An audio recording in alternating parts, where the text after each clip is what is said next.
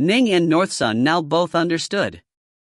So that tiny little talisman they had received actually had this secret hidden with it. The Rain Dragon Guard's methods really were unpredictable. "Senior," North Sun asked, "a while ago, my senior apprentice brother and I came back to send some ordinary mortals here."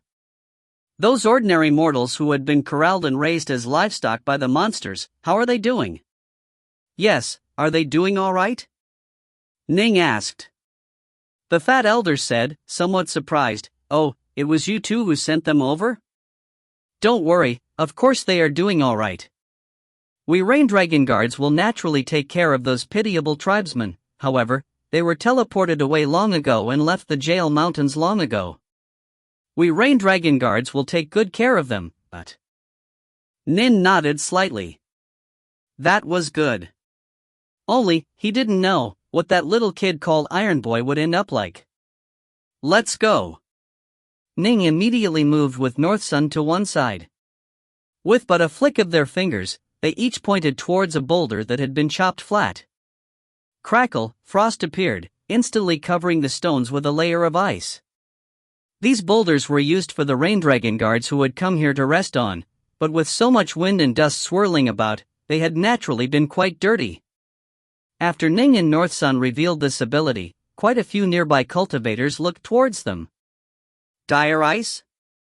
Soon, cultivators came over to chat with the two of them. Ning and North Sun chatted with them, making quite a few friends amongst them. One surviving cultivator after another hurried back from locations throughout the wild marshes of the Jail Mountains. East River Cloudsoar, who both Ning and North Sun recognized, returned as well. However, Cloudsoar returned with only one arm, and the baleful aura around him was much stronger than it had been in the past. This caused quite a bit of silent discussion amongst the various cultivators. What happened? North Sun said mentally, in the past, East River Cloudsoar was quite the talker. Why is it that he's grown so much colder? And he's lost an arm, but it's just an arm. All he needs to do is eat a spirit pill that allows the regeneration of limbs. In addition, Wanxiang adepts can also slowly regrow their arms by using their elemental ki. Why hasn't he done so at all? Thought. Ning shook his head. He, too, had noticed that after this tempering experience, Cloudsoar seemed to have changed dramatically. In the blink of an eye, half a day passed. More cultivators returned. Look, Meng Luqing. North Sun sent mentally to Ning. She's the only survivor of those 6 immortal cultivators who tried to gang up on us. Meng Luqing? Ning saw this female cultivator of the Meng clan arrive as well. She descended from the skies. Upon seeing Ning and North Sun, her face changed slightly. She immediately turned and was about to walk to one side, when... Meng Luqing! A fierce voice rang out. Meng Luqing turned her head, only to see a one-armed, white-robed youth, filled with a baleful aura that reached the heavens, and whose eyes were filled with an icy light. I, East River Cloudsoar, will definitely avenge my slain younger sister. Meng Luqing, prepare for your death. And the other 5, I won't spare any of you. As the disciple of the East River clan, he dared to say these words openly and directly. The other 5? Meng Luqing shook her head. I don't know about Dongwon, but the other 4, North River Zhou, Sumanquan, Nongsan, and Jiha, are already dead. Cloudsoar was stunned. Dead? All the surrounding cultivators looked towards them as well. Dead? 4 Wanxiang adepts had died? These cultivators all grew curious. What exactly had happened? They died in the hands of the 2 disciples of the Black-White College. Meng Luqing glanced sideways towards Ning and North Sun. Enmity had been created between her and the 2 of them. Naturally, she didn't mind giving the 2 of them a bit of extra trouble. Earlier, she had intentionally reported the names of those 4, so that the friends and family members of the 4 would know who had done the deed. UB*TCH. North Sun instantly rose to his feet and roared with fury. Previously, the 6 of you tried to ambush and sneak attack the 2 of us. 4 of you died, and now, you are still trying to plot against us? Listen up, you be *tch. In the future, you'd best never run into me. If I do, I'll take your life. Right. Ning stared coldly towards her as well. Unfortunately, this was the encampment of the Rain Dragon Guards. No one dared to fight here. As for Meng Luqing, she just gave Ning and North Sun a cold glance. Since there was already enmity between them, why fear this additional threat? Fellow Taoists Ji Ning and Mu North Sun. East River Cloudsore turned to look towards Ning and North Sun, then bowed deeply. Those 6 didn't go kill dire monsters, instead, they came to ambush and kill us, fellow cultivators. They deserve to die in your hands, fellow Taoists.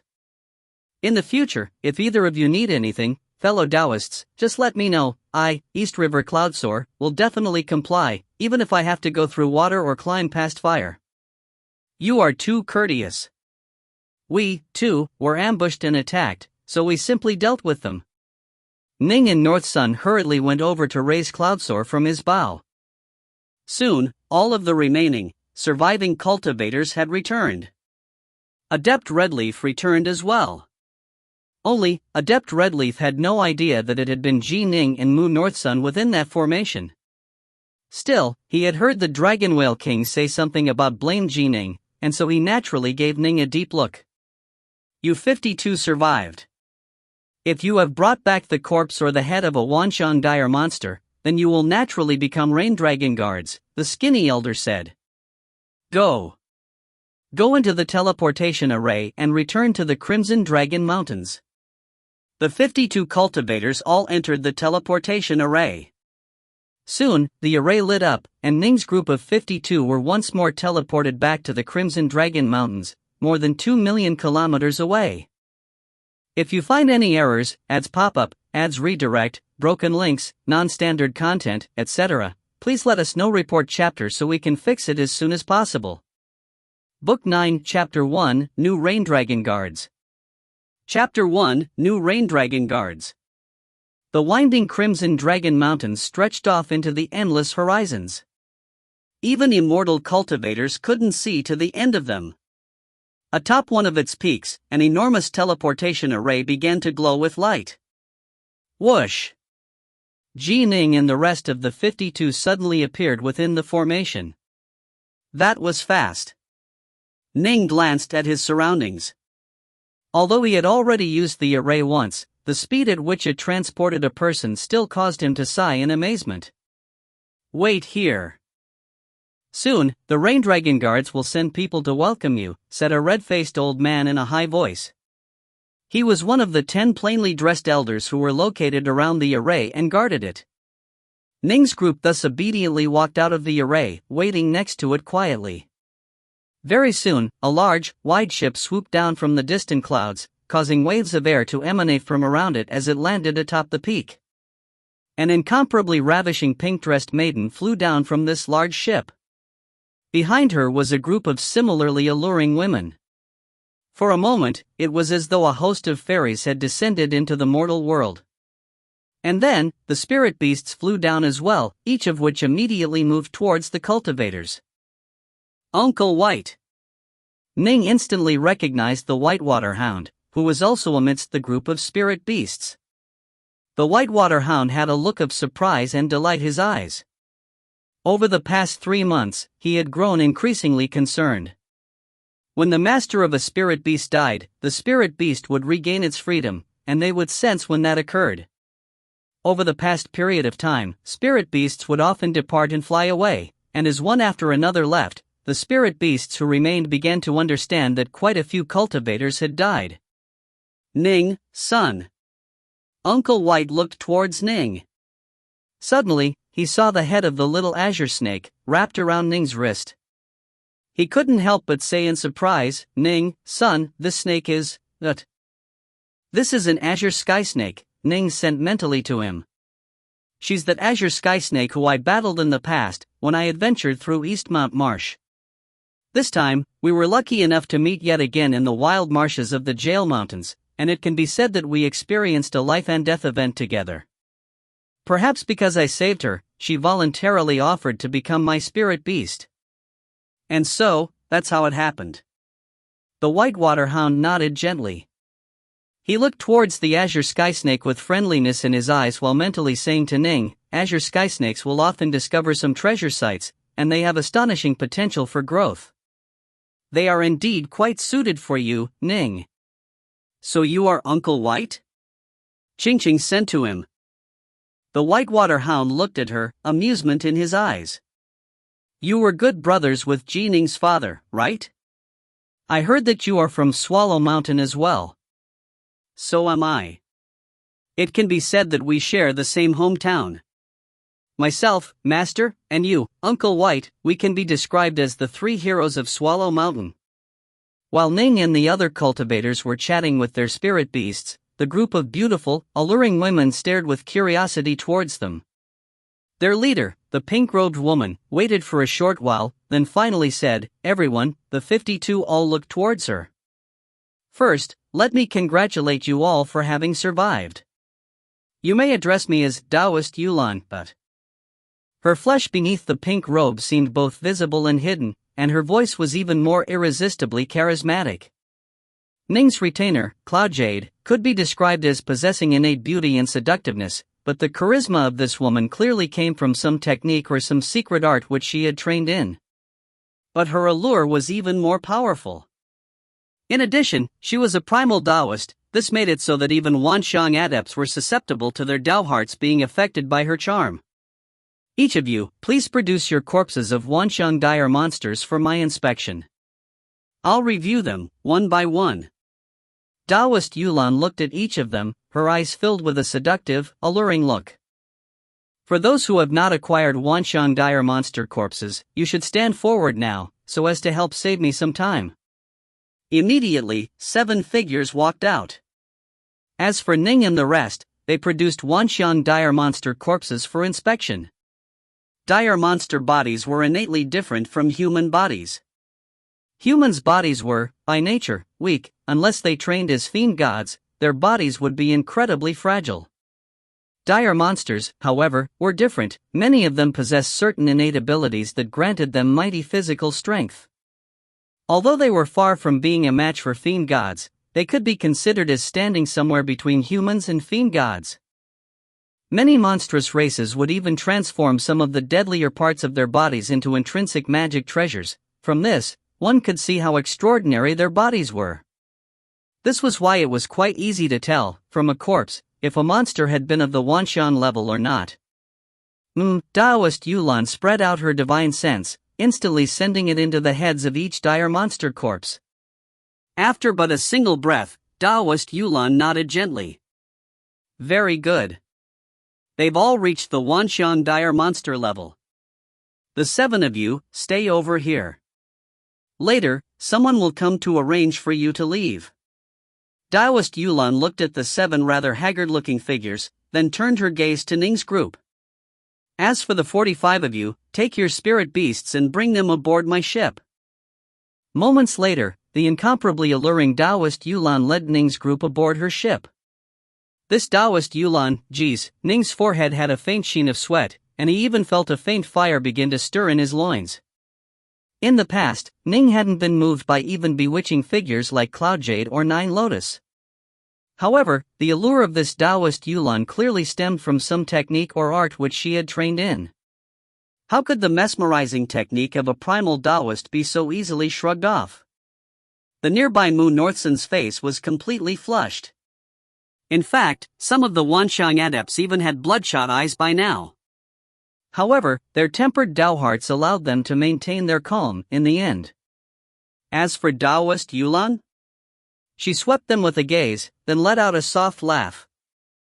This gaze, this laugh, instantly, quite a few Wanxiang adepts closed their eyes. Doombringer, what a doombringer, Ning murmured silently to himself. No wonder, in my previous life on Earth, there were so many historical records of cases where beautiful women brought doom and destruction to entire nations. These Wanxiang adepts all have sturdy Tao hearts, and yet they are also drawn to her. If she were to go charm a mortal emperor, she would easily be able to cause that emperor to no longer care for his empire, and only care for her. The ship continued to fly through the clouds. Taoist Yulan waved her hands, and one book after another began to fly towards Ning and the rest of the 45. Congratulations to you 45 for having become new Rain Dragon Guards. Daoist Yulan continued, now that you have become Rain Dragon Guards, you have gained some of the special privileges belonging to the Rain Dragon Guard. At the same time, you also have some duties and responsibilities to the Rain Dragon Guard. Take a close look. Ning and the others began to flip through the books. As he did, Ning secretly sighed in amazement. The Rain Dragon Guard truly lives up to its reputation. This book's description of the special powers they possess, the Rain Dragon Guard truly is incomparably overbearing and dominating. Its immortal cultivators cloak themselves in imperial authority, and can all but act with impunity, but the Northmont clan of Stillwater could only act as they pleased in Stillwater Commandery, but Rain Dragon Guards could do the same in virtually any commandery in the entire Grand Xia dynasty. Responsibilities?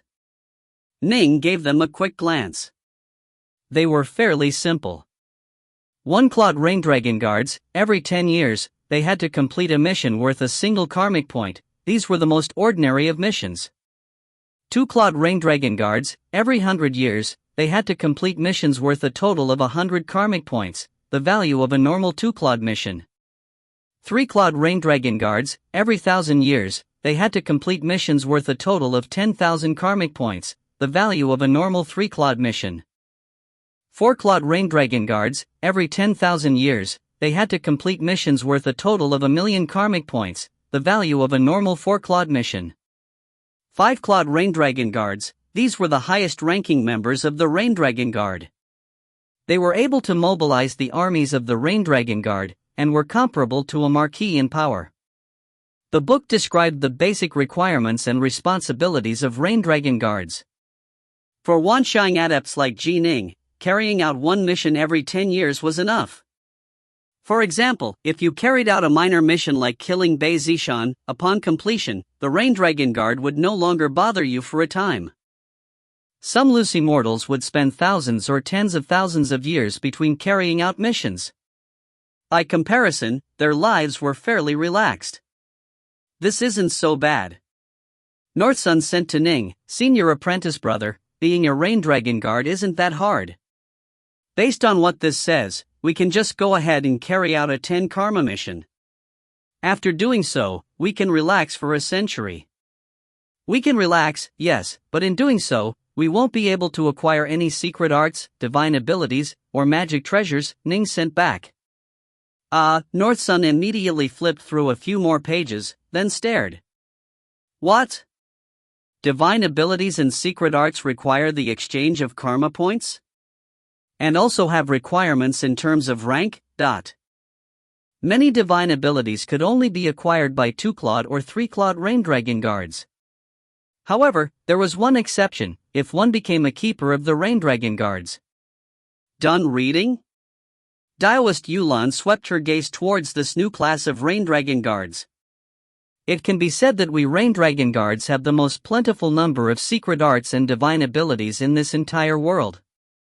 Even the Northmont clan of Stillwater cannot compare with us in this regard, because we are the most powerful force of the entire Grand Xia dynasty.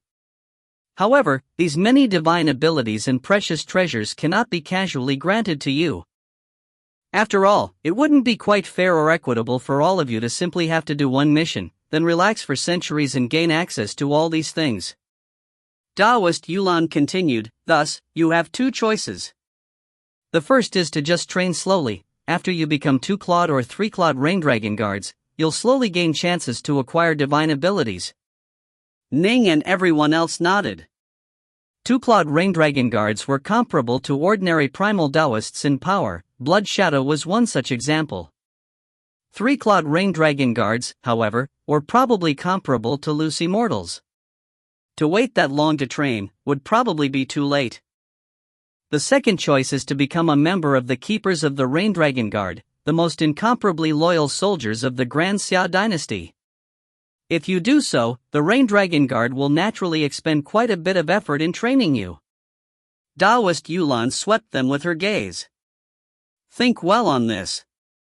Whether now, a year from now, 10 years from now, or a century from now, we will always welcome you to join us as keepers.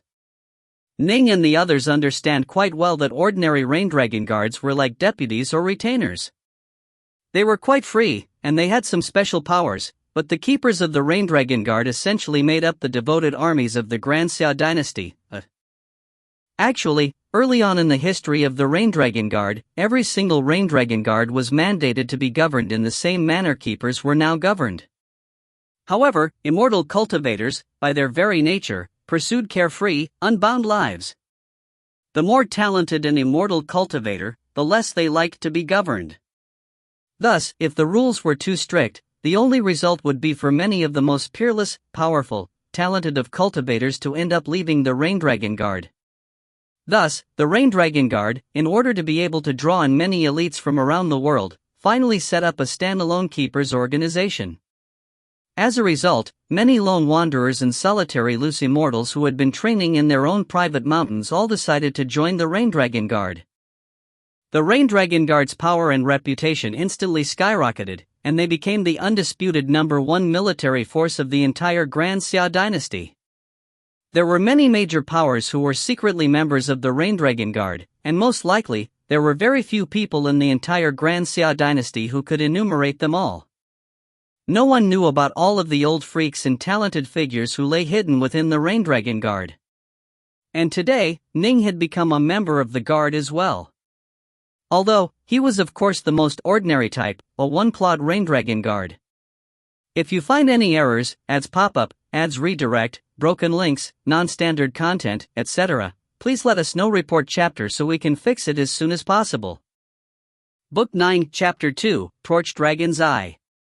Chapter 2, Torch Dragon's Eye. 2 hours later. Ning and the others, after having acquired a Rain Dragon Guard talisman, were guided by Taoist Yulan towards a beautiful palace, filled with sculptures and paintings. The palace was roughly 300 meters high, and it took up nearly 3,000 meters in length. "This is our Tao repository," Taoist Yulan said with a smile. "It holds countless techniques, secret arts, and various skills. You can take a good look, your spirit beasts, however, cannot. Uncle White, Little Ching, wait for me outside." Ning and North Sun immediately followed the others, entering this palace. The Tao repository of the Rain Dragon Guard was simply too vast. "It's far larger than even the Tao repository palace of our Black-White College," North Sun said with a sigh. "Yeah." Ning stared about himself as well as he walked forward. "There are 360 different types of immortal ranked key refining techniques? This is," a shocked shout rang out from afar. Upon hearing these words, the faces of Ning and North Sun changed as well. 360? Even the Black-White College only had 28. There actually are key refining techniques that allows one to reach the pure Yang level? A level which is above even Immortal level key refining techniques. Another shocked cry from afar. Upon hearing this, Ning and North Sun immediately ran over. There was an incomparably, exquisitely carved crystalline table here, and atop it were 2 books. The covers of the books had starry points of light drifting atop them, and next to the books was a silver-haired youth. The silver-haired youth had one of these starry books in his hands. While reading through the book, he called out in shock, "It actually requires anywhere from 1,000 to 1,500 kilograms of liquefied elemental essence to break through to the Wanshan level? Is it that incredible? Immortal level key refining techniques generally only require 400 to 800 kilograms. Quite a few people ran over, and some of them moved quite quickly. Although Ning and North Sun both saw those 2 books on the table, they were instantly snatched up by the other new Rain Dragon Guards. While reading through it, the other new guards shook their heads and sighed in shock. If one trains in this pure Yang level technique, then one's chances of reaching the void stage and becoming an Earth Immortal is several times higher than if one uses an Immortal level technique. The sturdier one's foundation is, the better. Many of the people present had never even heard of pure Yang techniques. They only knew of 4 levels of techniques: Mortal ranked, Earth ranked, Heaven ranked, and Immortal ranked. They hadn't imagined that there was an even more powerful, pure Yang rank. It must be understood that not even the Black-White College, which had produced a celestial immortal, had such a technique. You don't understand. The smug voice of a fairly attractive green-robed woman rang out. Key refining techniques can be divided into mortal-ranked, earth-ranked, heaven-ranked, immortal-ranked, and pure young-ranked techniques. However, generally speaking, even the most supreme and most firmly established of organizations, such as the Northmont clan of Stillwater and the other Marquisites, will only have access to immortal-ranked key refining techniques. Only the likes of the Rain-Dragon Guard, the most powerful organization of the entire, vast empire of the Grand Xia dynasty, has a pure young-ranked technique.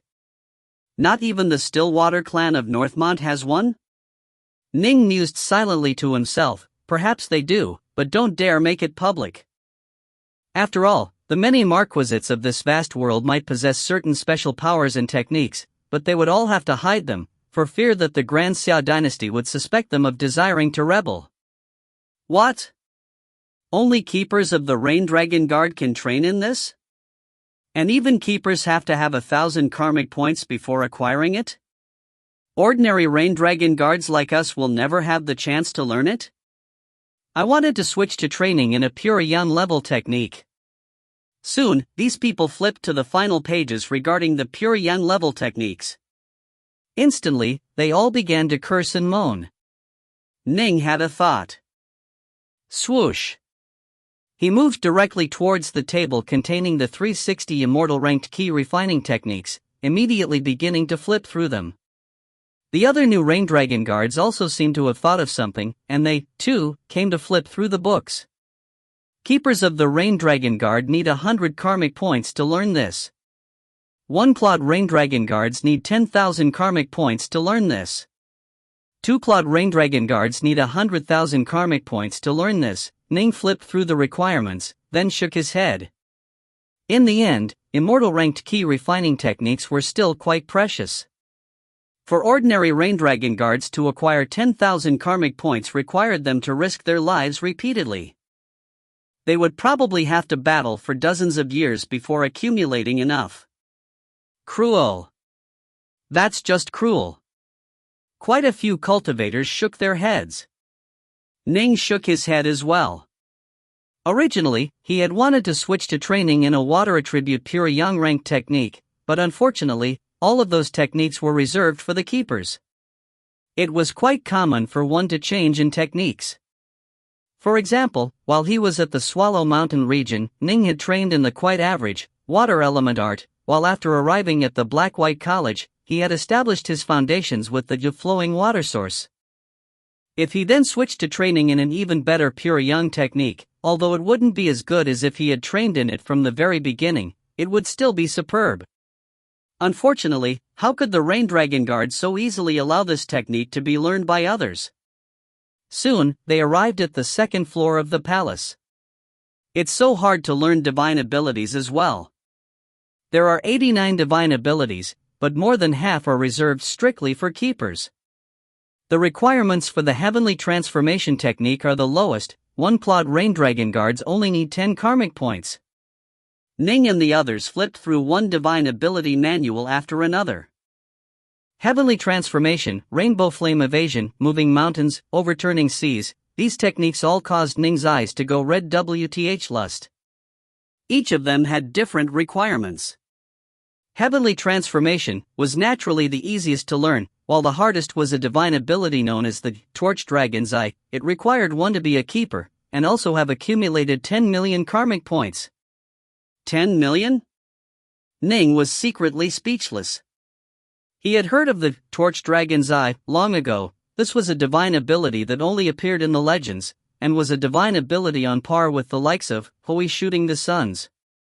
He hadn't expected to encounter it here, today. Clearly, the roots of the Grand Xia dynasty were incomparably deep, for it to be able to produce such a legendary divine ability. The Torch Dragon's Eye, it's just here to draw people's attention. Ning shook his head. It requires one to be a keeper. Clearly, one has to be completely loyal to the Grand Xia dynasty. And it requires 10 million karmic points. This would be incomparably difficult for even an Earth Immortal. Clearly, only truly powerful fiend god body refiners could possibly fulfill these requirements. But would a major power amongst the fiend god body refiners sell his life into the service of the Grand Xia dynasty for the sake of a single divine ability? But of course, Ning also understood that this divine ability was definitely incomparably powerful. Still, compared to my star-seizing hand, it's probably still a bit weaker, he mused to himself. The star-seizing hand, this was ranked amongst the top 10 of the countless divine abilities that had been developed since Pangu had established the heavens. It wasn't too realistic for the Grand Xia dynasty to acquire one of the top 10 divine abilities. 360 types of immortal ranked key refining techniques. 3 pure yang ranked. 89 divine abilities. 61 divine will techniques. 102 forbidden techniques. There were also a number of other unique treasures as well as countless precious materials. Although they were only recorded in books, the requirements for acquiring them were all noted clearly, and since they were all mentioned, given the Rain Dragon Guard's resources, they would surely be able to produce them. Even immortal ranked magic treasures are available for trade. Immortal ranked. I hear that even many immortals lack treasures of that rank. Unfortunately, again, this requires one to be a keeper, and one who has accumulated tremendous sums of karmic points. He continued to read about what was available. Even Ji Ning and Mu Northsun, disciples of the Black-White College, the third most powerful organization in Stillwater Commandery, felt moved and desirous. One could imagine how ordinary new Rain Dragon Guards felt. All of them had itchy feelings in their hearts. In terms of the Dao repository, the Rain Dragon Guard truly was number one in the entire Grand Xia dynasty. Everyone, what have you decided upon? As Ning and the others walked out, Daoist Yulan, seeing the unhappy looks on their faces, said to them, "If you join the keepers, then you will instantly soar to the heavens." Ning and the rest were all quiet. "I'm not in a rush. You can request to be admitted to join the keepers at any time." Adept Yulan shook her head and said, "However, the later you join the keepers of the Rain Dragon Guard, the more training time you waste. Perhaps, because of the time you wasted, you won't be able to ascend to the highest levels of your immortal path." Suddenly, a short, pudgy man strode out from the group. A fierce look in his eyes, he said in a low voice, "I will join the keepers." Daoist Yulan instantly laughed, her smile as beautiful as a flower's. "Excellent. You are the first of this batch. If you find any errors, ads pop up, ads redirect, broken links, non-standard content, etc., please let us know. Report chapter so we can fix it as soon as possible." Book 9, Chapter 3, Seclusion within the Black-White College. Chapter 3, Seclusion within the Black-White College. To choose to roam the world, carefree? Or to give that up in exchange for the chance to acquire truly top-tier techniques and arts? Which was the better choice? Since ancient days, there had never been a clear answer. As for Ji Ning, since he had access to the divine abilities, secret arts, and techniques of the Black-White College, he naturally wasn't too moved. The Grand Xia dynasty has really used all means available to lure the Rain Dragon Guards to become keepers. Ning sighed to himself. Most importantly of all, the dynasty never forces anyone, it's up to everyone's own decision. If you join the keepers, you have no one to blame but yourself. What a superb move. Everyone. Daoist Yulan's voice rang out once more. After having become Rain Dragon Guards, your tribes will be blessed as well. Within the territory of your tribes and clans, you can carve out a territory of 10,000 square kilometers. So long as you are alive, this territory will be protected by the Rain Dragon Guard. There will definitely be no one who will dare to invade it. This includes the Marquis of Stillwater. Ning chuckled. Years ago, when he was young and encountered Adept Mu Shao, the Adept had said the same thing to him. Even if you do die, this land will still be protected for 1,000 years. Daoist Yulan suddenly laughed, as beautifully as a blooming flower. But if you become keepers, even if you die, your territory will still be protected for 10,000 years. 10,000 years? Ning was surprised. 10,000 years is enough time for the clan to produce some truly powerful figures if it focuses on doing so. 10,000 years of peace? This hadn't been recorded in any of the books. Aside from a few people who already knew about this, most of the new Rain Dragon guards were still incomparably stunned. If you wish to join the Keepers, you may do so at any time. Daoist Yulan turned and walked away. While doing so, she said, "Let's go. Let's go mark out the territory of your clans." They walked to an ancient hall, where each of the new Rain Dragon guards marked out their territories. G Clan. City of 10,000 Swords. Pen in hand, Ning lightly circled around an area on the map, encompassing an area of 10,000 square kilometers around the City of 10,000 Swords, with all of the 4 prefecture cities just barely included within as well. The old man in front of the table nodded. Accepting the leather map from Ning, he rolled it back up, then gave Ning a talisman. He said, "Take this and have someone who is at least at the Zifu level bind it, then hang it at the gates of the City of 10,000 Swords." Ning accepted it, then immediately left. One person after another entered, mapping out their chosen territory. Some lone practitioners belonged to no clans, and so for now, they chose not to draw. If you wish to join the Keepers, you can do so at any time. A lotus flower leaf appeared beneath her feet, then lifted her up into the air. Her voice resonated through the skies as she said, "Now, you can each go do whatever you please. However, remember one thing, you are now one-plot Rain Dragon guards. Every 10 years, you must complete a mission for at least 1 karmic point. This is your responsibility as Rain Dragon guards. If you aren't able to complete this, you'll be apprehended and forced to carry out a mission. If you aren't able to carry it out, then you'll be expelled." Her voice echoed in the air. As for Daoist Yulan herself, standing atop the lotus leaf, she gracefully soared into the clouds, disappearing into the mountains.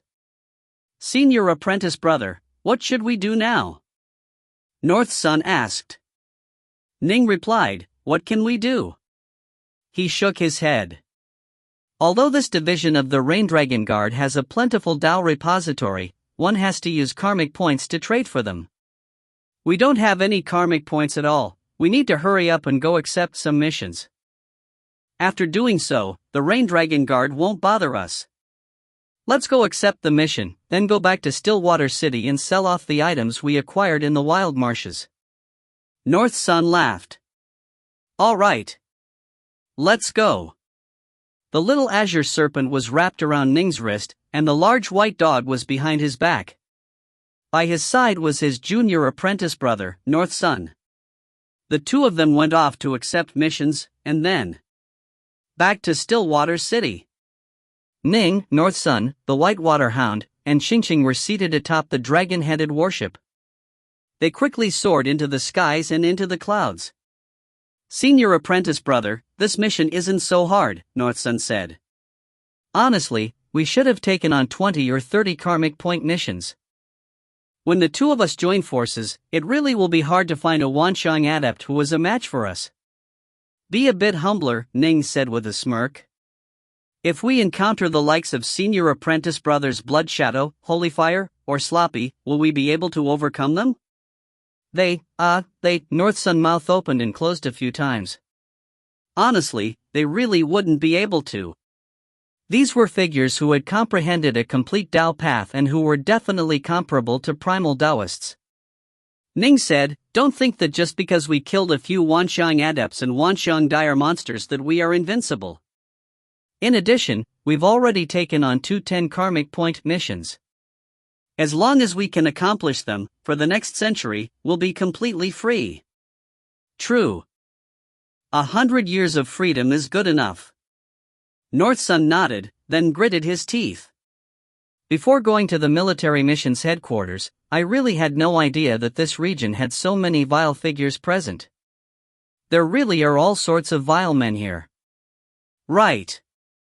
A hint of a killing intent appeared in Ning's eyes as well. The military missions headquarters had many missions, the vast majority of which entailed killing some individuals who had committed extremely grave sins. These sins had reached the point of causing the Tao of the heavens to cause sins to swirl about these sinners. By killing them, the entire Grand Xia dynasty's fortunes would improve. Naturally, the dynasty would set up long-lasting mechanisms for ensuring this happened. These two, one massacred countless mortals in order to train his demonic bloodhell eye. The other was actually able to cultivate a ghost fetus king. I really don't know how many infants he killed. North Sun shook his head. In addition, these are just missions of 10 karmic points. Those missions for tens or hundreds of thousands of karmic points, they require that one go kill some truly evil, terrifying, demonic figures which cause headaches to even the Grand Xia dynasty itself. Despite being surrounded by countless sins, they are still capable of withstanding the 3 calamities and 9 tribulations. When one embarked on the proper path, one had to be able to comprehend the Tao, had to refine one's Tao heart, and move one step at a time. On the deviant paths, however, things moved much faster. Although they caused sins to swirl around a person, making the 3 calamities and 9 tribulations to grow even more powerful, these deviant, evil paths could also allow for one's power to skyrocket, which would actually make resisting the calamities and tribulations much easier. However, in the end, although the evil paths could allow you to grow temporarily more powerful, they were never long-lasting. When the time came for the celestial tribulation, those who walked the righteous, orthodox path had a chance to become celestial immortals. Even if they failed, they would become loose immortals. However, it was virtually impossible for those on the vile, deviant paths to become celestial immortals, and extremely few of them would even be able to become loose immortals. This was because the celestial tribulation for practitioners of the vile arts was simply too terrifying. We reached Stillwater City. North Sun glanced downwards. Little Chang. Ning glanced at the little azure snake on his wrist. Your ancient glacial ice, give me half of it. Whoosh. The little azure snake instantly transformed into mist, then reformed into an azure-robed maiden. Her eyes were completely round, and she said furiously, "That's mine, master. I worked extremely hard to acquire it. You damn bandit, I completely misjudged you. That pure, innocent youth of the past has actually become so vicious. You truly have no..." "Shut your mouth," Ning hurriedly barked. He took a deep breath, then said, "You damn miser, you can't possibly use up such an enormous piece of ancient glacial ice.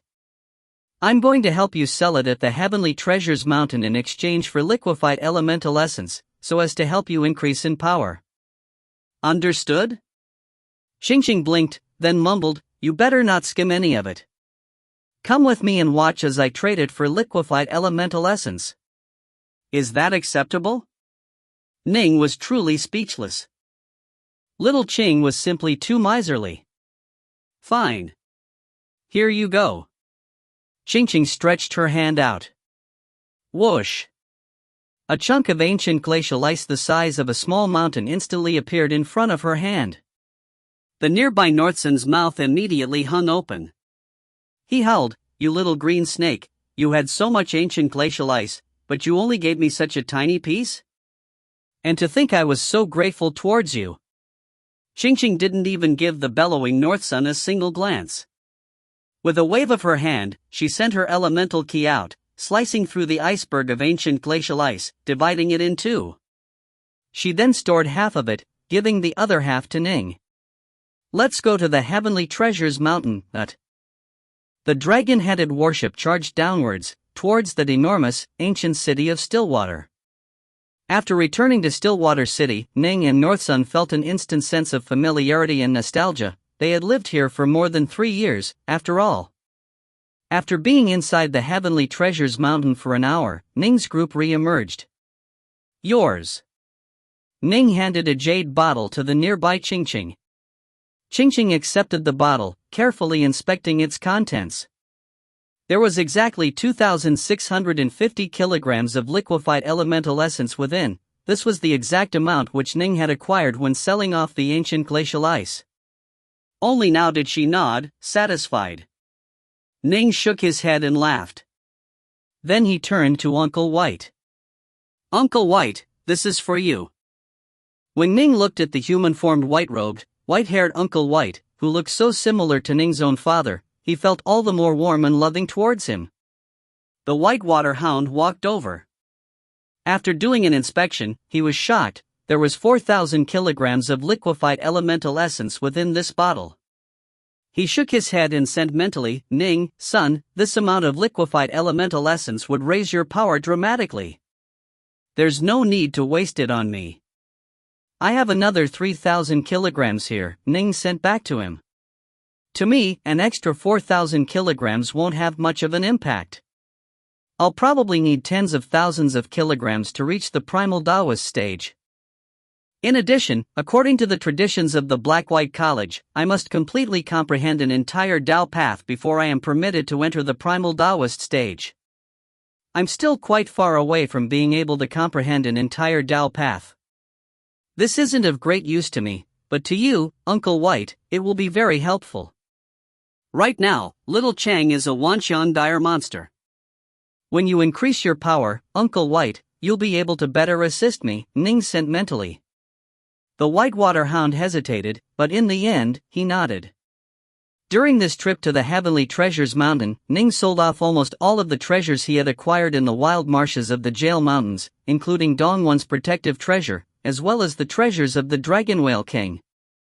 He even sold off the Dragon Whale King's intrinsic magic treasures for a high price, the intrinsic magic treasures of a primal dragon whale dire monster, those two dragon whiskers, were far more valuable than ordinary heaven-ranked magic treasures. Ning and North Sun had each acquired 5,000 kilograms of liquefied elemental essence. North Sun purchased quite a few construct ingredients, while Ning only had a bottle of fire lotus pith, which was necessary for nourishing his gold flame earthfire. Let's go back to the Black-White College. Training back in the college will be very safe, we won't have to worry about being disturbed, Ning said. Right. What we need to do is go into secluded meditation and get it all done at one go. I should be able to train directly to the peak of the Wanshan level, North Sun said excitedly. Senior apprentice brother, you should be able to reach the peak of the Wanshan level as well, right? He had no idea that Ning had given 4,000 kilograms to his Uncle White. He thought that Ning still had 5,000 kilograms. Ning laughed, then said, "Let's go. Let's go back and do some training." Immediately, the two men and the two spirit beasts began to walk towards the Black-White College. If you find any errors, ads pop up, ads redirect, broken links, non-standard content, etc., please let us know. Report chapter so we can fix it as soon as possible. Book 9, Chapter 4, Disappointed and Confused. Chapter 4, Disappointed and Confused. The black-robed, black-haired immortal Diansai was seated in the lotus position atop his jade bed. Suddenly, a hint of amusement appeared at the corner of his lips. Seems as though this kid was successful in joining the Rain Dragon Guard.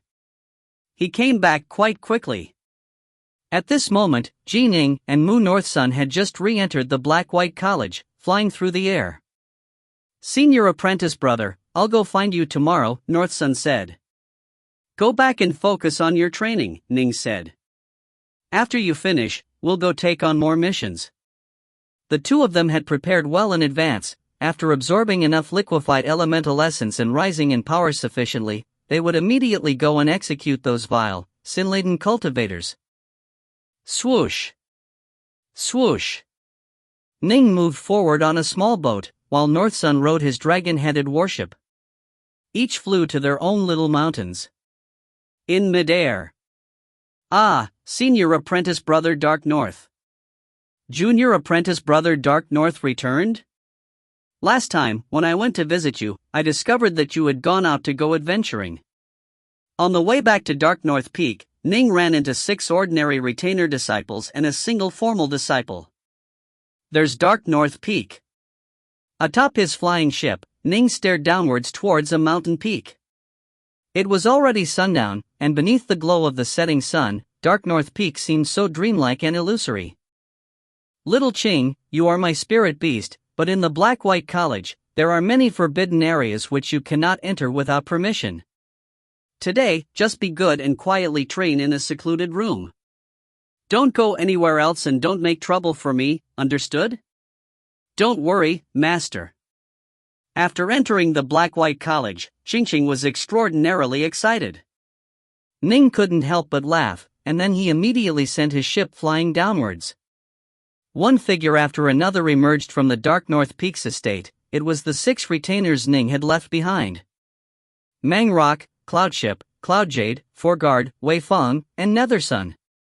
Senior apprentice brother Ji Ning, the 6 called out, welcoming him in unison. Senior apprentice brother Ji Ning, you came back already? Were you successful in joining the Rain Dragon Guard? Cloudjade looked at Ning, her eyes shining brightly. As a naturally beautiful, alluring maiden, she naturally attracted admirers like moths to the flame. She had many pursuers, and even amongst Ning's retainers, aside from Mangrock and her elder brother Cloudship, the other 3 were all trying to woo her. Naturally, there were other retainers on other mountains who were chasing after as well.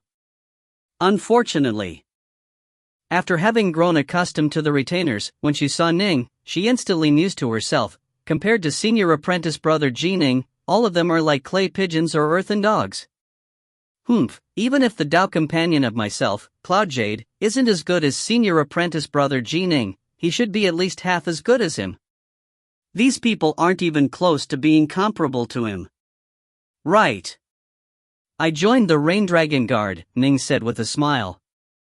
The 6 all said in unison, congratulations, senior apprentice brother. Ning nodded, then pointed towards the azure-robed maiden by his side. This is my spirit beast, Qingqing. You should get to know each other. Senior apprentice sister Qingqing. Everyone, Cloudjade included, spoke with great respect, because they could sense the powerful, monstrous aura emanating from her. She was definitely a Wanshan-level dire monster, while the 6 of them were all merely Zifu disciples. In truth, Qingqing had released her aura intentionally, wanting to overawe them. Alright, all of you can leave now. Uncle White, arrange a private training room for Qingqing, Ning said, then went by himself to his own training room. As soon as he comes back, he goes into training. No wonder he's so talented. Cloudjade looked at Ning, then nodded. The Tao companion I find in the future must be as hardworking as senior apprentice brother. Within the private training room, the ceilings glowed with light from the starlight jewels, which bathed the entire room in their glow. Ning sat there quietly in the lotus position, atop the carved jade bed in the center of the room. Let's begin. Ning waved his hand, and a jade bottle appeared. He placed it in front of himself, then opened the stopper. This jade flask had 3,000 kilograms of liquefied elemental essence within, and as soon as he opened the stopper, a thick, nourishing elemental aura drifted out from with it. Just breathing in the air in this room made one feel extremely comfortable. Ning's soul was powerful, his talent was tremendous, and his foundation was very deep and stable. His training speed was also astonishingly fast. Normally, Wanshang adepts might spend centuries without building up enough elemental ki to break through to the primal Taoist level, but for Ning, even if he just trained slowly, a few decades would be enough. Despite that, however, these 3,000 kilograms would be the equivalent of Ning engaging in painstaking training for 6 to 10 years. Absorb. Ning opened his mouth, and the liquefied elemental essence entered his mouth. Within his Zifu region, at the deepest depths of that sea of elemental ki, the water source began to rapidly release large amounts of incomparably pure elemental ki. The entire elemental sea began to swivel slightly, and the surface of the sea naturally began to rise. At the same time, countless grains of refined essence began to emerge within the sea of elemental ki. Rumble, these countless grains of refined essence rose into the skies. In the skies of the Zifu region, there were thousands of stars, a sun, and a moon. These incomparably mysterious and profound stellar bodies were beginning to slowly move as well, and as they did, the truly pure Wanshang-level elemental ki began to be generated. Rumble, the countless grains of refined essence were instantly swept into the orbits of these stellar bodies as they soared into the skies. The countless stellar bodies slowly moved about, grinding the grains and breaking them apart, then absorbing the remains. Naturally, it was the sun and the moon which absorbed the most. Not seeming tired at all, the stellar bodies moved non-stop, each one exerting their own attractive or repulsive forces. Suddenly, the gravitational forces locked, and they were now unable to move an inch. These locked-in stellar bodies continued to absorb more and more grains of refined essence. Upon reaching a certain size, they would undergo a qualitative transformation. Bang! The Wanxiang level elemental ki from these stars was now clearly much more pure than before. The middle stage of the Wanxiang level, Ning mused to himself. After using up nearly 1,000 kilograms, I've reached the middle of the Wanxiang level. Let's continue. A long period of time later. This time, Ning used up more than 1,500 kilograms, and the countless stars within Ning's Zifu region began to undergo yet another qualitative transformation. The late Wanxiang level. Ning opened his eyes, staring at the jade bottle before him. The jade bottle had less than 500 kilograms left, but there was no way he could reach the peak with this amount. Based on his previous experiences, from the late Wanxiang level to the peak Wanxiang level would probably require 2,000 to 2,500 kilograms of liquefied elemental essence. Actually, the hardest part is still going to be going from the peak of the Wanxiang stage to the primal Taoist stage. That step will take tens of thousands of kilograms, Ning sighed. Could it be that Ning would go in ambush and kill other Wanxiang Taoists? As the saying goes, if one always walks by the side of the river, eventually, one's shoes would get wet. Perhaps Ning would encounter a low-profile yet incredibly powerful Wanxiang adept, or one with a tremendously powerful magic treasure. In that case, he truly would die. Thus, generally speaking, unless there were special circumstances, one wouldn't go waylay and kill other immortal cultivators. If one did so repeatedly, one might be successful for a time, but sooner or later, one would be finished. No rush. For now, in terms of both comprehension as well as in the Tao of the sword, I'm not good enough yet. Breaking through to the primal stage won't be for some time to come. Ning once more began to ponder on his swordplay and began to meditate. Time flowed past, and soon, it was light outside. It was dawn, and North Sun had come. Senior apprentice brother, North Sun called out, appearing to be in uncommonly high spirits. I went all the way to the peak of the Wanxiang stage, and still have quite a bit of liquefied elemental essence left. Why so smug? I'm at the peak of the Wanxiang level as well. Qingqing stared at him. North Sun was shocked. You? With just that little bit of liquefied elemental essence? Previously, you were like me, at the middle of the Wanxiang level. I used up far more liquefied elemental essence than you. Qingqing pursed her lips. I spent 300 kilograms to reach the late Wanxiang stage, then another 2250 to reach the peak of the Wanxiang stage. Clearly, previously I was already quite close to the late Wanxiang stage and was much stronger than you. Ning sat there to the side, sipping on some wine and laughing while the two bickered. Senior apprentice brother, how about you? North Sun sat down as well. Late Wanxiang level, Ning said with a calm laugh. Late? North Sun was shocked. Why only late? My son Ning and I are both at the late Wanxiang stage now. A white-haired, white-robed man walked in through the gate. North Sun, upon hearing this, instantly understood. Ning must have given his liquefied elemental essence to the Whitewater Hound, who had previously only been at the peak of the Zifu level. Otherwise, how could the Hound have trained all the way to the late Wanxiang stage at one go? Uncle White had an extremely high level of comprehension with regards to the Tao of formations. Thus, with enough liquefied elemental essence, he was able to advance considerably. If one doesn't have a sufficiently high level of comprehension and a strong enough Tao heart, even if one has liquefied elemental essence, it won't make a difference. Ning looked at North Sun. Junior apprentice brother, are you going to go visit your master? If you don't, we'll head out right now. No, Northsun said, shaking his head. You didn't go visit your master either, right? Ning nodded. They had just said their farewells last time. It had only been 3 months. Ning hadn't improved that much in terms of swordplay, and so he didn't need to be in a rush to see his master. Let's eat breakfast, then head out, Ning said. All of you, sit down. Uncle White, Little Ching, sit. Northsun, Ching, Uncle White, and Ning all sat there, chatting, laughing, and eating. That very day, after the sun fully rose, Ning's group once more left the Black-White College, and after this departure, it would be a long time before they returned. Ning had encountered quite a few people after returning to the Black-White College, and so those who were interested in him naturally learned quite quickly that he was back. Whoosh! Nine Lotus waved her hand, and a watery mirror appeared in front of her. She stared at herself in front of the mirror. Eh? Nine Lotus frowned slightly. The style of her blue robes began to change, and even the embroidery of the robes began to change. As a set of magic robes, it naturally could change in coloration. A short time later, Nine Lotus finally smiled. With a wave of her hand, she dismissed the watery mirror in front of her.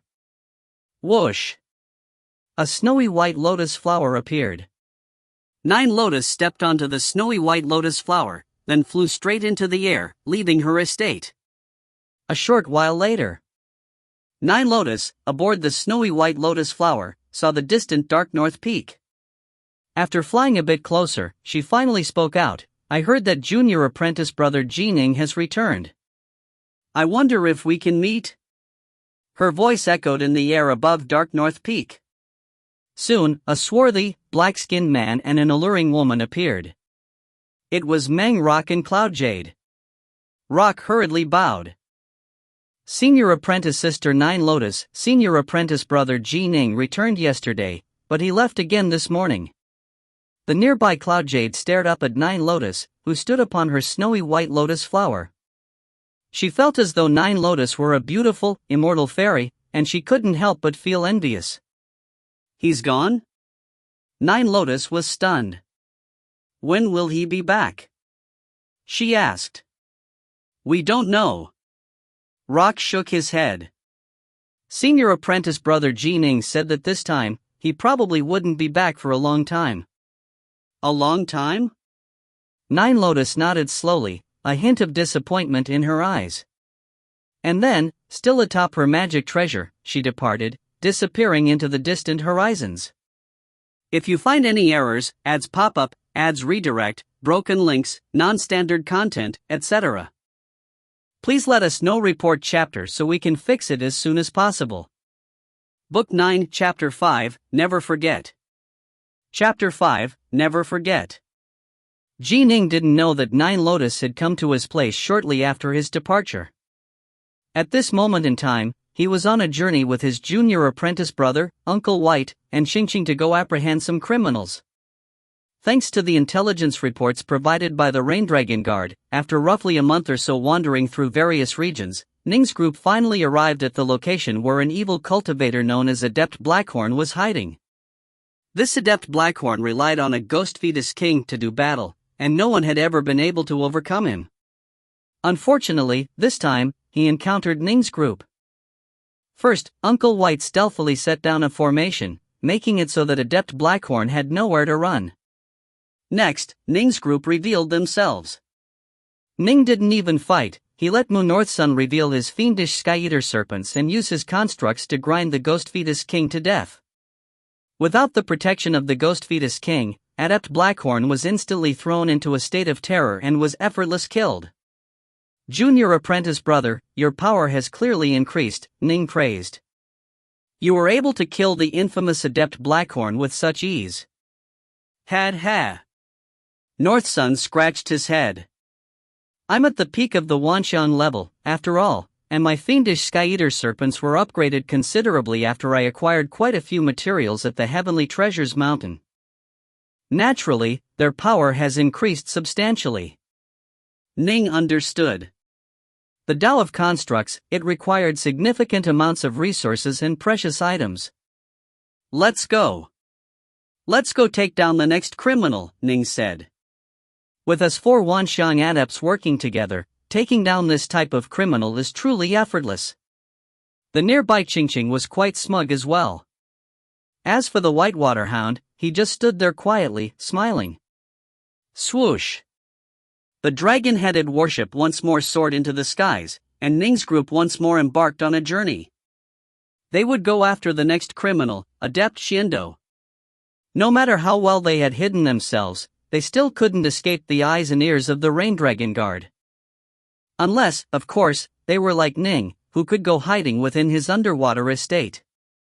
For everyone else, so long as they were in this major world which was controlled by the Grand Xia dynasty, it would be impossible for them to escape the assault of the Rain Dragon Guard. Adept Xiando really did hide quite far away. This place is 3 million kilometers away from Stillwater City, and can be considered one of the most distant backwaters of the entire Stillwater Commandery. If he were to flee any further, he would have left the entire Commandery. If he left Stillwater Commandery, then it wouldn't be for our division of the Rain Dragon Guard to pursue him.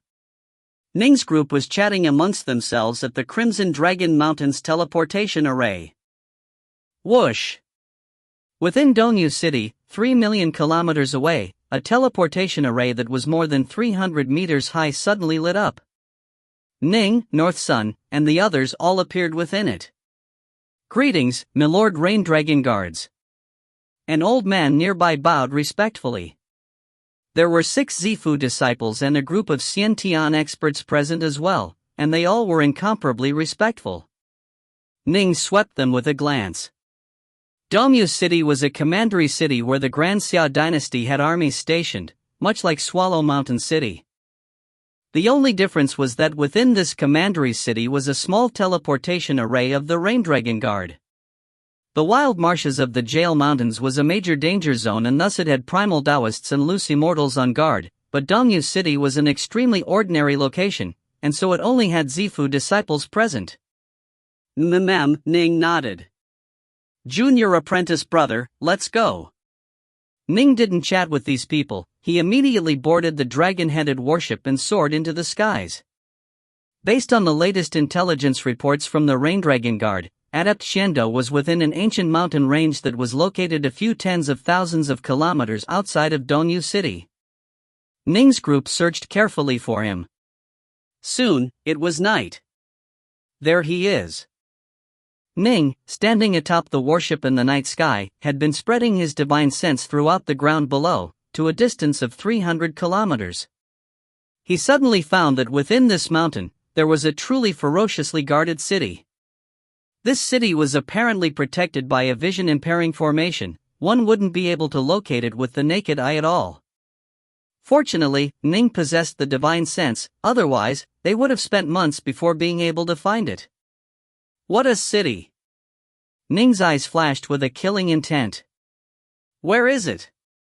North Sun hurriedly asked. Right below us, Ning growled. Let's go. Follow me. Ning jumped down, and as he did, a sword flashed and appeared beneath his feet, tearing through the air as it flew downwards. The Whitewater Hound and North Sun followed him down as well. While charging down. Break! Ning pointed off into the distance, and a stream of water appeared out of nowhere. It swirled around a distant formation flag, then easily pulled it out. Instantly, the scenery for a region of around 10 kilometers began to twist and change. The seemingly ordinary, wild mountains instantly disappeared, transforming into an enormous city that was filled with a large number of slaves. The slaves were all carrying out arduous manual labor, either carrying stones, building walls, or even cutting wood from the surrounding area in order to further reinforce the city. This is really, upon seeing this city appear out of nowhere, North Sun stared, speechless. Utter wasteful extravagance, Ning said coldly. He's a cultivator of vile arts. It's one thing for him to massacre commoners in order to complete his vile techniques, but why must he have them build this city for him? And why must he squeeze them so? North Sun was immediately able to see that these commoners were under such great duress while building the city that many were literally worked to death. Ning didn't say a single word. Because his divine sense covered the entire city, he could easily sense the despair, agony, pain, and numbness of the countless people within it. This was a sort of numbness that came from complete and utter despair. In addition, a number of these commoners held a boundless amount of resentment in their hearts. Their hatred was so strong that Ning's divine sense could easily sense it. This is hell. Ning suddenly charged into the skies, transforming into a streak of light and moving to stand in the air directly above this city of doom. An enormous waterflame lotus swirled around Ning. The light of the waterflame lotus was incomparably eye-catching in the night sky.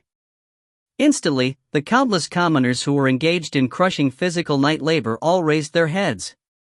They saw the enormous waterflame lotus in the air above them, and saw a seemingly small, frail form. "Xiando, you old demon, hurry up and come out to die." Ning let out an explosive roar, which rang like thunder and echoed throughout this entire city. Ah! Boom! Boom! Dot! The many, incomparably savage and bloodthirsty Xiantian experts who were in charge of overseeing this city all began to howl in agony. Blood poured from each orifice, and they died on the spot.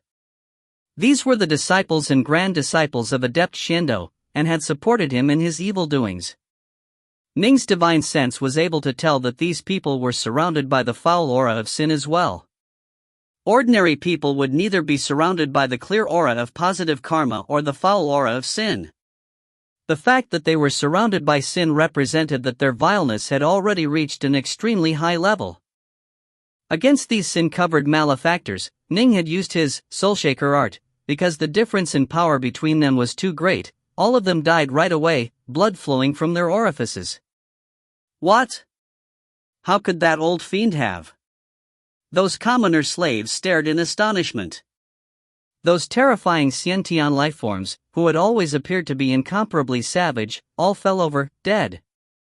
The slaves simply couldn't believe it. Right at this moment. Might I ask, which fellow Taoist has come? A white-robed, long-bearded man suddenly appeared in midair, locking gazes with the distant Ning. Ning stared at him, not the slightest bit worried that he would flee. This was because, when he had charged out, Uncle White had already, secretly acted the grand spacelock formation. "Xiando, you old fiend, you have a few young fiends with you." Ning swept the distant palace with a glance. There were quite a few Zifu disciples standing at the entrance to the palace. Clearly, they were the disciples of this old demon. "Dare I ask, who are you, fellow Taoist?" The old fiend, Xiando, maintained a smile on his face. Ning, surrounded by the water flame lotus, stared downwards towards the hellish landscape below, then said softly, "After you die and go to the Netherworld Kingdom, you will be tormented in the 18th level of the Netherworld. The torments suffered by these commoners you tortured to death will be repaid unto you thousands of times over." Die? Adept Xiando shook his head. "So long as I can become an earth immortal, when the time comes, I'll send a hint of my true soul into the Netherworld Kingdom. Given my prowess as an immortal, I will willingly become a ghost immortal. Why should I fear torment? Earth immortal?" Ning stared at him coldly. "Wait to suffer in agony in the 18th level of the Netherworld. Given how many sins you have committed, I imagine that you won't be able to endure for many years before you are tormented to the point of your soul collapsing." The amount of sin he had committed vastly surpassed Bei Zishan's. Adept Xiando's body was not surrounded by a foul aura, but by a bloody light. An eye-piercing bloody light. A bloody light that caused one's heart to quail. This amount of sin was utterly astonishing. As soon as Ning's words came out, Adept Xiando roared in fury, "I think you'll be the one to die instead." Whoosh!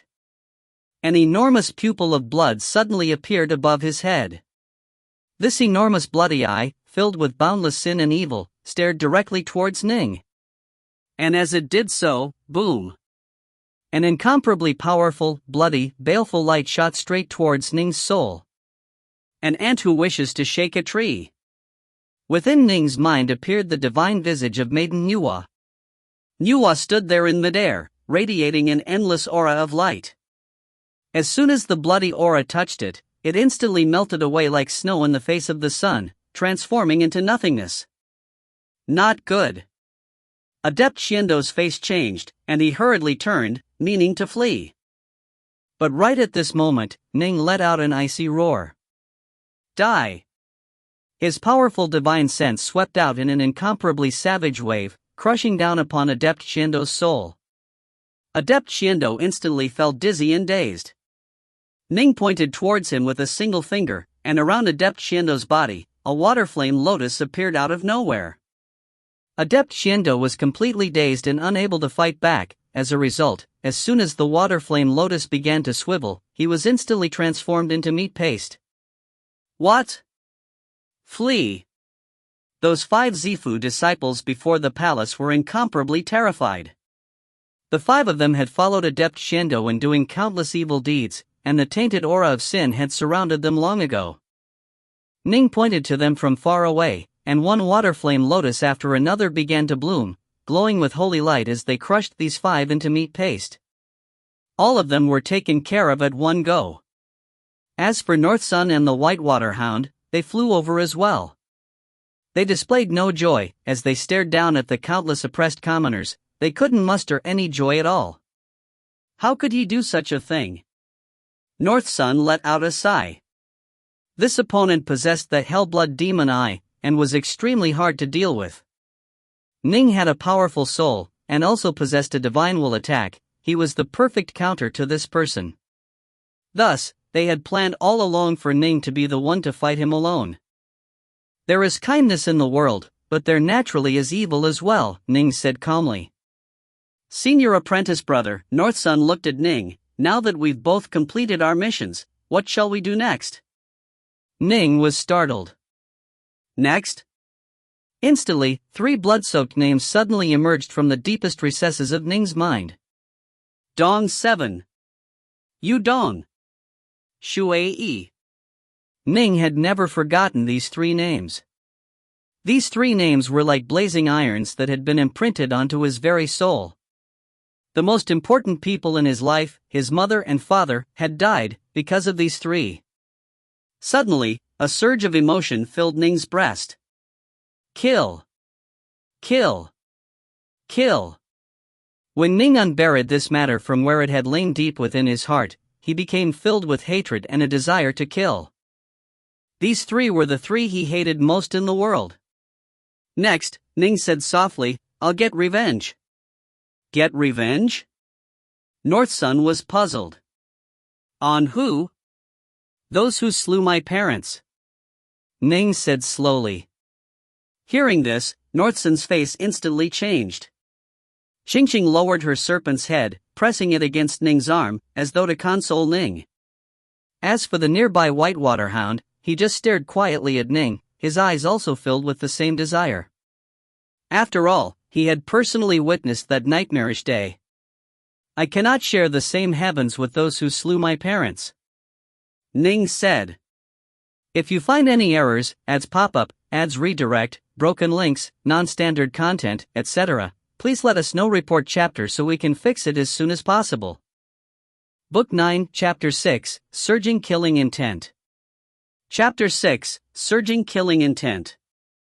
Although Ji Ning spoke very softly, Mu North Sun and Qingqing could both sense the boundless hatred and killing intent within those words. This enmity had sunk deep into his soul, and had embedded itself within the marrow of his bones. Ning could never forget it. When he had left Swallow Mountain, Ning had deeply desired to take revenge. However, at that point in time, he didn't know anything about the world. It was simply too vast and too alien.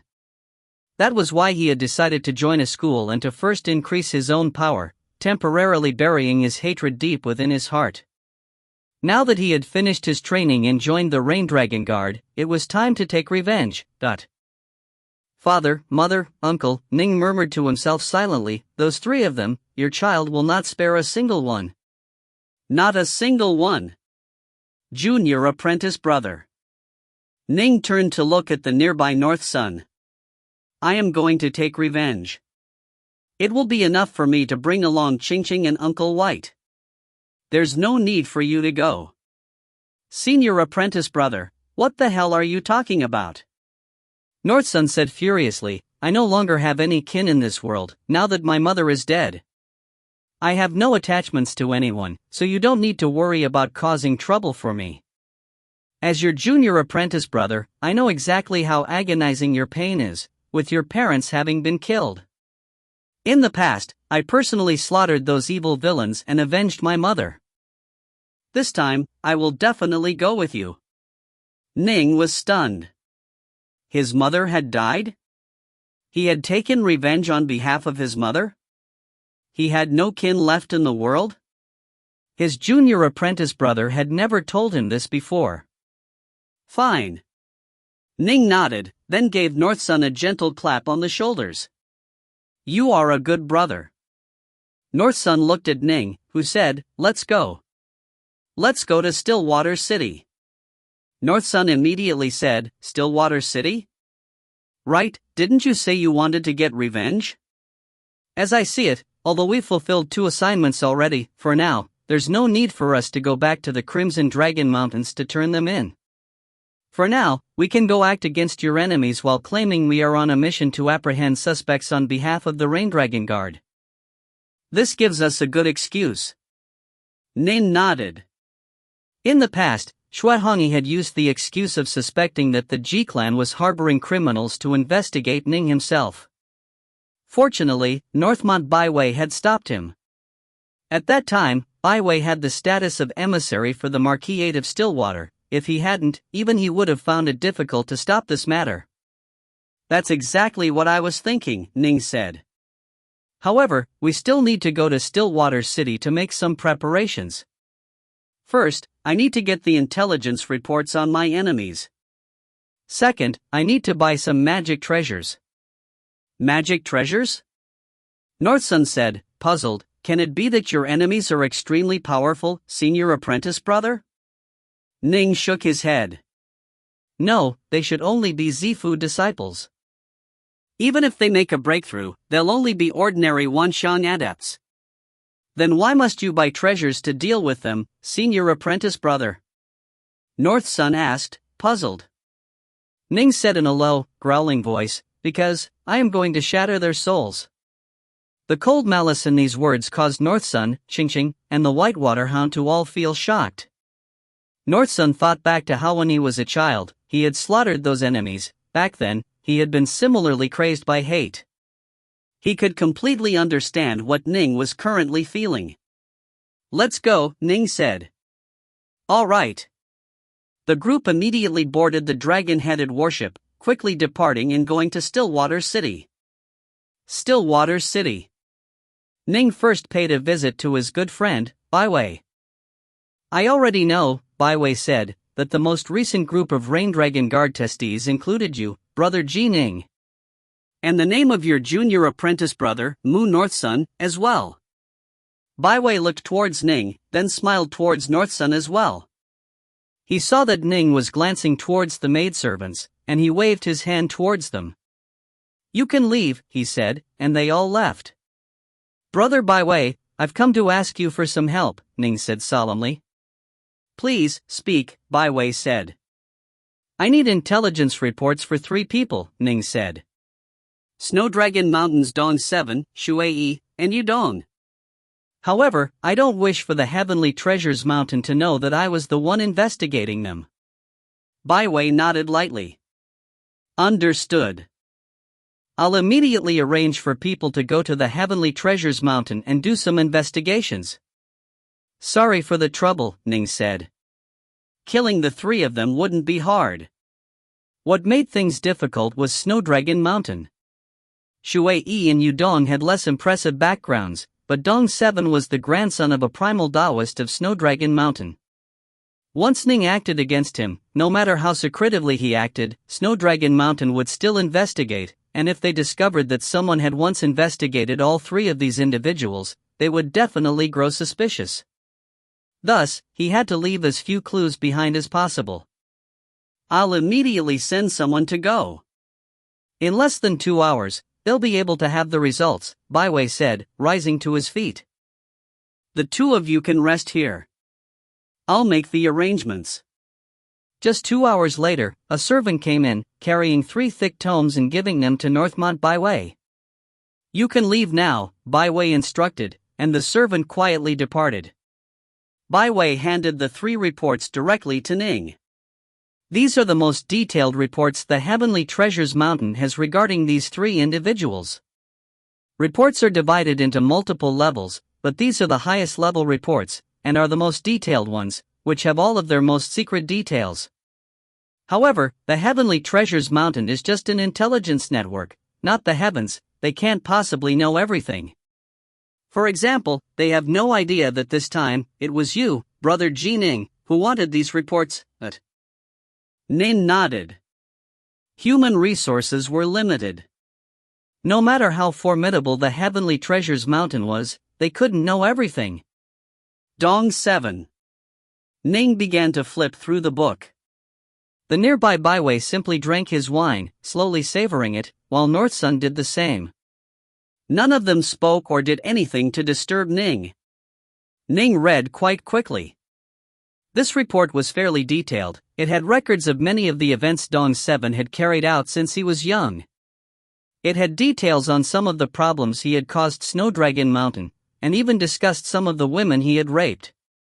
There were records of many events, but no records of his attack against Ning's parents and his uncle. The Heavenly Treasures Mountain isn't omniscient. Immortal cultivators will occasionally run into trouble while wandering the world. If they don't tell anyone, it really is quite hard to find out about it. Ning shook his head. This Dong 7, he truly is a calamity.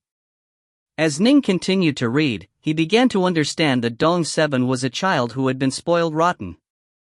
Even now, he was still a mere Peak Zifu disciple. Dong 7 came from the major Dong clan.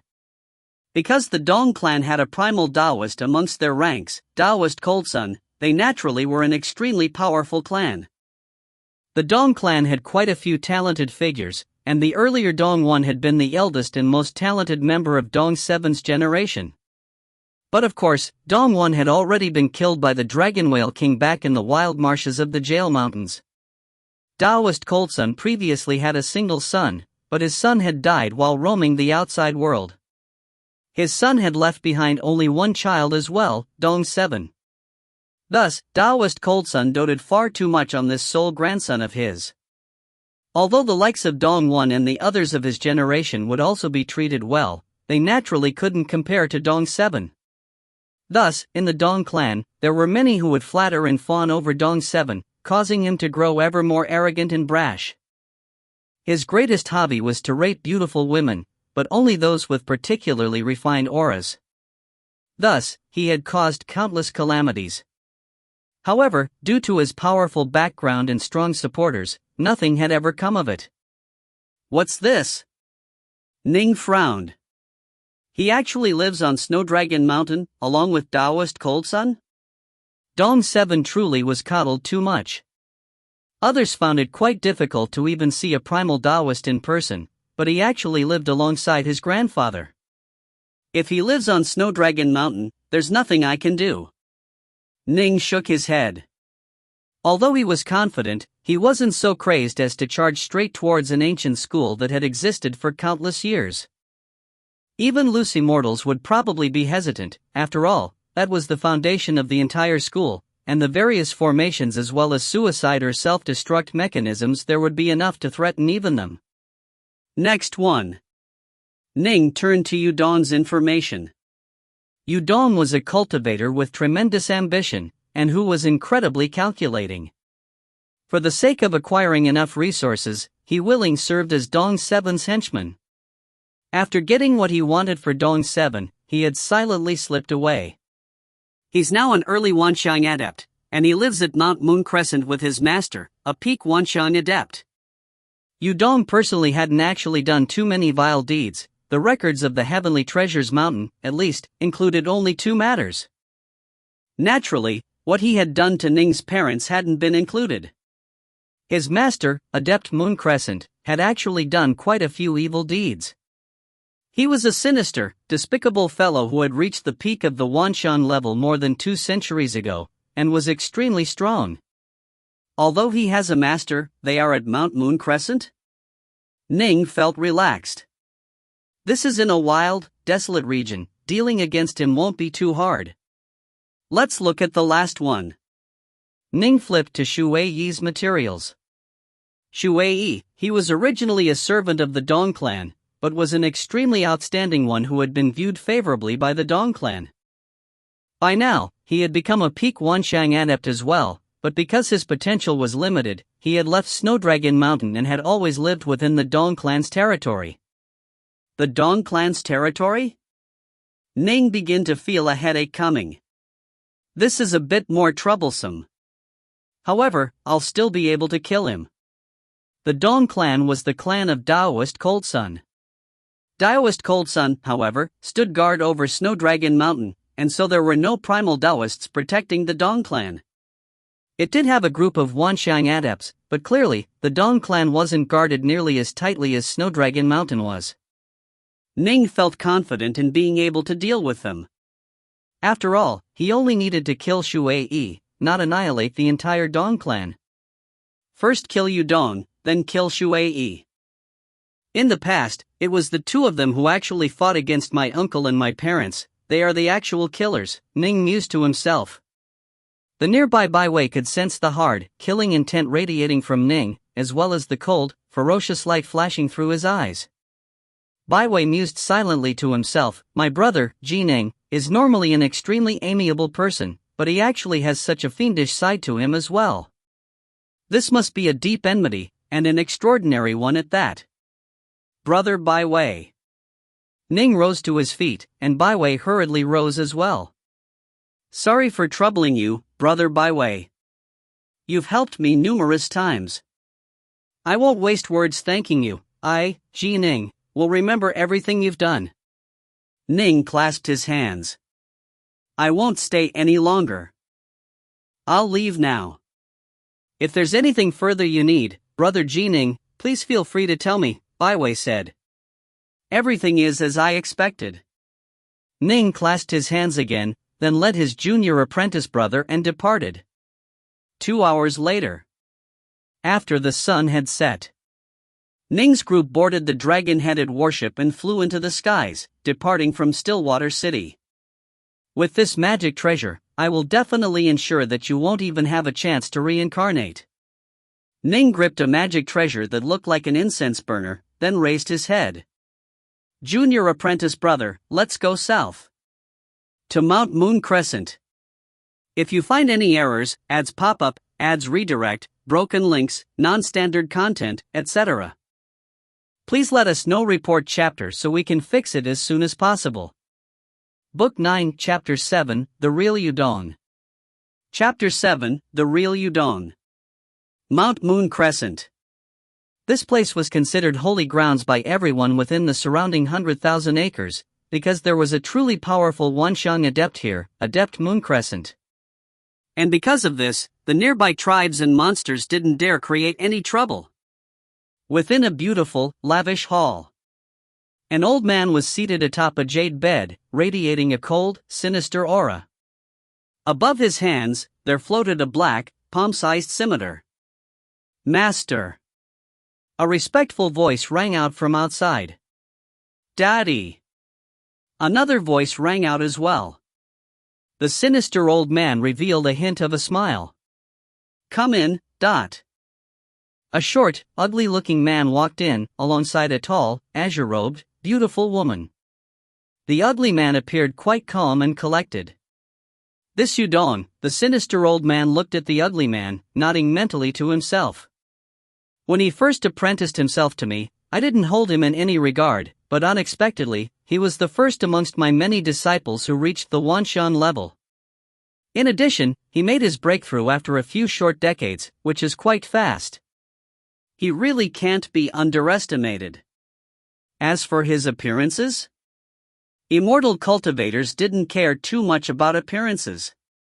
If you were both weak and ugly, then others might look down on you, but if you were powerful, no matter how ugly you were, others would respect you.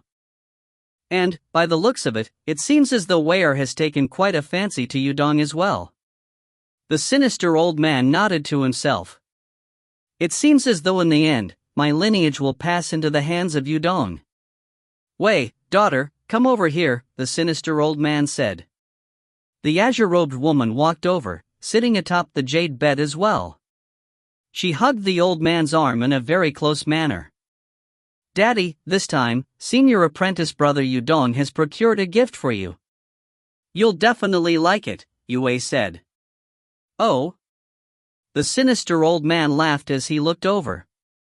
Yudong immediately said with respect, Master, your disciple just procured a bottle of 3 Immortals wine, and so came to offer it to you, but... 3 Immortals wine? The sinister old man's eyes instantly lit up, and he couldn't help but sniff the air.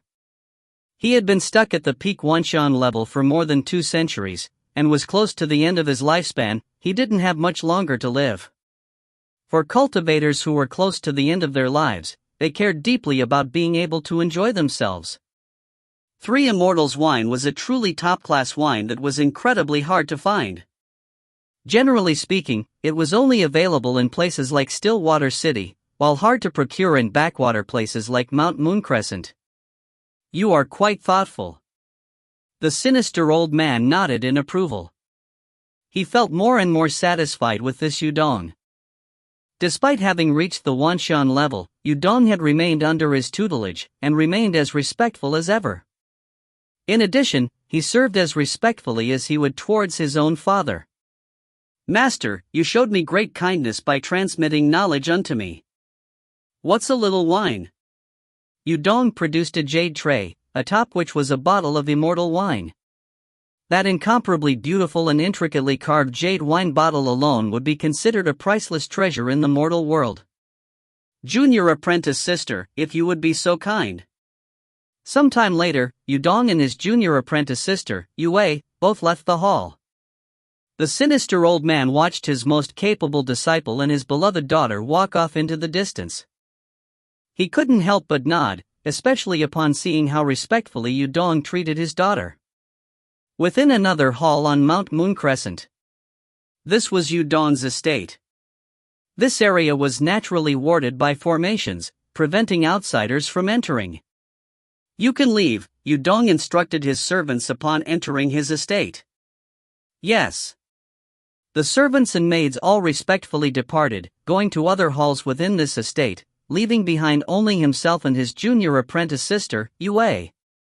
After seating himself in the hall, Yudong glanced at Yue, then said calmly, Kneel.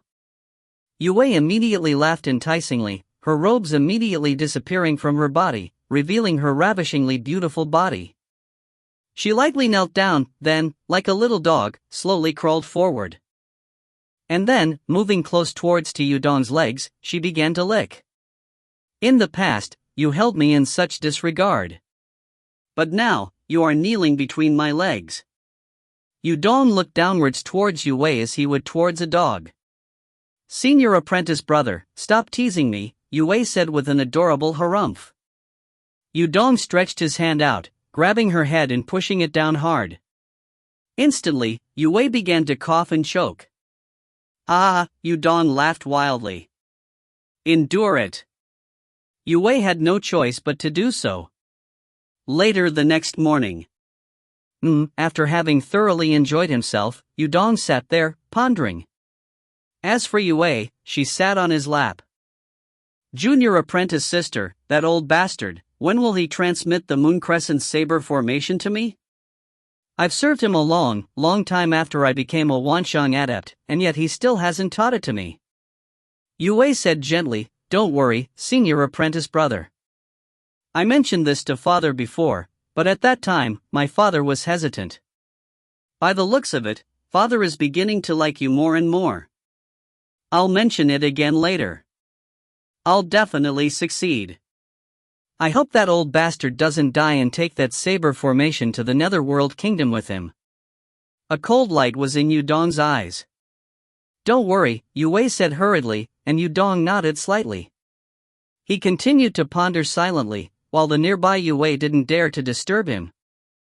3 years. At most, I'll wait 3 more years for that old bastard. I can't keep wasting my time like this, Yudong said broodingly while looking at Yue.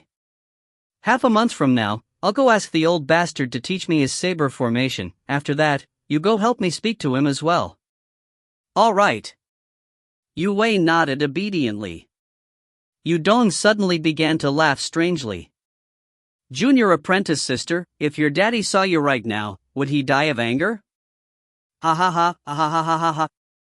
His evil, wicked laughter was completely different from his normal, honest attitude. All of the servants in the estate had been instructed to leave, and the protective formations had been activated. There was no way any sound would leave the room, and there was no way to scry inside from the outside world. Thus, Yudong didn't need to disguise himself at all. When he was young, he had understood quite early on that this was a world where the weak would be devoured by the strong. Thus, he had clawed up, step by step, either slaughtering or flattering until he had grown powerful enough to fear no one. However, he had always been very good at hiding his nature. Those who knew what his true nature was like were either dead or under his complete control. Even Ning's intelligence report had been unable to see through Yudong's facade. After all, the Heavenly Treasures Mountain wouldn't expend too many resources on a minor figure like him.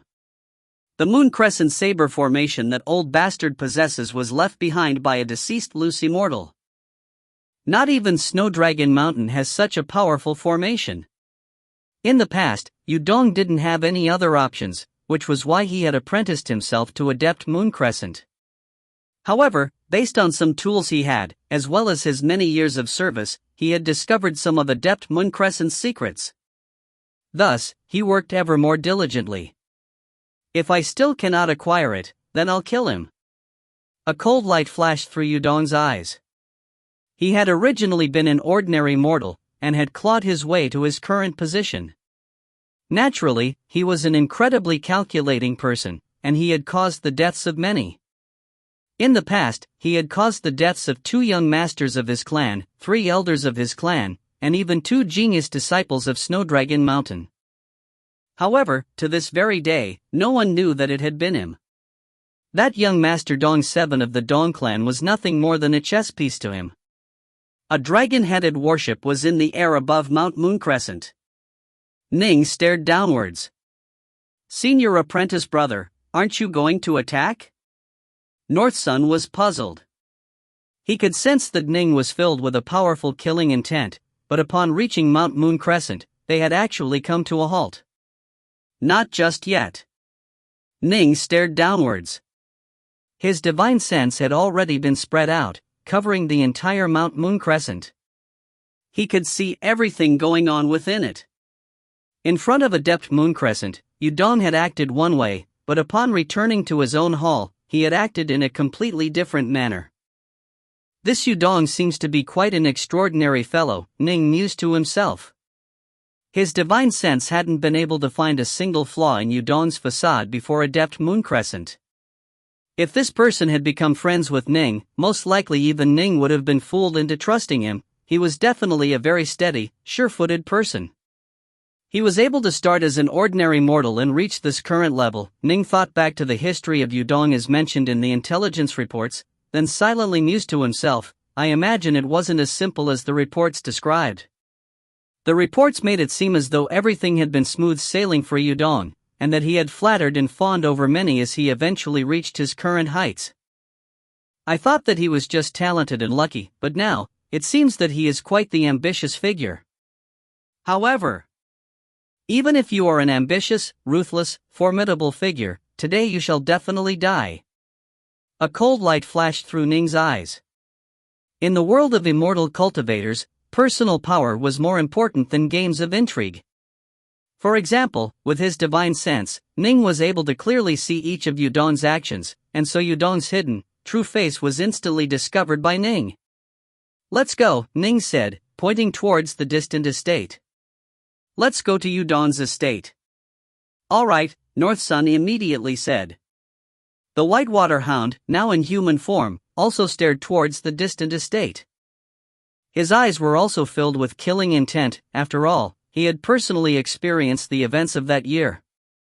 Swoosh! The dragon-headed warship surged downwards towards the ground. Uncle White.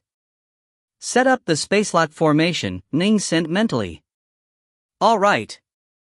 The Whitewater Hound nodded, then silently slipped out of the ship, beginning to stealthily set down spacelock formation flags in the area around Mount Moon Crescent. The Grand Spacelock Formation was able to take up 100 kilometers of space. The entire Mount Moon Crescent was covered by it. But of course, they didn't activate the formation yet. Once they did, Adept Moon Crescent and Yudong would instantly notice. The dragon-headed warship flew towards the air above the estate. Yudong and his beautiful, bewitching junior apprentice sister were openly engaging in lewd, lascivious acts within their estate. Yudong, despite acting in a crazed manner, had a very calm look in his eyes, only, he would occasionally let out a vile laugh. Yudong! Suddenly, a voice rang out from on high. Yudong, shocked, instantly came to a halt, while his junior apprentice sister also came to a halt and said, puzzled, "Senior apprentice brother, who is it? Hurry and get up." Yudong's body quickly became covered by his robes, and the same happened for his junior apprentice sister, Yue. Yudong called back in a warm, loud voice, "Which fellow Taoist has come?" At the same time, he released the protective formation. He immediately saw the dragon-headed warship in the distant skies. Upon seeing it, Yudong felt a slight hint of surprise. He was an experienced person, after all, and he knew that no ordinary immortal cultivator would be in possession of such a fine-construct warship. "Junior apprentice sister, hurry up and ask master to come," Yudong sent mentally. Understood. A leaf appeared in Yue's hands, and she lightly twisted it. Right at this moment, a handsome, delicate-looking youth dressed in furs flew down from the dragon-headed warship. He had an azure serpent wrapped around one wrist, while a white-haired, white-robed man and a white-robed youth were behind him. The fur-clad youth, the leader of the group, said in a calm voice, "An old friend, of course, but if you find any errors, ads pop-up, ads redirect, broken links, non-standard content, etc., please let us know. Report chapter so we can fix it as soon as possible." Book 9, Chapter 8, The Mysterious Adept Moon Crescent. Chapter 8, The Mysterious Adept Moon Crescent. The highest hall on Mount Moon Crescent. "My daughter, Wei?" The sinister old man's face changed. His daughter had shattered the talisman he had given her, and he could clearly sense that the talisman had been shattered in Yudong's nearby estate. What's going on? With Yudong protecting her, what sort of problems could Wei have encountered, that she would suddenly break the talisman? This is Mount Moon Crescent. Adept Moon Crescent couldn't believe that in his own territory, his daughter would encounter any danger. Swoosh! Adept Moon Crescent instantly transformed into a streak of black light, departing from his hall and charging towards the skies, flying towards Yudong's estate. Given how fast peak Wanshang adepts moved at, as soon as Ning emerged from his dragon-headed warship, Adept Moon Crescent appeared before him. This is Adept Moon Crescent, upon seeing the distant dragon-headed warship in the skies, and upon seeing Ning and Mu North Sun, couldn't help but secretly feel alarmed. Given his experience and judgment, he could immediately tell, just through that distant glance, that these were definitely no ordinary cultivators. No wonder his daughter had instantly shattered the talisman. "I wonder which Taoist friends have come to visit my Mount Moon Crescent," Adept Moon Crescent said with a loud laugh. "Why haven't you come to visit me, and have instead come to my disciple's place?" His voice reverberated in the air, and as it did, Adept Moon Crescent landed in the courtyard, standing in front of Yudong and Yue, who respectfully moved backwards. "Who are they?" Adept Moon Crescent sent to them. "Daddy, I've never met them before," Yue hurriedly sent. "Master, I've never met them either," Yudong said. "Humph, if you don't know them, why would they suddenly come to my place, but not come visit me, and instead visit you?" Adept Moon Crescent barked mentally at them, and Yudong didn't dare to say a single word in response. However, Adept Moon Crescent still had a smile on his face. He looked towards Ning and the others in midair. "Fellow Taoists, it seems as though my disciple doesn't know you. Why, then, do you say that you are old friends?" Adept Moon Crescent. Ning took a single step forward, descending from the skies to the estate below. North Sun and the Whitewater Hound followed behind him. Ning said, "I have something to discuss with your disciple, Yudong.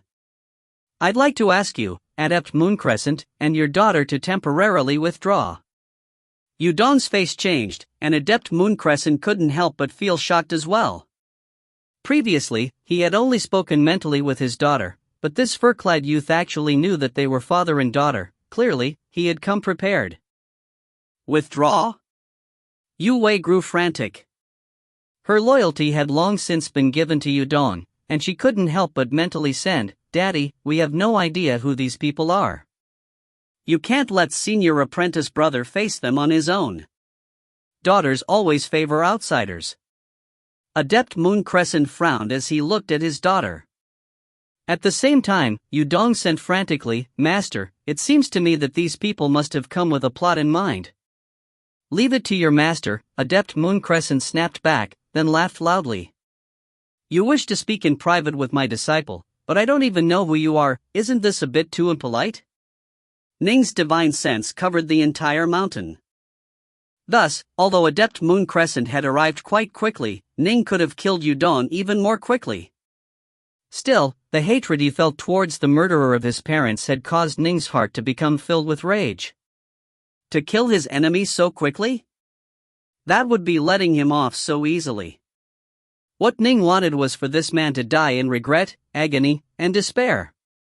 Only thus would he be able to give vent to the hatred in his heart. Adept Mooncrescent.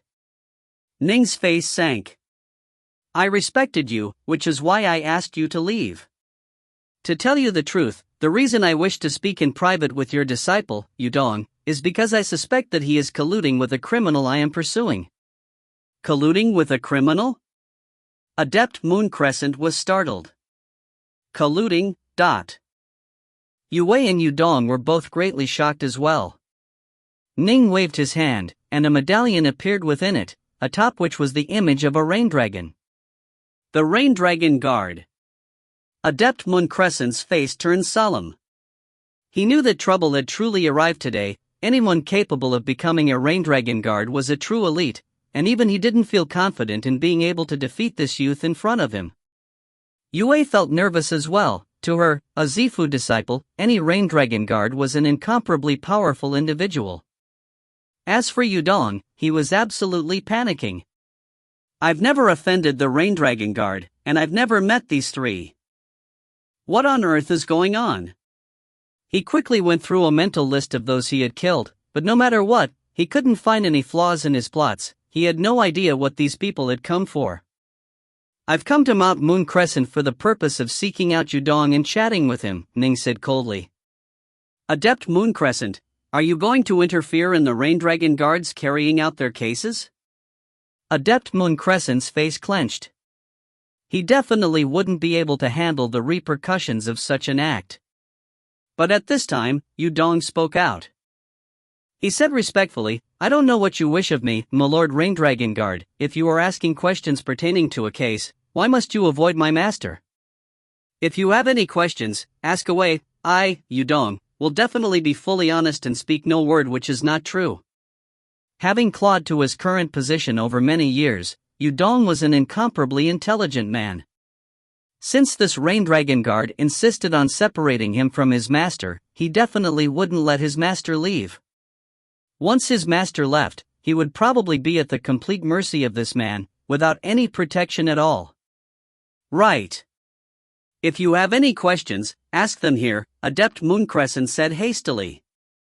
"I definitely won't interfere in the Rain Dragon Guards carrying out a case." Ning's face sank. This Adept Mooncrescent had reached the peak of the Wanshan level more than 2 centuries ago, and was close to the end of his life. Because of this, Ning didn't dare to underestimate him at all.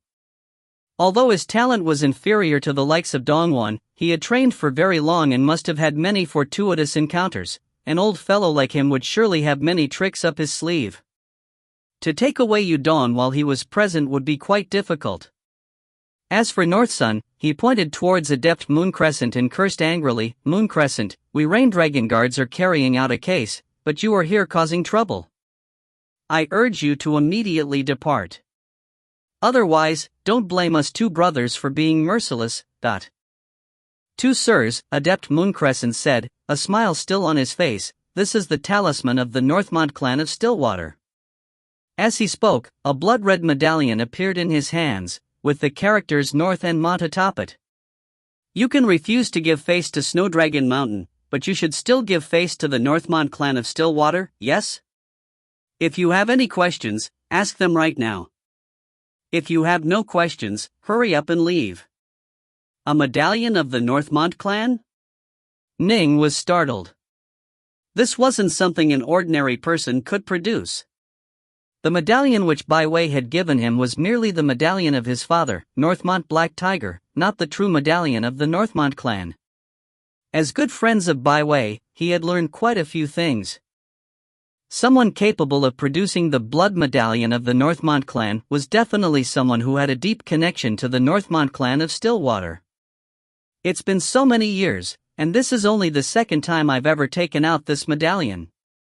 Adept Mooncrescent looked towards Ning's group. I haven't much longer to live, and I really don't want to trouble the Northmont clan to help me. Although his words were casual, the threat behind them was real. This caused looks of delight to appear on the faces of Yue and Yudong. Senior apprentice brother, what should we do? North's son sent mentally. This old fellow was actually able to take out a medallion of the Northmont clan. I imagine he has an impressive background. How about we step back for now, then find another chance later? Adept Mooncrescent. A hint of anger was in Ning's gaze. You have truly decided to stand up for him? Adept Mooncrescent smiled, then nodded. He could tell that this Rain Dragon guard appeared fierce but was actually nervous. He trusted that this person would soon leave. You can protect him for now, but I refuse to believe you can protect him forever. Ning turned and said, Junior apprentice brother, let's go. Humph, North's son let out an angry snort as well, also turning and leaving. But right at this moment, a savage look flashed through the eyes of Ning, who had just turned his back on Adept Mooncrescent. This was Savage Reborn from long-suppressed hatred. However, since Adept Mooncrescent and Yudong couldn't see Ning's face, they were feeling quite smug, and a smile was actually on Adept Mooncrescent's own face. Rumble. Ning's powerful divine will suddenly swept outwards like a raging river, crushing directly towards Adept Mooncrescent. Boom! It viciously collided against his soul. Soulshaker art.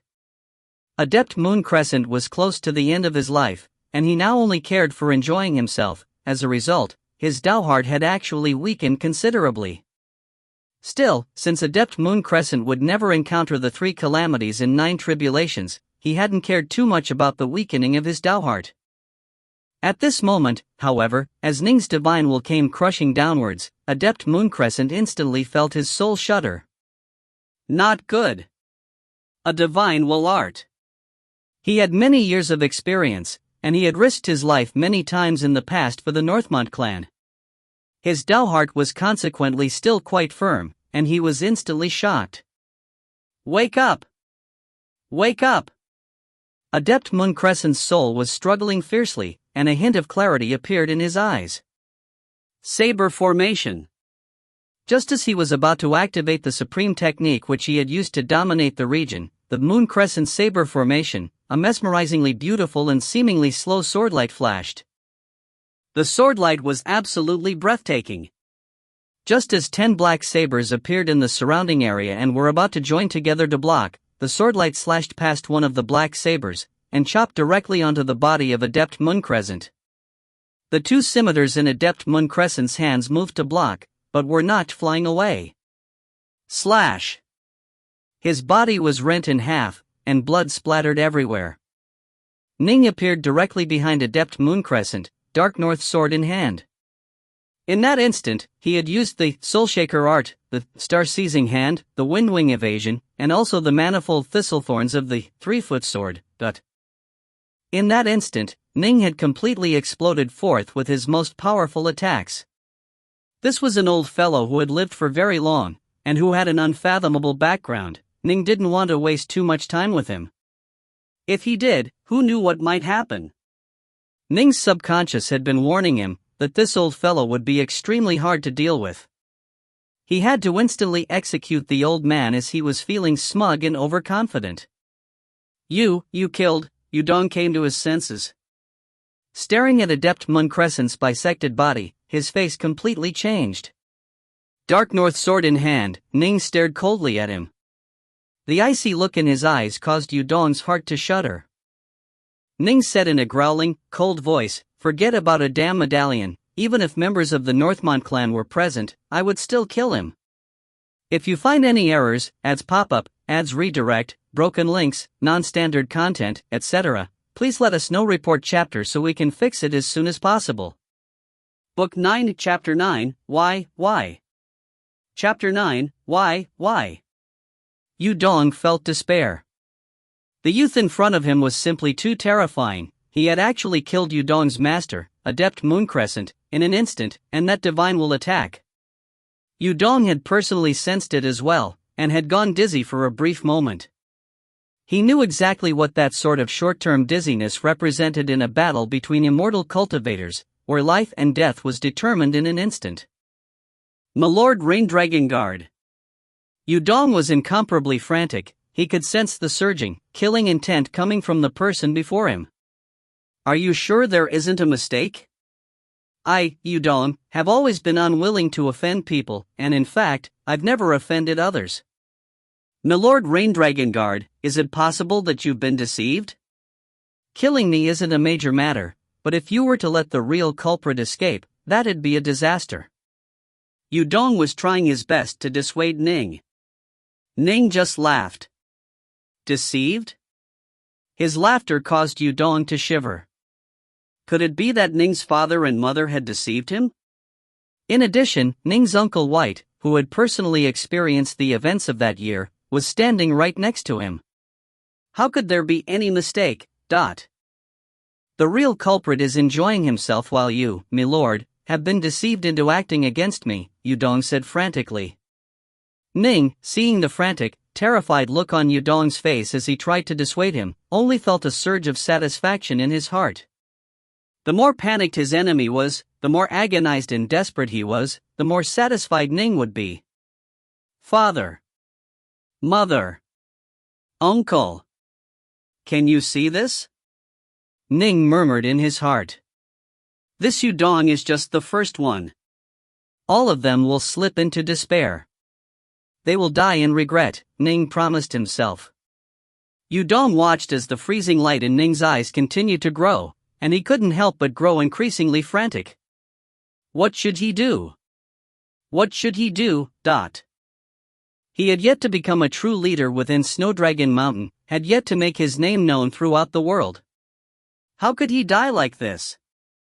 Yudong's heart was filled with a strong unwillingness to accept this. What he desired the most was not to slowly, stealthily clamber his way up to the top using tricks and stratagems. He wanted to use absolute power to shock the world and be revered by countless individuals.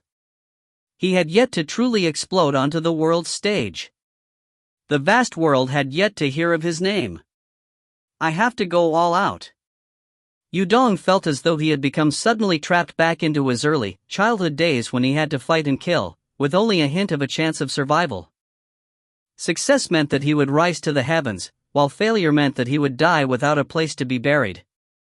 The same was true right now. If he were to escape, he would be able to soar to the heavens. If he died, he would truly not even have a place to be buried. Junior apprentice sister. Yudong looked towards Yue, then sent urgently, help me stop him at any cost. He trusted in his junior apprentice sister, trusted in his own abilities. He knew with absolute certainty that his junior apprentice sister wouldn't hesitate to sacrifice her own life for him. Yue's eyes reddened, and infinite love radiated from her eyes. Do it! Yudong howled mentally. Swoosh! Yue threw herself straight towards Ning, just like a moth throwing itself into a flame. Her Zifu lake instantly began to detonate. Tears were at the corners of Yue's eyes, and she stared at Yudong with a longing look in her eyes as she sent to him, Senior apprentice brother, I truly do love you. Boom! Ning's water flame lotus had both dire ice and earth flame merged into it. The power of his water flame lotus was consequently much greater than before. The self-detonation of a Zifu disciple wouldn't be able to move him in the slightest. Senior apprentice brother, I truly do love you. Her voice echoed in his mind, and even Yudong felt his heart shake. But then, he instantly suppressed this feeling. He understood that this love his junior apprentice sister felt towards him was nothing more than a natural love that would emerge once a person's soul had been completely dominated and tamed. It was precisely because her mind had been tamed that she was willing to die for him. Was this love? This was just slavery. Boom! As the explosion rang out, Yudong instantly fled far away, and as he did, he produced an insect nest in his hands. Children, go, stop them. The nearby North Sun and Whitewater Hound just watched, not interfering. As for Ning, the water flame lotus around him first blocked the self-detonation of that woman, and then greeted the countless venomous pests that swarmed towards him. The enormous water flame lotus was imbued with both dire ice and earth flame, which were no weaker than divine abilities. However, after imbuing both into the water flame lotus, they both reached new heights of power.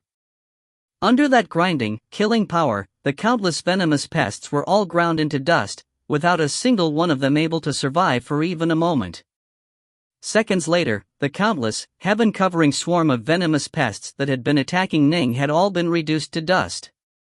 Ha! Yudong had charged far away into the distance, and activated a bewildering formation. Instantly, the area around him changed and twisted into illusions as he remained within its borders. Do you think that you'll be able to escape, just because you are hiding within a bewildering formation? Ning took a single step forward, towards the formation. Ning appeared to be quite brash and arrogant, but in truth, he was being extremely cautious. His divine sense had already covered this entire area, to a distance of 100 kilometers, and everything was under his control. If a primal Taoist suddenly appeared, Ning would no longer delay, and would instantly kill Yudong. But now? Since no one had appeared to stop him, Ning would slowly torment him. The long-suppressed hatred within Ning's heart made it so that he wasn't willing to let the man die too easily. What? Within the bewildering formation, Yudong watched as Ning walked in. Ning didn't appear to be the slightest bit puzzled or baffled by the formation, and he walked directly towards Yudong.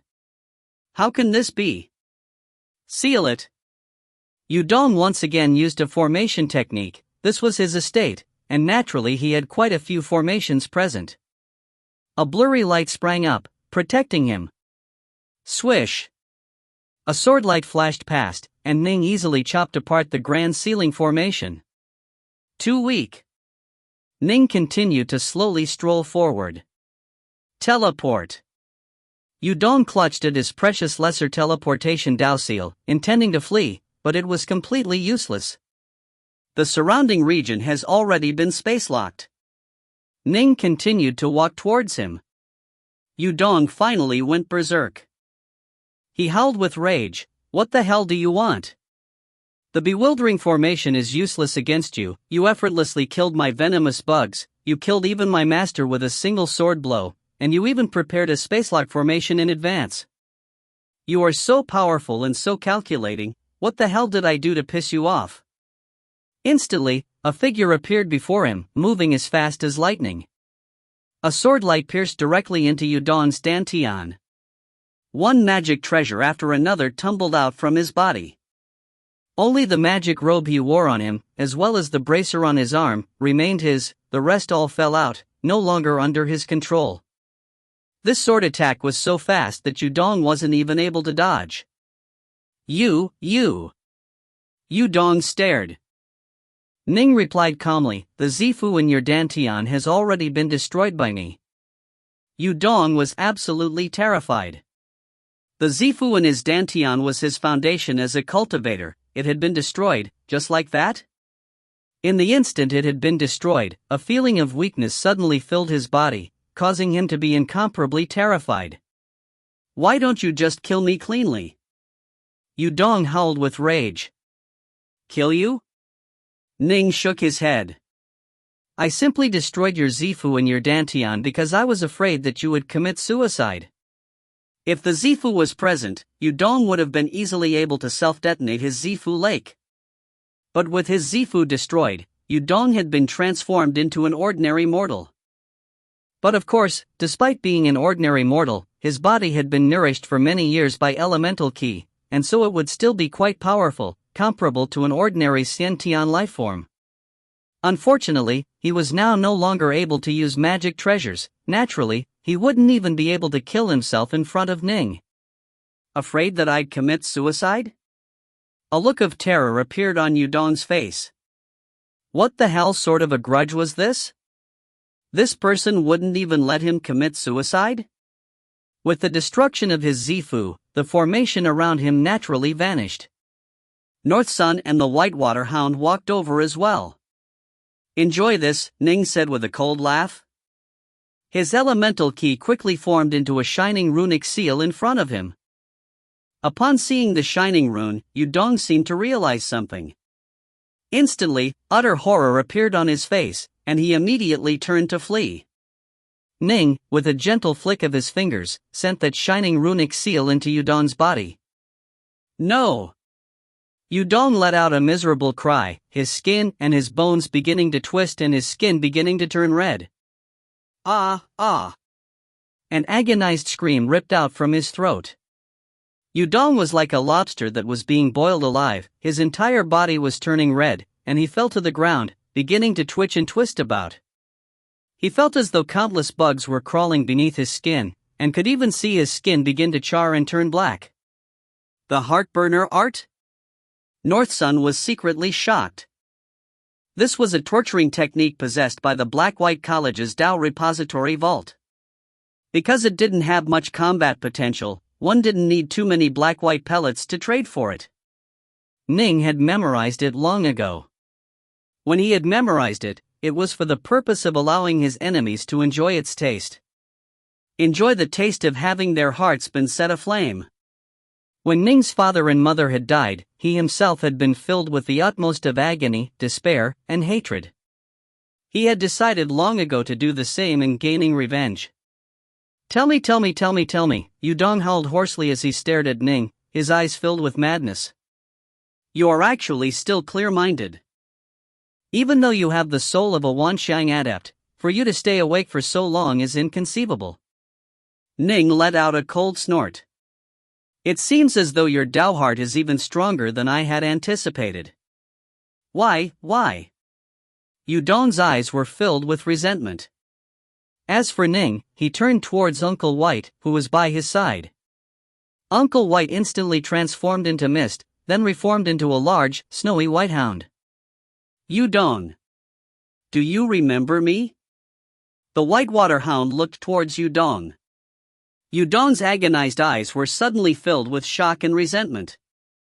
Immortal practitioners had nearly perfect memories.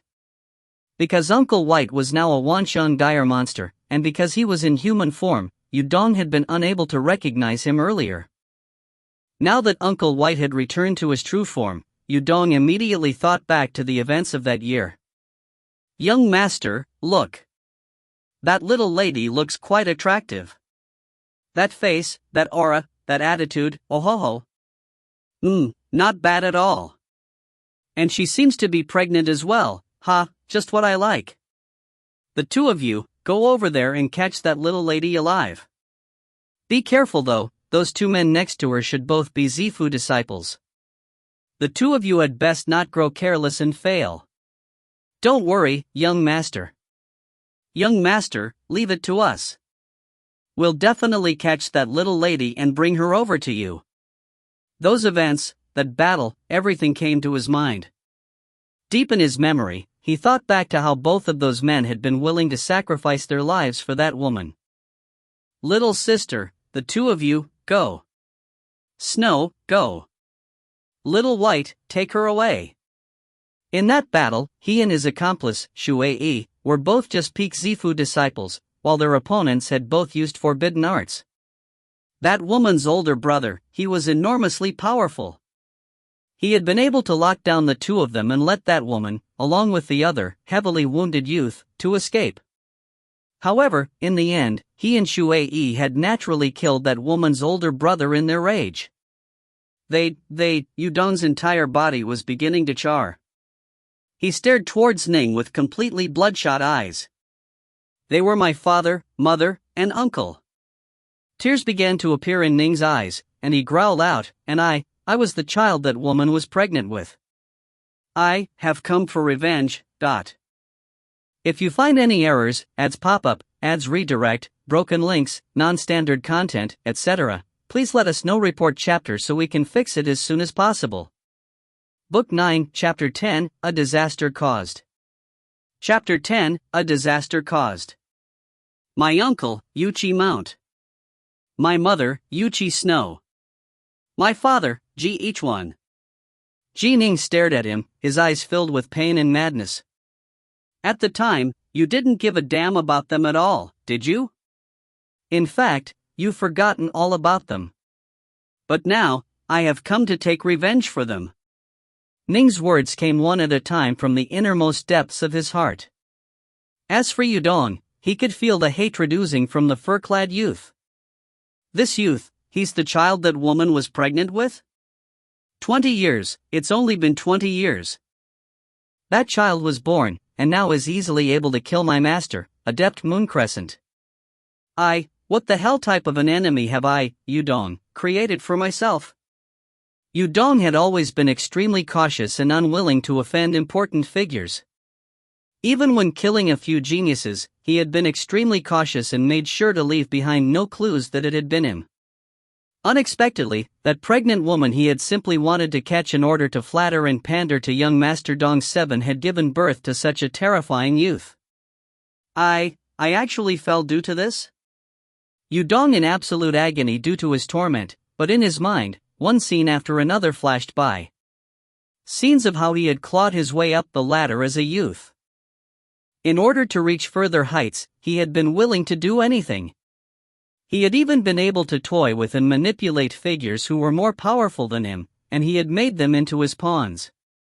And now, he had become a Wanxiang adept.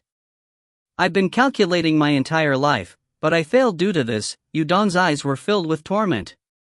Suddenly, he let out a final, furious howl. The heavens conspired against me. I don't accept this, I can't accept this. As his howl rang out and echoed in the estate, Yudong's charring body suddenly began to blaze with fire as his entire body started to roast. As for Ning, he just watched calmly. Suddenly, an incense burner appeared in his hands. Collect it! Ning willed this to be done. Ning's divine sense could clearly see a soul be absorbed directly into the incense burner.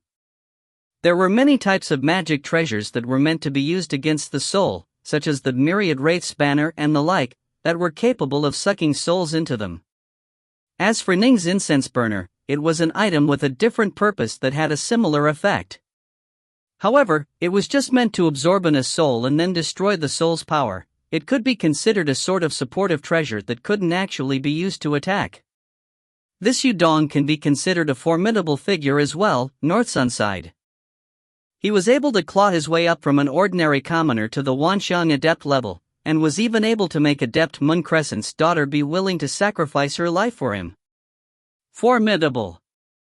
Halfway through his words, North Sun suddenly stopped speaking. He couldn't help but look at the nearby Ji Ning.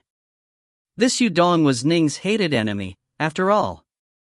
Ning's gaze was as deep and tranquil as the waters of a lake. He glanced calmly at the blazing corpse on the ground, then said calmly, he was indeed a formidable figure. However, he was unscrupulous in his actions. For the sake of being able to reach a higher position, he was willing to do anything. For the sake of ingratiating himself to that young Master Dong 7, he was actually willing to act against my mother, even though she was pregnant.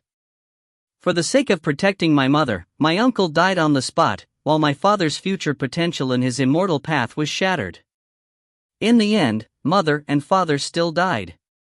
Just for the sake of ingratiating himself with Dong 7, he was able to do such a thing. Ning thought back to what he had seen with his divine sense, and how Yudong had treated Yue as he might a sex slave. This person was completely unscrupulous. As the saying went, if one often walked by the river, eventually, one's shoes would get wet.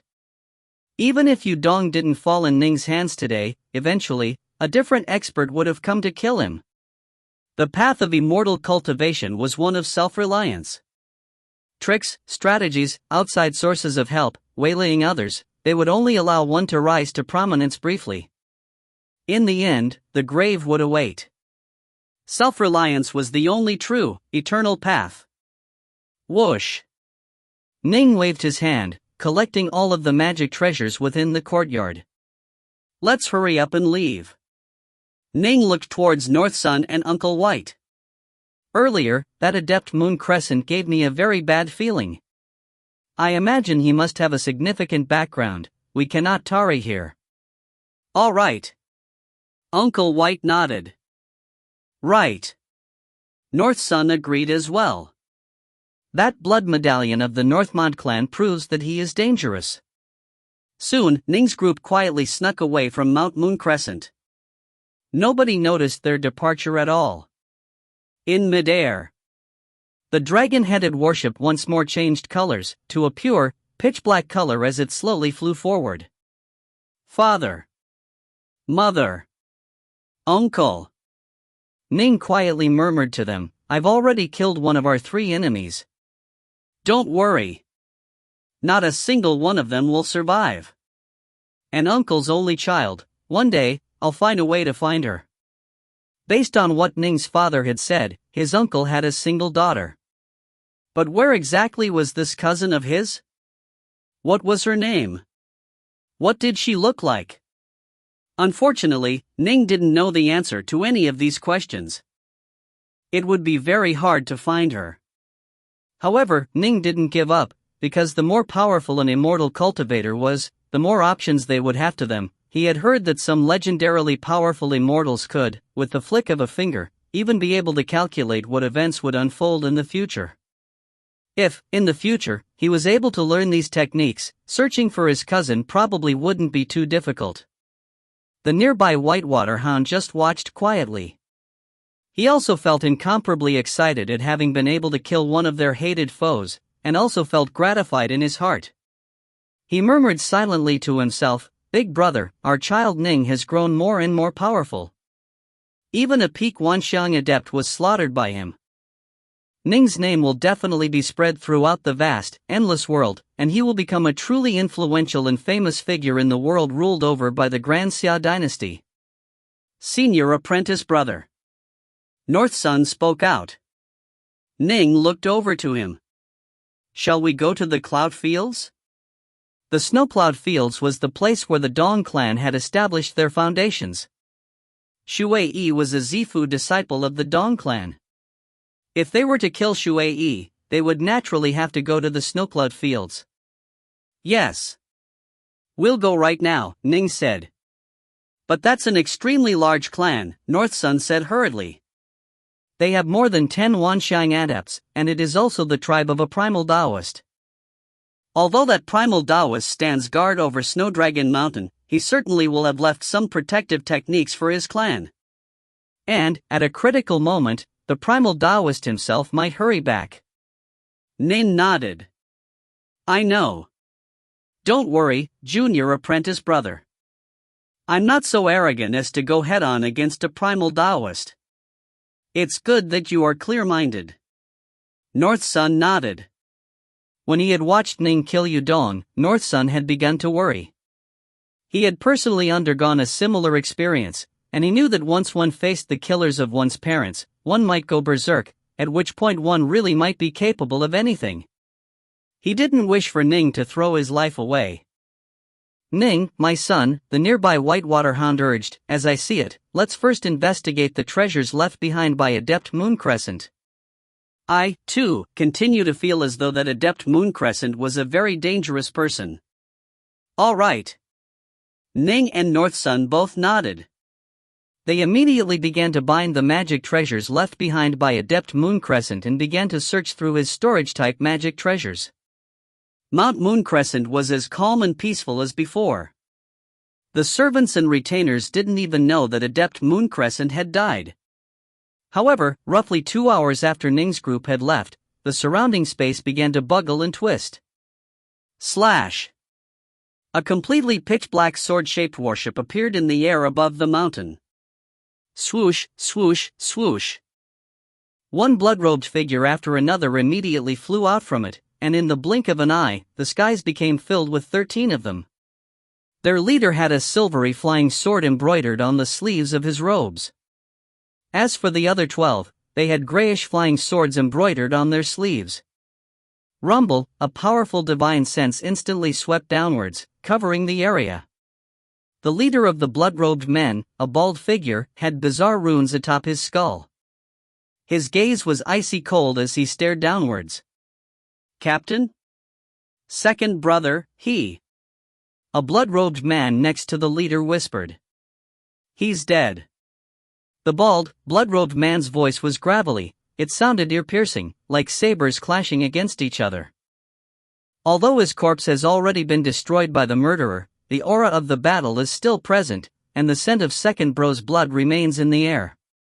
Actually, back when Second Bro's candle, which we had within our main hall alongside all the other candles, went out, he had already died. Only, none of you were willing to believe it. How could that be?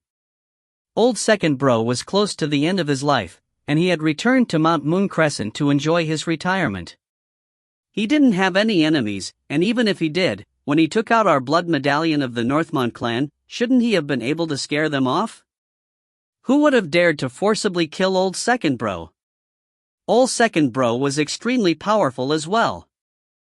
Old Second Bro acquired his Mooncrescent saber formation thanks to his many military accomplishments, and it was tremendously powerful. Perhaps a few geniuses at the Wanshan level would be able to defeat him, but he should still be able to withstand them for a period of time. Given his fleeing abilities, he shouldn't have found it too difficult to escape. The only possibility is that someone knew all of Old Second Bro's abilities, and so specially set things up so that they could kill him at one blow. The group continued to chat amongst themselves. Old Second Bro fought in our squad for more than a century. Countless generations of brothers formed lifelong friendships with him. He had returned to his own Mount Mooncrescent, but was killed by someone here? The other old brothers won't accept this lying down. Others should feel relieved if we don't bully them. Who dares to bully us? We definitely must avenge him. We must take revenge. Whoever killed Old Second Bro, we must kill him. We'll destroy his soul. The brothers of the Shadow Army cannot be killed without repercussion. All of the blood-robed figures were filled with furious as baleful auras. As for the bald, blood-robed leader, he said in a cold voice, investigate. We must investigate this thoroughly. We need to find out who killed Old Second Bro. He had gone home to enjoy his retirement, but they still refused to spare him. We must find the killer. Right. Yes. They all nodded. Let's go back. I'll ask the old captain to help and also have the headquarters of the Shadow Army to initiate an investigation into who the murderer is. The bald man said in a cold, grim voice, let's go. Whoosh. The group of blood-robed men all flew back into that pitch-black, sword-shaped warship. A spatial ripple once more appeared, and then the pitch-black warship disappeared into thin air once more. As for Ning, North Sun, the Whitewater Hound, and Xingqing, they were going through the relics left behind by Adept Mooncrescent. Yudong's items were mostly mortal ranked, and so they were the first to be bound. Ning's group was surprised as the items contained within his storage treasures, because his wealth was actually comparable to Dongwon and North River Zhou's. However, Ning's group was primarily interested in binding Adept Mooncrescent's magic treasures. Finally, they were able to bind one of the storage-type magic treasures he had left behind, and they took out one item after another from within. Ning's group began to closely investigate them. And as they did, all of their faces changed. Oh, crap, Xingqing muttered softly. If you find any errors, ads pop-up, ads redirect, broken links, non-standard content, etc., please let us know. Report chapter so we can fix it as soon as possible. Book 9, Chapter 11, The Culprit, Ning. Chapter 11, The Culprit, Ning. After having bound Adept Mooncrescent's storage-type magic treasure and taken the items out, Ning and his companions' faces changed. This is... Ning's gaze fell upon a blood-red robe. This blood-red robe emanated a sanguine aura, and it had a grayish flying sword sewn onto the sleeve. A battle uniform, Mu North Sun said softly. This blood robe is covered with many runes and can also serve as a construct-type magic treasure. If my guess is correct, this should be meant to be used in unison with a group of people who all wear this same robe. They'll be able to join into one entity and unleash an extremely powerful joint attack. North Sun was a genius of the Tao of constructs. He instantly discovered this. As for Ning, although he wasn't able to understand this as clearly as his junior apprentice brother did, he was skilled in formations and so was able to discover that this war robe was similar to a Tao soldier's armor. Judging from the complexity of the runes on this blood-red robe, it's definitely not something which an ordinary organization can produce, North Sun said with a frown. Sects like Snowdragon Mountain are completely unable to produce this sort of uniform war robe, and in fact, most likely even my master wouldn't be able to produce it. He had the blood medallion of the Northmont clan, Ning said in a low voice. It's very possible that he has some sort of a connection with the Northmont clan of Stillwater. Look at this. Qingqing pointed at a leather parchment. They had removed several leather parchments from the storage treasure. Don't touch them with your hands, Ning barked. And then, he carefully inspected the contents on the leather scrolls. Old second brother, your brother, am going to retire as well. However, I will stay here at the Skylands world. I don't want to go back, there's nothing for me there. I've fought to subjugate the enemies for so many years here in the Skylands world, that I have grown accustomed to it. I have so many old brothers here, and I truly don't wish to leave. In the past, you invited me to go with you to Mount Mooncrescent, but, forget it. If, in the future, you are free, please come to the Skylands world. The contents of the leather scroll instantly made Ning's scalp turn numb. Retired? Old second brother? Skylands world? Retired? North Sun called out in shock. Adept Mooncrescent must have been a member of an army, and judging from the blood-red robe, the robe should be the uniform which Adept Mooncrescent wore in that army. Because he was too old and was close to the end of his life, he came back to retire here. Old second brother? The Whitewater Hound spoke out as well. Given how long this Adept Mooncrescent had lived for, I imagine that all of his surviving brothers must be extremely old as well, which is why they addressed him as Old Second Brother. But this Skylands world. Skylands world. Ning frowned as well. Can it be one of the trillions of lesser worlds? North Sun whispered.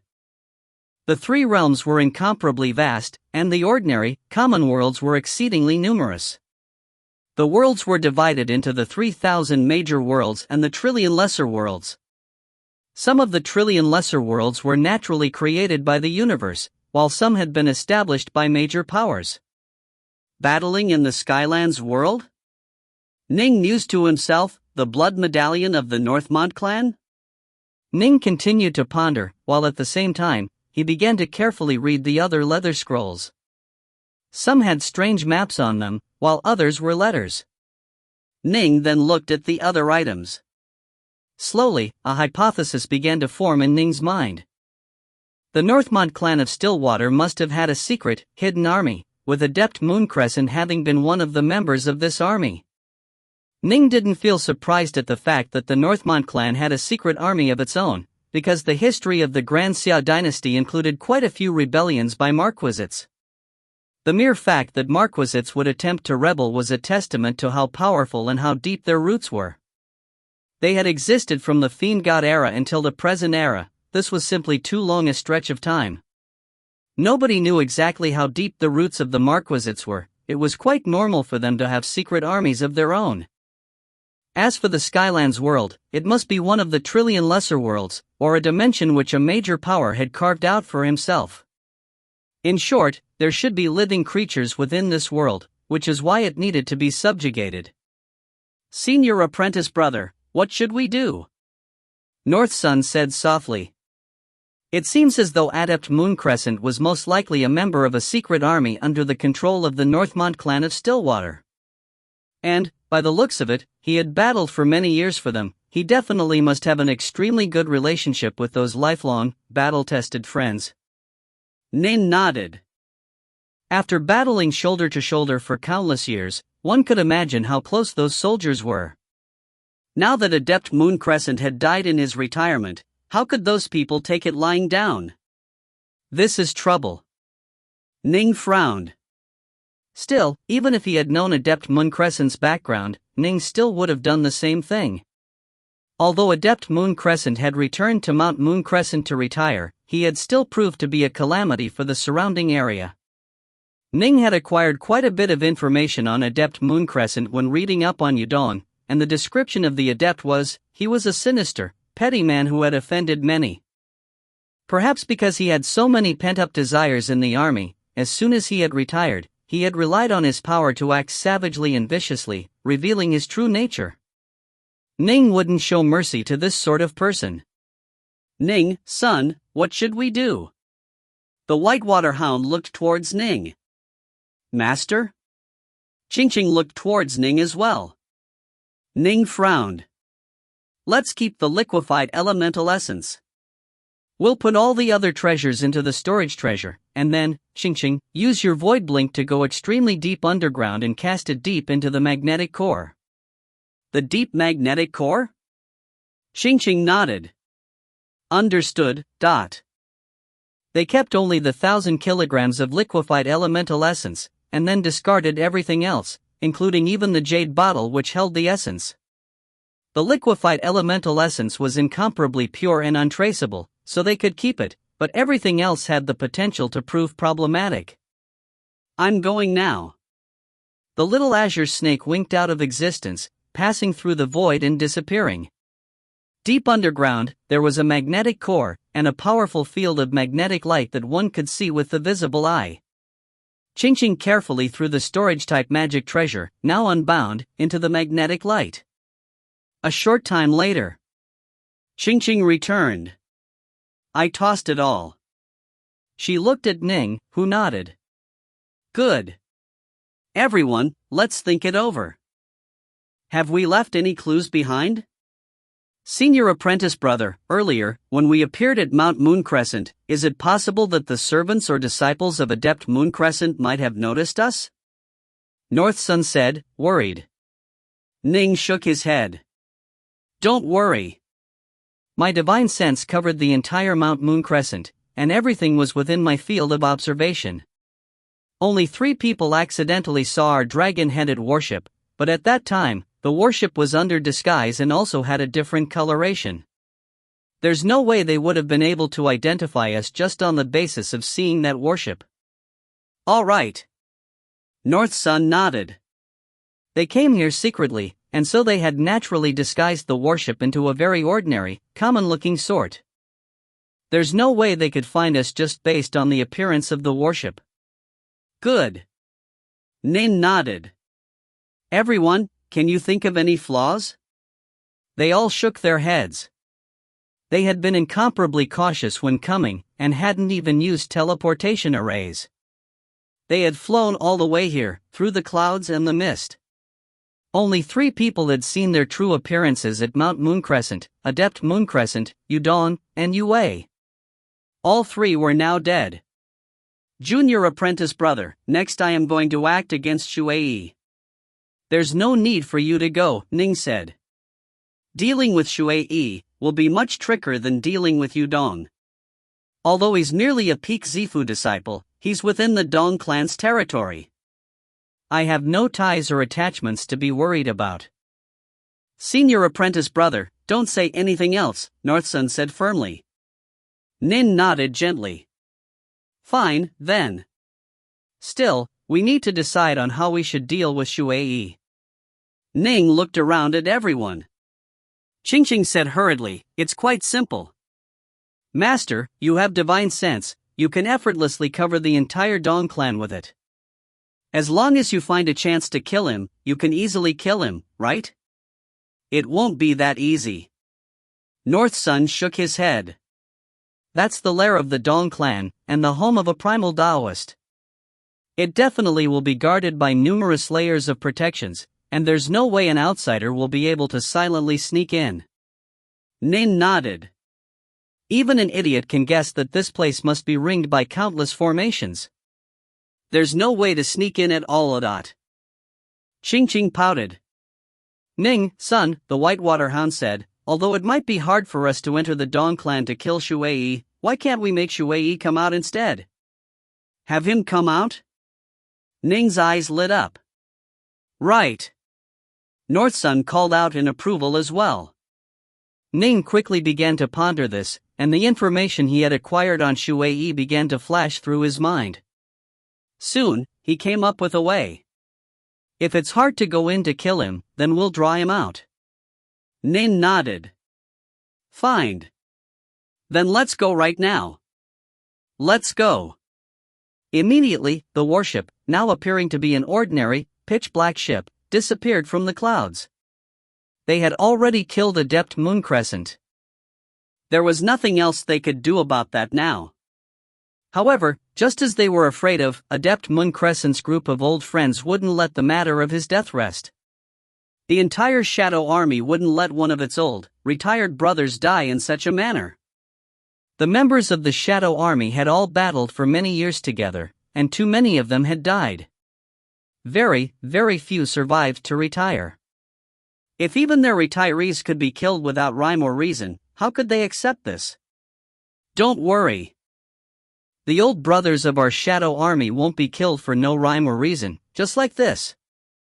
In other places, the intelligence reports of the Heavenly Treasures Mountain might be formidable, but here in Stillwater Commandery, the intelligence reports of our Northmont clan are even more superior. Within the headquarters of the Shadow Army, a red-haired old man was speaking to a group of blood-robed men in a loud voice. Stillwater Commandery was the territory of the Northmont clan. Here, the Northmont clan's roots were the deepest. Just half a day later. Stillwater City.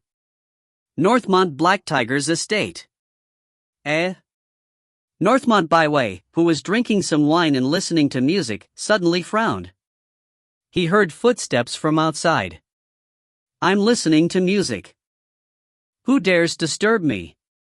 A hint of anger could be seen in Byway's furrowed brows. Suddenly, the door was pushed open, and a muscular, bald man dressed in an ornate black uniform walked in. Next to him was a pale-faced, beardless old man with triangular pupils. The triangle-eyed old man seemed to have a hint of laughter on his face, but it made others shiver. Father! Byway shot to his feet. In the face of his father, Byway always felt uncontrollably nervous. Byway. Northmont Black Tiger's deep, hooded gaze was like an infinitely cold pool of ice. I ask you this, was it you who sent people to the Heavenly Treasures Mountain for an intelligence report on Yudong, Shui, and Dong 7? Yes. Byway nodded. Why? Black Tiger asked. Byway immediately said respectfully, it was for the sake of my brother, Ning, who brought his fellow disciple, Mu Northsun, and asked me to assist. He didn't wish for the Heavenly Treasures Mountain to find out, so I was extremely careful as well. Aside from myself and our servants who carried the orders out, no one else knows. Oh? Black Tiger's eyes were dark and cold. He said calmly, it seems, then, that the culprits are Ning and his group. If you find any errors, ads pop up, ads redirect, broken links, non-standard content, etc., please let us know. Report chapter so we can fix it as soon as possible. Book 9, Chapter 12, Father and Son. Chapter 12, Father and Son. The culprit is Ning? Northmont Byway said, frantic, Father, what are you talking about? What culprit? What are you saying? Can't you guess? Northmont Black Tiger looked at his son. This was the son who he had entrusted all his hopes to, the one whom he had always strove to train. If he hadn't placed all of his hopes on Byway, he would have left Bai Wei to his own devices and let him become a carefree, ignorant, wastrel descendant. However, Black Tiger had instead always been very strict and exacting with him. "Father, are you saying Bai Wei was no fool?" Frowning, he said, "Brother Ji Ning didn't want for the Heavenly Treasures Mountain to know it was him, so he must have been carrying out something he couldn't let others know about. He went to kill an enemy with a powerful background? Dong 7, Yudong, Shui, of the three of them, the only one with a bit of a background is Dong 7. Can it be that he killed Dong 7? But Dong 7 has a mere primal Taoist backing him. He isn't worthy of you, father, acting like this." Black Tiger nodded. "It isn't Dong 7. He killed Yudong." Baiwen shook his head. "Yudong? He's just a minor figure." But Yudong's master, Adept Mooncrescent, was present at the time as well. Thus, most likely because he tried to stop Ji Ning, he was caught up in the fray and killed by Ji Ning as well. Black Tiger stared at his son. An Adept Mooncrescent was a retired immortal cultivator who belonged to one of the armies under the control of our Northmont clan of Stillwater, the Shadow Army. What? Bai Wei's face instantly changed. Naturally, he knew that his own clan, the Northmont clan, had some hidden, powerful armies of immortal cultivators. Every single marquis had some armies of their own. The Grand Xia dynasty knew this as well. However, the exact number of secret armies, how many individuals were in each army, and how powerful the members of the armies were, those were the true secrets. A retired cultivator of the Shadow Army? Bai Wei began to mumble to himself, a retiree? Then he must have fought for many, many years, he must have many old friends and brothers in arms. The retirees, they are the most sensitive figures for these immortal armies. Right. Just so. Black Tiger growled, they battle for the sake of our Northmont clan, and countless numbers of them have perished. Very, very few are able to survive and retire. If the retired cultivators are killed, the cultivators of the entire army will naturally be enraged. They absolutely will not permit this sort of event to occur, and if it were to occur, they will find out who the killer was, then take revenge for their old brother. This is a sensitive, sore spot for immortal cultivator armies. Those who touch it will die. Black Tiger's eyes were filled with solemnity as well. This was one of the unspoken rules of the armies, they wouldn't permit their old, retired brethren to suffer. Absolutely not. Ji Ning's group acted very cleanly and professionally, Black Tiger said. The intelligence division of the Shadow Army has begun their investigations. They have already searched the memories of many of the ordinary mortals who lived on Mount Mooncrescent. They've even found the blood robe which Adept Mooncrescent once wore. It had been cast deep into the magnetic depths of the world. However, because a total of 3 people had died, being Mooncrescent, his disciple Yudong, and his daughter Yue, the Shadow Army's intelligence division has already begun to investigate Yudong and Yue as well. Soon, they found that someone has recently asked the Heavenly Treasures Mountain for a copy of the report on Yudong. Black Tiger stared at his son. Following this clue, the Shadow Army's investigations led them to my estate, the Northmont Black Tiger Estate. That is how I learned of this. What should we do, then? Bai Wei was worried now. The Shadow Army is currently following up on several leads, Black Tiger said, but if Shui and Dong 7 both die as well, then the Shadow Army will definitely grow convinced that the culprit had purchased intelligence reports on these 3 figures at the Heavenly Treasures Mountain. Bai Wei said, frantic, then I'll immediately send someone to seek out Brother Ji Ning and have him temporarily avoid killing Shui and Dong 7? Black Tiger shook his head. No use. They'll soon be able to rule out the other leads, at which point in time, they will make inquiries to us regarding this matter. Then what should I do? Bai Wei said, worried. There are 2 options, Black Tiger said. Bai Wei looked towards his father. The first option is to give up Ji Ning, Black Tiger said. That way, we'll avoid all trouble. Impossible. Bai Wei shook his head. Black Tiger, seeing this, actually began to laugh. Ah, that's my boy. Right, don't easily give up or betray your good friends and brothers. If you can so easily sacrifice them, then you'll never be able to make any true friends and brothers. If you wish for others to be willing to risk their lives for you, you have to treat them with sincerity, understood? Baiwei was startled. Then, only the second option remains, Black Tiger said. Just admit that you were the one who did this deed. Baiwei was astonished. Me? Right. Admit to the Shadow Army that it was you who did it. It was you who sent people to investigate Yudong, and then who led people to kill Yudong. However, because Adept Mooncrescent tried to stop you, you ended up killing him as well. Black Tiger continued, you had no idea that Adept Mooncrescent was a retired soldier, and thus you cannot be faulted for what you did. There's no way for the Shadow Army to insist on punishing you, as a member of the main lineage of our Northmont clan, and as someone who might become a future Marquis of Stillwater. For you to have accidentally killed Adept Mooncrescent is just a small matter. If you accept responsibility for this matter, it will just be a small matter, because in the end, the Shadow Army is the army of our Northmont clan. It won't be easy for the cultivators of our Shadow Army to make too much trouble for a main lineage descendant of the Northmont clan, just due to an accident. However, if anyone else were to accept responsibility, they would almost assuredly die. Black Tiger looked at his son. Still, as a result of this, I imagine that there will be some old fellows of the Shadow Army who will hate you. Just hate me? A mere retired Wanshang adept, I would be shocked if there was even a single loose Immortal-level cultivator who was a true friend of his. And I imagine that very, very few will truly, deeply hate me. Baiwei shook his head. For now, I don't have anything to do with the Shadow Army. As for Brother Ning, I can tell that he's the sort who is willing to shoulder difficulties for his friend. I will accept responsibility for this matter. Good. Black Tiger nodded. As for how Yudong, Shuai, and Dong 7 offended you, I'll come up with a suitable excuse. Baiwei nodded respectfully.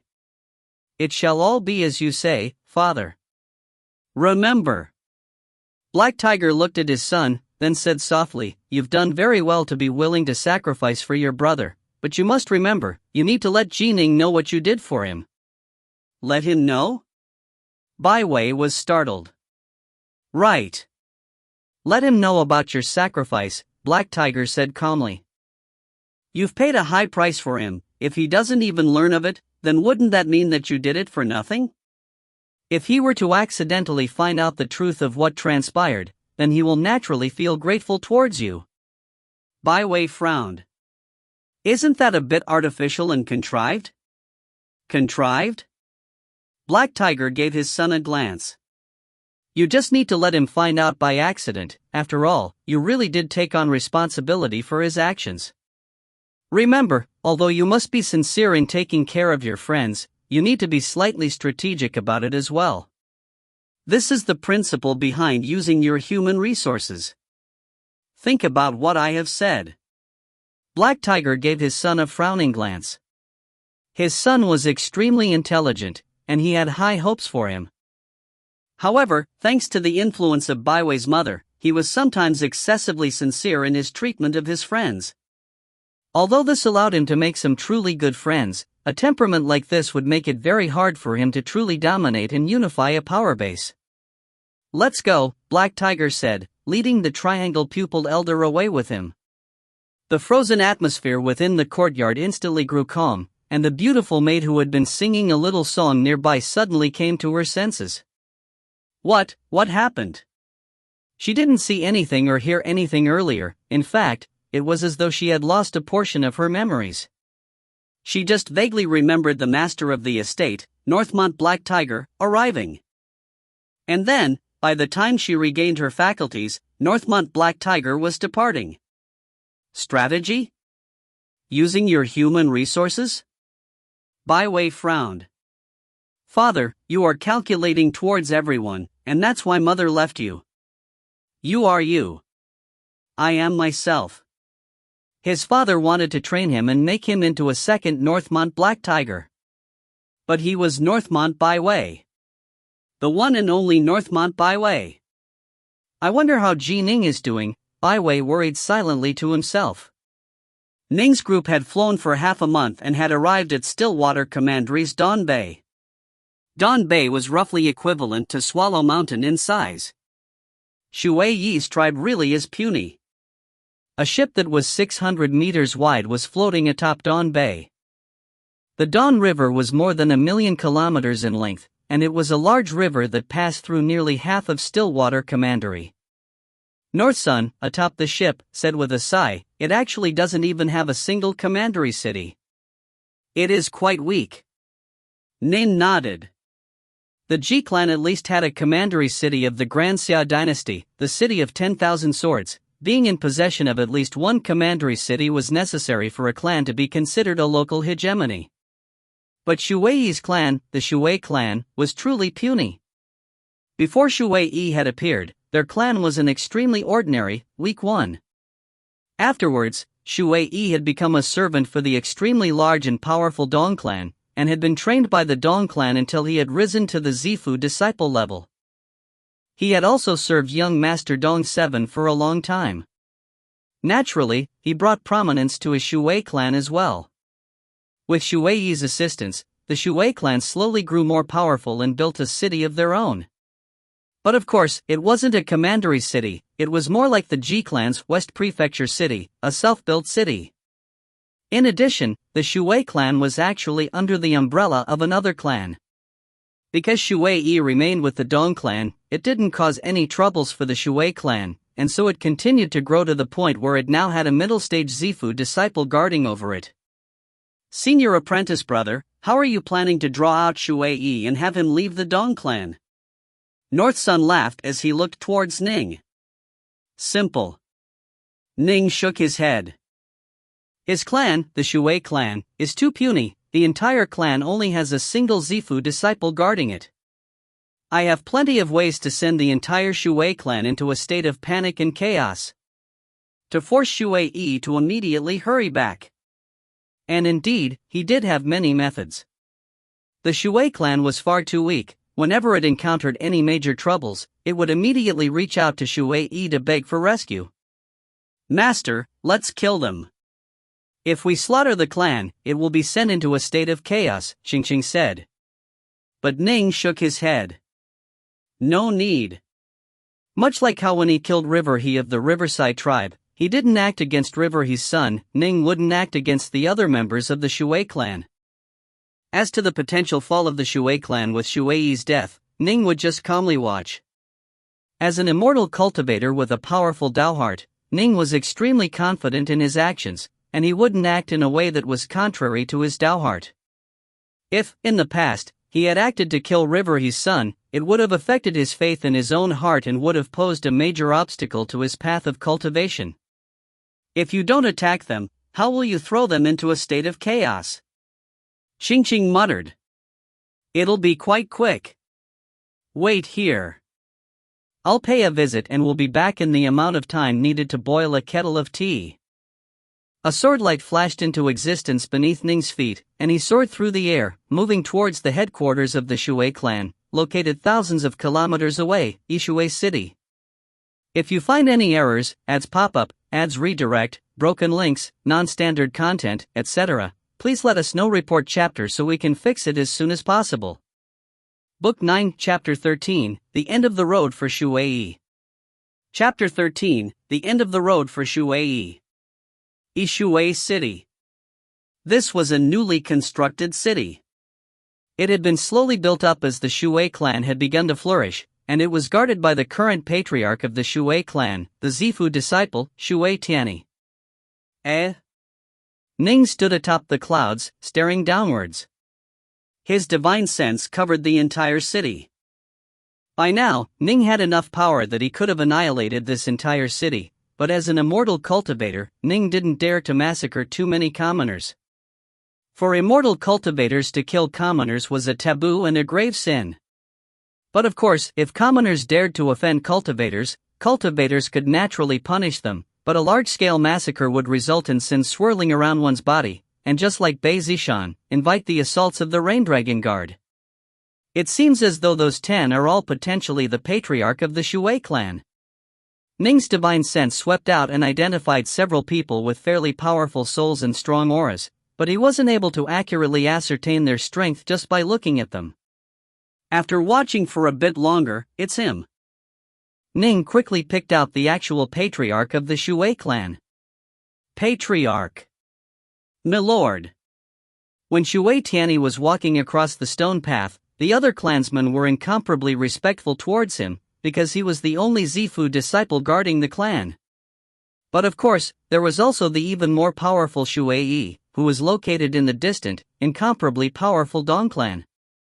These people had no idea that the fact that they were respectfully addressing Shui Tianyi as patriarch had let Ning, high above them in the skies, know exactly who the patriarch was. The blue-robed Shui Tianyi's long beard billowed in the wind. He did appear quite distinguished. Soon, he arrived at his quiet, secluded meditation room. No servants were here, and no clansmen dared to draw near. To his clansmen and servants, his meditation room was an extremely mysterious place that no one would dare to disturb. Within the private room, Shui Tianyi sat down in the lotus position, his eyelids drooping. My Shui clan is increasingly flourishing. The liquefied elemental essence which Elder Yi has delivered us has allowed our clan to produce 3 more peak Xintian experts. If one of them were to break through to the Zifu level, that would be wonderful. Our Shui clan currently has too few Zifu disciples. As the patriarch of a tribe, Shui Tianyi held a deep desire to let his tribe grow stronger. Their current status was simply too awkward. Weak? They did have Zifu disciples. Strong? They didn't even have a single commandery city. An awkward status like this naturally caused Shui Tianyi and Elder Yi, these 2 Zifu disciples, to rack their brains for methods for strengthening their tribes. Endure for now. Shui Tianyi still remembered the words which Elder Shui Yi had told him. Tianyi, don't be impatient. Take things one step at a time. The roots of our tribe are simply too shallow. If we are too impatient, we might be viewed with hostility by the other great powers in the Donbei region, at which point, we might be in danger of being annihilated. We need to be patient and slowly wait. Since I am with the Dong clan, the other powers of the Donbei region won't launch a war against us. When we have more Zifu disciples in the tribe, I will bring over some of my good friends from the Dong clan and establish a base and foundation for our Shui clan. Elder Shui Yi has sacrificed far too much for our tribe, Shui Tianyi said with a silent sigh. It was only because Shui Yi had willingly entered the Dong clan as a servant that he had been able to slowly help the Shui clan. Shui Tianyi suddenly felt a powerful collision against his soul. Boom! Everything in the world instantly went dark. A swordlight flashed past, piercing through the roof of the private room, and a figure entered the room. Ning stood there in the room, a white sack having appeared out of nowhere into his hands. Come in. Ning opened the bag, and the bag instantly unleashed a powerful, wild sucking power. Whoosh! The sucking power was so great that the nearby plates and utensils were all drawn in. As for the dazed and completely defenseless Shui Tianyi, he too was drawn directly into the sack. This sack was known as the One-Breath Sack, and was only a mortal-ranked magic treasure. The sack possessed a sucking power that could draw objects into it, and although it didn't seem to be larger, it could store quite a few meters worth of objects. This sack wasn't able to be used to actually attack others. Only when enemies were completely helpless would they be absorbed into it. To put it simply, this was used to store people. It was impossible to breathe within the one-breath sack, and so ordinary people who were drawn into it would all suffocate to death. Xintian lifeforms and above, however, would be fine even if they couldn't breathe. Ning immediately tied the sack off with a rope. Then, with a wave of his hand, he sent out a powerful surge of strength from his fiend-god-enhanced arms, smashing directly against the wooden table and blasting it apart in an explosion of sound. Time to leave. The large sack over his shoulders, Ning transformed into a streak of light, moving towards the hole he had created moments earlier, charging into the heavens and disappearing. The people outside were naturally able to hear the explosive sounds which came from within the private room. What just happened? A streak of light seemed to soar into the skies, just now. Swoosh! Swoosh! Swoosh! Swoosh! Swoosh! Swoosh! The Xiantian experts of the Shui clan all hurried over, moving so fast as to appear like blurs. Quite a few of them saw the streak of light soar into the skies, moving so fast that they could only vaguely tell that it was human-shaped. So fast, it should have been an immortal cultivator. A cultivator flew out from the Patriarch's private room? Not good. All of them began to panic. Look, there's a giant hole in the roof of the private room. The Xiantian lifeforms who had reached this place first had flown in at a high enough angle that they could immediately see the large hole in the private room's ceiling. Let's go in. Quick! They each leapt into that giant hole. The Shui clan was truly too weak. The strongest member of the clan, Shui, was merely a servant for the Dong clan, and so only the Patriarch's private room was made of decent materials. Ordinary Xiantian lifeforms wouldn't be able to break through the room, but Zifu disciples generally would be able to. The private rooms of the formal disciples of the Black-White College, by comparison, couldn't be broken into by even the likes of loose Immortals. Where's the Patriarch? It's a disaster zone inside. The table has been smashed, and the roof was broken apart, and the Patriarch is gone. The entire Shui clan was instantly thrown into a state of panic. The very first thing they did was to go investigate the Patriarch's life tablet in the ancestral hall. When they did, they let out sighs of relief. The Patriarch's life tablet is intact. The Patriarch isn't dead. But why has the Patriarch gone missing? Which immortal cultivator attacked him? The Shui clan remained restless and uneasy. Their most powerful cultivator, the Patriarch, had gone missing. How could they not be uneasy? At this point in time, they thought of the most powerful member of their clan, Eldery, also known as Shui, who was a servant within the Dong clan. Quick, ask Eldery to come back. Quick, ask for Eldery to return. Ning, in the clouds above, held the one-breath sack over his shoulder as he inspected the below area with his divine sense. As I thought, they have gone to ask Shui to come. Ning revealed a smile on his face. However, from here to the snowcloud fields of the Dong clan is quite far. It will take anywhere from half a month to 1 or 2 months. Ning glanced sideways at the one-breath sack on his shoulder. This fellow is a Zifu disciple. He'll survive a month or 2 being trapped inside this sack. Time flowed on. The Shui clan had immediately shattered an insignia, causing Shui, located in the distant Dong clan, to be greatly shocked. He knew that something major must have occurred within his clan, as otherwise, they wouldn't have shattered it. I have to go back right away. Shui instantly applied for a leave of absence from the high-level members of the Dong clan. As a peak Zifu disciple, he was naturally no ordinary servant, and could be said to have some status within the clan. A leave of absence to pay a visit to his home was a small matter. The high-level members of the Dong clan had naturally nodded in approval. That very day, Shui had embarked on a return trip back to his clan. Roughly half a month later, just 100 kilometers away from Ishui City, atop a wild, untamed, forested mountain, there was a beautiful estate. This was Nordsen's construct estate, and it was covered by formations that ensured that commoners and Xiantian experts would have no chance of discovering it. Ning's group, for now, took up residence within this place. Master, would Shui perhaps not return? Qingqing said, worried. Ning shook his head. This is his tribe, and he is the most powerful member of it. How can he not come back? Aside from a very small minority of figures who had been humiliated by their tribes, most members of a tribe who had grown up within it would feel a powerful sense of belonging to their tribes. This was part of the law of survival in this vast world. If one wanted to live a good life, the entire tribe would have to be incomparably unified.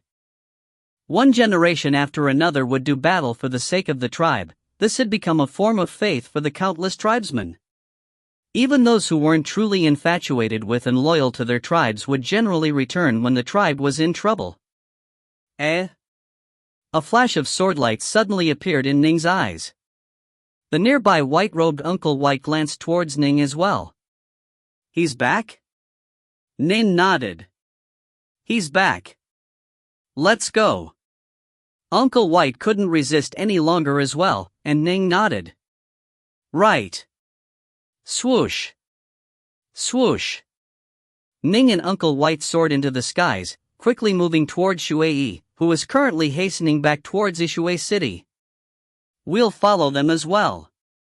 North Sun and Qingqing immediately transformed into streaks of light, following after them. In midair, a green, leaf-type magic treasure was soaring through the skies, with a gray-robed Taoist standing atop it. Shui had a black birthmark on his face, and he always bore a smile, which gave him a rather crafty, sly look. However, a sly, craft person like him had been able to claw his way to increasingly greater heights within the vast Dong clan, and rise from becoming a servant to a peak Zifu disciple. Actually, in addition to from those who had truly formidable backgrounds, the immortal cultivators who had clawed their way up the ladder, one step at a time, could not be underestimated. What exactly happened? Why did they break the seal and ask for me to return? Even Tianyi couldn't handle this matter? Shui, till this very moment, had no idea what had happened. Here I am. Shui could already see the distant Ishui City. The reason why Ishui City was named Ishui was precisely because the entire clan wanted to express its gratitude to him, Shui. Swoosh. Just as Shui controlled his green leaf-type magic treasure to soar down from the clouds, suddenly. Swish! A streak of light suddenly flew past, blocking his way. Shui's face changed. Just as he was about to reach Ishui City, another cultivator had come to bar his way. Shui instantly sensed danger. He took a close look. Standing in the air opposite from him was a fur-clad youth and a white-robed man. The white-robed man appeared to be the fur-clad youth's servant or housekeeper. The fur-clad youth just stood there, staring at Shui, his eyes as cold as ice. He said in an icy voice, "So you are Shui? If you find any errors, ads pop-up, ads redirect, broken links, non-standard content, etc., please let us know. Report chapter so we can fix it as soon as possible." Book 9, Chapter 14, Return to Serpent Wing Lake. Chapter 14, Return to Serpent Wing Lake. Not good. Shui was secretly shocked. He could sense that both the fur-clad youth and the white-robed steward by his side both posed a serious threat to him. This sensation came from the killing intent that filled the hearts of Ning and Uncle White. Shui could sense it, and thus his heart was filled with dread. "I am Shui. Given that the two of you have stopped me, I imagine that you already know who I am." Shui looked at the two of them. "I imagine that you two also expected that I would hurry back here from the distant Dong clan. Our Shui tribe is a small one, and it isn't overly ambitious. If there's anything you want, just go ahead and tell me. As long as I can accomplish it, naturally, I won't decline." His words were simple, but at the same time, he not only issued a threat via his backers, the Dong clan, he also assumed a humble attitude. In an ordinary power struggle, this would be enough for the two sides to enter a negotiation. However, this wasn't a power struggle. This was revenge. "I want you." Ning suddenly moved as he executed the wing evasion, and a flashing swordlight stabbed directly through Shui's chest. Shui wanted to dodge, and in fact, he even sent a few flying swords in front of him, but the difference in power between them was too great. In terms of power or in terms of the Tao, the difference was too great. In a single exchange, Shui's chest was pierced through. You. Shui stared. His flying swords fell down from midair, and multiple magic treasures spilled out next to him. Although his storage-type magic treasure remained with him, it was now an ownerless item, because his Zifu had been completely destroyed. "You destroyed my Zifu," Shui couldn't believe it. "I'll take these." Ning waved his hand, collecting all of the magic treasures, then turned to stare coldly at Shui. Although his Zifu had been destroyed, Shui still stood there in midair, not sinking down at all, because an enormous water flame lotus had bloomed beneath him, and Shui was standing right on top of it, at its center. The lotus wasn't swiveling, naturally, it contained no killing power. "Why did you destroy my Zifu?" I don't even know you." Shui was stupefied. This sudden calamity was beyond his ability to comprehend. "Who exactly are you? Who are you?" Shui's face began to twist and distort. With his Zifu destroyed, his immortal path had been severed, he would have no more hopes for advancement. "Shui, do you recognize me?" The nearby Uncle White transformed into mist, and then reformed into a snowy white dog. "A god beast, whitewater hound?" When Shui saw it, memories from 20+ years ago suddenly flooded his mind. These were memories from back when he followed young Master Dong 7. Back then, he had done all sorts of dastardly deeds with Dong 7, but he had been completely fearless, because the young master would be able to deal with any repercussions.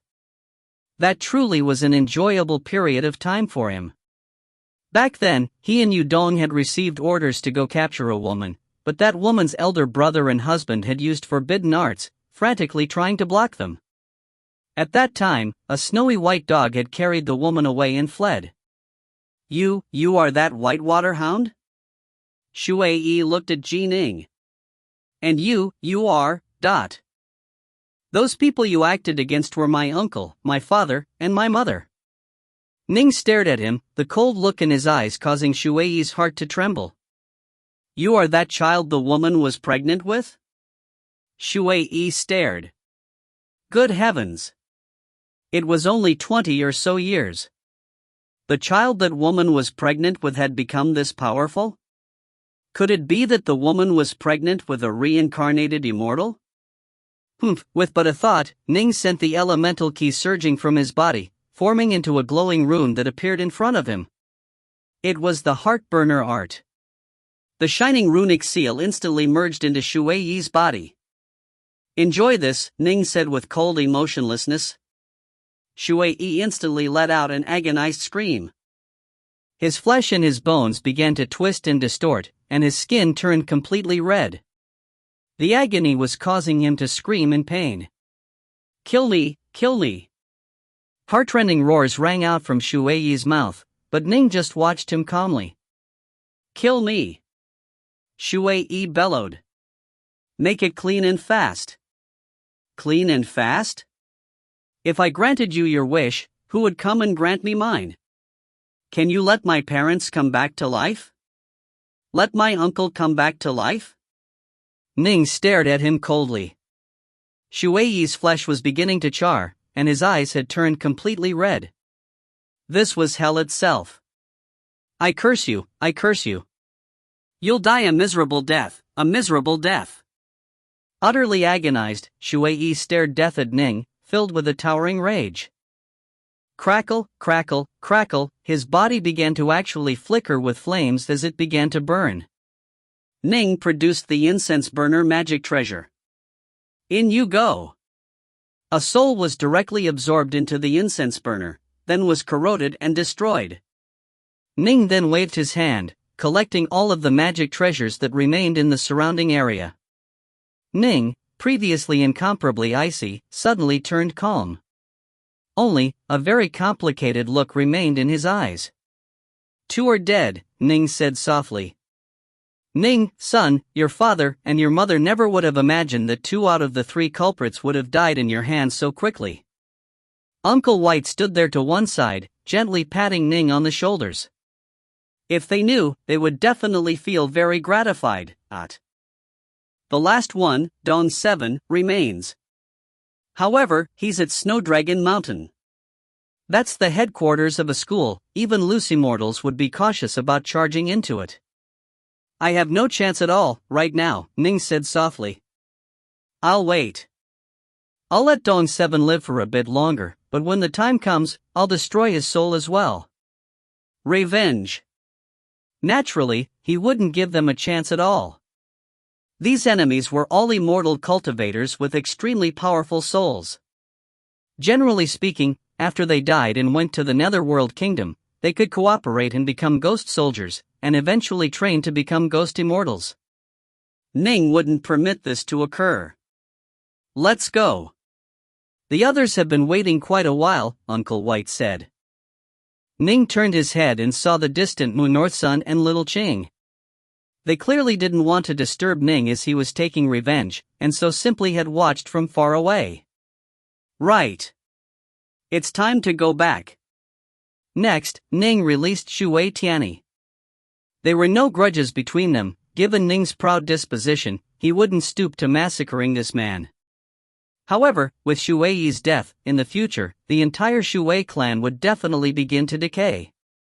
At the Crimson Dragon Mountains, the headquarters of the Rain Dragon Guard, not too far away from Stillwater City, Ning and North Sun both handed in their missions. With these 10 karmic points, we'll have 100 years of leisure. North Sun looked towards Ning. Senior apprentice brother, where are you planning to go? I plan to go home, Ning said. I will probably stay permanently at Serpent Wing Lake in my homeland, Swallow Mountain. I'll occasionally go out and do some adventuring, but most of the time, I'll be staying at Swallow Mountain. That place was his home. That place had the people he was most familiar with. That place had the underwater estate which would be of great use to him. And similarly, it had been a long, long time since he had drifted about on a small boat on Serpent Wing Lake, and enjoyed that feeling, that truly warm sensation, of being in the embrace of his father and his mother. He missed that sort of feeling.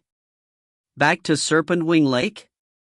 North Sun paused for a moment, then said, Senior apprentice brother, then I'll part with you for a time. I want to focus on analyzing the Tao of constructs. I am going to return to the school. My master has reached an extremely deep level of understanding regarding the Tao of constructs, and being with her is of great help to me. In addition, Master is close to the end of her life. I want to spend some time with her. Ning could sense that this junior apprentice brother of his truly viewed Taoist Jadefine with affection, almost like the affection a son felt for a mother. After all, his actual mother had long since passed away. All right. Ning nodded. Let's split up for now. If you are free in the future, you can come to Serpent Wing Lake of Swallow Mountain. Right. When the time comes, I'll definitely go to visit you, senior apprentice brother, North Sun said with a nod. And then, North Sun rode his dragon-headed warship into the skies, flying straight towards Stillwater City. As for Ning, he just watched as his junior apprentice brother left. Then, he turned to Little Ching and Uncle White. Let's go. They walked towards the Crimson Dragon Mountain's teleportation array. This place was rather far away from Swallow Mountain, and going through the array would be somewhat faster. Swallow Mountain. The mountains were the same mountains, the water was the same water. A ship was soaring through its skies, and aboard it was a fur-clad youth, a large, snowy white hound, and also a little azure snake, the latest addition to the party. We're back. As Ning stared at the sight of his homeland, he revealed a hint of a smile on his face. When I left, it was winter, and white snow covered the entire place. Upon my return, it is still the cold winter. When he had left the Black-White College and joined the Rain Dragon Guard, it had been the middle of summer. However, after the trials at the wild marshes of the Jail Mountains, the pursuit of criminal suspects, and the killing of Yudong and Shui, it was already the middle of winter. The ground below was covered with silver-white decorations of snow. Swallow Mountain was a cold place to begin with, and in the winter, it was almost completely covered in snow. When Ning was born, the world was covered in snow as well. Serpent Wing Lake. The Whitewater Hound suddenly spoke in the human tongue. We're here. Ning, too, stared at the vast Serpent Wing Lake. Although snow had built up on the banks of the lake, the waters of the seemingly endless lake continued to flow forth in waves. A lake of this size, even in the coldest of temperatures, it would very rarely be completely frozen over. Serpent Wing Lake. Upon seeing the lake, Ning felt a surge of warmth. His mother's ashes, his father's ashes, they had all been sprinkled into the waters of this lake. The boat drifted downwards from the skies, landing in the middle of the lake. Father. Mother. Ning looked towards the lake, then revealed a smile. I'm back. Of our 3 enemies, your son was only strong enough to kill 2 of them for now. One of them is awaiting his turn. He, too, will die. Uncle White. I'm going to sleep for a time, Ning said. The Whitewater Hound nodded. Ning then lay down on the boat, feeling incomparably relaxed and comfortable. The boat drifted atop the surface of the lake. It felt so very wonderful, far more so than sleeping on a bed. The gentle rocking movements of the boat stopped the waters of the lake. It felt like how, when he was an infant, his mother had constantly cradled him in her arms. The boat slowly rocked forward, a whitewater hound lying on one side of it, and with a little azure serpent wrapped around Ning's wrist, snugly nestled against him. Slowly, the boat floated towards the center, towards Brightheart Island. Sundown. Only now did the boat draw close to the shores of Brightheart Island. Ning could sense the auras of the many people living on the island, and he naturally rose to his feet.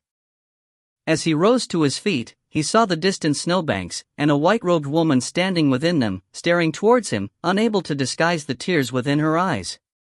Autumn Leaf. Ning revealed a smile on his face. I'm back.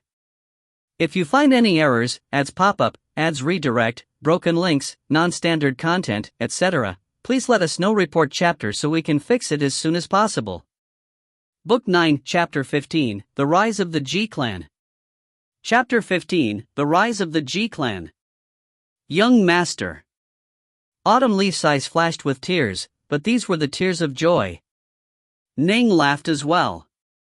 It had been so long since he had seen Autumn Leaf. Since he was a child, the closest to him had been his father, his mother, Uncle White, Spring Grass, and Autumn Leaf. His parents and Spring Grass had all passed away, leaving behind only Uncle White and Autumn Leaf. Ning knew that what he felt for Autumn Leaf wasn't romantic love, it was a sort of familial love. 4 years. Autumn Leaf, you haven't changed much at all. You should have broken through to become a Xiantian lifeform. Ning walked over to her. Autumn Leaf hurriedly wiped her tears away, then said, It was all thanks to the medicines that you left behind, young master, they helped me to break through to the Xiantian level. Ning didn't feel the slightest bit surprised by the fact that Autumn Leaf had made a breakthrough, because as someone who had been selected to be his personal handmaiden, she was naturally quite talented. With the help of the medicines he had left behind for her, Autumn Leaf did indeed have a very high chance of becoming a Xiantian lifeform. Have you been well, these past 4 years? Ning asked. I've been alright. Brightheart Island is the same as it always has been, while the G-Clan has been growing more and more powerful, Autumn Leaf said. After that battle, Snowdragon Mountain's forces in the Swallow Mountain region grew much weaker. Although they sent 3 more Zifu disciples to be stationed at the Swallow Mountain branch, after news spread that you joined the Black-White College, young master, the Swallow Mountain branch of Snowdragon Mountain no longer dared to cause trouble. Ning nodded. In terms of power, since the Swallow Mountain branch of Snowdragon Mountain had the support of the main Snowdragon Mountain sect, it had far more experts and a much deeper base of strength than the G-Clan. However, Ning joined the Black-White College. When Northmont Byway had sent people to Swallow Mountain to collect and harvest the elemental or mines, he had also sent messengers to inform the G-Clan that Ning had joined the Black-White College. Once this news spread, the G-Clan's reputation instantly soared to unprecedented heights. Good heavens! The Black-White College! To the powers located in the Swallow Mountain region, the Black-White College was an incomparably massive behemoth that was far beyond their level. According to legend, every single person admitted to the Black-White College was a supreme, peerless, monstrous genius. Even Snow Dragon Mountain, despite its grudge against Ning, had to temporarily stay their hand and let go of their hate. And Bluestone? Ning asked. Bluestone. Autumn Leaf turned and called his name out, and a tall, muscular youth ran towards them from far away. Ning was shocked. What a tall, muscular fellow. The man was at least 1.9 meters tall, even taller than Ning himself. When Ning had left, Bluestone had been a mere youngster, but after 4 years, he'd actually grown so tall. Big brother. Bluestone walked over. Why were you hiding over there? Ning laughed as he reprimanded Bluestone. He had watched Bluestone grow up from his toddler years, and had long since come to view Bluestone as his own little brother. Bluestone chortled. I wanted to let Big Sister Autumn Leaf and you, Big Brother, have a private meeting, alright? Autumn Leaf instantly stared at him. As for Ning, he just laughed. Big Brother, why do you have a snake around your arm? Bluestone saw the little azure snake wrapped around Ning's wrist. Little Chang, Ning called out. Whoosh, the little azure snake instantly transformed into mist, and then reformed into an azure-robed maiden. Even Autumn Leaf was shocked, and as for the nearby Bluestone, he actually jumped. A monster. A dire monster. I'm a Wanxiang dire monster. A peak Wanxiang dire monster. Qingqing raised her head and spoke smugly. A Wanxiang dire monster? Bluestone blinked. Although Ning had originally left behind some pills and treasures for him, in terms of talent, Bluestone was somewhat inferior to even Autumn Leaf. Although Autumn Leaf had already become a Xiantian lifeform, Bluestone remained unable to break through, and was still at the Hotian stage. However, he knew about the major levels of immortal cultivators. Peak Wanxiang? Our patriarch of the Ji clan seems to only be a Zifu disciple. Bluestone looked towards the azure-robed maiden, unable to believe that this was someone who could easily crush the patriarch of the Ji clan. Ning laughed. Little Qing was originally an azure sky snake who lived in the Swallow Mountains. Afterwards, fate brought us together in the wild marshes of the Jail Mountains, and so she accompanied me and became my spirit beast. Your spirit beast, Big Brother? Bluestone let out a sigh of relief, then asked with curiosity, Big Brother, are you at the peak Wanxiang level yet? Late Wanxiang level, a bit weaker than Little Qing, Ning said. Although Master's only at the late Wanxiang level, I'm far from being his match. Qingqing lowered her head and said, Master, he's a real monster, even more of a monster than me. Autumn Leaf and Bluestone were both delighted and surprised. Autumn Leaf then looked at the Whitewater Hound behind Ning. Uncle White, Uncle White is also at the late Wanxiang level, Ning said. This, Autumn Leaf instantly realized how, despite only a few years having passed, her young master had improved at an utterly astonishing rate. The Whitewater Hound began to speak in the human tongue. Monsters train much more slowly, and many monsters will take thousands of years to go from the Zifu level to the Wanxiang level, and tens of thousands of years to go from the Wanxiang level to the primal level. Although I reached the necessary level of insights long ago, in terms of accumulated elemental ki, I had needed to accumulate much more. Fortunately, Ning helped me, and thus I very quickly reached the Wanxiang level. 3 Wanxiang experts. Bluestone was full of delight and excitement. The other powers of Swallow Mountain don't even have a single Wanxiang adept amongst their ranks, but our Ji clan has suddenly gained 3. This is two, we're going to be invincible. The young master's formidable, but you aren't. He gave you excellent techniques, excellent masters, and various treasures and spirit pills, but you still have yet to become a Xiantian lifeform. When the young master was your age, he was able to effortlessly kill Zifu disciples, Autumn Leaf scolded. How can I compare to Big Brother? In terms of cultivating, I can't even compare to you, Big Sister Autumn Leaf. Bluestone shook his head. Autumn Leaf scolded him angrily, you don't work hard, and you always make excuses for yourself. Seeing this, Ning actually felt a strong, warm feeling surge into his heart. It was just like before. Autumn Leaf also treated Bluestone as she would her own little brother. Ning had returned. The unparalleled genius, the disciple of Black-White College, Ning. He had come back to Swallow Mountain. This news quickly stunned the entire G-clan, and the members of the clan celebrated and danced for joy. Soon, the likes of Patriarch G9fire, G-Young, G-Redflower, and the others, including the most outstanding youths the G-clan had produced in recent years, they all made their way to Brightheart Island of Serpent Wing Lake. This is a Wanshan serpent monster? The Whitewater Hound has become a Wanshan dire monster as well, but the Patriarch and the others, upon arriving, were all astonished. They weren't too surprised by the fact that Ning had become a Wanshan adept, as Ning had been able to easily slay the Wanshan adept, Suli, in the past. In addition, Ning had entered the legendary Black-White College. In their hearts, for a monster like Ning to improve so rapidly was perfectly normal. If he trained as slowly as they did, that would be quite surprising. Patriarch, Ning said, recently, I joined the Rain Dragon Guard. The nearby Ninefire, Granny Shadow, G Truekeep, and Yum all revealed looks of surprise and delight on their normally calm faces. They didn't know that Ning had recently joined the Rain Dragon Guard. However, they weren't at all surprised by the fact that he was strong enough to join them. After joining the Rain Dragon Guard, I was granted the authority to designate a region of 10,000 kilometers to be protected by the Rain Dragon Guard. Even if I were to die in the future, this land would still be protected by the Rain Dragon Guard for 1,000 years. The region I designated has the city of 10,000 swords at the center, and the other 4 prefectural cities included within it as well. Here's the talisman. Ning took out a talisman, then said, only Zifu disciples can bind it.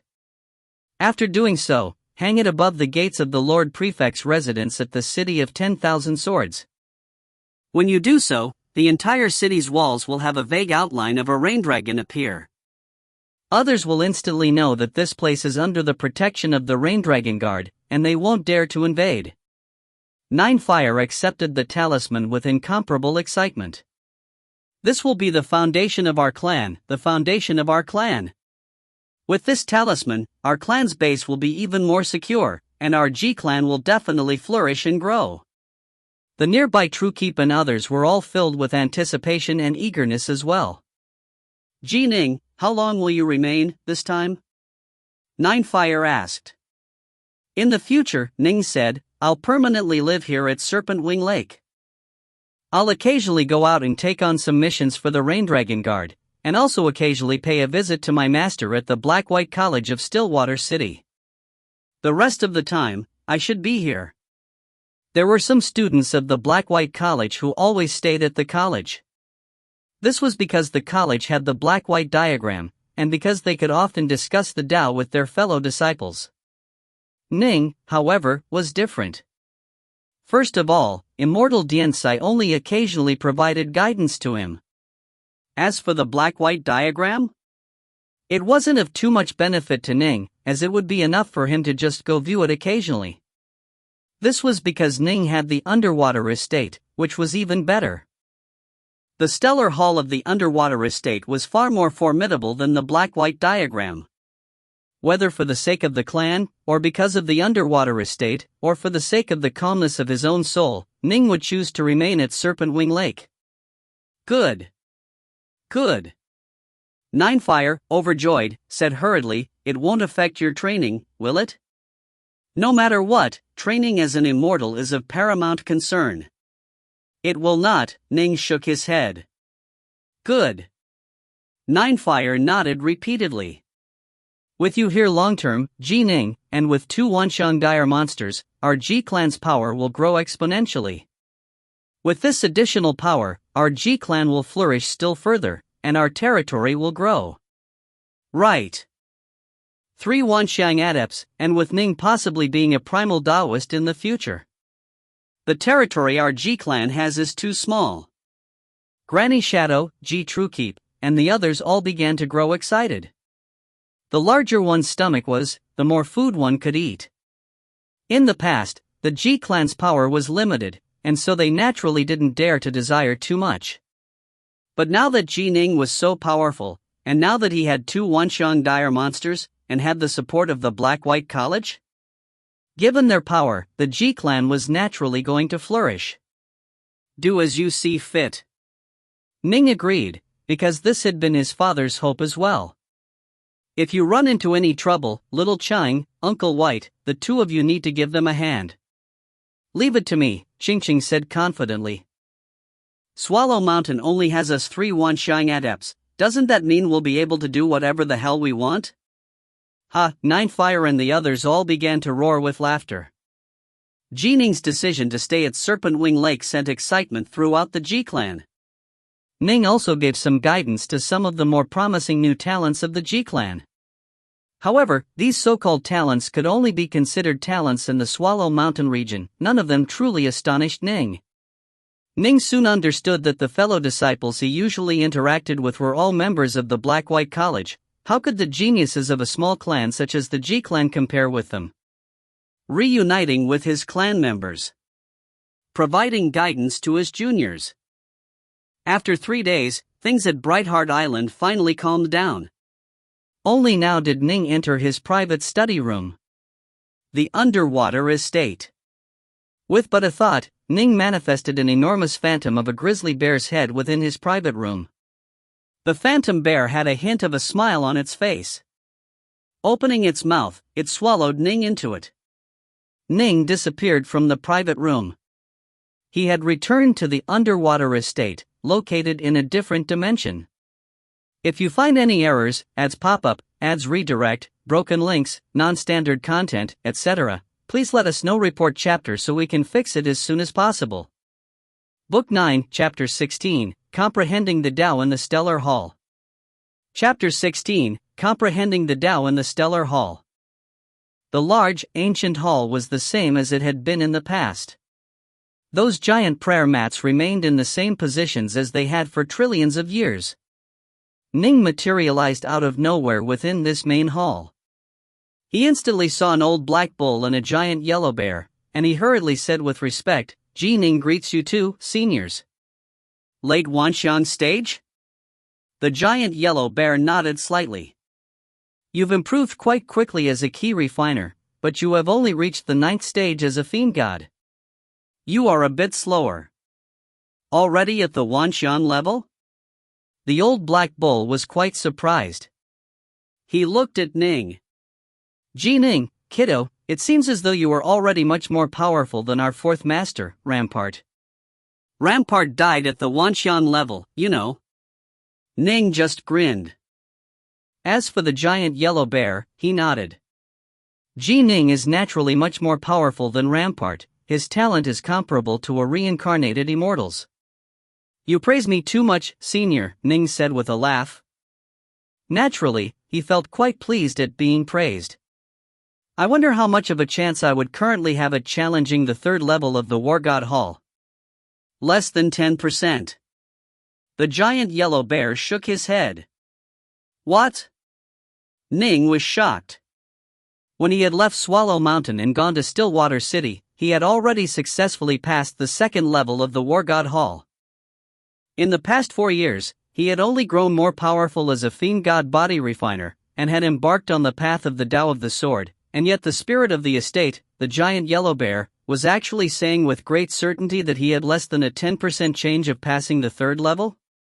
Senior, you don't even know what level I have reached in the sword, Ning protested. The giant yellow bear shook his head. Ning, you don't understand. The 1st and 2nd levels of the War God Hall, upon being completed, result in rewards of mortal-ranked magic treasures or items of comparable value. But the 3rd and 4th levels, when completed, will result in you acquiring earth-ranked magic treasures or items of comparable value. In short, after every 2 levels of the War God Hall, the difficulty skyrockets. Skyrockets? Ning frowned. Right.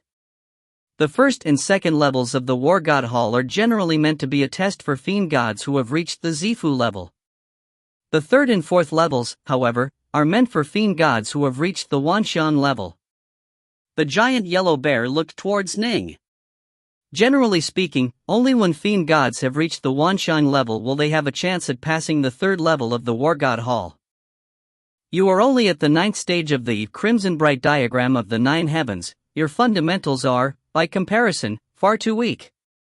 Although you have divine abilities, the test has already accounted for them as well. These are tests meant for the heirs of Master, after all.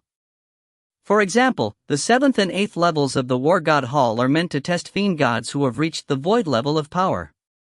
In the past, Immortal Juhua had remained unable to break through as a fiend god body refiner, and so although he did break through as a key refiner, and he even reached the peak of the void level as a key refiner, he was still unable to pass the 7th level.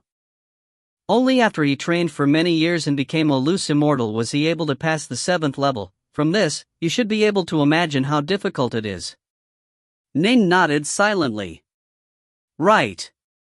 Immortal Juhua, even as a peak void level key refiner, was unable to pass the 7th level. Thus, for a peak Wanshang level key refiner to pass the 3rd level would be similarly difficult.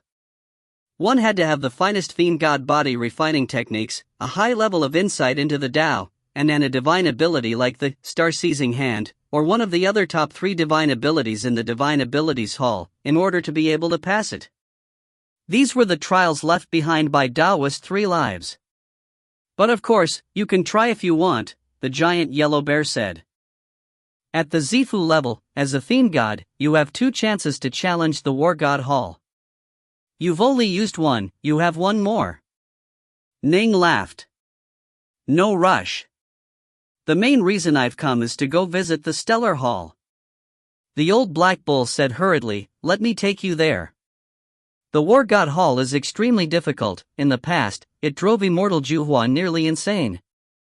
The Stellar Hall is much better. It is completely filled with the mysteries of the Tao, and is a sacred place for comprehending it. The giant yellow bear followed them from behind. A bull, a man, and a bear. They walked together towards the Stellar Hall. Within the Stellar Hall, the giant mountain remained there, filled with green, verdant life. Beneath that mountain, the stones remained strewn about wildly, with a thatched straw hut in the midst of them. The sky was still filled with those countless, sparkling stars. Each time I come, I have a different feeling. Ning looked towards the stream of water which flowed atop some of the rocks, then towards the wild grass that grew amidst them. He stared at the stars in the sky, each of which made him feel extremely aware of the profundity of the Tao. That one is the Tao of the Inferno. That one is the Tao of the Sword? Ning raised his head, giving it a look. The Tao of the Sword? Ning couldn't help but let out a startled cry. The nearby old black bull gave him a surprised glance. You've embarked onto the Tao of the Sword? Ning nodded. Right. After leaving Swallow Mountain, I went to Stillwater City. Shortly after I entered the Black-White College, I embarked on the Tao of the Sword. In the past, Juhua embarked on the Tao of the Sword as well. Immortal Juhua was an extremely famous sword immortal. Unfortunately, he wasn't able to completely comprehend the Tao of the Sword. The old black bull shook his head and sighed. The Tao of the Sword is one of the Grand Da'as. The giant yellow bear walked towards them from behind, then said leisurely, if you have the heart of a sword immortal, a heart which is sincere to the sword, and a high level of comprehension, you'll generally be able to embark on the Tao of the Sword. Ning muttered to himself. It was easy for the bear to say that, but in the entire Black-White College, aside from his master, Ning was the only person to embark on the Tao of the Sword.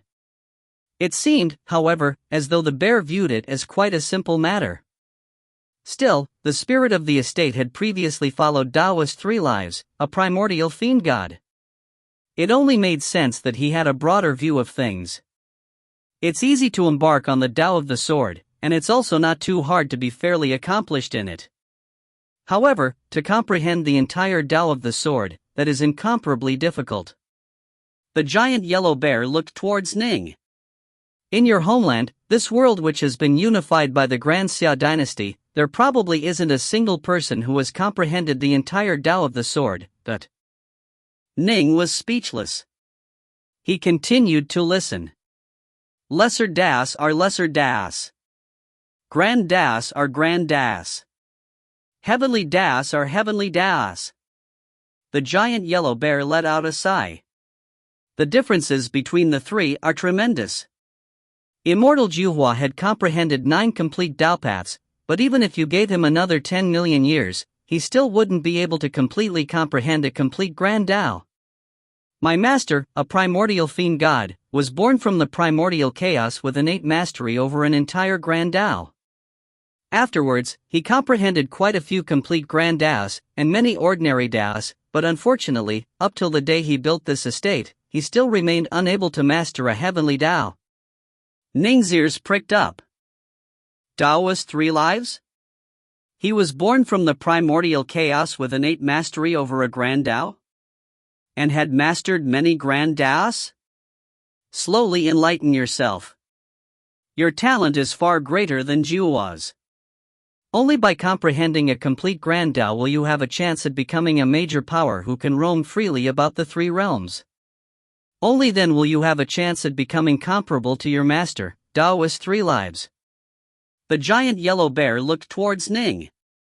In this major world controlled by the Grand Xia dynasty, you may become the very first person to completely comprehend the entirety of the Grand Dao of the sword. Ning instantly felt his blood beginning to pump.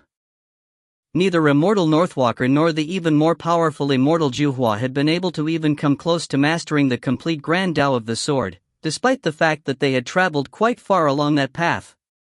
And yet, they had already become incredibly powerful figures that had awed the entire Grand Xia dynasty, and were even comparable to celestial immortals, despite only being loose immortals. If he were to truly master the complete Dao path of the sword, then he would become a truly formidable figure in the 3 realms. My talent is greater than Immortal Juhua, and I have the divine ability, Star-Seizing Hand. My starting point is much higher than his as well. Ning mused to himself, and with the underwater estate assisting me, given all of my advantages, if I'm still unable to become a sword immortal who has completely mastered the Grand Dao of the sword, I'll have no one to blame but myself. Ning felt an incomparably heroic aura surge within his breast. Senior Northwalker? Immortal Juhua? He was going to become an even more powerful sword immortal, the most powerful sword immortal of the entire Grand Xia dynasty. A sword immortal whose name would be known throughout the 3 realms. A 9-story tower is built on a foundation of earth. A journey of 1,000 kilometers starts with the first step. I must move forward on my path, one step at a time. Ning immediately moved towards the thatched hut, then pulled open a book. It was the Stellar Scroll 1, Stellar Scroll 2, and so on. After placing these books on the stone table within the thatched cottage, Ning sat down on a stone bench. Opening the first scroll, Ning began to read. Today, Chang Lai Jin came to me, asking me for help. Ning read on, his enunciation of each character seemingly quite simple, but when spoken together, they linked in a way which was filled with the exquisite music of the Great Tao. Naturally, this guided Ning's heart to begin to enter a state where his subconscious being to focus even more on comprehending the Tao. Ning's eyes grew hooded as he stared towards the stars in the sky. Whoosh! A wind arose. Small winds began to stir in the nearby region. Ning stood up, then took a single step, and as he did, he seemed to become part of the wind, merging into it. He was like the flapping wings of a giant rock, soaring about through the wind. With each movement, it was as though he was using an evasive agility technique. He'd disappear in one place, then reappear somewhere else, where the wind had arisen. This was the true, windwing evasion. The Tao of the Gale. The giant yellow bear nodded slightly. He has reached the Tao domain level in yet another Tao. It seems as though in the past 4 years, Ning has improved considerably. During these past few years, Ning had accumulated many experiences and insights. All of them were now being drawn out by the Stellar Hall, and they began to burst forth. Within the Black-White College in the distant Stillwater City, as Ning was reading the Stellar Scrolls and meditating on the Tao in the Stellar Hall. Senior apprentice brother Ning and I have both completed our Rain Dragon Guard missions. Senior apprentice brother Ning returned to his homeland, the Swallow Mountain region. For me to go there wouldn't help me much in gaining insights into the Tao of constructs, so I came back, Northsun said with a laugh. In front of him was senior apprentice Sister Nine Lotus, dressed in a sky blue robe. Nine Lotus laughed, then nodded. You two junior apprentice brothers truly are formidable. Both of you became Rain Dragon Guards in such a short period of time. To this very day, I have not yet joined the Rain Dragon Guard, but Senior Apprentice Sister Nine Lotus, you have also reached the Wanxiang level. I imagine that you will soon become a Rain Dragon Guard, Northsun said. No rush. When I grow a bit more powerful, I'll join the Rain Dragon Guard. Nine Lotus paused for a moment, then asked, right, when junior apprentice brother Ning returned to Swallow Mountain, did he tell you where he was going? Northsun said, Serpent Wing Lake. Senior apprentice brother said that in the future, he would be living there. Oh, Serpent Wing Lake. Nine Lotus nodded gently, silently memorizing this name, then laughed and rose to her feet. I won't bother you any further, junior apprentice brother. I'll go back now. Nine Lotus stepped onto a snowy white lotus-shaped magic treasure, then soared into the skies, flying far away. While soaring through the skies, she had a hint of a smile in her eyes. Serpent Wing Lake of Swallow Mountain? Master also said that I've spent too much time in the college, and should go out and do some adventuring and broaden my horizons. I'll first go visit Serpent Wing Lake. 2 days later. Nine Lotus and her junior apprentice sister departed from the Black-White College, heading out on an adventure. The first destination for the two of them was Serpent Wing Lake of Swallow Mountain. If you find any errors, ads pop up, ads redirect, broken links, non-standard content, etc., please let us know. Report chapter so we can fix it as soon as possible. Book 9, Chapter 17, The Third Stance of the 3-Foot Sword. Chapter 17, The Third Stance of the 3-Foot Sword. The Underwater Estate. The Stellar Hall. A wild gale howled within the skies of the Stellar Hall. Occasionally, flames would fill the skies, and occasionally, sheets of rain would fall. And Ning, he was the master of the wind and the storm, as though everything was under his command. A true genius. The giant yellow bear stood within the thatched cottage, staring off into the distance. He couldn't help but sigh. In 4 short years, he's managed to improve this much. He is formidable. The old black bull's pair of ox eyes were completely round as he stared. As long as this kid doesn't screw up on his path and die somewhere, he will definitely be able to reach Immortal Juowa's level with ease. The giant yellow bear gave a sidelong glance to the old black bull. Stop praising your master. Your master, as an Earth Immortal, wasn't able to overcome the 7th level of the War God Hall, despite the assistance of the Underwater Estate. In the end, he still became a loose Immortal. How can his talent be compared to Ning's? Ning, in terms of comprehension or temperament, is significantly superior to your master. The old black bull let out an awkward laugh. Look, he said hurriedly, Ning is now beginning to gain insights into the Tao of the sword. The giant yellow bear turned to look over. Ning stood there, amidst the strewn rocks. The wild gale, the torrential rain, the blazing inferno, it had all vanished. In the area around him, one surge of sword ki after another began to emerge, visible to the naked eye. They began to wantonly swing through the area near Ning, and each stroke of sword ki contained the profundities of the Tao of the sword, as they continuously put on display the insights Ning was gaining. As for Ning himself, he remained staring at the star-studded skies, focusing on one star in particular. This was the star that contained the complete grand Tao of the sword. Previously, when Ning was comprehending the Tao, he had been like a blind man trying to build a mental image of an elephant by using his hands to feel it. He had advanced at a very slow pace, one step at a time, but now, within the Stellar Hall, which contained an entire, complete Tao path, it was as though a lamp had been lit within the darkness, allowing Ning to see where he was going. The accumulated experiences Ning had gained into the Tao of the sword were beginning to burst forth. His ability to comprehend the Tao of the sword is quite high, the old black bull breathed in surprise. Ning's ability to comprehend the Tao of the sword has long surpassed the level of comprehending one's sword heart. Right. A bit higher than I predicted. The giant yellow bear laughed, then said in praise, "It seems as though Master will finally have a true successor." Time passed, 1 minute at a time. The sword key around Ning became increasingly intricate and profound, and increasingly pure as well. The old black bull and the giant yellow bear, these two magic treasure spirits who had lived for unfathomably many years, watched leisurely as Ning continued to gain insights into the Tao. They watched for more than half a month. It truly is unfathomably profound. Ning suddenly let out a surprised sigh, and the sword key around him instantly, completely vanished. "Finished?" the old black bull called to him. Ning turned to look, only to see the old black bull and the giant yellow bear within the thatched hut.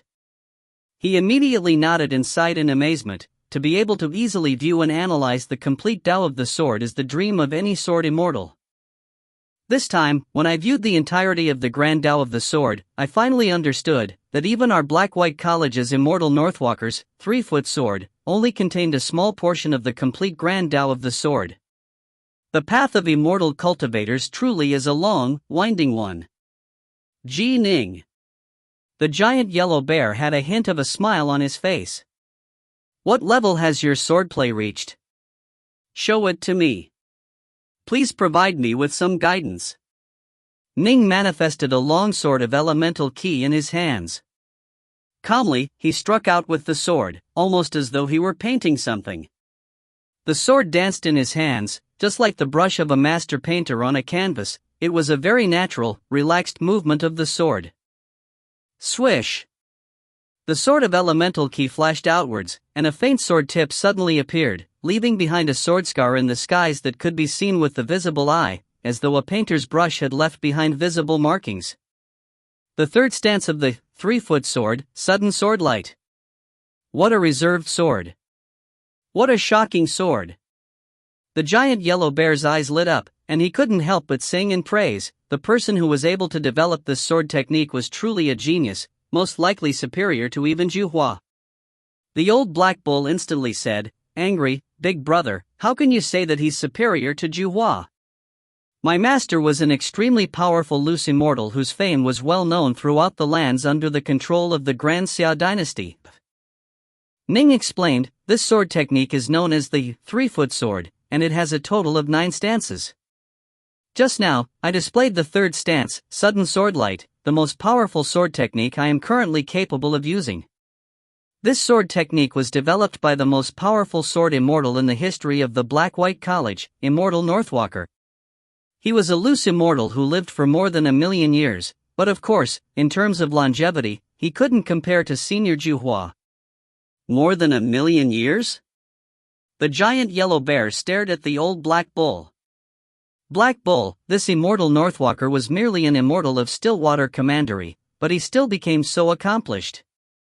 I wasn't wrong in saying that he was more talented than Juhua, was I? But poof. Maybe he had even more monstrous luck than Juhua did," the old black bull snorted. The giant yellow bear stared at him. "You black bull, you are going to be pig-headed with me? So I have to lock you up for a few thousand years before you shape up? Big brother, we're just debating with words, not violence."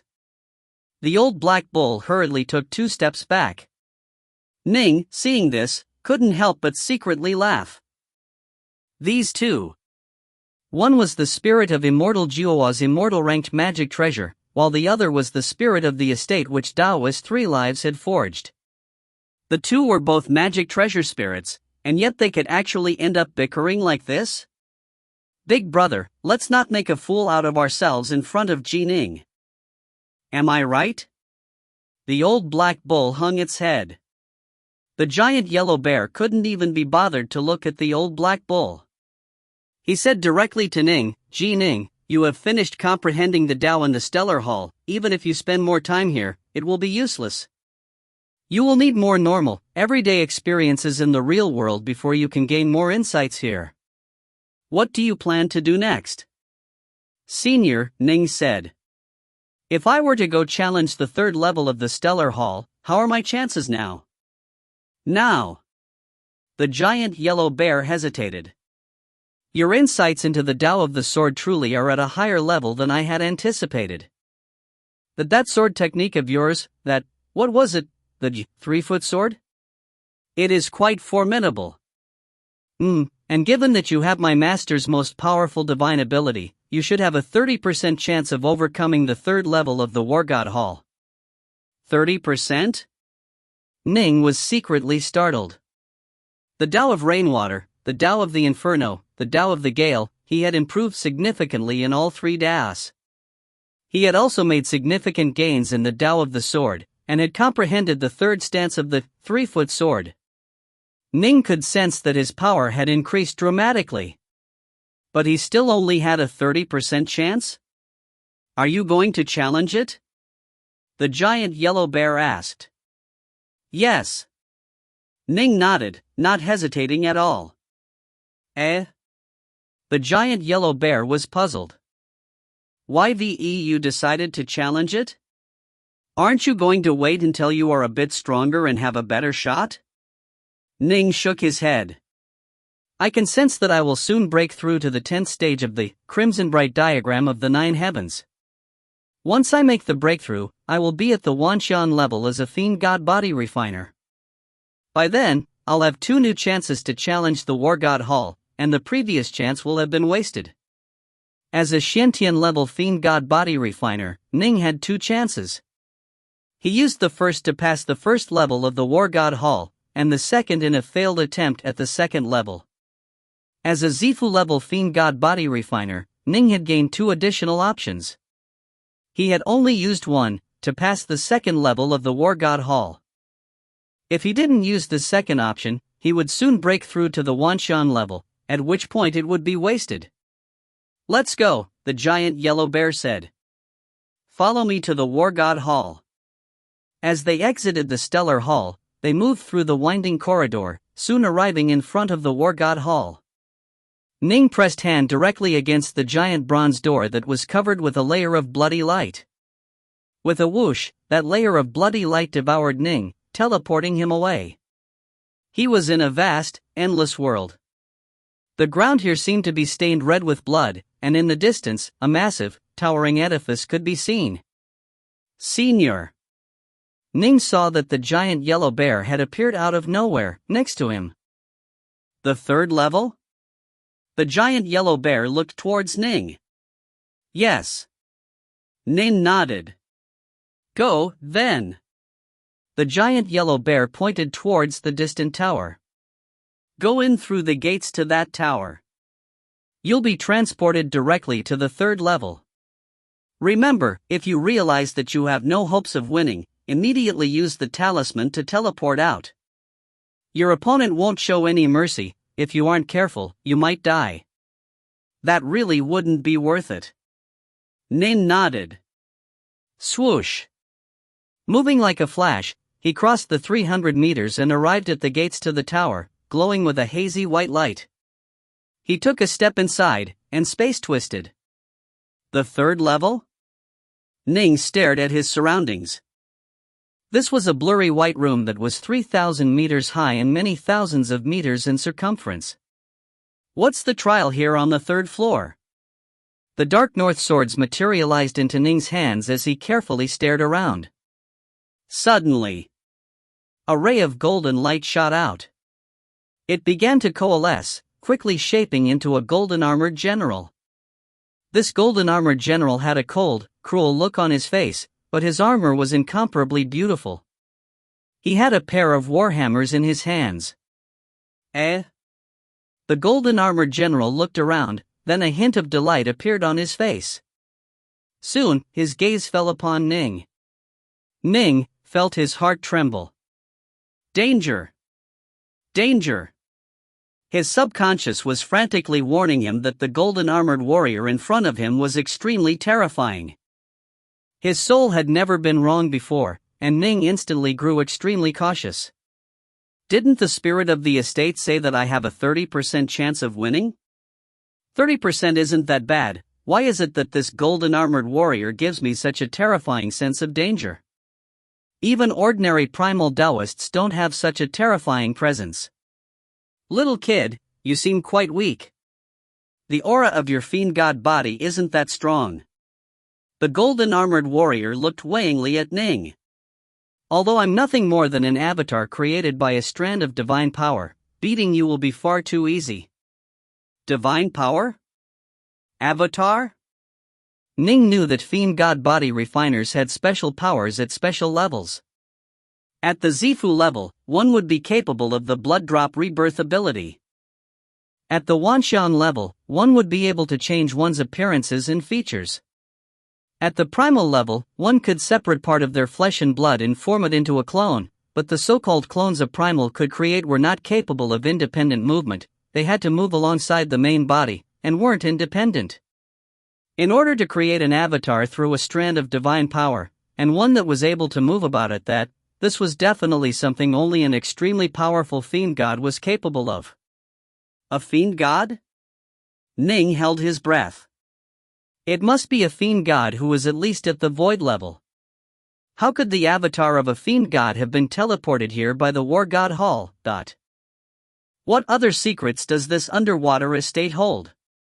In the past, Immortal Juhua was capable of binding the estate and carrying it with him, but the old black bull said that Immortal Juhua always had the feeling that there were other secrets hidden within it.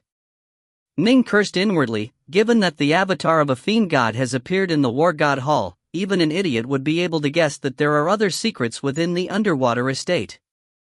If you find any errors, ads pop up, ads redirect, broken links, non-standard content, etc., please let us know. Report chapter so we can fix it as soon as possible. Book 9, Chapter 18, The Avatar of a Fiend God. Chapter 18, The Avatar of a Fiend God. Unfortunately, I have yet to truly be acknowledged by the spirit of the estate. Ning understood this point. There were many secrets which the giant yellow bear refused to tell him. Instead, he had Ning go risk his lifetime and time again. If Ning truly were to die, then it would be just like it had been for Immortal Juhua and Rampart. If he died, he died. The spirit of the estate would wait the next master. Even Daoist 3 Lives had stated that Ning would only be considered his disciple upon reaching the Empyrean God level. Clearly, Ning's current level of power was far from being sufficient. It makes sense. The more powerful a person is, the more attention will be paid to him. Compared to the first time he met me, the spirit of the estate is being much nicer nowadays. Ning remembered quite well that the first time he had met the giant yellow bear, the bear had paid him almost no attention. These thoughts flashed through Ning's mind, but he then immediately crushed them. This wasn't the time to overanalyze them. What truly mattered right now was to defeat this fiend god avatar in front of him. I've heard that some powerful fiend gods can create clones just by plucking hairs from their bodies. Ning stared at the distant, golden-armored warrior, then said in a high voice, however, in those legends, the power of those transformed hairs are extremely weak. I imagine that this avatar of yours is quite weak as well. The golden-armored warrior's face changed slightly. Ning had cut straight to the heart of the matter. Indeed, this avatar was simply formed from a strand of divine power, and even his weapons were just formed from divine power. In terms of just comparing bodies, this avatar's body was even weaker than Ning's. However, his comprehension of the Tao was far too high. If my true body was here, a single breath from me would disintegrate you.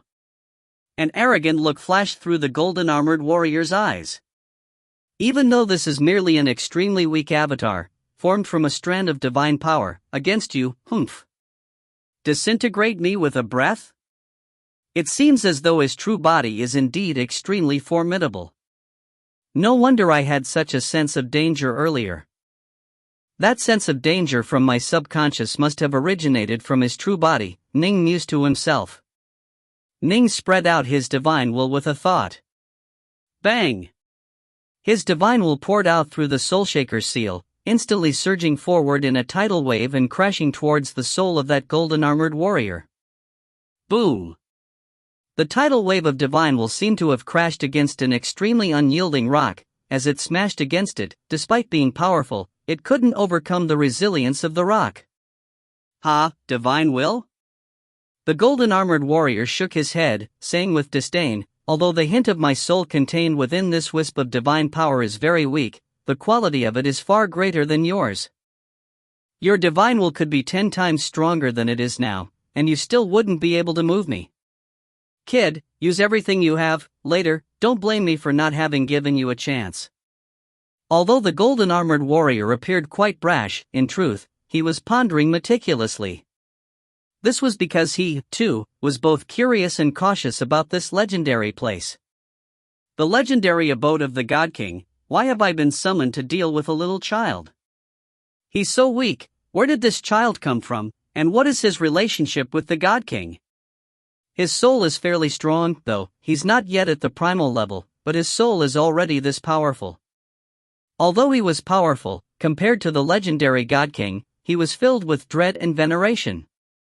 That one-armed God King would most likely be able to annihilate him with a single glance.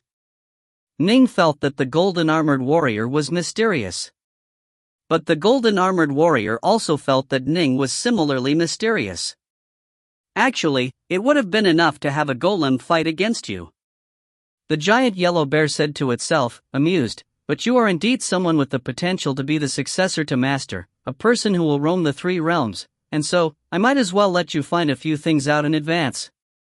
By letting Ning touch a few secrets, it would actually help instigate Ning to work harder and desire to learn more.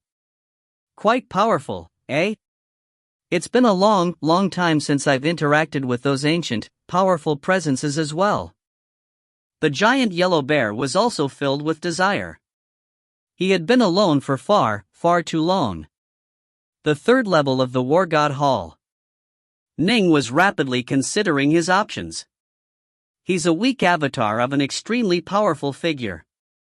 His strength lies in the fact that his insights into the Tao are very high, but his weakness is that he is only formed from a strand of divine power. Because it has been separated from his true body, it is like water that has been separated from its source. After using up divine power, there's no way to replenish it. The Tao of combat required one to be able to use one's strengths to attack others' weaknesses. Exhaust his divine power. Ning immediately began to move. Swoosh! He didn't charge directly forward. Instead, he rapidly retreated, while at the same time generating more than 700 flying swords in front of him. Late-stage Wanshang elemental ki filled every single flying sword, and instantly, the flying swords began to undulate slightly. After having increased his comprehension of the Tao, it was now much easier for Ning to utilize the Lesser Thousand Swords formation. The 9th level of the Lesser Thousand Swords formation. Ning formed an flying sword that seemed to be made of white jade in front of him. Swish! Swish! Swish! One white jade sword after another formed, then flew at high speed towards the golden-armored man. This sword formation is quite profound, but unfortunately, the user is too weak. The golden-armored warrior raised his 2 massive warhammers in an extremely leisurely manner, then strolled forward. With each step, however, he traversed many hundreds of meters, even faster than Ning using the Windwing evasion. Waterflame Lotus. Ning divided his mind, using half of it to control the Lesser Thousand Swords formation, and the other half to generate waterflame lotuses. One enormous waterflame lotus after another began to bloom, surrounding the golden-armored warrior and furiously seeking to impede his movements. This is troublesome. The golden-armored warrior frowned. A warhammer in his hand swung out, instantly creating rippling cracks in space. The outer layer of the waterflame lotus it collided into immediately began to crack, then finally shattered apart. I only destroyed a single lotus? The golden-armored warrior was secretly surprised. But swish! Swish! Swish! The jade-white swords flew out, moving like strokes of the brush on the canvas of the sky, all of them seeming quite plain, simple, and reserved, but causing the golden-armored warrior to feel exceptionally cautious. The Tao of the sword? And what a fierce, terrifying sword technique! Clank! The golden armored warrior swung out with his massive warhammer, blocking one sword flash after another. Each time he blocked one of Ning's sword flashes, the warhammer would tremble. This was because the warhammers were formed from divine power, and weren't actual magic treasures. Clank! Clank! Clank! Faced with the water flame lotus that was infused with dire ice and earthfire, and the rays of swordlight from the Lesser Thousand Swords formation, the golden armored warrior was temporarily befuddled. When roaming the wild marshes of the Jail Mountains, the Lesser Thousand Swords formation had been inferior to Ning's close combat skills, but afterwards, at the Black-White College, Ning had trained all the way from the early Wanxiang stage to the late Wanxiang stage. The rise in power of his elemental ki made it so that when Ning now used the Lesser Thousand Swords formation, the power was 2 levels higher than it had been before. It was extremely close to Ning's close combat power by now. His avatar is clearly very weak, but he's still able to defend against all of my techniques. Ning's face turned cold, and the Dark North swords in his hands disappeared. Immediately afterwards, a black greatbow appeared in his hands. This black greatbow was an earth-ranked magic treasure. It could only be considered an ordinary item, and it didn't have any special, additional powers. It was quite hard for Ning to locate a legendary divine bow, but this earth-ranked greatbow was enough for Ning to display all of his power. Star-seizing hand. Ning instantly executed the star-seizing hand, holding the grip of the bow with one hand and knocking the arrow and pulling the bowstring with the other. Creak! He pulled the bowstring to its maximum length. Ning's eyes seemed to spit lightning towards the distant figure. Pulling a bow didn't require much mental effort, it only used his divine power. This, Ning could pull the bow, control the water flame lotuses, and the Lesser Thousand Swords formation at the same time. Swish! The arrow flashed out, instantly passing through the distance between them and arriving before the golden armored warrior. Not good. The golden armored warrior was shocked. This arrow was even faster than the sword flashes sent out by that Lesser Thousand Swords formation. He hurriedly moved to block. Bang! The giant warhammer in his hands trembled so hard, it began to crack. It then quickly healed, but the golden armored warrior had to take a few hurried steps back. The power of an arrow, it came from accumulating strength, then letting it all explode forth from the arrow. The explosive power of an arrow was naturally even more powerful than Ning's close combat power. However, the weakness of an arrow was its lack of agility. So long as enemies could dodge, the arrow would have been shot out for nothing. But Ning and the golden armored warrior were only hundreds of meters away from each other. Given the speed of the arrows which Ning shot out while using the star-seizing hand, that distance would be passed in an instant. It was simply too fast. And the water flame lotuses and the Lesser Thousand Swords formation were also restricting and impeding the warrior's movements. Due to these reasons, the golden armored warrior wasn't able to dodge at all, and had to rely on his own strength to block the arrows. Bang! Bang! Bang! Each arrow carried a mountain-shattering force which burst forth with each collision. The nearby water flame lotuses of dire ice and earthfire, along with the late-stage Wanxiang level, Lesser Thousand Swords formation, sword flashes were hard to deal with as well. For a time, the golden armored warrior found it incredibly hard to cope, and his divine power was rapidly depleting. If this continues, my divine power is going to be used up. After this avatar of mine uses up its divine power, it's going to dissipate. The golden armored warrior couldn't hesitate any longer. Raarg! The golden armored warrior suddenly let out an explosive shout. His entire body suddenly radiated a powerful golden light, and the warhammers in his hands transformed into streaks of light, shattering the nearby sword flashes of the Lesser Thousand Swords formation, as well as the water flame lotuses as he charged straight towards Ning. Bang! Bang! Bang! Bang! Ning shot out 4 arrows in a row. These arrows were all under the control of Ning's divine will, and they were even able to slightly curve in midair, attacking the golden armored warrior in unison. There was no way the golden-armored warrior could avoid the joint attack of these 4 arrows. All he could do was hurriedly block, and in doing so, he was immediately knocked backwards. The water flame lotuses and the sword flashes of the lesser thousand swords formation once more formed and moved to entangle him. One arrow after another, each containing astonishing, savage power. They all swept towards him. These arrows, guided by divine will, moved in eerie, unfathomably strange ways. Now only were the arrows too powerful, the divine will caused them to adjust in minute ways. "You little rascal, do you dare fight me in close combat?" the golden-armored warrior bellowed. "You lose." Ning just replied in a soft voice as he shot out 4 more arrows simultaneously. The golden-armored warrior was barely able to block them, but then his entire body began to tremble, then collapsed and vanished into the void. As his body vanished, he growled in anger, clearly quite dissatisfied. "Phew!" Ning let out a sigh. This was a mere avatar of the fiend god, but he was already quite difficult to deal with. I had to use the star-seizing hand 18 times in a row, and 39 attacks with my lesser thousand swords formation. Ning could sense that his divine power had been enormously depleted, as well as much of his elemental ki, and he couldn't help but feel secretly amazed. Whoosh! Ning disappeared into thin air. By the time the world grew clear, Ning found himself within the main hall of the underwater estate again. "You actually used the bow to win?"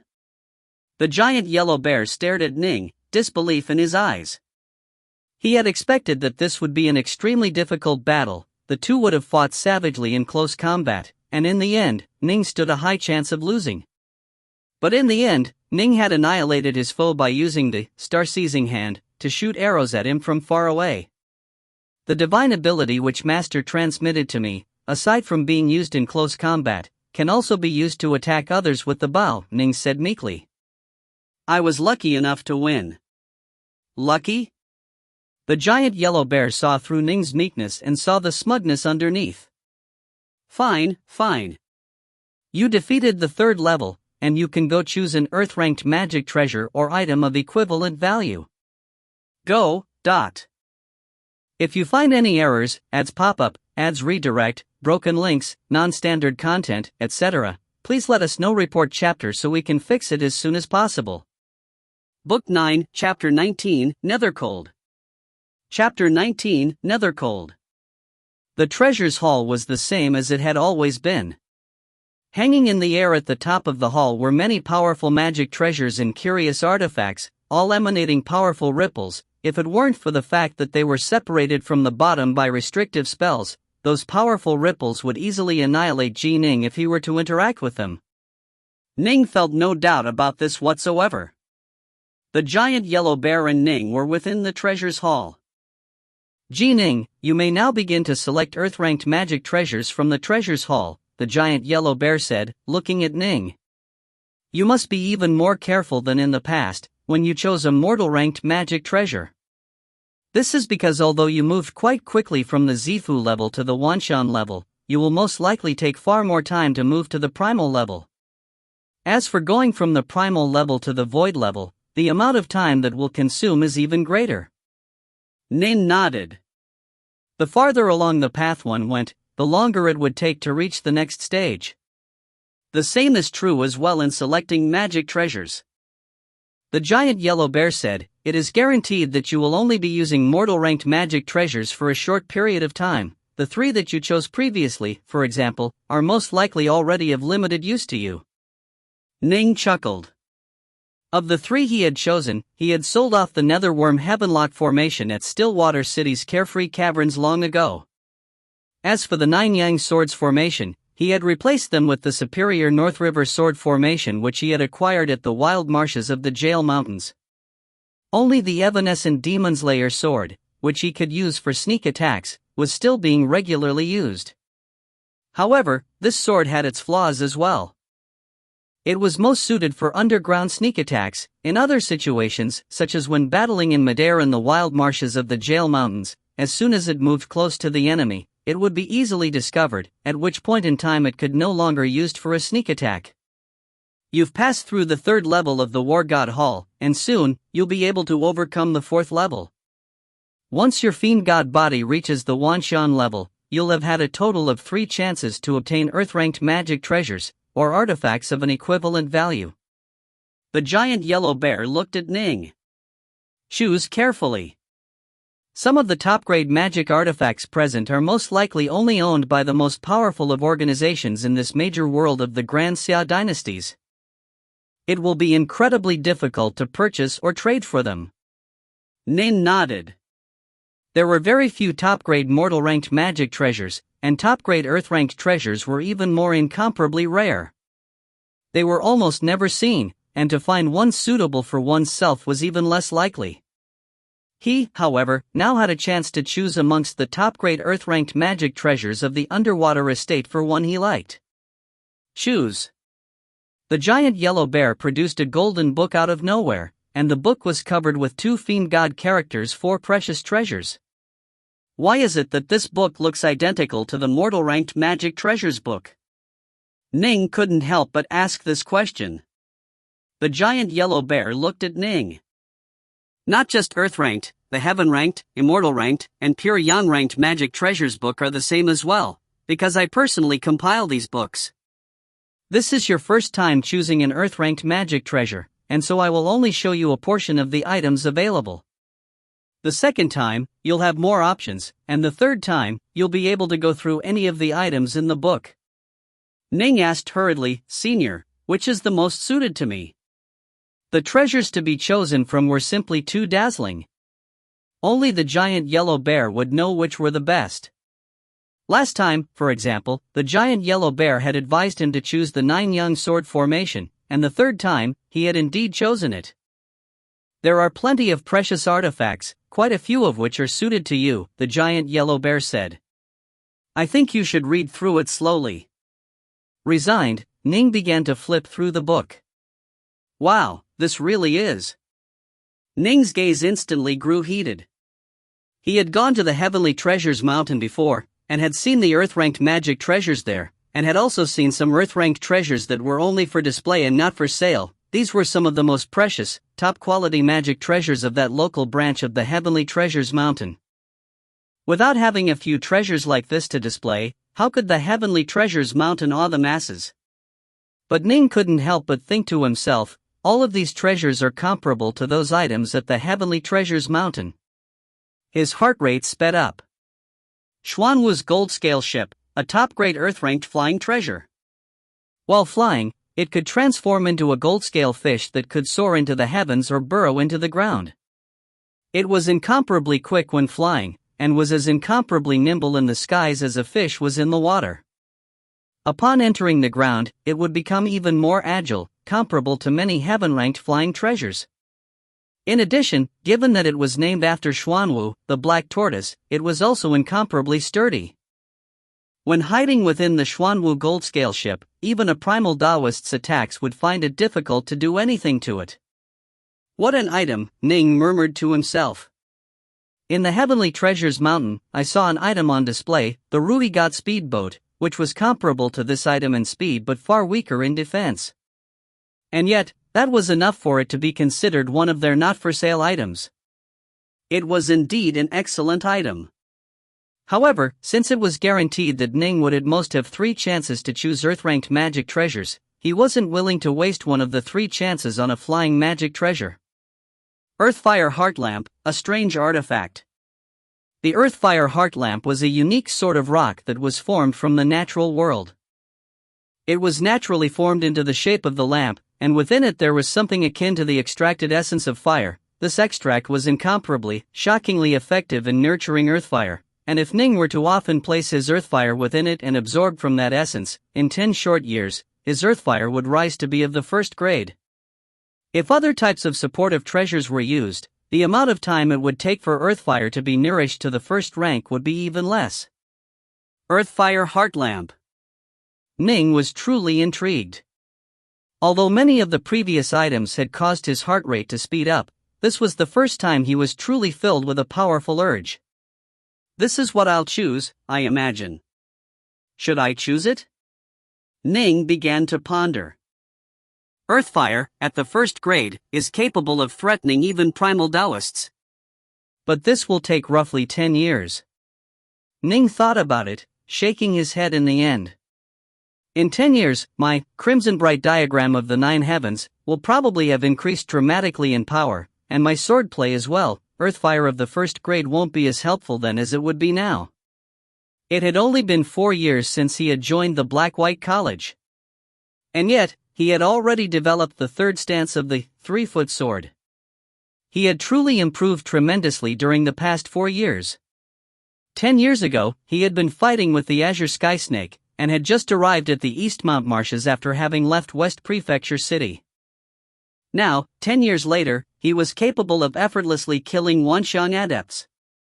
Although it was true that the further along one went, the slower one improved, 10 years, Ning felt confident that he would improve dramatically in this period of time. It's very good item. Ning pondered a bit more. However, it's guaranteed that the Gold Flame Earthfire will never be my most powerful attack. In addition, my body has both Earthfire and Dire Ice. When using the Water Flame Lotus, ideally, the Dire Ice and Earthfire should be balanced. If the Earthfire is too powerful or the Dire Ice too weak, that will not be good for my Water Flame Lotus. Even without this Earthfire Heart Lamp, I'll still have the Ancient Glacial Ice, the Fire Lotus Pith, and other treasures. Although they are a bit slower, and will only be able to improve my Earthfire and Dire Ice to the 4th or 5th grade, at least the power will be matched. Ning persuaded himself to forget it, then began to continue reading. One magic treasure after another. In the past, any Earth-ranked magic treasures were very alluring, but that was before Ning had truly gone out adventuring. Now that he was a disciple of the Black-White College, a Rain Dragon Guard, and had visited the Heavenly Treasures Mountain, his horizons had been broadened, and only now did he understand how precious and rare the priceless items which Daoist 3 lives had left behind were. Most likely, not even the treasures of the entire Grand Xia dynasty were comparable to the items here. Unfortunately, he was only allowed to choose 3 items from each level. The Brocade Cloud Miasma, a top-grade Earth-ranked protective item. 100 Venoms Immortal Lock Formation, an Earth-ranked formation. A Dire Ice Mirror, a precious item capable of improving Dire Ice to the 1st grade in 10 years. One precious item after another. Ning's eyes were turning red from desire. Senior, you should treat the Dire Ice Mirror and the Earthfire Heart Lamp as one treasure, Ning said, raising his head to look at the giant yellow bear. If you did, I'd pick it. As one treasure? The giant yellow bear stared at him. Are you not aware that many different types of Earthfire and Dire Ice are only capable of being improved to the 3rd or 2nd grades? Although some have the potential to be improved to the 1st grade, that's just potential. How hard would it be for one to truly improve it to the 1st grade? Upon doing so, once it is further upgraded to Skyfire, its potential and its power will become even greater. Are you aware of all this? I refuse to believe that in the entirety of the Grand Xia dynasty, you'll be able to find a single place which is willing to sell Earthfire Heart Lamps or Dire Ice Mirrors to outsiders. Ning was speechless. Sell it to outsiders? In the Heavenly Treasures Mountain and the Carefree Caverns, he truly had never seen these items for sale before. These rare artifacts were all formed naturally by the natural world, and were not magic treasures which would be created or forged. Thus, there was a very limited number of them in the world. Given that there were thousands of Heavenly Treasures Mountains, one in each commandery, how could they possibly sell Earthfire Heart Lamps to outsiders? The only reason I brought out the Earthfire Heart Lamp and Dire Ice Mirror out for your first selection is because I saw that you, kid, have Dire Ice and Earthfire in your body. The giant yellow bear looked at Ning. I'm taking special care of you, which is why I expanded the range of choices a bit. To tell you the truth, there are 3 items that are the most suited for you in this selection. The Earthfire Heart Lamp and the Dire Ice Mirror are 2 of them. There is a 3rd, however, on the 3rd to last page. As soon as the giant yellow bear's words came out, Ning immediately flipped to the 3rd to the last page, looking at it carefully. The Nethercold Sword Formation. The Nethercold Sword Formation was made up of 9 top-grade Earth-ranked flying swords, each of which was made from an extremely precious material known as the nether-cold lunar metal. All 9 are top-grade Earth-ranked flying swords? Ning was so shocked, his eyes bulged out. These so-called top-grade items were not graded by the Heavenly Treasures Mountain, they were graded by Taoist 3 Lives, but these were on completely different levels. Taoist 3 Leaves was far more strict in grading these magic treasures. There were some items he had left behind, such as the 9 Yang Swords formation which Ning had chosen previously, which he had ranked as 9 high-grade items, but which the Heavenly Treasures Mountain would rank as 9 top-grade items. How can all 9 be top-grade Earth-ranked swords? Ning stared in shock at the giant yellow bear. Originally, I planned on separating the 9 of them and just putting in a record for a nether-cold sword, a top-grade Earth-ranked flying sword. The giant yellow bear shook his head. But afterwards, I reconsidered. If I were to split them apart, I would probably go through dozens or even hundreds of masters without any of them choosing a nether-cold sword. So, I decided I might as well list them here together, as a sword formation. Because these 9 swords form a complete sword formation, logically speaking, I shouldn't have shown it to you until your 3rd selection. However, I don't want for you to die early on in the outside world, kid. So, I decided to just forget it, and let you see it in advance. Earthfire Heartlamp, Dire Ice Mirror, Nether-Cold Sword Formation. These are the most suited for you. The giant yellow bear looked at Ning. Choose. If you find any errors, ads pop up, ads redirect, broken links, non-standard content, etc., please let us know. Report chapter so we can fix it as soon as possible. Book 9, Chapter 20, Senior Apprentice Sister 9 Lotus. Chapter 20, Senior Apprentice Sister 9 Lotus. Ning hesitated. Which to choose? Senior. Ning hurriedly, deferentially asked, given that when my fiend god body reaches the Wanshan level, I'll have another chance to acquire an earth-ranked magic treasure after overcoming the 4th level of the War God Hall, will I have the chance to acquire even better magic treasures at that time? Of course.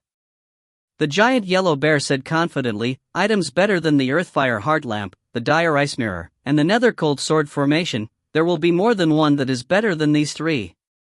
You've merely overcome the 3rd level of the War God Hall. How can I possibly bring out the very best Earth-ranked magic treasures right away? When I bring those out, you won't choose the likes of the Earthfire Heartlamp. Hurry up and choose. In the end, there will be countless treasures, but unfortunately, I can't give them all to you. The giant yellow bear looked at Ning. Master left behind many treasures, but not for just any single successor. In the event of your death, I need to ensure that the next successor has some treasures as well, yes. Ning pursed his lips. What a doleful thing to say. Die?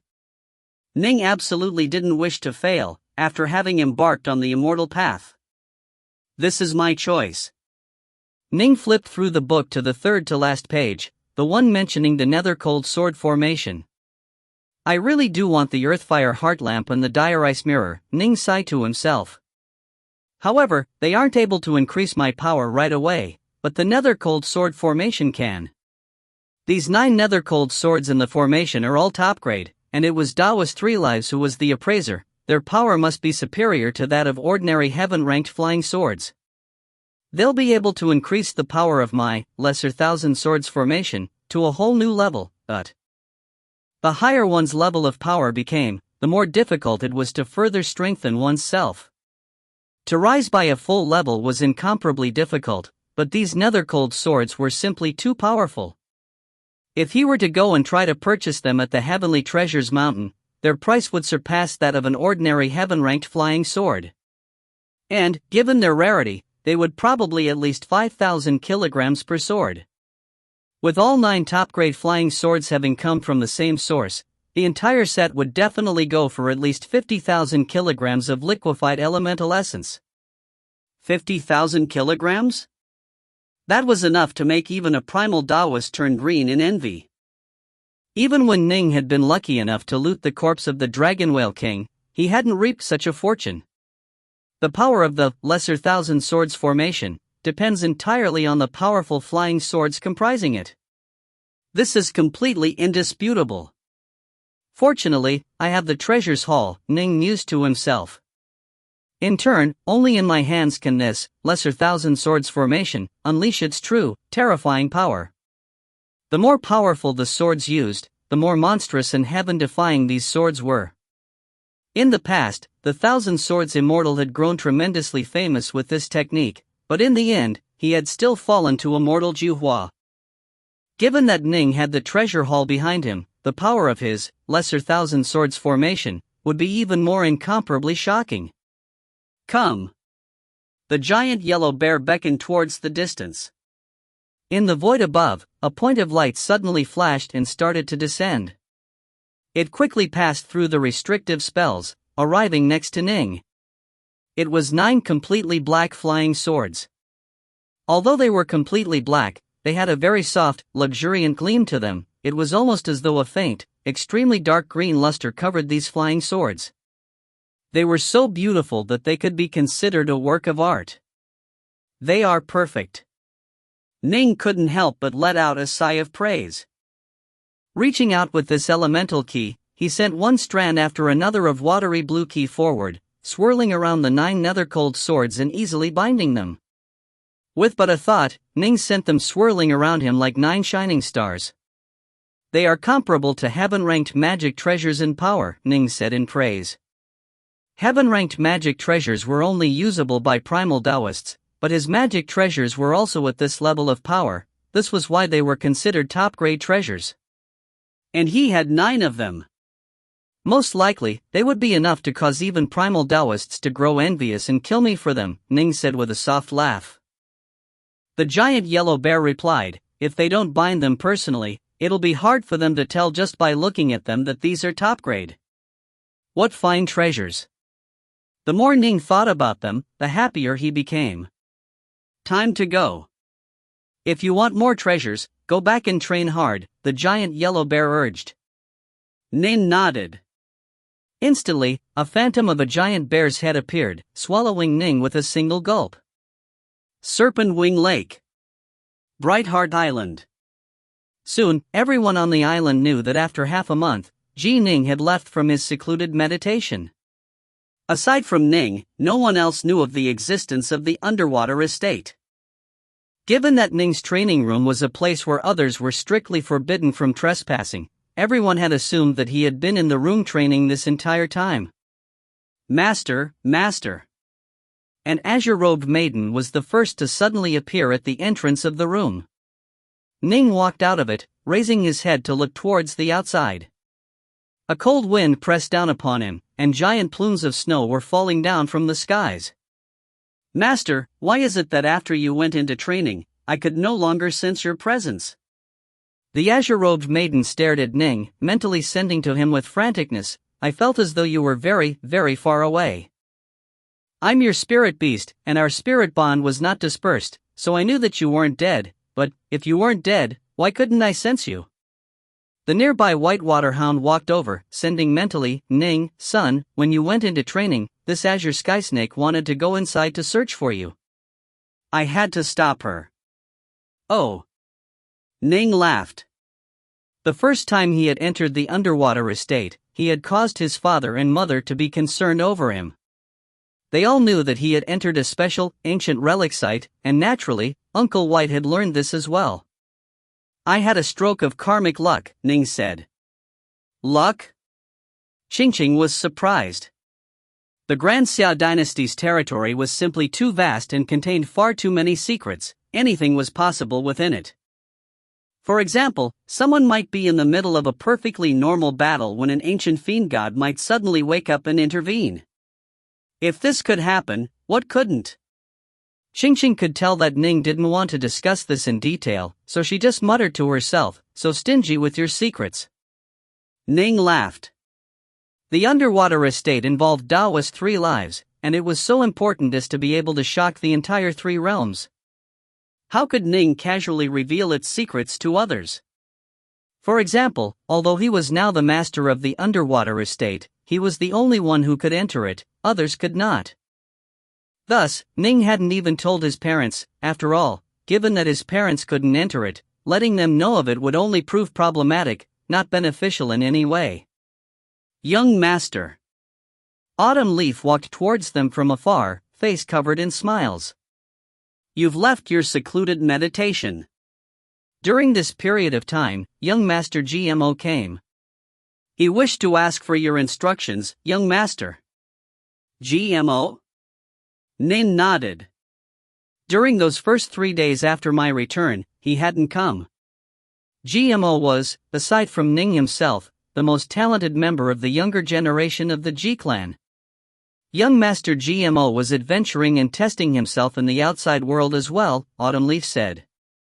Thus, when you returned, the Patriarch sent people out to find young Master JJIMO.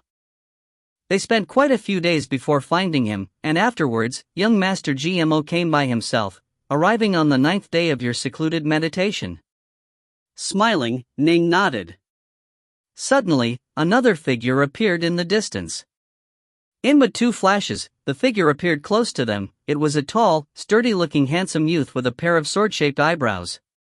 He stared towards Ning with a blazingly eager gaze, and he immediately said with respect, I pay my respects to you, young Master G Ning. It seems as though you've improved quite a bit in recent years, Ning said with a praising laugh.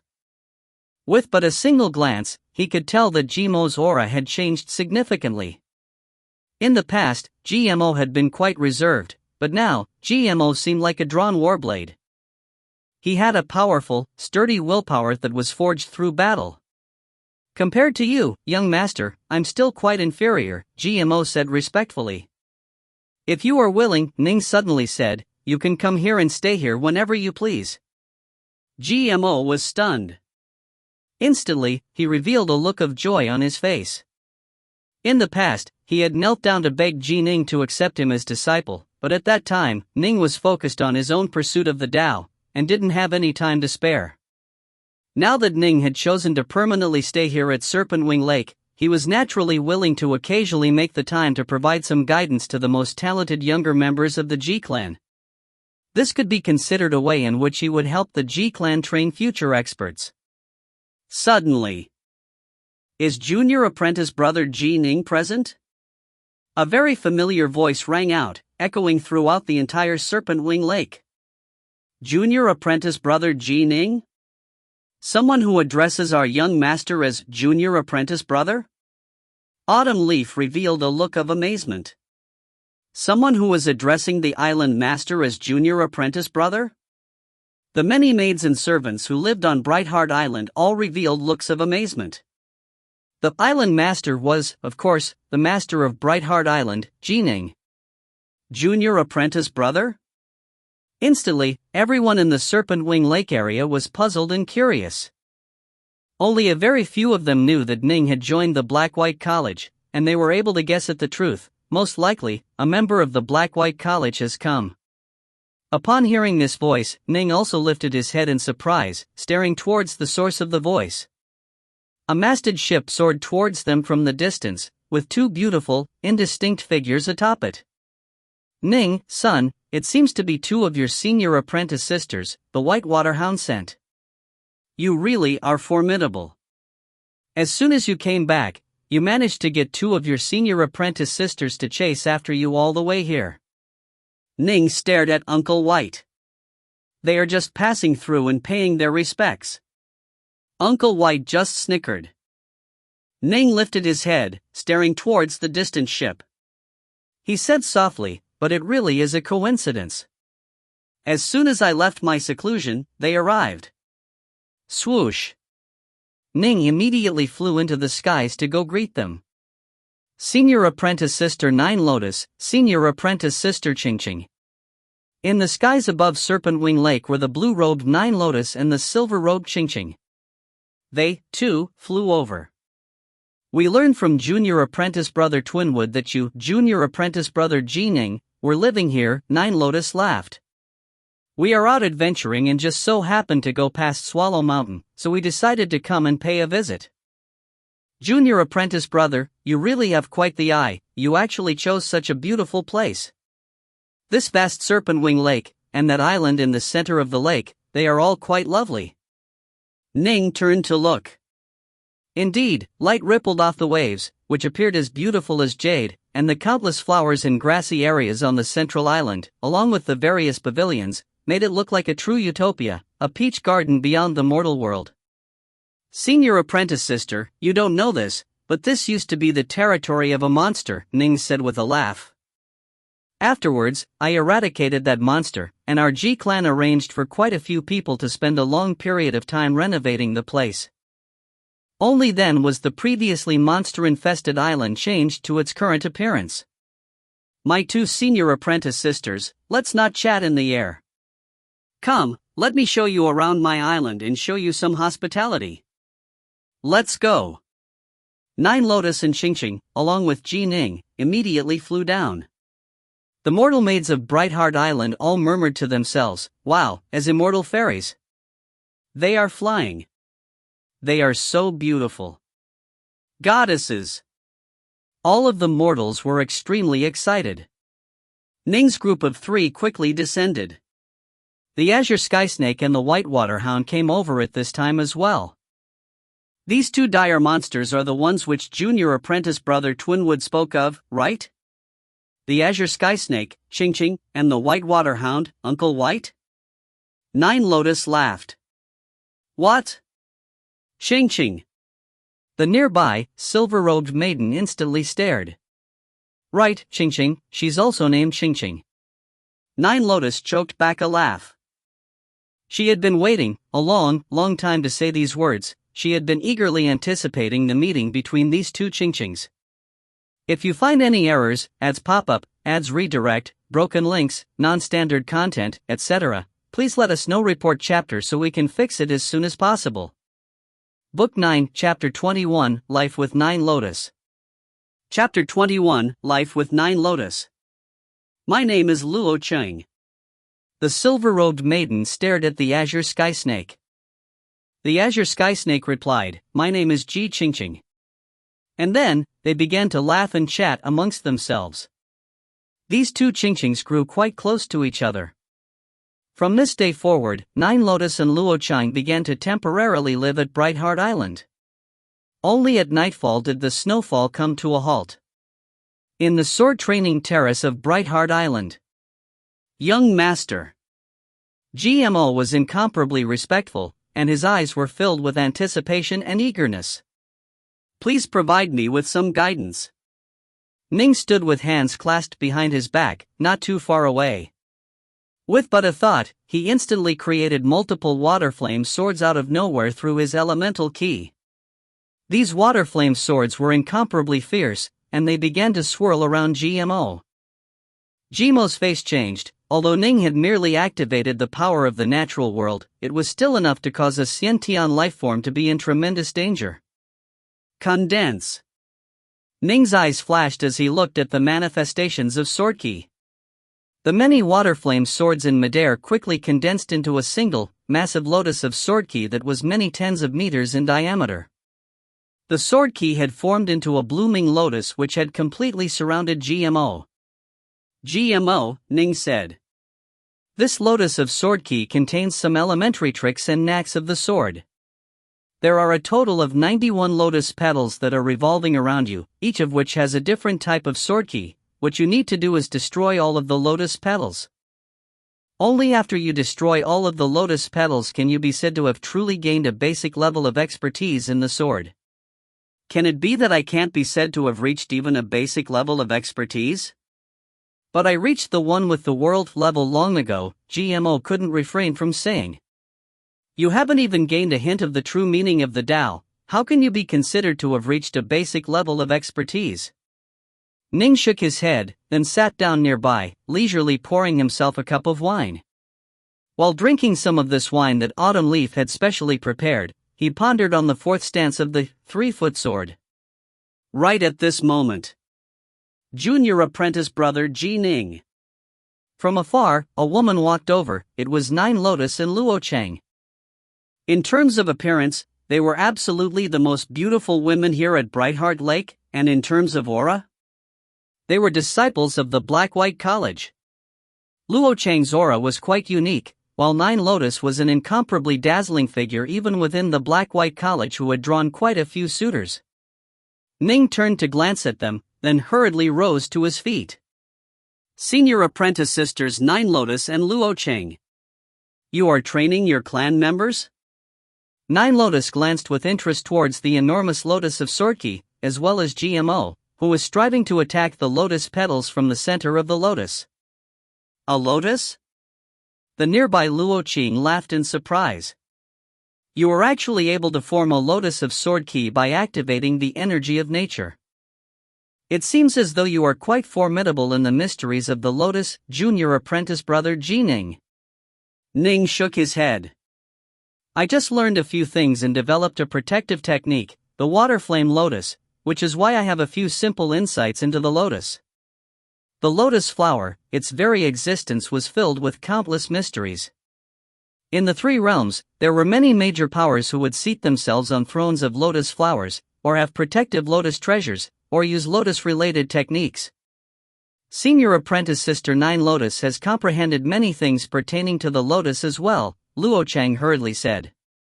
Nine Lotus shook her head. A bit less than junior apprentice brother Ning, she said. Artificial modesty. Luo Cheng frowned, then let out a smirk. In terms of swordplay, it's true that you cannot compare to junior apprentice brother Ning, but in terms of the lotus, senior apprentice sister Nine Lotus, you were born into the Dongyan clan, which is referred to as the Fresh Lotus tribe, and the secret manual which brought your tribe to prominence is the Fresh Lotus Manual. In terms of the lotus, I imagine that none of us third-generation disciples of the Black-White College can compare to you. Ning looked towards Nine Lotus in surprise. The Dongyan clan? He had read various intelligence reports regarding the major powers of the Stillwater Commandery region. The Dongyan clan was an extremely powerful clan. Although it wasn't ranked amongst the 8 major powers of Stillwater Commandery, the actual power of the Dongyan clan was actually superior to the likes of the Black-White College, the Skysplitter Sword Sect, the East River clan, the Dragon Hunter clan, and the other 4. This was because the Dongyan clan's roots were actually in another place, the Highwater Commandery. The Dongyan clan's roots were from the Highwater Commandery, but they were located in multiple other commandery cities. It could be said that the Dongyan clan stretched across 3 entire commanderies. It was a truly ancient and powerful clan. It was only because it was generally considered a power of the Highwater Commandery that it was not ranked amongst the 8 great powers of Stillwater Commandery. But in terms of total power, in Stillwater Commandery, most likely only the Northmont clan or the local Rain Dragon Guards surpassed them. No wonder senior apprentice sister Nine Lotus has such an extraordinary aura and demeanor, and was so unique even in the Black-White College. Ning sighed in amazement to himself. So she's from such an ancient clan, the Dongyan clan. The genius disciples of such an ancient, deeply rooted clan, they truly are extraordinary. So you come from the Dongyan clan. The Dongyan clan's Fresh Lotus Manual has long been famous throughout the world, Ning said with a laugh. I do have a few questions, might you be willing to answer them, senior apprentice sister? Junior apprentice brother, please go ahead and ask them. If I can answer them, of course I will. If I'm not able to, then please don't blame me, Nine Lotus replied. Ning was secretly elated. Nine Lotus was from the Dongyan clan, and she most likely had an extremely deep level of understanding regarding the secrets of the lotus flower. I once self-created a technique, the water flame lotus. Ning immediately began to ask questions. Stretching his hand out, he immediately caused a small water flame lotus to bloom out of nowhere atop his palm and began to discuss some questions he had. Junior apprentice brother, actually, you've gained a very deep level of insight already. However, you've never truly realized the ways in which the various elements of this technique interact with each other. A fresh, azure lotus appeared within Nina Lotus' palm as well. She lightly tapped just one of the petals, and one petal after another instantly began to open, like a real lotus flower beginning to bloom. In fact, one could even see the dew atop the petals. Ning's eyes began to shine as he listened. However, junior apprentice brother, this water flame lotus of yours, Nine Lotus began to ask questions of her own. Actually, the secrets within are quite simple, Ning began to explain. The two both possessed extraordinarily strong Dao hearts, and were quite resolute in pursuing their immortal paths. Once they became absorbed in discussing the Dao, they naturally began to ignore everything else. The two of them, one was a truly monstrous genius of the Dao of the sword, who had the support of the underwater estate and who had gained quite a few insights into the lotus. As for the other, she came from the massive, mighty Dongyan clan, and had meditated on the fresh lotus manual, and was even more impressive with regards to the secrets of the lotus. As the two of them discussed their insights into the Dao, they stirred insights in each other, and both of them improved. This was the reason why immortal cultivators delighted in discussing the Dao with others who were on the same level. If they were to truly discuss the insights they had gained without holding anything back, then as they discussed the Dao together, both would gain tremendously. The water flame lotus was a supportive technique Ning had personally developed, and so there was no need for him to withhold any of its secrets. As for Nine Lotus, she knew exactly what she could say, as the Dongyan clan was an incredibly majestic clan which had strict rules on what its disciples could and could not say when discussing the Dao. Nine Lotus only revealed a few of the profound mysteries that could not be considered the true secrets of the clan, but this was already enough to cause Ning to feel incomparably delighted and overjoyed. The two are chatting quite happily to each other. The nearby Luocheng felt helpless, while absorbed into their discussions of the Dao. Ning and Nine Lotus paid no attention to her whatsoever. Poof! She sat there next to them, picking up the vessel of wine that had previously belonged to Ning and beginning to drink it. An entire night was spent in a discussion on the Dao. Autumn Leaf and the others didn't dare disturb them. But by nightfall the second day, as the sun was about to disappear. What? The two of you are still here? A silver-robed Luocheng walked past, staring at them and shouting. As she did, Ning and Nine Lotus instantly woke up. They immediately realized that a night and a day had passed. This junior apprentice brother Ning truly is brimming with talented. Although this water flame lotus technique of his isn't that profound, he's gained so many insights from it. Nine Lotus began to feel even more admiring of him now. She had joined the Black-White College a long time ago, but as soon as Ning had joined, he had debated many senior fellow disciples in the Dao debates. If she had engaged in a Dao debate with Ning back then, she definitely would have been defeated. Back then, Nine Lotus had begun to admire Ning. Now that she saw that Ning had so many insights into the lotus, which she herself specialized in, she grew all the more admiring. Senior apprentice sister Nine Lotus has truly treated me well. She's told me so many secrets. Ning felt secretly grateful. After all, these techniques were not to be casually taught to others. Although she wasn't explicit about them, the pointers that she gave caused Ning to instantly comprehend.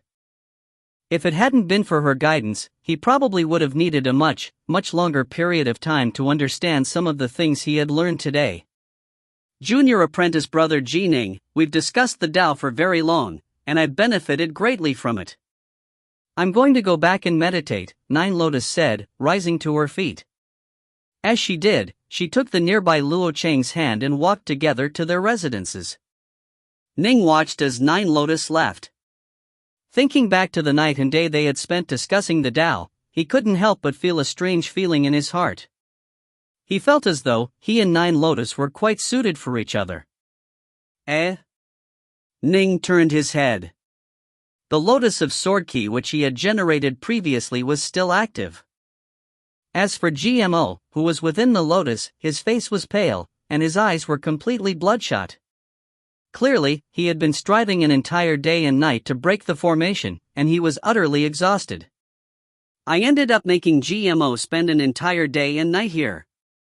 Ning willed the lotus to dissipate. Whoosh! The lotus of sword key instantly disappeared into thin air. Petals? Petals?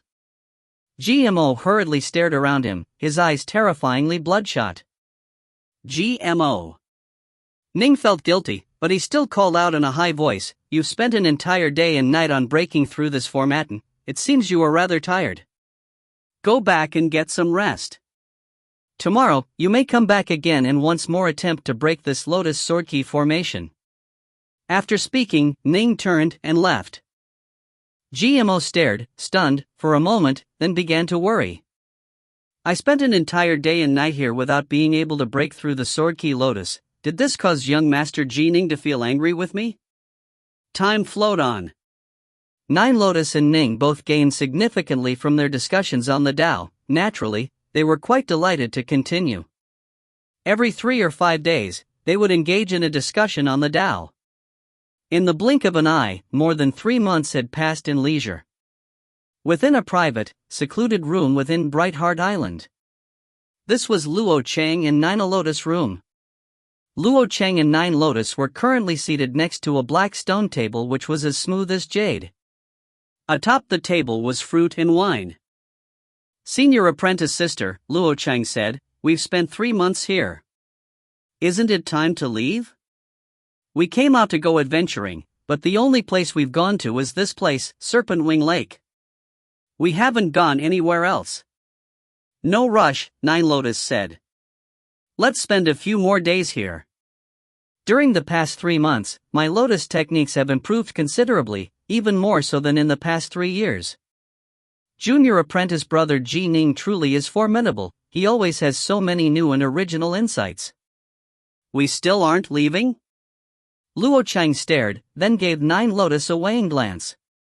She stared carefully at Nine Lotus, as though trying to find any warts or blemishes on her face. "What are you looking at? Why are you staring at me like that?" Nine Lotus frowned slightly.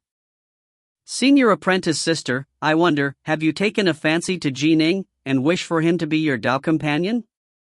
Luo Chang asked the question directly. Nine Lotus was stunned. Despite always being so composed, she suddenly felt rather embarrassed. If you find any errors, ads pop up, ads redirect, broken links, non-standard content, etc., please let us know. Report chapter so we can fix it as soon as possible. Book 9, Chapter 22, The 10th Stage of the Crimson Bright Diagram of the Nine Heavens. Chapter 22, The 10th Stage of the Crimson Bright Diagram of the Nine Heavens. Luo Chang was truly quite familiar with Nine Lotus. The two had known each other for many years, and she had never before seen this expression on Nine Lotus' face. Nine Lotus had always been calm and composed, and she had a breathtaking background. She had been selected long ago to be the next leader of the Dongyan tribe. As such, Nine Lotus had naturally been given the best of training since youth. To force her to reveal shyness and bashfulness, this was virtually impossible. You, Luo Chang stared, her mouth falling open as she pointed to Nine Lotus. "You really are." Nine Lotus quickly recovered her calm. "Is there a need for you to act so shocked?" "Shocked? Senior apprentice sister, when you were in the Dongyan clan, you had countless admirers. Even in the Black-White College, where many of our fellow disciples do not know of your history and background, you still have many admirers and pursuers. You've never taken a fancy to any of them." Luo Chang said, shocked. "Why have you taken a fancy to him?" "He's a disciple of a small clan, and won't be of any help to you in administering the Dongyan clan's affairs in the future." Nine Lotus frowned, revealing a hint of displeasure. Luo Chang hurriedly shook her head and said, "I'm not saying, I mean, you. Although the tribe which Ning is from is a weak and small one, his own potential is quite astonishing," Nine Lotus said. "You must understand that for some people, it doesn't matter which tribe they come from, because they, by themselves, are even mightier than entire tribes." Nine Lotus had a hint of anticipation in her eyes. "And, in choosing a Tao companion, what matters the most is the feeling one has in one's heart.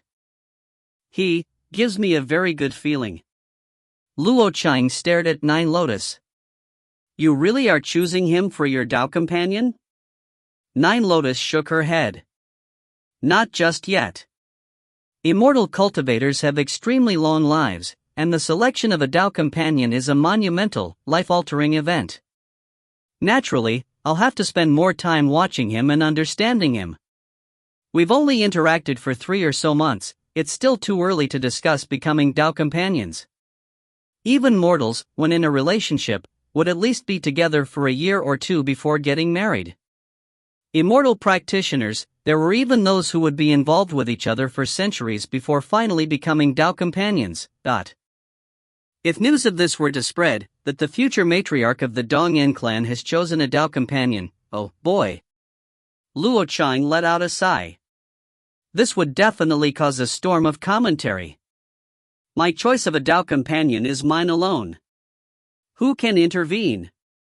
Nine Lotus was very calm.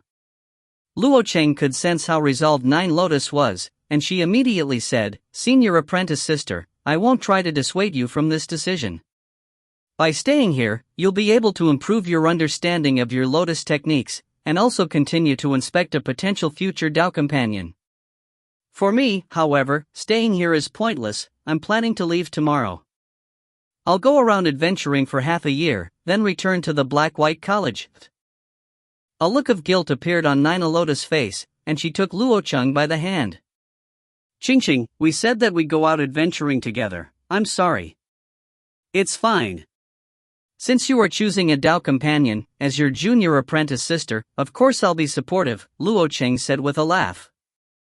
The next day, Luo Chang departed, having been sent off by Ji Ning and the others.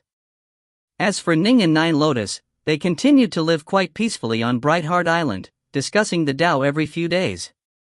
Late one night, Ning, who had been seated in the lotus position on his bed, suddenly revealed a hint of excitement.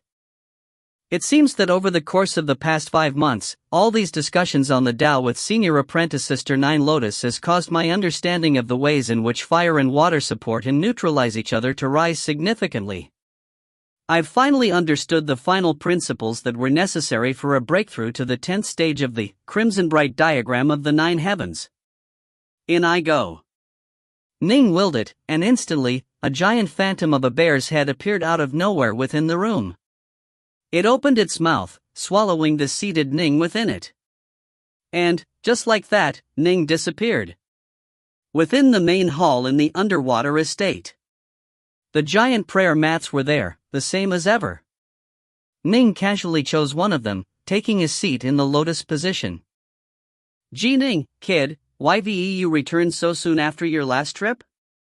The old black bull looked at Ning. At this moment, the giant yellow bear suddenly materialized as well. He's about to make his breakthrough. If he were to make it in his own room, it would probably be destroyed. In addition, to be a bit more cautious, he decided to come here, to the underwater estate, which naturally would be the safest place. Ning sat there in the lotus position, having absorbed his magic robes into his body, leaving it completely nude. Let it begin. Since he had already grasped the essence of it, Ning immediately began to activate the principles of the Crimson Bright diagram of the 9 heavens. Whoosh! Whoosh! Dot! Upon Ning's bared back, the divine solar tattoo and the divine lunar tattoo all suddenly lit up with incomparable brilliance.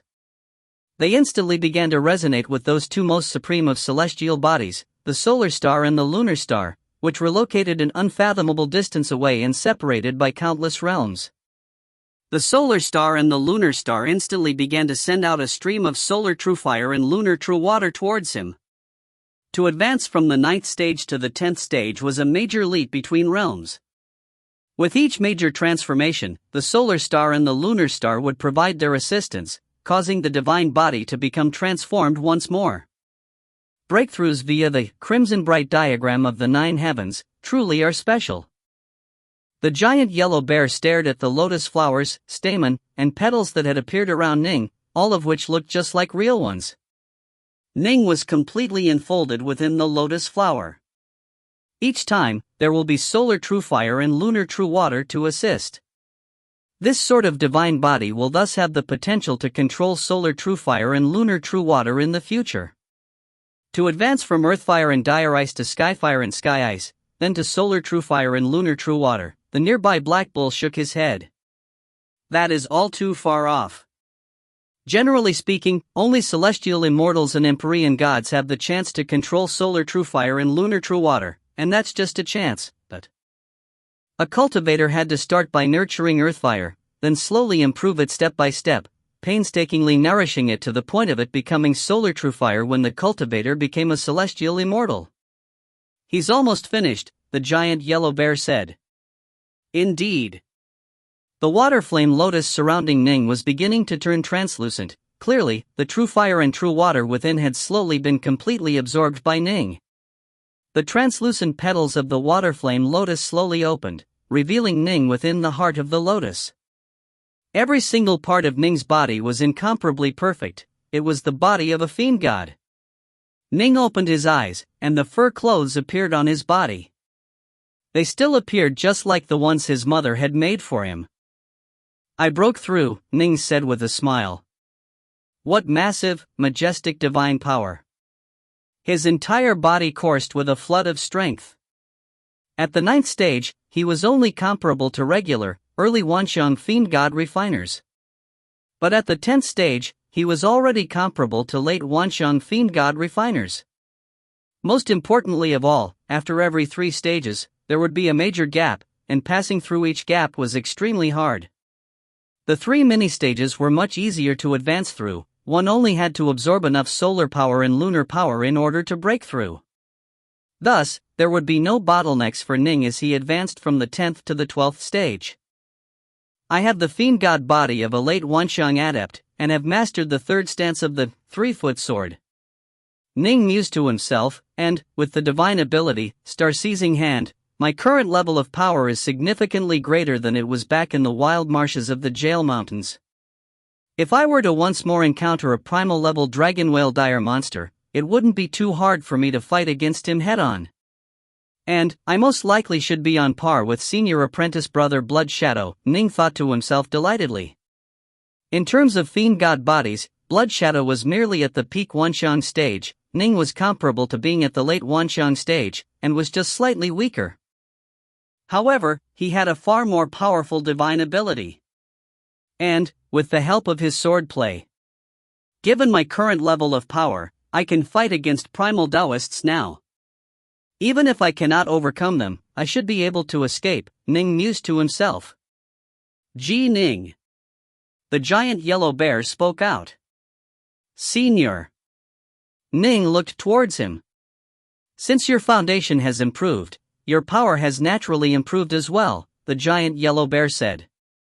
"If you were to go re-challenge the 3rd level of the War God Hall, even without relying on archery, you would have a 100% chance of obtaining victory in close quarters combat." Ning laughed. "Then if I were to go challenge the 4th level?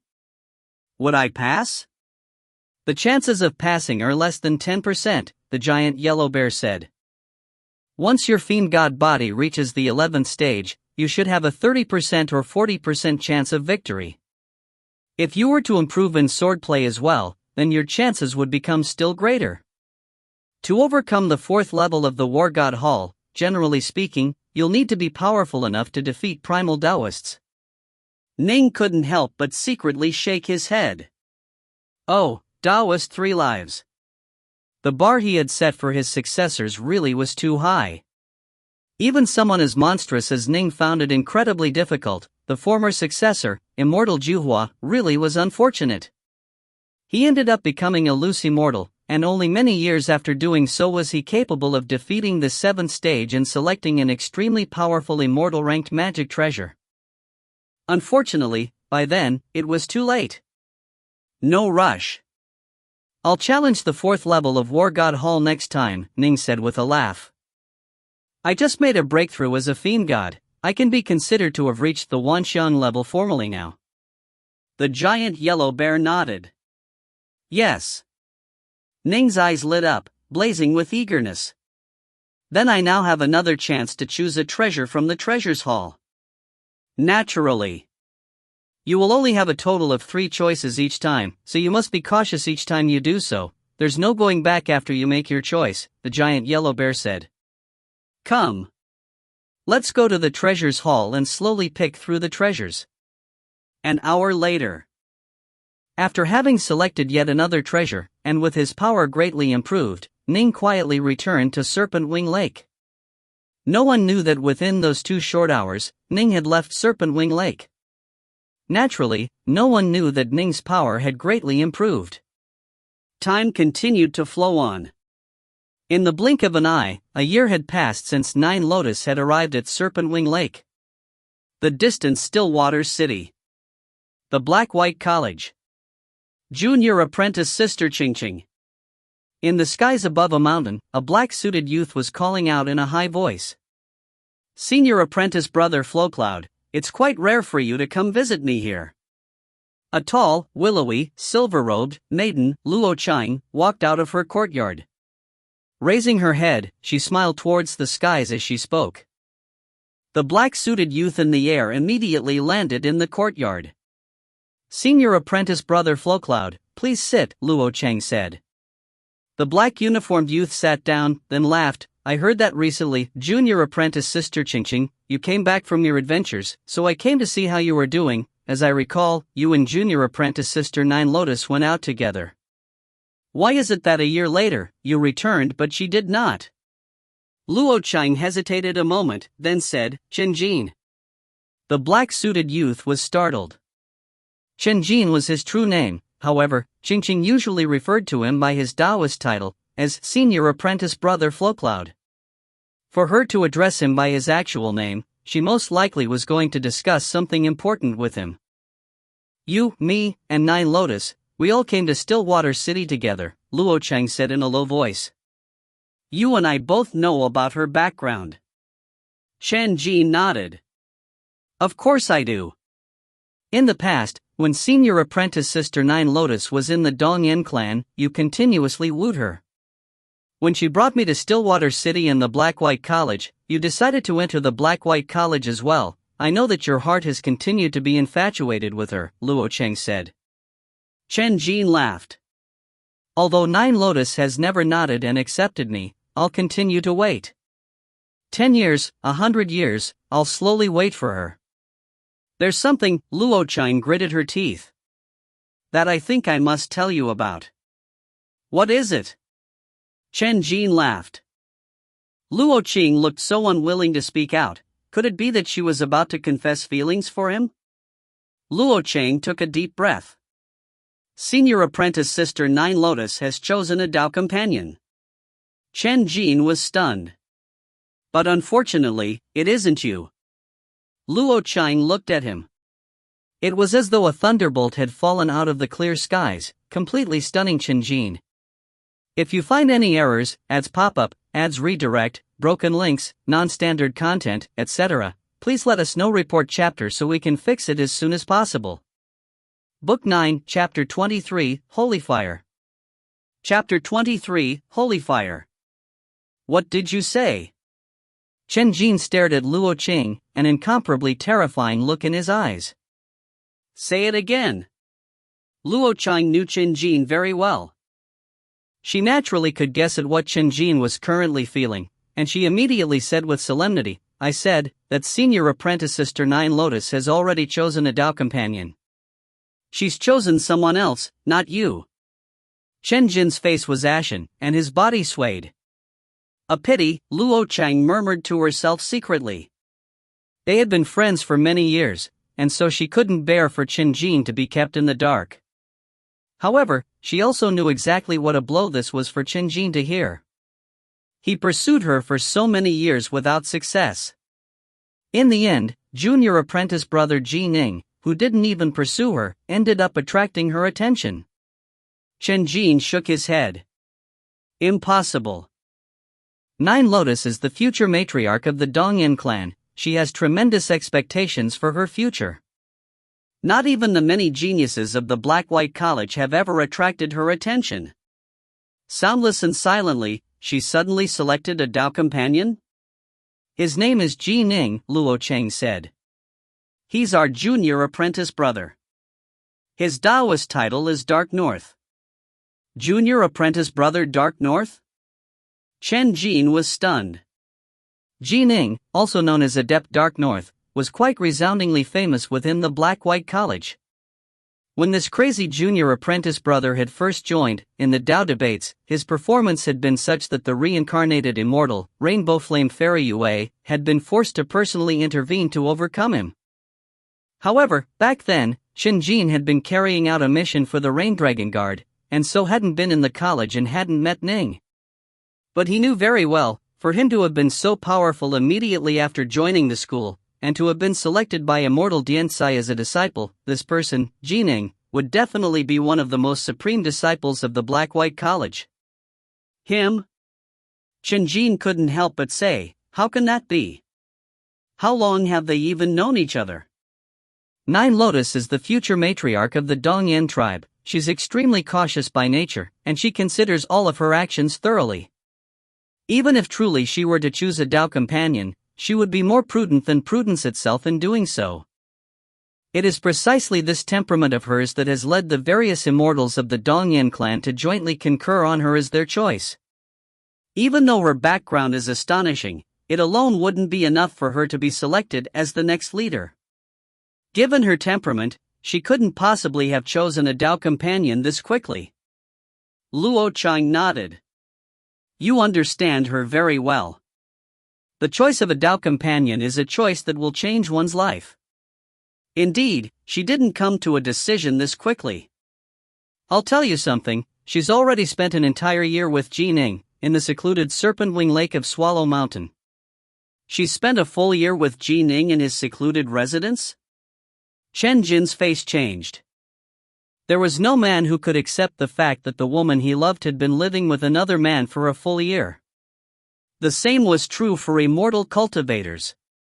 In fact, the purity of an immortal cultivator's Dao heart made it so that they were far more terrifyingly stubborn than most mortals. So what if they were together for a year? Chen Jin suppressed the rage in his heart. When senior apprentice sister Nine Lotus and I first arrived there, we spent 3 months there, and I left, Luo Cheng said. I'm a woman as well, I could sense what senior apprentice sister Nine Lotus was feeling. After just 3 months, she was already beginning to show hints of bashfulness on her face. Now that a year has passed, I can't even guess at how far the relationship between her and Ning has developed. Chen Jin's face was as lifeless as steel. He was completely dazed, and his mind was in a state of chaos. Bashfulness?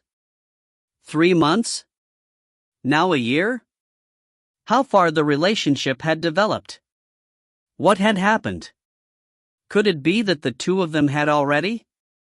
Impossible. Chen Jin let out a growl, then transformed into a streak of light, flying into the distance. Watching him fly away, Luo Cheng couldn't help but shake her head. He actually lost composure this badly. It seems this truly was a major blow to him. I really didn't want to tell you, but I had to. Telling you now means that you'll have a chance to fight for her. If I were to tell you in a few years, you would probably have no hope at all. As far as she was personally concerned, given that she, Nine Lotus, and Flowcloud had all come to Stillwater City together, she naturally felt extremely close to both of them. Between Ning and Flowcloud, she naturally was biased towards Flowcloud, Chen Jin. Chen Jin flew blindly through the skies, confusion raging in his mind. No, I can't continue like this. I need to immediately go to the place where Ning is living, to that Serpent-Wing Lake place in Swallow Mountain. Right now. Immediately. This very moment. Panic. Worry. Unease. These emotions tore at his breast. Flowcloud, come in. A voice suddenly rang out in his mind, carrying a hint of meditative Diana. It actually was able to instantly suppress the turbulent emotions in Chen Jin's heart. Uncle Fire?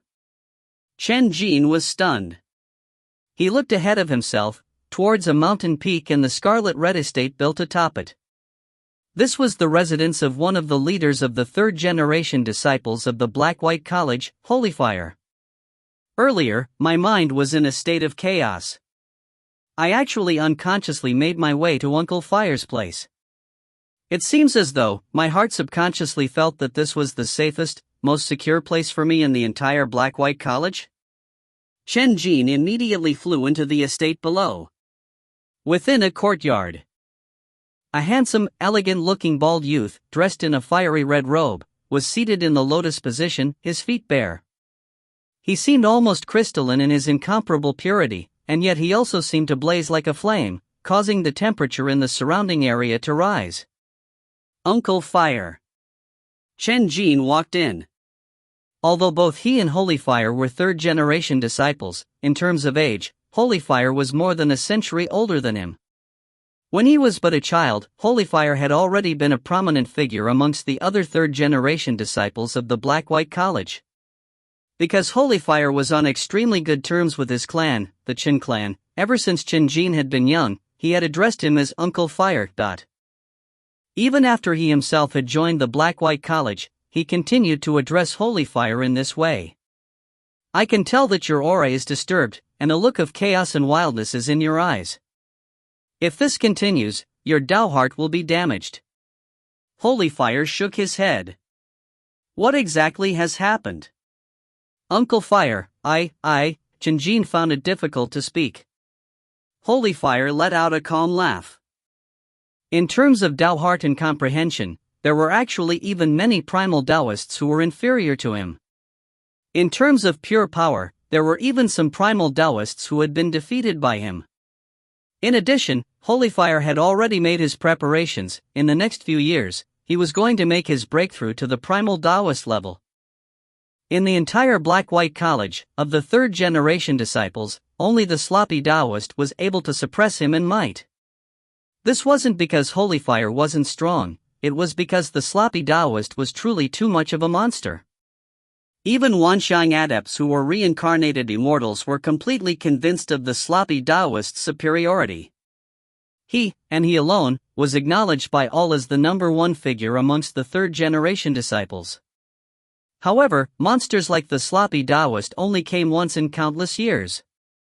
In addition, they had a chance at becoming celestial immortals. In any other era, someone like Holy Fire, who was capable of defeating primal Taoists as a Wanxiang disciple, would have already been considered the number one figure amongst the third-generation disciples. Speak, Holy Fire said. His voice seemed to carry a power to calm the hearts of others. Chen Jin nodded. It is because of Nine Lotus. Uncle Fire, as you know, Nine Lotus and I grew up together, and our parents are good friends with each other. Having calmed down, Chen Jin began to slowly narrate everything, but towards the end, he couldn't help but begin to grow frantic once more.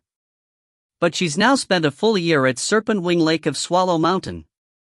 That's Ning's place. Don't panic, Holy Fire said calmly. Panicking won't help solve the situation, thus, why panic? Your Tao heart is insufficiently tempered. Romantic love between men and women can result in an emotional tribulation. If you trap yourself too deeply within it, then when you encounter the 3 calamities and 9 tribulations, you will most likely suffer greatly for it. Chen Jin was shocked into awareness by these words. I know that you can't possibly wait, however, so, I'll come with you. Let me take a look and see what techniques this junior apprentice brother Ning has used to attract the attention of that child. Nine Lotus, Holy Fire said with a laugh. Uncle Fire, you'll come with me? Chen Jin revealed a look of joy. Chen Jin had joined the Rain Dragon Guard long ago, and was extremely powerful amongst the third-generation disciples of the Black-White College. He was only inferior to the most monstrous of the other disciples. The reincarnated Immortal, Yue, was slightly stronger than him as well. He could be considered to be one of the top 10 disciples. This was, of course, in reference to real combat power. Thus, Chen Jin was actually quite talented, and why he was always extremely self-confident. Come. Very soon, a fiery cloud arose. Atop it stood 2 figures, Holy Fire and Chen Jin. They rapidly soared into the skies. Serpent Wing Lake. It was spring, now. The days were warm, and the flowers were blooming. A boat was lazily drifting atop the waters of Serpent Wing Lake. Ning was lying down within the boat, sleeping blissfully. There was another person within the boat, Nine Lotus, who was seated within it. Nine Lotus sat there, looking quietly at the sleeping Ning. A year. The two of them had become extremely familiar with each other, to the point where they could faintly sense the joy each felt for the other's presence. But the selection of a Tao companion, both Nine Lotus and Ning were hesitant. Choosing a Dao companion was an incomparably important decision. Nine Lotus was the next leader of the Dongyan clan, while Ning was the heir to the underwater estate. He had already cast his vision beyond the limits of this major world, and his goal was to roam the three realms and become a major power within them. Both of these two were extremely ambitious, and their Dao hearts were extremely resolute. Thus, neither of them would casually choose a Dao companion. However, for Ning to be willing to allow Nine Lotus to accompany him in floating in the waters of Serpentwing Lake represented certain thoughts and feelings that Ning felt. Is this truly like sleeping in the embrace of his parents? Nine Lotus mused silently to herself. Because Ning often liked to lie on that boat and drift on the waters of Serpentwing Lake, Nine Lotus had asked Autumn Leaf, "Why is it that your young master often goes to lie on that boat and drift around on Serpentwing Lake for an entire day?" The ashes of his parents were sprinkled atop Serpentwing Lake. Serpentwing Lake is like his parents, Autumn Leaf had said. For some reason, Nine Lotus had felt a twinge of pain in her heart. If I were to lose my parents? Nine Lotus thought of her own father and mother. Both of them were alive, and her elders were all tremendously powerful. Ning, Nine Lotus couldn't help but stretch out her hand, gently stroking Ning's face with it. Ning continued to sleep. Nine Lotus gently helped Ning adjust his hair. She watched there, quietly, feeling an unusual calmness in her heart. In midair, a fiery cloud was flying towards them at high speed, and atop it were two figures. Both of them stared downwards. As they did, they immediately saw that little boat floating atop Serpentwing Lake. Ning was lying there, within that small boat, his head next to Nine Lotus, who sat next to him, helping him comb his hair. Nine Lotus. Chen Jin, aboard the fiery cloud, instantly turned red-eyed as he saw this. If you find any errors, ads pop up, ads redirect, broken links, non-standard content, etc., please let us know. Report chapter so we can fix it as soon as possible. Book 9, Chapter 24, Burning with Jealousy. Chapter 24, Burning with Jealousy. They had grown up together, and he had followed her all the way from High Water Commandery to Stillwater Commandery and entered the Black-White College with her. After having pursued her for so long, how could Chen Jin not be infuriated by what he saw in front of him? Flow Cloud. The nearby Holy Fire grabbed Chen Jin by the arm, pulling him towards him. Chen Jin had been about to charge out. Uncle Fire. Chen Jin turned to look at him. Holy Fire looked back, gaze as calm as ever. Calm down. Chen Jin said, agonized, how can I possibly calm down? I have to ask and understand exactly what the hell is Nine Lotus thinking. Why would she take a fancy to this kid, Ning? Although they were fellow disciples, Chen Jin was currently filled with boundless disgust and distaste for Ning. You'll only have a chance if you can calm down. Holy Fire looked at him.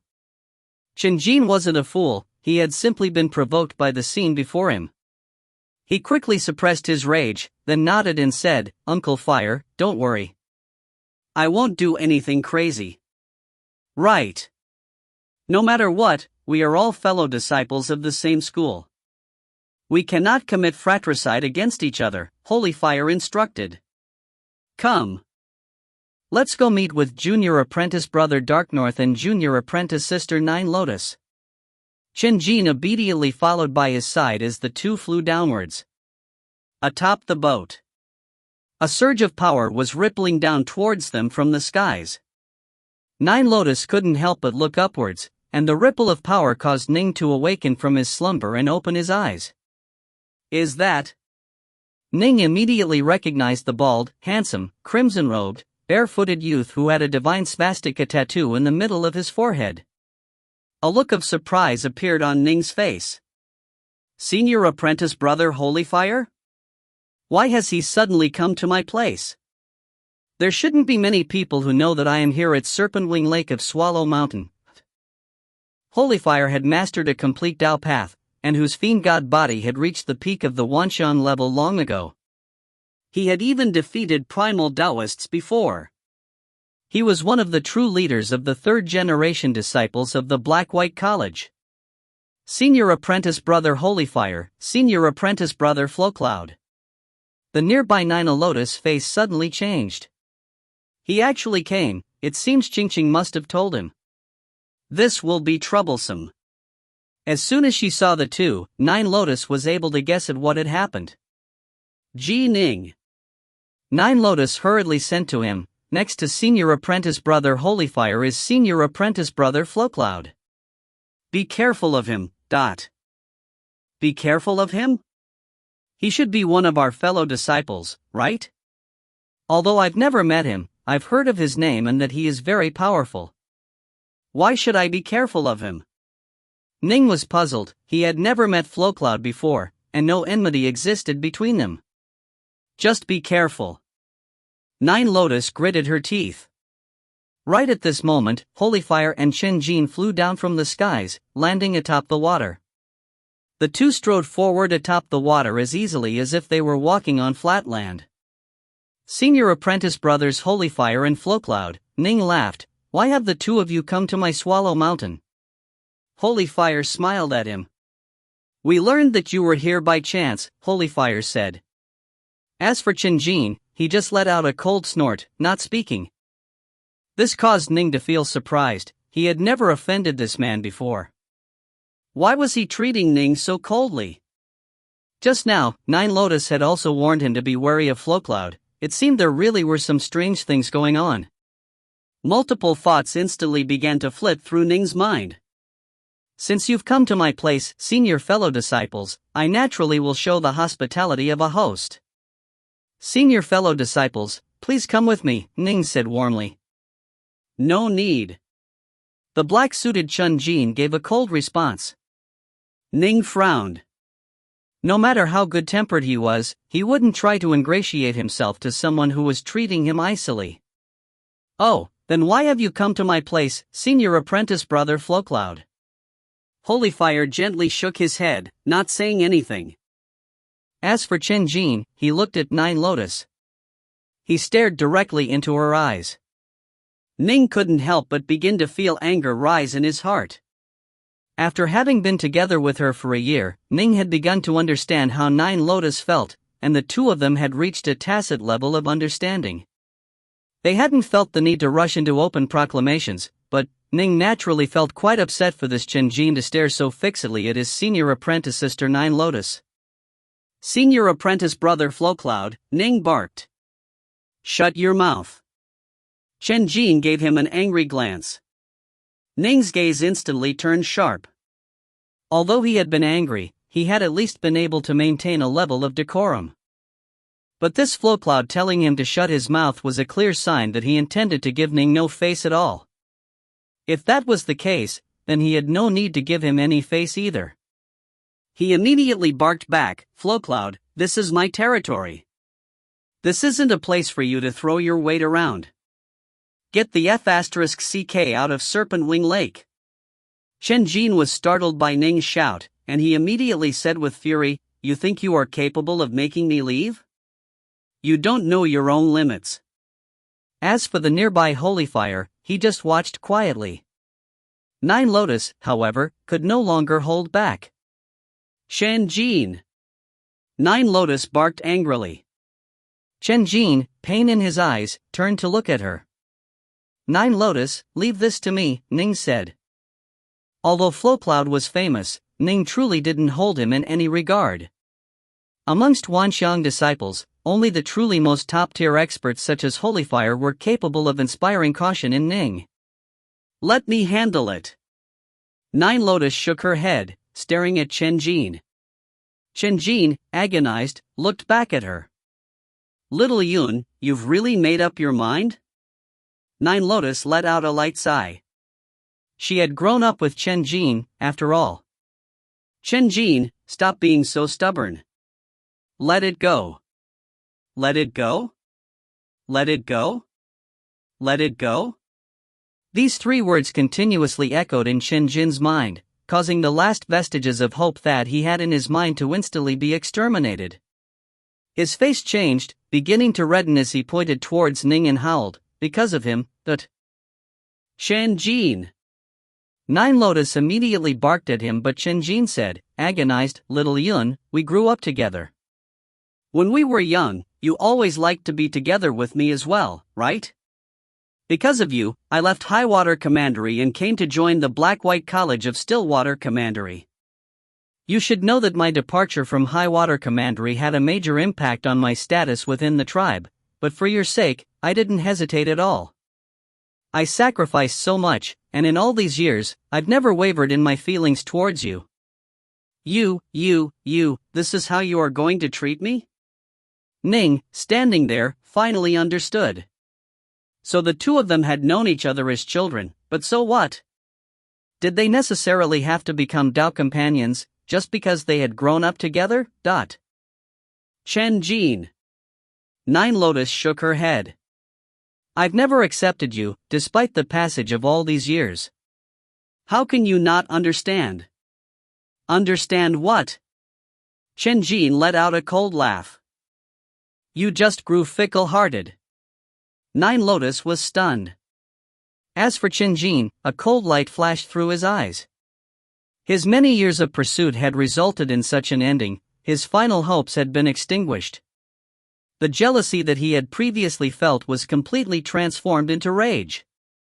He was enraged that all of his sacrifices over the years were like water that flowed east into the sea, never to return. Enraged that Nine Lotus had actually taken a fancy to this kid from a minor clan.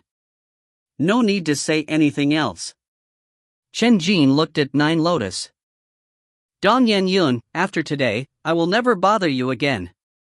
However, your judgment truly is terrible for you to have taken a fancy to this kid. We've been friends for so many years. Today, I'll help you out and let you know how utterly worthless this kid you've taken a fancy to is.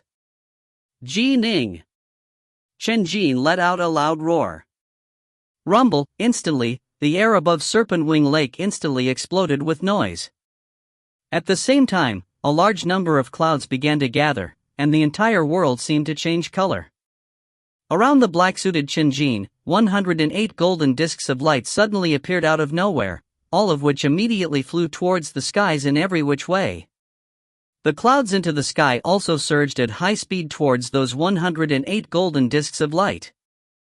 Soon, the clouds had transformed into a formation of 108 giant clouds, which were shaped like lions, chariots, dragons, and other creatures.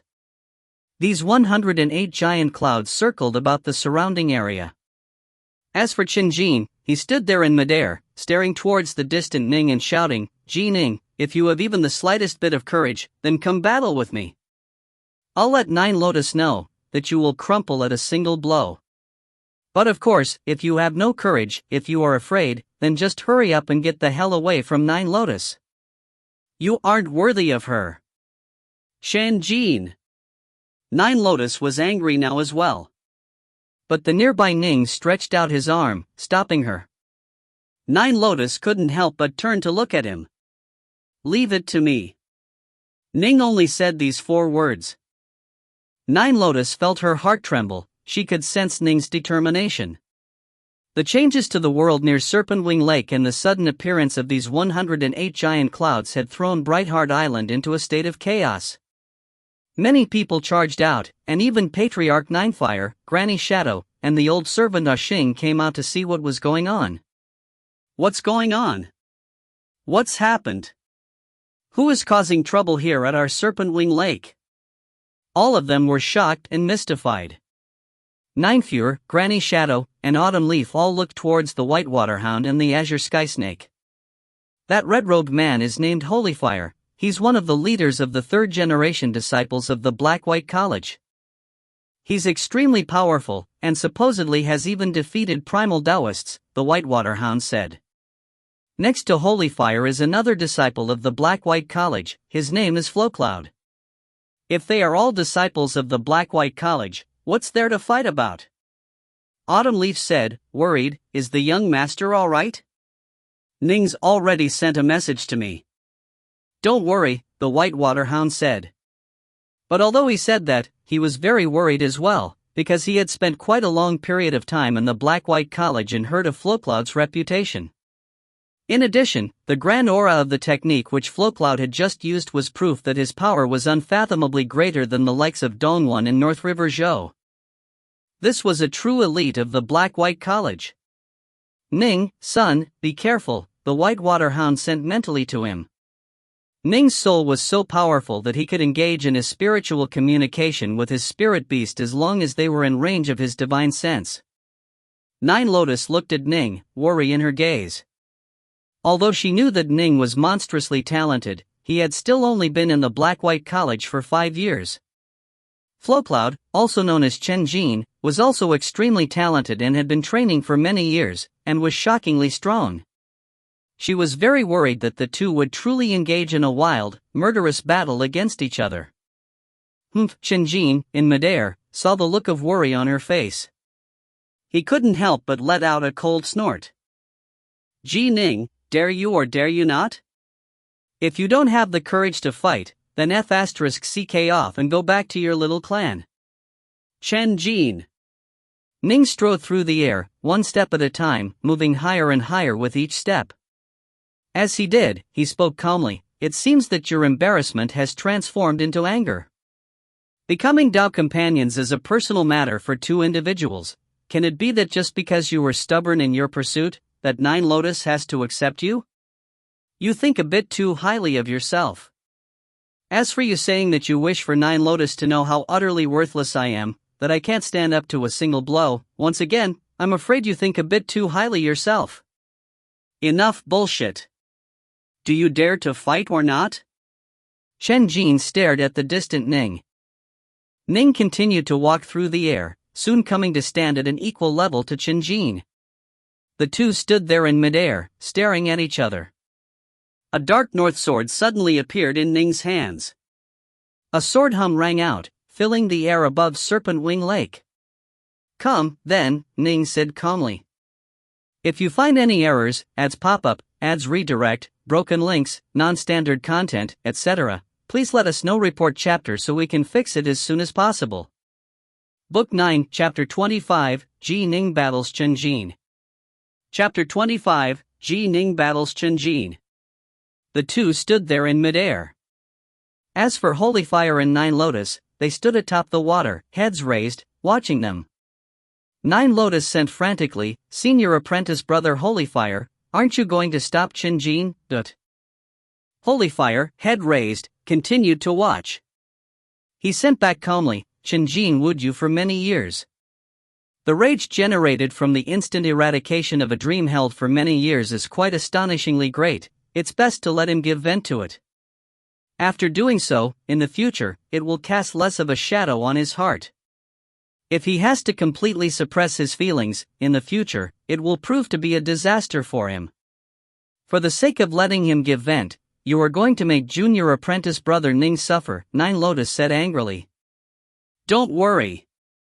The Black-White College forbids its disciples from fratricide, Holy Fire said.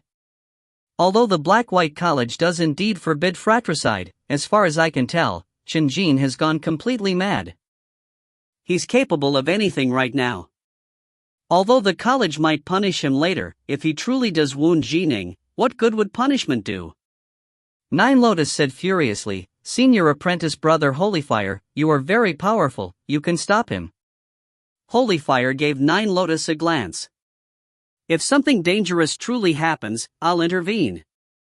I'm afraid that by that time, it would be too late. They are Wanxiang adepts, after all, and you, Senior Apprentice Brother Holy Fire, are a Wanxiang adept as well. Life and death can be determined in an instant, Senior Apprentice Brother Holy Fire, you won't necessarily be able to make it in time, Nine Lotus shouted back mentally. She wanted to give Holy Fire more pressure, hoping that he might intervene. Holy Fire just raised his head, continuing to watch. Ji Ning and Chen Jin were in midair, staring at each other. Kid of a puny clan, so you actually have the courage to battle me. Chen Jin let out a cold laugh, then said mentally, but this will make you all the more aware of your foolishness. Faint flames could be seen burning in Ning's eyes as well now. The flames of rage. I'll let you know how weak you are, how puny you are, how worthless you are. Chen Jin's eyes were filled with savagery.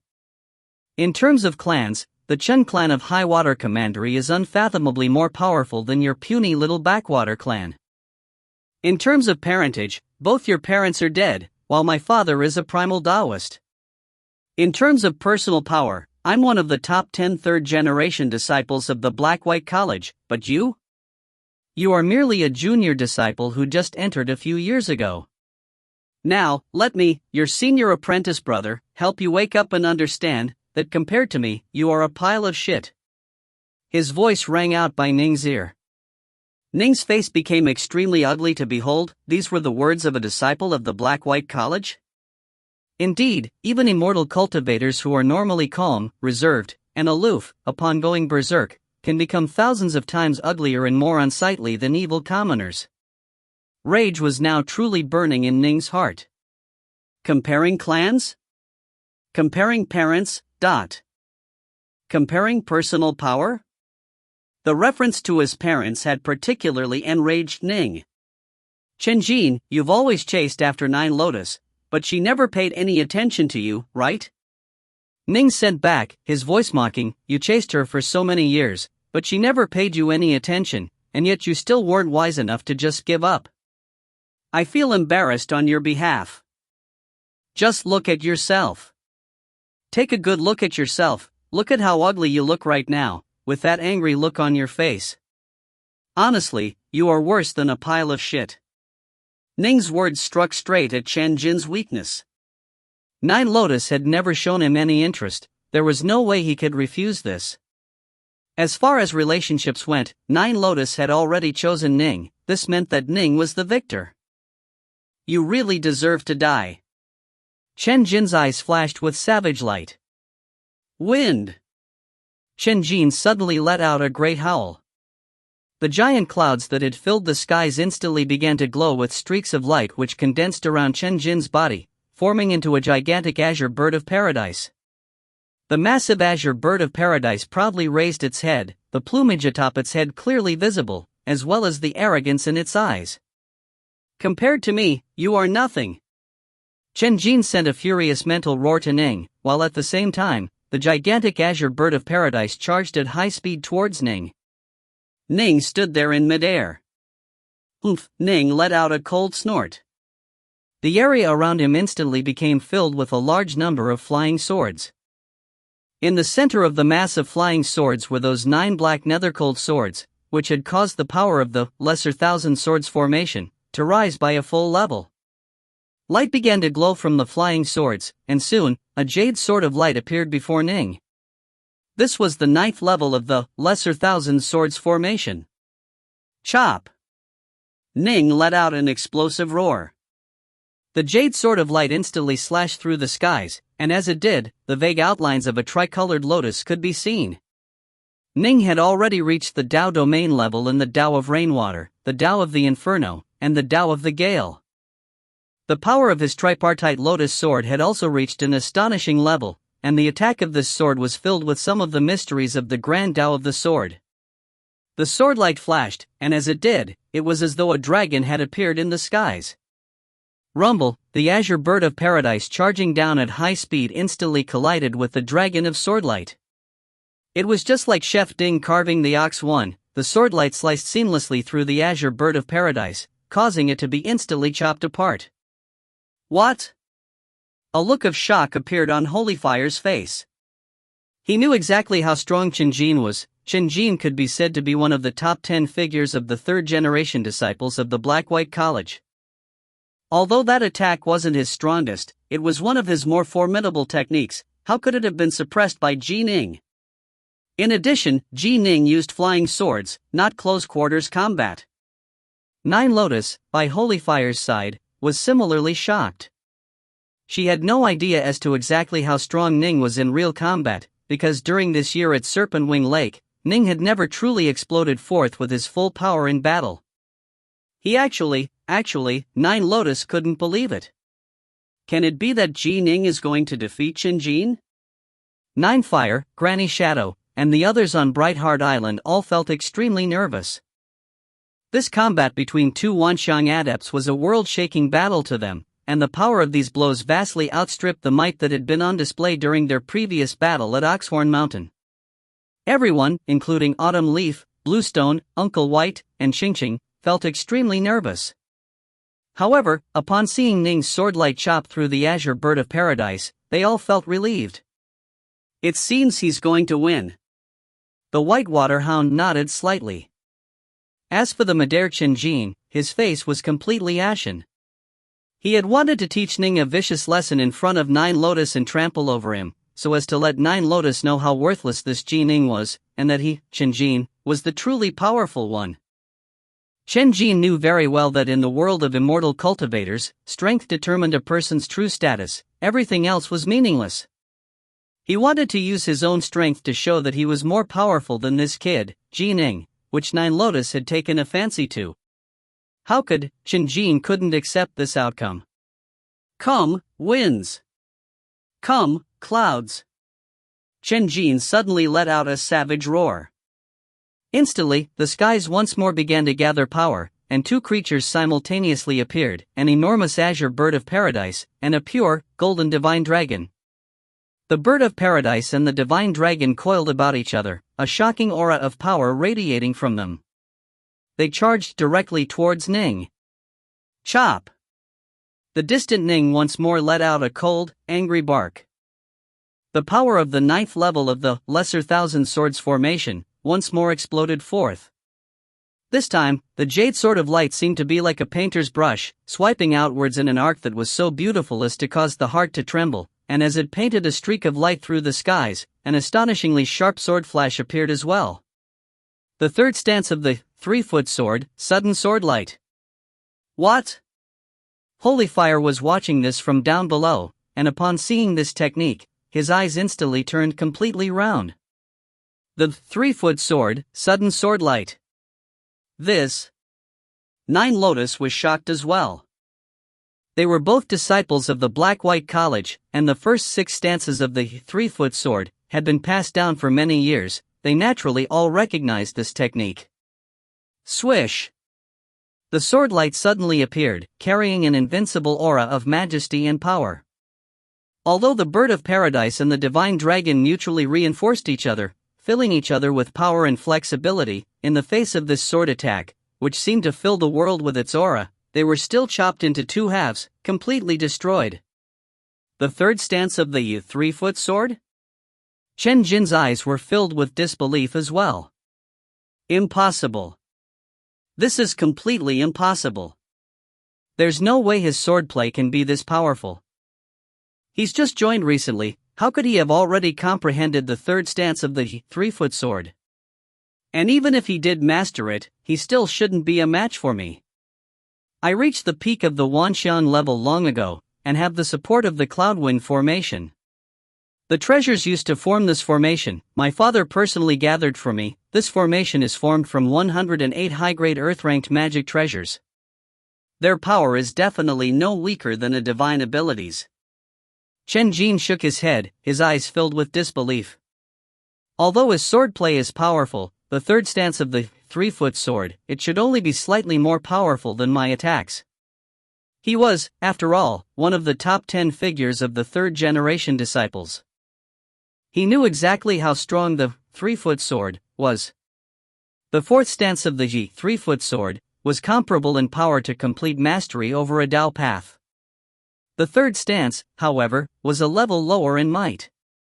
In the Black-White College, only Holyfire, the sloppy Taoist, and a very few others were at a higher level of comprehension than Ning. The power of this sword attack alone was already enough for Ning to rank alongside Ching and the Rainbow Flame Fairy, Yue, as one of the top 10 disciples of the 3rd generation. Ning let out a cold laugh. It seemed as though Ching found this to be unfathomable. Ching's Cloudwind formation had been famous for many years, but Ning's own, Lesser Thousand Swords formation, was also extremely powerful. By relying on the 9 nether-cold swords, Ning was capable of unleashing tremendous power as well, and thus had been able to suppress his foe. Impossible. You, a brat from a backwater clan, how can you compare to me? Ching's face was filled with savagery. I'm definitely going to beat you to your knees. beat you until you submit. This was the only thought in Chen Jin's mind. He had to defeat Ji Ning, he had to. Cloud Wind Whirl Chains. Chen Jin let out a furious howl. But right at this moment, a pair of black wings suddenly appeared on Ning's back. The black wings trembled, and Ning instantly charged forward like a streak of light. At this moment, many chains of azure light and golden light were sweeping forward, seeking to wrap around Ning. Slash! Ning's dark north sword flashed out. Ning's fiend god body had already reached the 10th stage. He was comparable to a normal late-stage Wanxiang adept fiend god, and he was using his divine ability, the star-seizing hand. Ning would even dare give Holy Fire a battle, much less this Chen Jin. Rumble, the azure chains and golden chains were completely shattered. No, Chen Jin, shocked, wanted to dodge. But how could he possibly do so? Ning's left hand suddenly stretched out like the hand of a fiend god, grabbing Chen Jin around his throat, clenching around it. Chen Jin gurgled but was unable to speak. His eyes were filled with shock and horror. Who is the pile of shit? Ning, his hand around Chen Jin's throat, barked coldly, tell me, who is the pile of shit? 1. Mentioned before, but this is an idiom. If you find any errors, ads pop up, ads redirect, broken links, non-standard content, etc., please let us know. Report chapter so we can fix it as soon as possible. Book 9, Chapter 26, Chen Jin's Threat. Chapter 26, Chen Jin's Threat. Chen Jin was being choked by the throat. Ning's left hand appeared ordinary, but it contained power that was capable of tearing apart mountains. There was no way Chen Jin could struggle at all. No, Chen Jin's eyes were bloodshot. This was humiliation. His throat was being choked by Ning. He felt humiliated, like he had never felt humiliated before. You don't know the answer? Ning continued to grip Chen Jin by the throat. He said coldly, then I'll tell you the answer. You are the pile of shit. Although they were fellow disciples, Ning felt nothing but boundless distaste for Chen Jin. Nine Lotus and Chen Jin were nothing more than old friends. What business was it of Chen Jin as to who Nine Lotus wished to become Dao companions with? Because Nine Lotus was interested in Ning, Chen Jin was going to try to vent all of his anger on him? He had held Ning in no regard at all. If it weren't for the fact that we are forbidden from committing fratricide, I wouldn't let you off this easily. Ning continued to clench Chen Jin by the throat. You dare to kill me? Do you dare? Do you dare? Chen Jin stared at Ning, eyes filled with madness. Kill you? Kill you, then be punished by the college? Ning shook his head and let out a cold laugh. You aren't worth it. And then, Ning swung his arm, exploding forth with the might of his fiend god body and throwing Chen Jin out like a meteor into the distance. The events which had transpired in Midair caused G9 Fire, Granny Shadow, and the others on Brightheart Island to feel incomparably nervous. He's grown stronger than in the past. Nine Fire's eyes were blazing with heat. It's only been a few years, although in the past he was already able to easily slay a Wanxiang adept. Adepsuli was incomparably weaker than this student of the Black-White College. However, even this powerful disciple of the Black-White College was easily defeated by Ji Ning. Ji Ning's advancement speed is simply too fast. If this continues, in a few more decades, what will he be like? Young Master, Autumn Leaf watched quietly as well, eyes filled with excitement. Too formidable. Ching Ching blinked, somewhat dazed. Ning's performance this time was clearly far stronger than his previous one against the Dragon Whale King. No wonder, despite my countless strokes of good fortune, I remain so much weaker than him. His rate of advancement is simply too monstrous. Chen Jin shot down from the skies like a meteor, smashing into the waters of Serpentwing Lake and arousing a wave that was 300 meters high. However, he quickly managed to steady himself. Flow Cloud. The fiery-robed, barefooted Holy Fire walked over the waves, moving towards him. Uncle Fire. Chen Jin lowered his head, an incomparably ugly look on his face. He had never imagined that he would lose so disastrously. He had wanted to let Nine Lotus see how powerful he was, and how worthless Ning was. He had wanted to completely dominate and trample this Ning, so as to give vent to his anger. Reality, however, was completely different from what he had anticipated. He hadn't defeated his enemy, instead, he had been completely crushed. Ning's innate talent is indeed monstrous, Holy Fire sighed softly.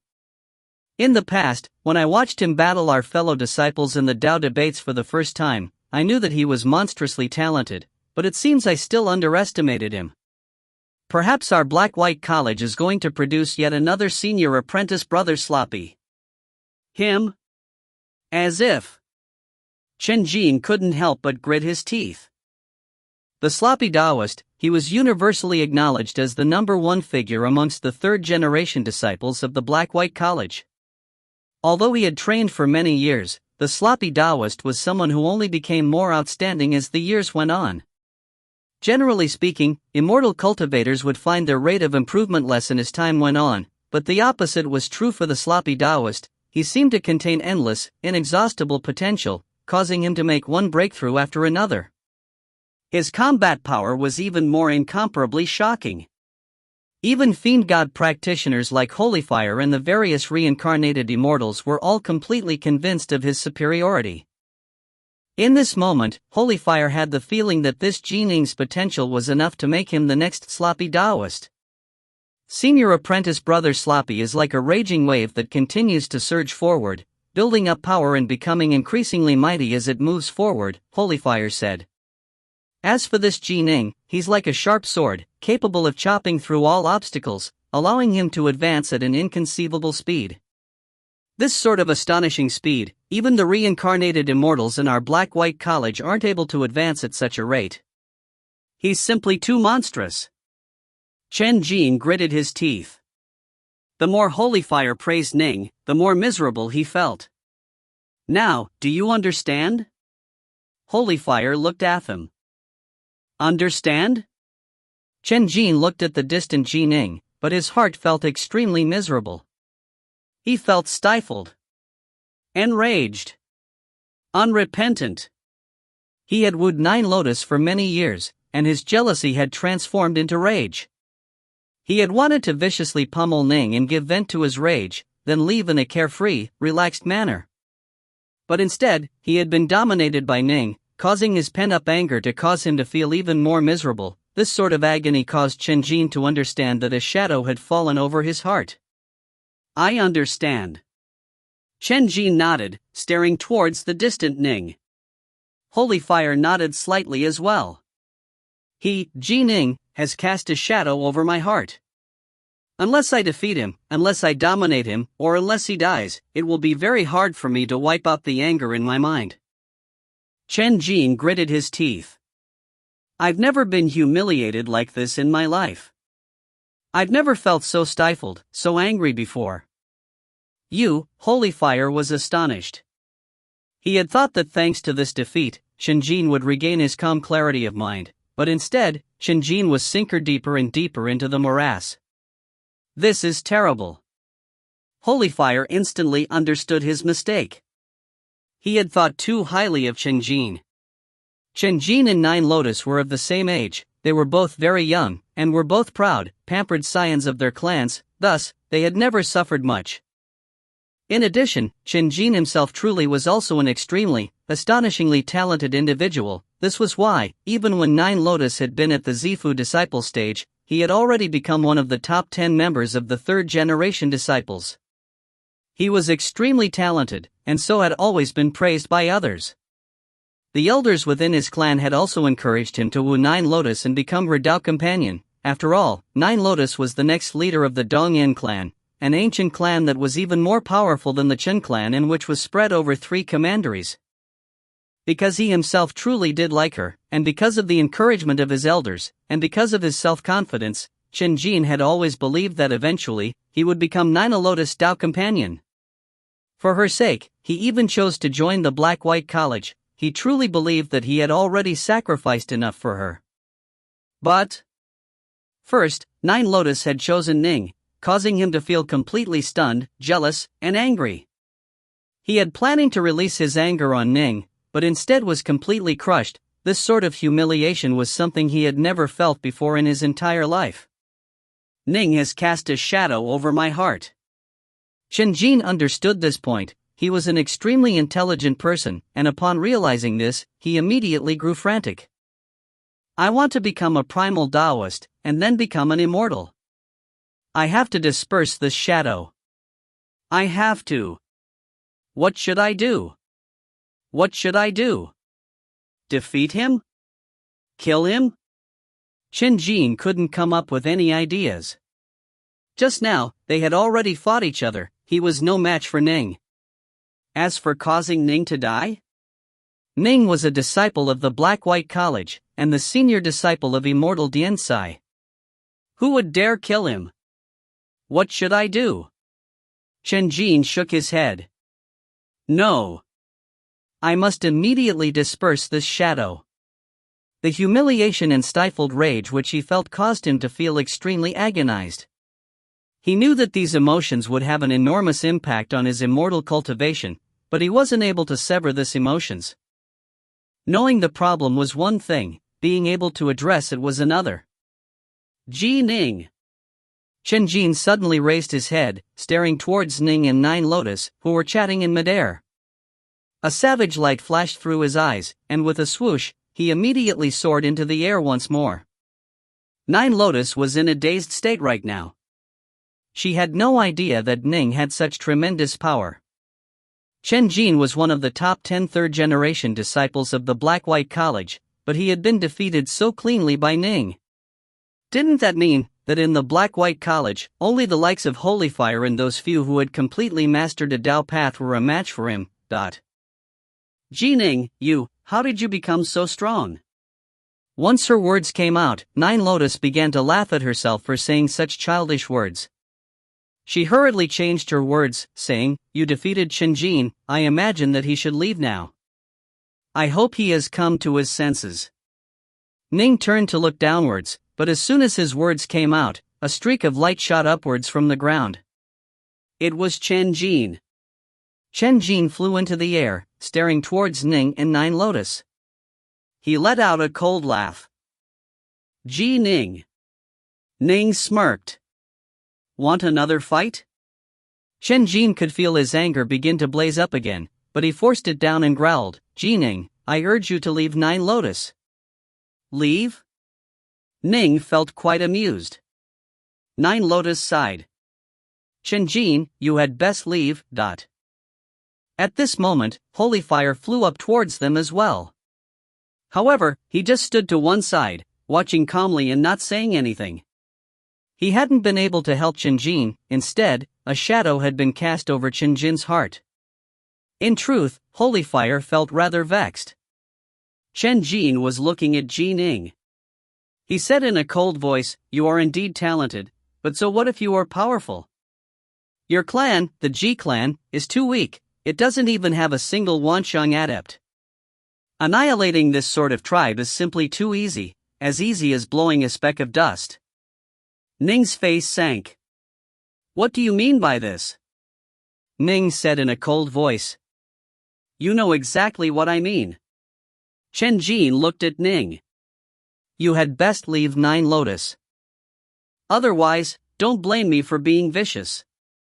I don't even need to do anything personally, I have plenty of tools at my disposal for dealing with a small clan like the Ji clan. Ning's face was ashen, the color of iron. Threatening his clan? For the sake of the clan, his father, the patriarch, and the others all had been willing to sacrifice their lives.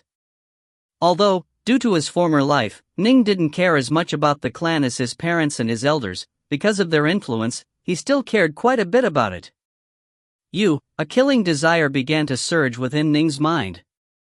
However, the Black-White College restricted its disciples from committing fratricide. I know that you are a Rain Dragon Guard, and that 10,000 kilometers of the territory of the Ji clan is protected by them. Shenjin looked at Ning. Anyone who dares violate your territory will definitely suffer retaliation from the Rain Dragon Guard. However, in this vast world, there are still many forces that don't care at all about the Rain Dragon Guard, such as those criminals which the Rain Dragon Guard pursue. They are already wanted criminals, they won't be worried about offending the Rain Dragon Guard. Ning's gaze flashed with a cold light as he listened. It will have nothing to do with me. The ones who will annihilate your G-clan will be those wanted criminals. Chen Jin looked at Ning. Honestly, it will have nothing to do with me at all. Ning, as well, understand that the so-called iron rule of law was something which the supreme clans were capable of avoiding or skirting around. The Rain Dragon Guard operated on the basis of proof. Without proof, the Rain Dragon Guard wouldn't do anything to Chen Jin. Chen Jin looked at Ning, then said coldly, make your choice. Do you choose Nine Lotus, or do you choose your clan? Nine Lotus was enraged. Chen Jin, you. He's cast a shadow over my heart. To get rid of it, I will stop at nothing. Nine Lotus, you won't be able to stop me. Chen Jin looked towards Ning. Ning, what will you choose? Speak. Boom. The black wings behind Ning's back suddenly flashed, and he transformed into a streak of lightning as he charged straight towards Chen Jin. Halt! Holy fire roared. F***CK off. Ning let out a savage roar back, and a crushing wave of divine will smashed outwards, striking directly against the soul of Holy Fire, who wanted to intervene and block him. Although Holy Fire was powerful, he wasn't a reincarnated immortal, and although both his soul and his Tao heart were powerful, he still felt his soul tremble. That moment's tremble made him too late. Chen Jin, whose soul had also been struck, wasn't able to even use any magic treasures before Ning's hand once more clenched around his throat. Ning, his left hand clenched around Chen Jin's larynx, began delivering blows with his right hand. Slap! Slap! Slap! Slap! Slap! Slap! He viciously slapped Chen Jin on the face, and in a single breath, he delivered tens of slaps. Threaten me? You dare threaten me? To boast of annihilating my clan? You deserve to die. To die. Chen Jin's face instantly began to swell. I'll give you two choices. Ning came to a halt, giving a sideways glance to the distant Holy Fire. Senior apprentice brother Holy Fire, don't come any closer, or I'll immediately kill him. Holy Fire was shocked. Ning then continued to look towards Chen Jin. You have two choices. The first choice is for you to swear an oath to the Tao of the Heavens that you will never cause any harm in any fashion to my G-clan, otherwise, your soul will instantly be shattered. The other choice is for me to shatter your soul right now. Decide. You actually dare kill one of your fellow disciples? Chen Jin stared at him. You threaten to annihilate my clan. You tell me, would I dare kill you or not? Ning stared at him. Swear an oath to the Tao of the Heavens. Otherwise, I'll shatter your soul right now. If you find any errors, ads pop up, ads redirect, broken links, non-standard content, etc., please let us know. Report chapter so we can fix it as soon as possible. Book 9, Chapter 27 at Traversing the Immortal Path Together.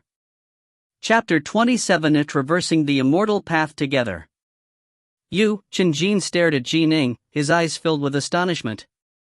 Previously, Ning had appeared to be a very courteous, handsome, slim young man, but now, he was no longer masking the killing intent in his eyes. If I don't swear an oath to the Tao of the Heavens, he'll kill me. He'll definitely kill me. Correct. Ning did indeed desire to kill him now. He absolutely wouldn't permit his own clan, the G-clan, to face annihilation. Whether for the sake of his father, the sake of those clansmen who he cared about, or because he felt a strong sense of belonging for the clan, Ning would definitely do everything he could to preserve the clan. Even if I commit fratricide against a fellow disciple and violate the laws of the school, so what? I'll accept the punishment. This was what Ning was thinking to himself. Although the school did indeed forbid fratricide, if he actually were to kill Qianjin in carrying out any punishment, the school would still first investigate the details of the situation. For example, if a disciple of the college sought to kill another disciple, could it be that the second disciple would not be allowed to fight back? Thus, this rule against fratricide was an internal rule of the college, and the exact punishment for violators would be determined by the college. Qianjin had threatened to annihilate the Ji clan. It was understandable for Ning to desire to kill him. The college wouldn't go so far as to destroy his Zifu, however, he would most likely be sentenced to go into a confinement of atonement for 300 years, at the very least. What do you choose? Ning stared at Qianjin. The distant holy fire felt quite startled and nervous as well. This Ji Ning, he actually is capable of using divine soul attacks. It seems he must have reached the divine sense level long ago, and he's also extremely strong. Qianjin has fallen into his hands, and he can kill him with a thought. There's no way I can save him in time. He felt somewhat confident in being able to deal with Ji Ning. However, his advantage in power over Ning was still limited. It could be said that the two of them were on the same general level of power. To rescue Qianjin from Ning's hands? It clearly wasn't possible. Qianjin's entire body was quivering slightly. He felt both agonized and humiliated. He finally spat out a phrase that he would never forget for the rest of his life. I am willing to swear an oath to the Tao of the heavens. Phew, holy fire let out a sigh of relief. The distant Nine Lotus, watching this, also let out a sigh of relief. She had been nervous this entire time, because this entire problem was due to her. Although she herself was innocent in her actions, she still felt nervous and ashamed. I'll speak first. Repeat the words that I say in swearing your oath to the Tao of the heavens. You are not permitted to change a single word. Ning continued to grip Qianjin by the neck as he said coldly, listen clearly. I, Qianjin, swear an oath right now, with the Tao of the heavens as my witness. I, Qianjin, swear an oath right now, with the Tao of the heavens as my witness. Although Qianjin was unwilling, he still repeated every single word. Invisible ripples of power descended. These were ripples generated by the most supreme of Daos, the heavenly Daos. This meant that this oath had been officially acknowledged by the Tao of the heavens. Upon violating this oath, one would have to face the punishment of the Tao. Even an immortal who violated such an oath would immediately suffer a retributive attack, and if the immortal had originally sworn that a violation of the oath would cause his soul to be destroyed, then his soul would indeed be destroyed and dispersed. And if I violate this oath, then let the soul of myself, Qianjin, immediately be destroyed and dispersed, never to be reincarnated again. Qianjin gritted his teeth as he stared at Ning. Junior apprentice brother Ji Ning, are you satisfied? Ning let out a cold laugh, then swung his hand. Swoosh! He tossed Qianjin far away from him. This time, Qianjin managed to stabilize himself in midair. He gave Ning a cold glare. If you want to act against me, do your best, Ning said. If you can invite any experts to come help you, I, Ji Ning, will be here waiting for you. Ning stared hard at him. But when you come to deal with me, prepare to suffer my reprisal. Aren't you a piece of work? Qianjin gritted his teeth. Of course he wanted to kill Ji Ning. But, he couldn't. He was, after all, just a disciple of the Qin clan with a bit of status. He wasn't even the heir who was in line to become the next clan leader. His father was merely a primal Taoist. Even if an immortal of his clan was somehow willing to give him face and help him, how could that immortal possibly go kill the disciple of Immortal Dinsai, a monstrously talented genius of the Black-White College? For the sake of its own survival, a clan would definitely not act in rash, violent, dangerous ways. A clan which did act in such a way wouldn't be able to survive for too long. Let's go. Holy Fire flew to his side. Qianjin glanced at Holy Fire. Although his heart still blazed with rage, there was nothing he could do. All he could do was nod. Fine. Ji Ning.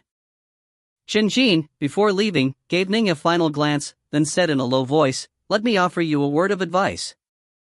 Nine Lotus is the next leader of the Dongyan clan. This has already been set in stone. The Dongyan clan is an ancient clan that is even more powerful than our Black-White College. Not just anyone can become the Dao companion to the next leader of a clan like this. Even I, in terms of background alone, don't quite match up. That's why I still have to frantically train. As for you? Humph. No need to worry yourself about that," Ning said calmly. Humph. Chen and Holy Fire once more mounted that fiery red cloud, transforming into a streak of light and disappearing into the distant horizons. The only figures now left in the skies of Serpent Wing Lake were Ning and Nine Lotus. Ning. And Inna Lotus stood there, a look of guilt on her face. "It's all my fault. I've caused you to gain another enemy." This was the way of human interactions in the world. Prior to this, Ning and Chen were fellow disciples of the same school who had never met. In the blink of an eye, however, Ning had become a fiend in Chen heart, casting a shadow over it. Similarly, because Chen had threatened to annihilate the Ji clan, Ning now viewed him as his hated enemy. "This isn't your fault, senior apprentice sister," Ning said with a laugh. "Don't worry. Chen is nothing more than a dancing clown. He might be able to hop around smugly for a time, but what of it? What can he do to me? He was one of the two sword immortals of the entire Black-White College. The other, naturally, was his own master, Immortal Densai. Right. Earlier, you demonstrated the third stance of the 3-foot sword, the sudden sword light, Nine Lotus said softly. If the Black-White College was to learn of this, the degree of importance they view you with would skyrocket even more. The 3-foot sword is the most powerful sword art of the Black-White College, and you are a genius of the Tao of the sword. The Black-White College will definitely spare no expense in training you. The Chen clan is comparable to the Black-White College, but it's in the high water commandery. The amount of influence it has in still water commandery is quite low. In addition, Chen status in the Chen clan is fairly ordinary, and so you truly don't have much to worry about." Ning nodded as he listened. Both of them were chatting in midair, and standing very close to each other. When Nine Lotus spoke, Ning could almost feel her breath. This caused Ning, who had never before had a relationship with a woman, to suddenly have an impetuous feeling, which was only strengthened by the fact that just now, he had defeated his rival in love, Chen. Ning suddenly stretched his hand out, grasping Nine Lotus' hand. Nine Lotus' hand was very soft, as though it were made out of water. Nine Lotus was somewhat caught off guard. "Be my Dao companion," Ning said. For a moment, Nine Lotus' mind was thrown into a state of chaos. She had actually been hesitating this entire time. During the past year, she had slowly grown more certain of herself, but she was, by nature, a cautious person. She had been planning to wait and watch for a few more years, but in the face of Ning's sudden attack, she didn't know what to say or do. The path of immortal cultivation is one filled with pitfalls and traps. But we would at least have a Dao companion as we traverse this path. Ning looked at Nine Lotus. "Senior apprentice sister, are you willing to accompany me in traversing this path of immortal cultivation for 1,000 years, for 10,000 years, and for eternity?" Nine Lotus' eyes suddenly turned red. She nodded gently. "Ha ha ha." Ning began to laugh joyfully. "Remember what you said," Nine Lotus said, looking at Ning. "We shall walk this path of immortal cultivation together. 1,000 years, 10,000 years, and eternity." "Right." Ning nodded. Their gazes met. As for Autumn Leaf, who was watching this scene from the distant Brightheart Island, she revealed a hint of a smile as well. The young master has finally found his love. The Black-White College of Stillwater City. Adept Flowcloud, also known as Chen, had returned to his own estate. He sat there by himself, drinking one cup of wine after another. Ning. Ning. Chen muttered this name repeatedly, a terrifying look in his eyes. The woman he had loved had been taken from him, and he had first been defeated, then been choked and forced to swear an oath to the Tao of the heavens. All of these things caused Chen Jin to feel a boundless amount of hatred towards Ning, but there was nothing he could do. Ning had been training for far fewer years than him, but Ning's rate of advancement caused even Chen Jin to feel tongue-tied and speechless. I won't be able to catch up to him. I won't be a match for him. Chen Jin couldn't even rouse himself to fight back. What should I do? Agony filled Chen Jin's heart. Right. Chen Jin's eyes suddenly lit up. Although Nine Lotus won't be mine, Ji Ning's clan is far inferior to mine. Although he is a monstrously talented person, to an ancient, massive clan such as the Dongyan clan, they won't care about that at all. Right, I imagine that the Dongyan clan doesn't know about Nine Lotus and Ji Ning yet. Then, I'll give Ji Ning a hand. Once the Dongyan clan learns of this, they will definitely prevent the two from being together. Definitely. Chen Jin was a disciple of a major clan as well. He knew very well how major clans carried out their affairs. Everything was done for the sake of the clan. The same was true for the leader of the clan as well. Only someone whose status in the clan was like Ji Ning's status to the Ji clan, whose personal status and influence completely eclipsed the entire clan itself, was able to surpass the importance of the clan. In those cases, the entire clan would move according to the wishes of that person. Clearly, Nine Lotus, by herself, couldn't possibly surpass the entirety of the Dongyan clan in importance. Let's do this. Swoosh. Chen Jin transformed into a streak of light, once more departing from the Black-White College. The Dongyan clan was an extremely mighty clan. Since it stretched over 3 commanderies, it naturally had a local branch in Stillwater City. That very day, Chen Jin spread news of Nine Lotus and Ji Ning to this branch. The primal Taoist in charge of running this branch didn't dare to be negligent at all in handling this affair. This news, after all, involved their next leader, Nine Lotus. Very soon, the news made its way back to the primary headquarters of the Dongyan clan in Highwater Commandery, in the Dongyan Mountains. This was a mountain range that spanned more than 100,000 kilometers, and which was densely packed with countless structures and buildings. The Dongyan clan's population was calculated in the hundreds of millions, and all of the clansmen lived here. In addition, this mountain range was also filled with countless ancient formations. This was, after all, an ancient clan that spanned 3 commanderies, one which had produced multiple celestial immortals. But of course, too much time had passed. Although celestial immortals had infinite lifespans, they might fall or die. No one knew for certain if the Dongyan clan still had any living celestial immortals. In terms of their roots and their foundation, the Dongyan clan definitely surpassed the 8 major powers of the Stillwater Commandery. They were actually close to the Northmont clan in power. Perhaps the only major difference between them and the Northmont clan was that they had never been in theft with a Marquis Dam. Little Yun has chosen a Dao companion? What's her Dao companion's name? Ji Ning? This news instantly caused a major upheaval amongst the high-ranking members of the Dongyan clan. If you find any errors, ads pop-up, ads redirect, broken links, non-standard content, etc., please let us know. Report chapter so we can fix it as soon as possible. Book 9, Chapter 28, Taken Away. Chapter 28, Taken Away. Bring little Yun back here. An unfathomably old and reclusive patriarch of the Dongyan clan gave the order personally. Yes, forefather. A loose Immortal Norshak, responded with great respect.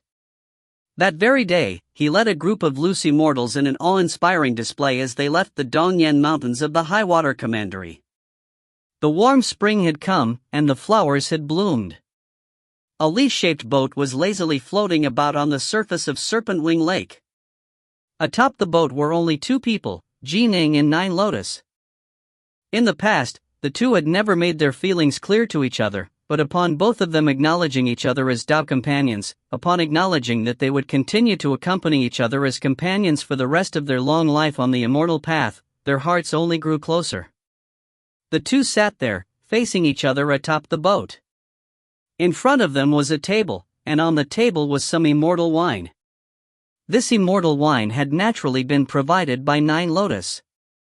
Nine Lotus had an extraordinary background, and the cups, wine, and various other items she carried with her were all things which Ning had never seen before. "What sort of wine is this?" Ning held an exquisite jade wine cup in his hand, lightly tasting the wine. Instantly, his entire body became filled with a pleasurable feeling, while his heart rate began to quicken. This is known as Immortal Dong's wine, but Nine Lotus held a cup of her own. This wine actually has quite a history to it. In another one of the major worlds, one which is comparable in size and scope to this world of ours, which is under the control of the Grand Xia dynasty, an immortal maiden from the heaven realm descended upon it. By a chance encounter, she met with an ordinary immortal cultivator of that world, Dongyu. The two entered into a secret relationship, wishing to accompany each other forever. Unfortunately, that immortal maiden had an extremely exalted status in the heaven realm. The elders behind her would absolutely not permit her, an exalted celestial immortal, to become Dao companions with an ordinary immortal cultivator. Thus, they forced them apart. Ning immediately let out a moved sigh. An immortal maiden of the heaven realm? A cultivator of the mortal realm? Afterwards, this Dongyu swore an oath that he would ascend to the heaven realm and take back his Dao companion.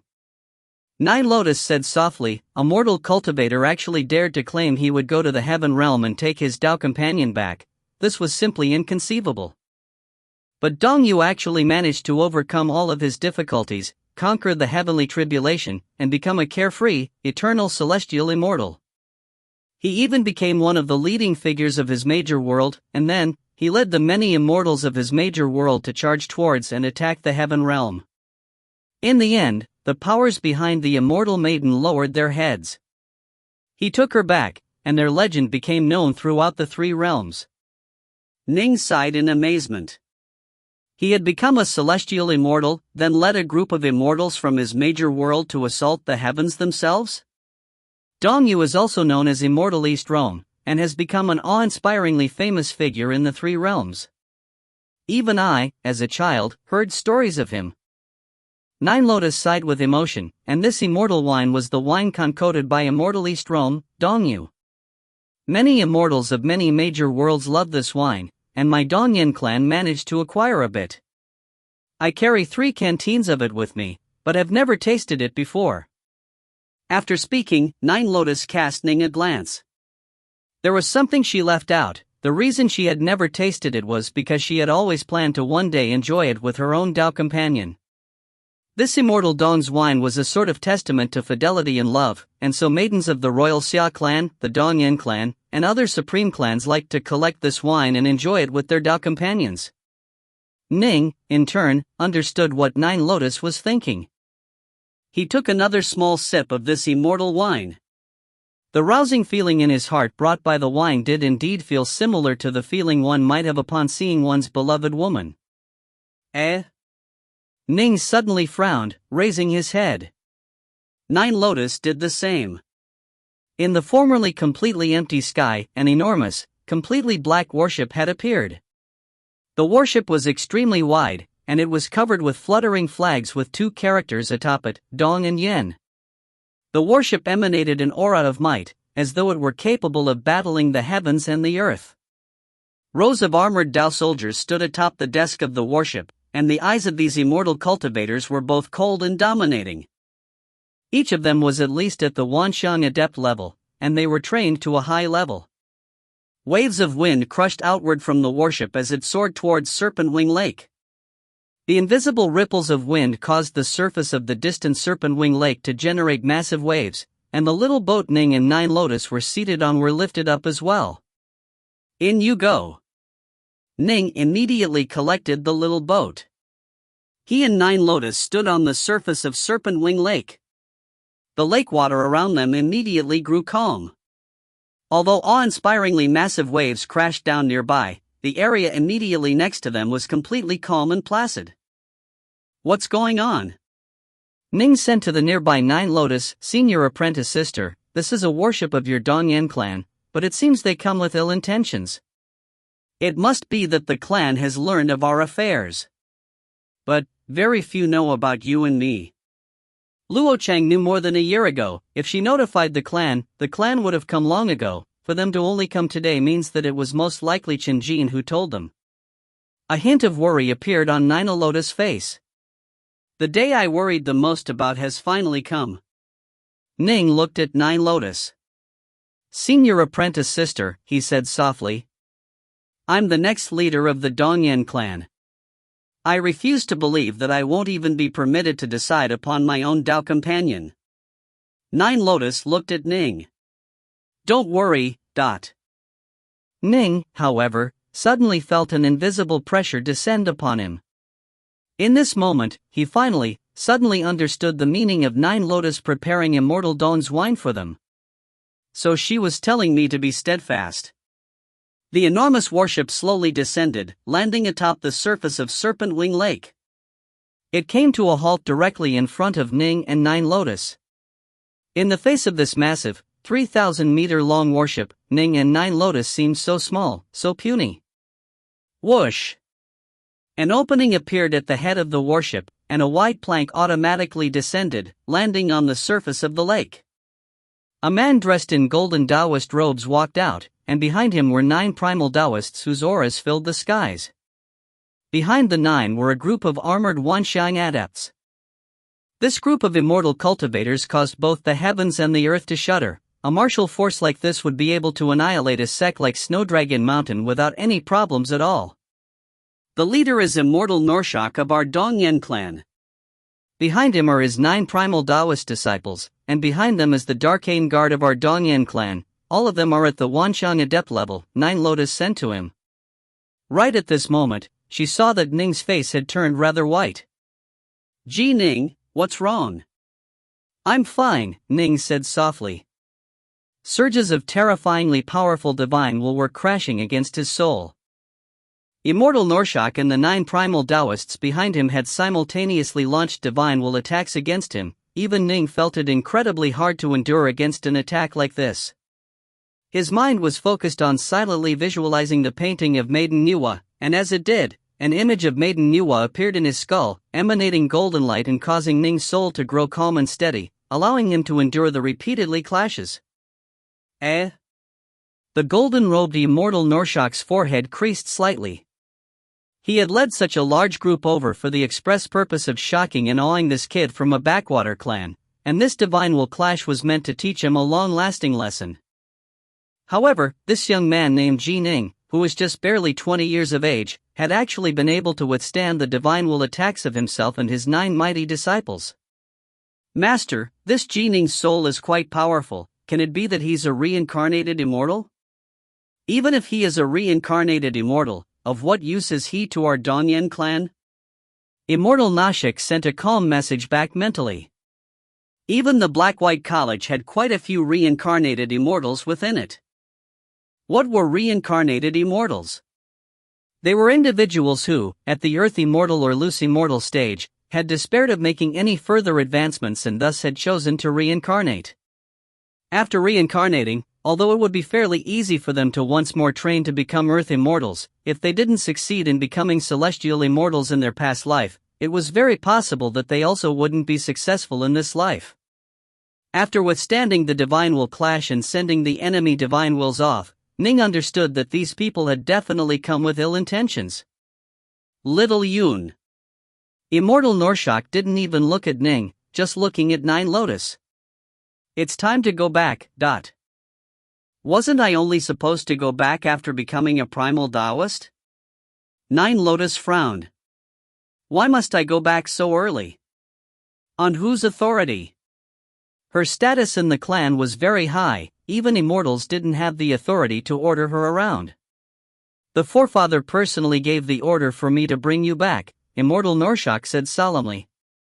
The forefather? Nine Lotus was stunned. In some clans, on occasion, an extremely powerful person would appear, whose status was far more exalted than even that of the clan leader. Ning's status in the Ji clan was one such example. His status surpassed the patriarchs. Although he wasn't the titular clan leader, he was the true leader of the clan. And for the Dongyan clan, the forefather of the Dongyan clan was the true leader of the clan.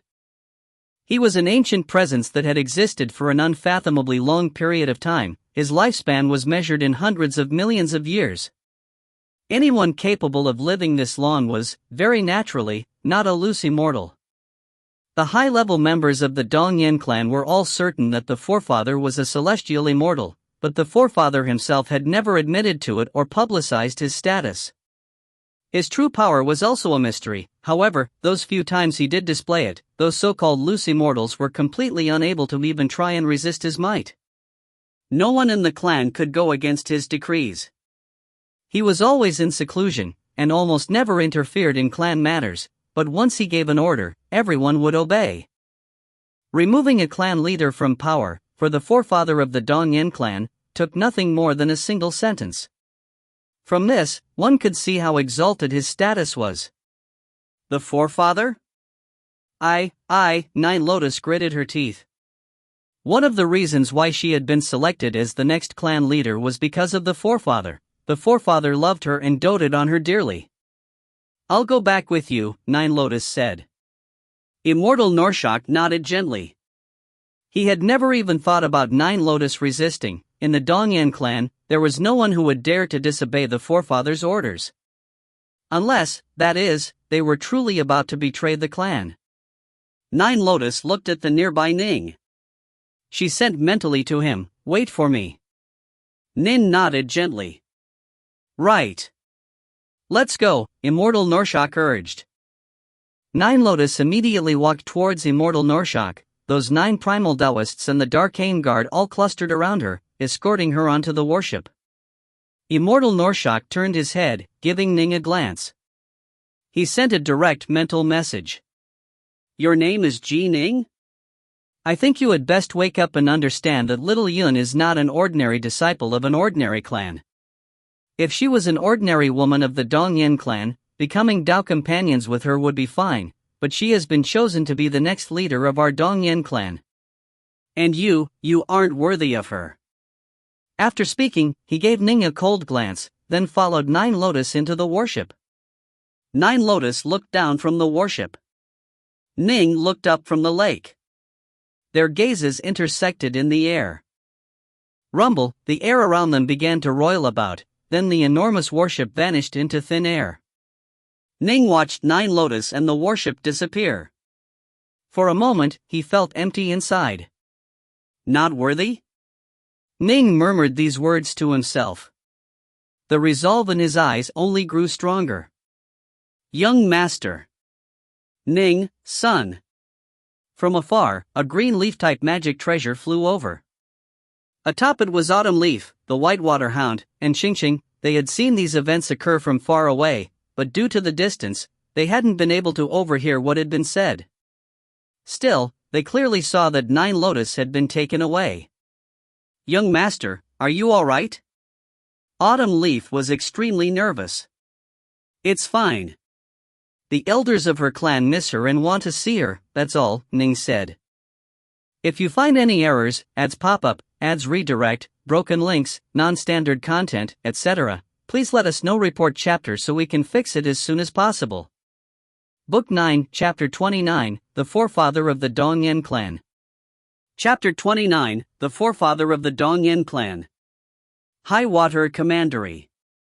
The Dongyan Mountains. This was the headquarters of the Dongyan clan. Outsiders were completely forbidden from entering. An enormous, awe-inspiring warship was in the azure skies of the mountains, flying through them. I'm back. Nine Lotus looked at the distant, familiar mountains. This was her homeland. Little Yun, let's go. Go meet the forefather, Immortal Norshak said. Nine Lotus nodded obediently. Immediately, a cloud suddenly appeared out of nowhere. Immortal Norshak, controlling and riding upon the cloud, took Nine Lotus directly into the forbidden lands of the Dongyan Mountains. Is the forefather truly going to stop me? Nine Lotus mused silently to herself. Even when she was a child, the forefather had doted on her. In turn, she absolutely worshipped the forefather, and was extremely obedient towards him. Whoosh! They continued to fly forward through one forbidden region after another of the Dongyin clan. The guards of these locations, upon seeing Immortal Norshak and Nine Lotus, did not move to stop them. After flying for a period of time, they arrived at a secluded, ordinary-looking gorge. Within the gorge, a small river was flowing, and by the sides of the river, there was a man dressed in plain blue clothes. The man sat there, fishing calmly. Forefather. Immortal Norshak landed, then called out to him respect. Nine Lotus looked towards the blue-robed man, veneration in her eyes as she, too, called out gently, Forefather. Norshak, you can go for now. Little Yun, stay with me. The blue-robed continued to fish, not even turning to look at them. Yes. Immortal Norshak respectfully departed. Only the blue-robed man and Nine Lotus were left within the gorge. Nine Lotus was very familiar with this gorge, because she had spent her childhood here. Because of the forefathers' support, she had been selected as the next clan leader without any disputes or struggles at all. Little Yun. The blue-robed man turned to look at her, the faintest hint of a smile on his face. It made him look very friendly and amiable. He sat there, fishing, as though he were an ordinary commoner. He didn't have the aura of a cultivator at all. But in front of this man, the entire Dongyin clan would be respectful and subservient, not daring to offend him at all. Forefather. Nine Lotus instantly grew nervous. I hear you chose a Dao companion, the blue-robed man said with a laugh. Named Ning? Yes. Nine Lotus nodded. For now, you should forget about him, the blue-robed man instructed. Nine Lotus grew frantic. Forefather, you chose me to be the next leader of the clan. Can it be that I can't even choose a Dao companion for myself? I know that our Dongyin clan needs to grow stronger, and that my choice for a Dao companion would ideally be a member of the Royal Xia clan or one of the main lineage descendants of a Marquis Dam, but even if I do choose one of them to be my Dao companion, the benefit it would bring to our Dongyin clan would be limited. Are you truly going to force me, Forefather? Do you think I would force you? The blue-robed man looked at her. Nine Lotus was stunned. Even if a prince of the Grand Xia Empire became your Dao companion, he would only bring a limited degree of benefit to our Dongyin clan. Would I really force you over something like this? The blue-robed man shook his head. Nine Lotus, you truly are too young. But Forefather, you told me to forget about junior apprentice brother Ning. Nine Lotus was frantic. The blue-robed man suddenly asked, do you know what it means to be Dao companions? Nine Lotus hesitated for a moment. Dao companions? Dao companions, those who will traverse the pitfalls of the immortal path together for 1,000 years, for 10,000 years, for eternity, companions who will never leave each other. Right? Nine Lotus responded softly. The blue-robed man let out a sigh. Anyone can say the words.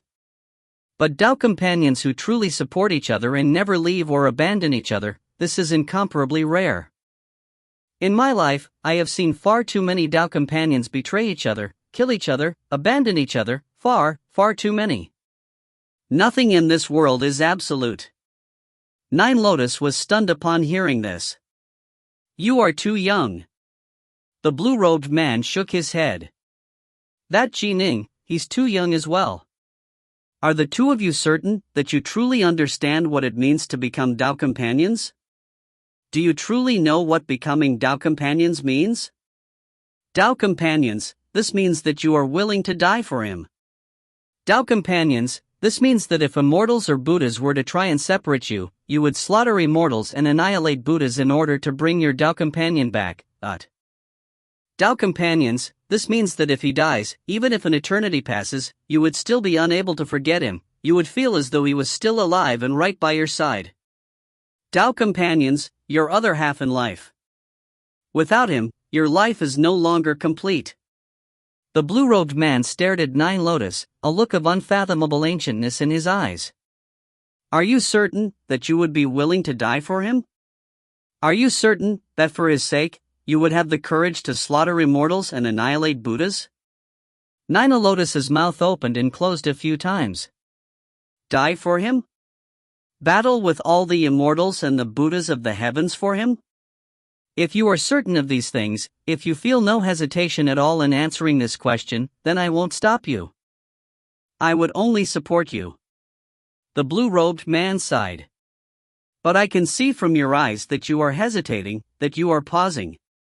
If you aren't able to treat him as the other half of your life, if you aren't able to die for him, if you don't have the courage to battle against all the immortals and Buddhas of heaven for him, then why must you become Tao companions? Without that degree of resolve, there's no need for you to choose a Tao companion. The path of immortal cultivation is a path which defies the heavens. You can traverse it alone. You can also traverse it with a Tao companion. This is an incomparably difficult path, filled with pitfalls. Thus, if you are to choose a Tao companion, you absolutely must choose a Tao companion who will truly share life and death with him, one you would die for, and one who would die for you. Otherwise, you would be better off traversing this path alone. The blue-robed man gave Nine Lotus a glance. Nine Lotus, what do you think? Nine Lotus was completely stunned. Had she been wrong? You are too young, and that Ning is even younger than you. The two of you haven't experienced enough. You two are nowhere near close to the point of selecting Tao companions, because your hearts are not yet sufficiently resolved. The two of you simply feel a sort of indistinct longing and affection for each other. The blue-robed man shook his head. This sort of indistinct longing and affection, it won't last. I won't forcibly prevent you from being together with Ning, the blue-robed man said. Upon hearing this, a hint of delight instantly appeared in Nina Lotus' eyes. But you must have patience. When you become a primal Taoist, if you still feel that Ning should be your Tao companion, then you can choose him. For now, however, you will have to endure, the blue-robed man said. Wait until I'm a primal Taoist? Nine Lotus was stunned. How long is that going to take? I've doted on you too much. Your Tao heart truly is quite ordinary. Go to the myriad lotuses cave. I'll set down a formation. Only when you can walk out of the myriad lotuses cave will you be permitted to leave the Dongyan mountains, the blue-robed man instructed. Nine Lotus said frantically, the myriad lotuses cave? How am I supposed to break through a formation that you set down, forefather? This will just be a bewildering formation meant to help illuminate your Tao heart, the blue-robed man said, shaking his head. No need to argue about it. Go. I'm going to send someone to notify Ning. Nine Lotus knew that refusal was not an option, and so she hurriedly switched tacts. Go, the blue-robed man said calmly. Nine Lotus immediately boarded a lotus-shaped magic treasure, immediately departing and making arrangements for a notification to be given to Ning. The blue-robed man watched Nine Lotus leave, then gently shook his head. She truly is too young. Still, Ruyan, she truly does look just like you. How long has it been? Do you remember how the two of us fought, shoulder to shoulder, in the Skylight Major world? That battle, no matter how much time passes, I'll never forget it. Never. And then, he quietly went back to his fishing. His fishing hook attracted quite a number of fish to come circling around it, but the hook was straight. It would never catch a fish. 1. This is a reference to the legend of Jiang Zia, a historical Chinese immortal who fished without a hook, on the belief that the fish would come to him when they were ready, without need for a hook. If you find any errors, ads pop up, ads redirect, broken links, non-standard content, etc., please let us know. Report chapter so we can fix it as soon as possible. Book 9, Chapter 30, 9 Years in the Blink of an Eye. Chapter 30, 9 Years in the Blink of an Eye. In the air above Serpent Wing Lake. A tall, willowy, silver-armored woman appeared, standing atop a giant sword. Ning. The silver-armored woman called out in a high voice. Swoosh! A wind suddenly howled forth from Brightheart Lake, and then Ning appeared in midair. You are. Ning looked at the silver-armored woman. My mistress is your senior apprentice sister Nina Lotus. Per the orders from my mistress, I have come to notify you of something, the silver-armored woman said. Ning, actually, had already guessed that this woman had something to do with Nine Lotus. My mistress said that she needs to remain within her clan for a time and won't be able to come out in the near future. She asks you to wait for her patiently. The silver-armored woman said in a cold, clear voice. Mistress also said that the two of you could take this opportunity to consider if the two of you were perhaps too rash in deciding to become Dao companions. Ning frowned. Nine Lotus had gone back to her clan and would not return? And was asking him to consider if they had decided to become Dao companions too rashly? What was this supposed to mean? I've delivered my message. The silver-armored woman, after finishing, flew away on her giant sword, quickly disappearing into the horizons. Ning returned to Brightheart Island with a belly full of suspicions. Leaf was there by the beach, quietly waiting for him. What happened, young master? Autumn Leaf, seeing the restless look on Ning's face, couldn't help but ask him. That was senior apprentice sister Nina Lotus' servant, just now, Ning said with a frown. She came on orders to deliver a message. Nine Lotus won't be able to leave the clan for a period of time, and also said that I should calm down and think about if we were perhaps too hasty in choosing to be Dao companions. What does this mean? Since we've already chosen to become Dao companions, what's this about it being too hasty? In both the previous life and this one, Ning's romantic history, or lack thereof, was completely blank. Young master, Autumn Leaf said hurriedly, I think these words don't come from senior apprentice sister Nine Lotus. She treats you with sincerity. I imagine that the high-level members of the Dongyan clan instructed this maidservant to speak those words, so as to make you nervous. If you were to give up on your own, then they would have successfully separated the two of you. Right. Ning's eyes lit up. You are right. This is probably their scheme. The Dongyan clan, in truth, doesn't quite want to see myself with Nine Lotus. Autumn Leaf, seeing Ning's spirit rise, couldn't help but laugh. So long as Ning was happy, she was happy. Life went on without Nine Lotus for Ning. He continued to live at Serpent Wing Lake. He had concluded that the word sent by Nine Lotus had come from the Dongyan clan, which was seeking to cause trouble between them. Thus, Ning didn't question Nina Lotus' dedication at all. Rather, Ning felt absolutely irritated with the Dongyan clan, and truly wanted to find a chance to shock the contemptuous clan. Ning was quite industrious in his training at Serpent Wing Lake. Every so often, he would go into seclusion to practice his swordplay. Every so often, he would go to the Rain Dragon Guards branch to take on some missions to chase after and kill criminals or problem-causing dire monsters.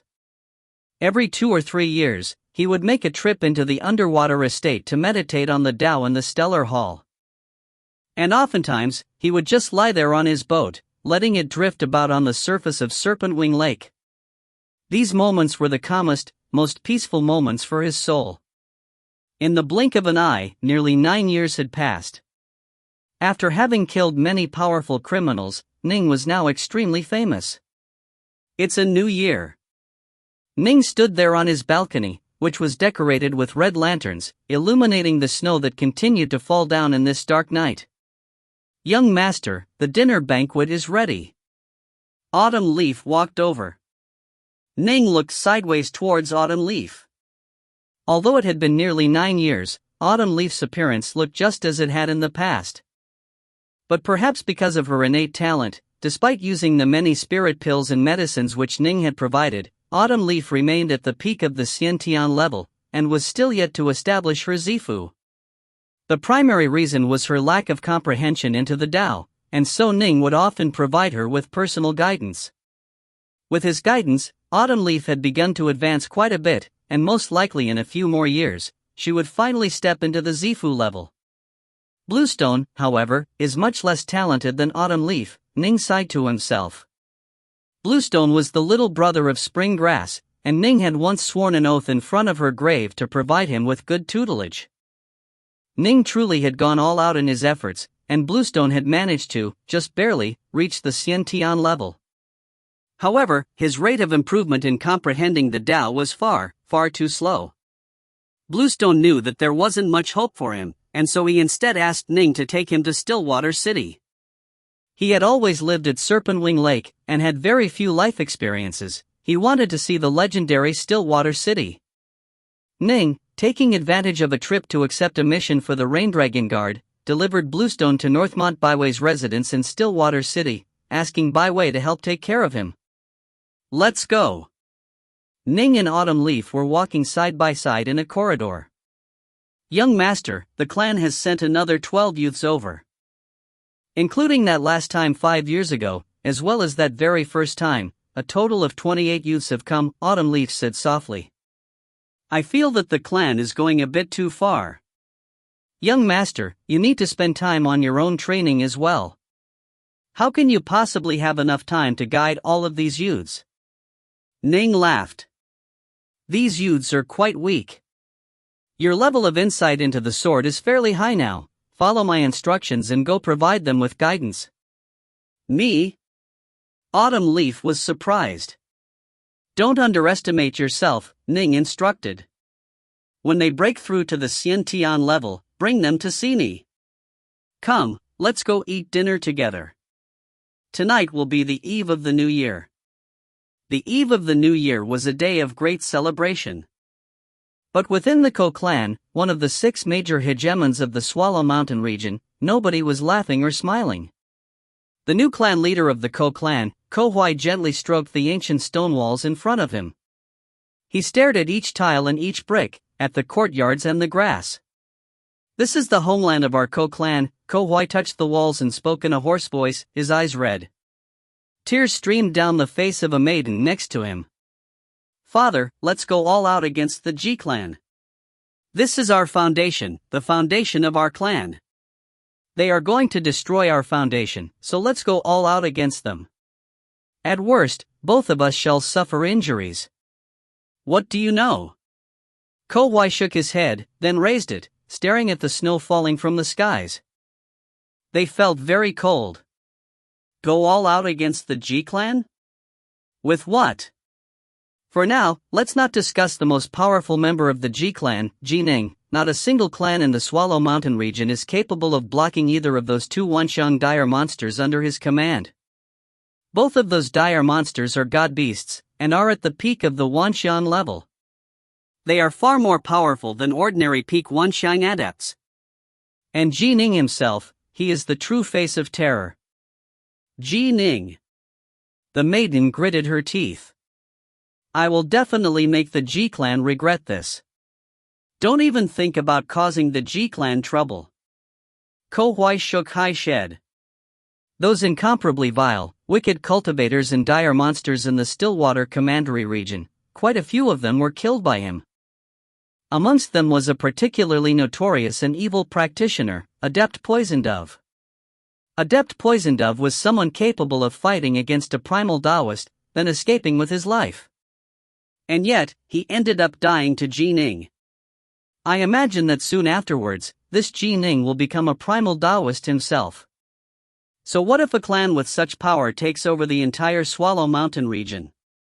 Our Ko clan is so weak, if we don't move, we'll just be constantly suppressed by the G clan. In the end, we'll be wiped out. Moving now, on the other hand, gives us a chance to survive and flourish in another place. And in addition, it can be said that the G clan has already shown us mercy. They have not, at least, embarked on a slaughter against us. They've allowed us to continue to stay here." Ko Huai let out a sigh. Although they had been forced to hand over their official writs for their city to the G clan, which was tantamount to surrendering their base, Ko Huai didn't feel hatred in his heart. This was because, after any clan produced a supreme expert, they would rapidly consolidate control over their surrounding territory. The G clan had Ning, the Whitewater Hound, and the Azure Skysnake. They had complete, overwhelming power, and could have swept everyone away. The G clan, however, had not swept anyone away. Instead, they had negotiated, allowing the various powers to voluntarily submit and decide to move. The Ji clan even gave them some buffer time, allowing them at least 3 but no more than 10 years to depart from the Swallow Mountain region. Tomorrow we shall leave. Ko Huai stroked the walls again. Remember, child. If you are weak, you will have to lower your head. There's no one else to blame but ourselves, for not being strong enough. The maiden nodded. Tomorrow, I will go to the Thousand Rivers sect. Father, I will definitely work hard to bring our Ko clan to prominence once more. All right. Ko Huai looked at his daughter, his eyes filled with expectations. His daughter, his pride and joy. However, compared to a monster like Ji Ning, she was far inferior. If his daughter was capable of becoming a Wanxiang adept, most likely the entire Ko clan would celebrate. The eve of the new year. The city of 10,000 swords. Ji Ninefire had already retired. The current patriarch of the Ji clan was the younger Ji Truekeep. The Ko clan and the Black Fire cult, in the next 3 days, will depart from their commandery cities, Truekeep said with a loud laugh. Once they leave, our Ji clan's power will have expanded even more. They were quite obedient. They didn't try to resist. Ninefire smiled as he spoke. The difference in power was too great. They had no desire to fight back at all. Granny Shadow was very satisfied as well. Truekeep, once the Ko clan and the Blackfire cult have left their commandery cities and our Ji clan moves in, then in the Swallow Mountain region, the only remaining powers will be the garrison of the Grand Xia Dynasty and Snowdragon Mountains branch, right? Truekeep nodded. The Grand Xia Dynasty's garrison would definitely remain. As for the Snowdragon Mountain branch? Although Dong Ziki and the others had died, Snowdragon Mountain had quickly sent more Zifu disciples to enter Swallow Mountain, causing the local branch to once more flourish. The Swallow Mountain branch of Snowdragon Mountain has the main Snowdragon Mountain sect behind them. Although they aren't willing to offend our Ji clan, they aren't so afraid of us as to hand over their territory, Truekeep said with a sigh. This will be troublesome. If we were to truly act against the local branch of Snowdragon Mountain, I'm worried that they will send some Wanxiang adepts over from the main sect. Snowdragon Mountain didn't wish to offend Ji Ning, whose potential was unlimited. But they weren't actually afraid of him. They didn't expand their territory in Swallow Mountain, but continued to stubbornly remain within their previous territory. They wouldn't launch any attacks, but if the Ji clan were to dare to invade, they would show no mercy. As soon as we invade, the Swallow Mountain branch will immediately retaliate. The leader of the Swallow Mountain branch of Snowdragon Mountain, Daoist Suku, has said long ago that if our Ji clan were to dare to attack, then they would dare to kill us. Truekeep continued, although during the past 9 years, our Ji clan's power in terms of our Xiantian experts has swelled, it truly wouldn't be worth it for us to truly fight head-on against Snowdragon Mountain.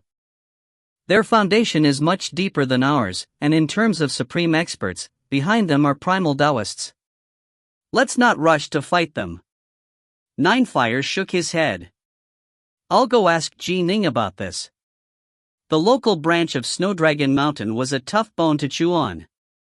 They were the final obstacle preventing the Ji clan from completely dominating Swallow Mountain. If you find any errors, ads pop up, ads redirect, broken links, non-standard content, etc., please let us know. Report chapter so we can fix it as soon as possible. Book 9, Chapter 31, Ji Ning's Letter. Chapter 31, Ji Ning's Letter. However, this was the New Year celebration. Ninefire and the others didn't immediately go disturb Ning. They waited until the 16th day of the month before heading towards Serpent Wing Lake. Serpent Wing Lake. Brightheart Island. Within a study. Ning was standing in front of a desk, holding a writing brush and writing some characters. Autumn Leaf, by his side, was helping him grind the ink. Brush calligraphy was something Ning had taken a liking to in recent years, and it was also one of the ways in which Ning trained his heart and also trained his sword. With every single stroke of the brush, swordlight seemed to flash out in a dominating manner. Ji Ning's signature, it verily emanated an almighty sword intent. The sword intent in young master's signature has become increasingly powerful. Autumn Leaf secretly sighed in amazement. The young master personally instructed me in all of my sword training, and I am at the peak of the Xiantian level, but when I look at these words, I feel my heart tremble, as though I'm completely powerless. In recent years, his sword intent has grown increasingly astonishing. Nobody knew exactly how powerful Ning had grown during these past 9 years, but when Ning had occasionally taken on missions for the Rain-Dragon Guard and revealed his power a few times, he had completely stunned all onlookers. His most successful battle was definitely his execution of Adept Poison Dove. It must be understood that evil cultivators whose bodies were surrounded by sin were usually far stronger in battle than similarly ranked cultivators. In turn, Taoist Poison Dove was one of the most superb cultivators amongst the ranks of evil cultivators. He was capable of successfully escaping from the attacks of primal Taoists, but he wasn't able to escape from Ning. From this, the outside world was able to guess that Ning's power must have truly reached a formidable level. However, only Autumn Leaf, who had the most direct access to Ning, was able to gain a fairly accurate level of insight. The sword intent in the young master's calligraphy has only grown stronger and stronger, at an astonishing rate. Compared to 3 years ago, it seems to have changed in a qualitative way. There's no point to even comparing him to where he was 9 years ago. Autumn Leaf secretly shook her head. I'm done. Ning put down his brush, then said with a laugh, Autumn Leaf, go ahead and incinerate this. Yes, young master, Autumn Leaf replied obediently. From the very beginning, Ning had always instructed her to burn his writings. At first, Autumn Leaf had been rather reluctant, and she had even said, Young master, this is such fine calligraphy, I can even feel the sword intent surging within the characters. If you were to leave this set of calligraphy within the clan to allow the juniors to view it, it would be wonderful. But Ning had explained, I'll be writing every day. After a few years, how many scrolls will I have written on? In addition, these examples of calligraphy are just casual writing samples, they have no keepsake value. Every year, I'll leave behind one special set of calligraphy, to be stored within the clan. As for the others, burn them all. After Ning gave these instructions, Autumn Leaf no longer argued with him. Young master, young master. A voice suddenly rang out from outside. Ning raised his head to look. Autumn Leaf also walked out, then asked, What is it? The messenger maidservant called out hurriedly, the patriarch and the others came. They are waiting in the guest hall. Uncle True Keep? Laughing, Ning instructed, Then I'll come right now. Help me tidy these things. Ning glanced at Autumn Leaf, who nodded. Autumn Leaf would generally be the one to personally take care of and store Ning's personal belongings. Other maids and servants were forbidden from touching them. In particular, Ning's calligraphy with sword intent, mere Hotian warriors might literally be frightened to death by the sword intent emanating from them. Even normal Xiantian lifeforms would be terrified to the point of paralysis. Autumn Leaf trained under Ning and had an exceedingly high level of expertise in swordplay, and yet, usually, even she felt her heart quiver. In the guest hall, Ning, dressed in furs, smiled as he walked in. Upon seeing Truekeep, Ninefire, Granny Shadow, and Ah Xing in the living room, he couldn't help but say with an astonished laugh, I thought it was just Uncle Truekeep. I didn't imagine that the elder patriarch and the rest of you came as well. For all 4 of you to come, this must be about something major. Is it indeed? Truekeep nodded.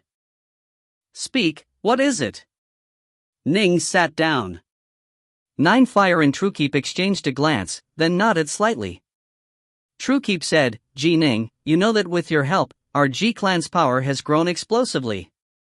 Naturally, we've begun to expand. Ning nodded. Any clan, upon growing powerful, would expand. He had gone to the local branch of the Rain-Dragon Guard and traded for some techniques, which he was permitted to transfer to his clan.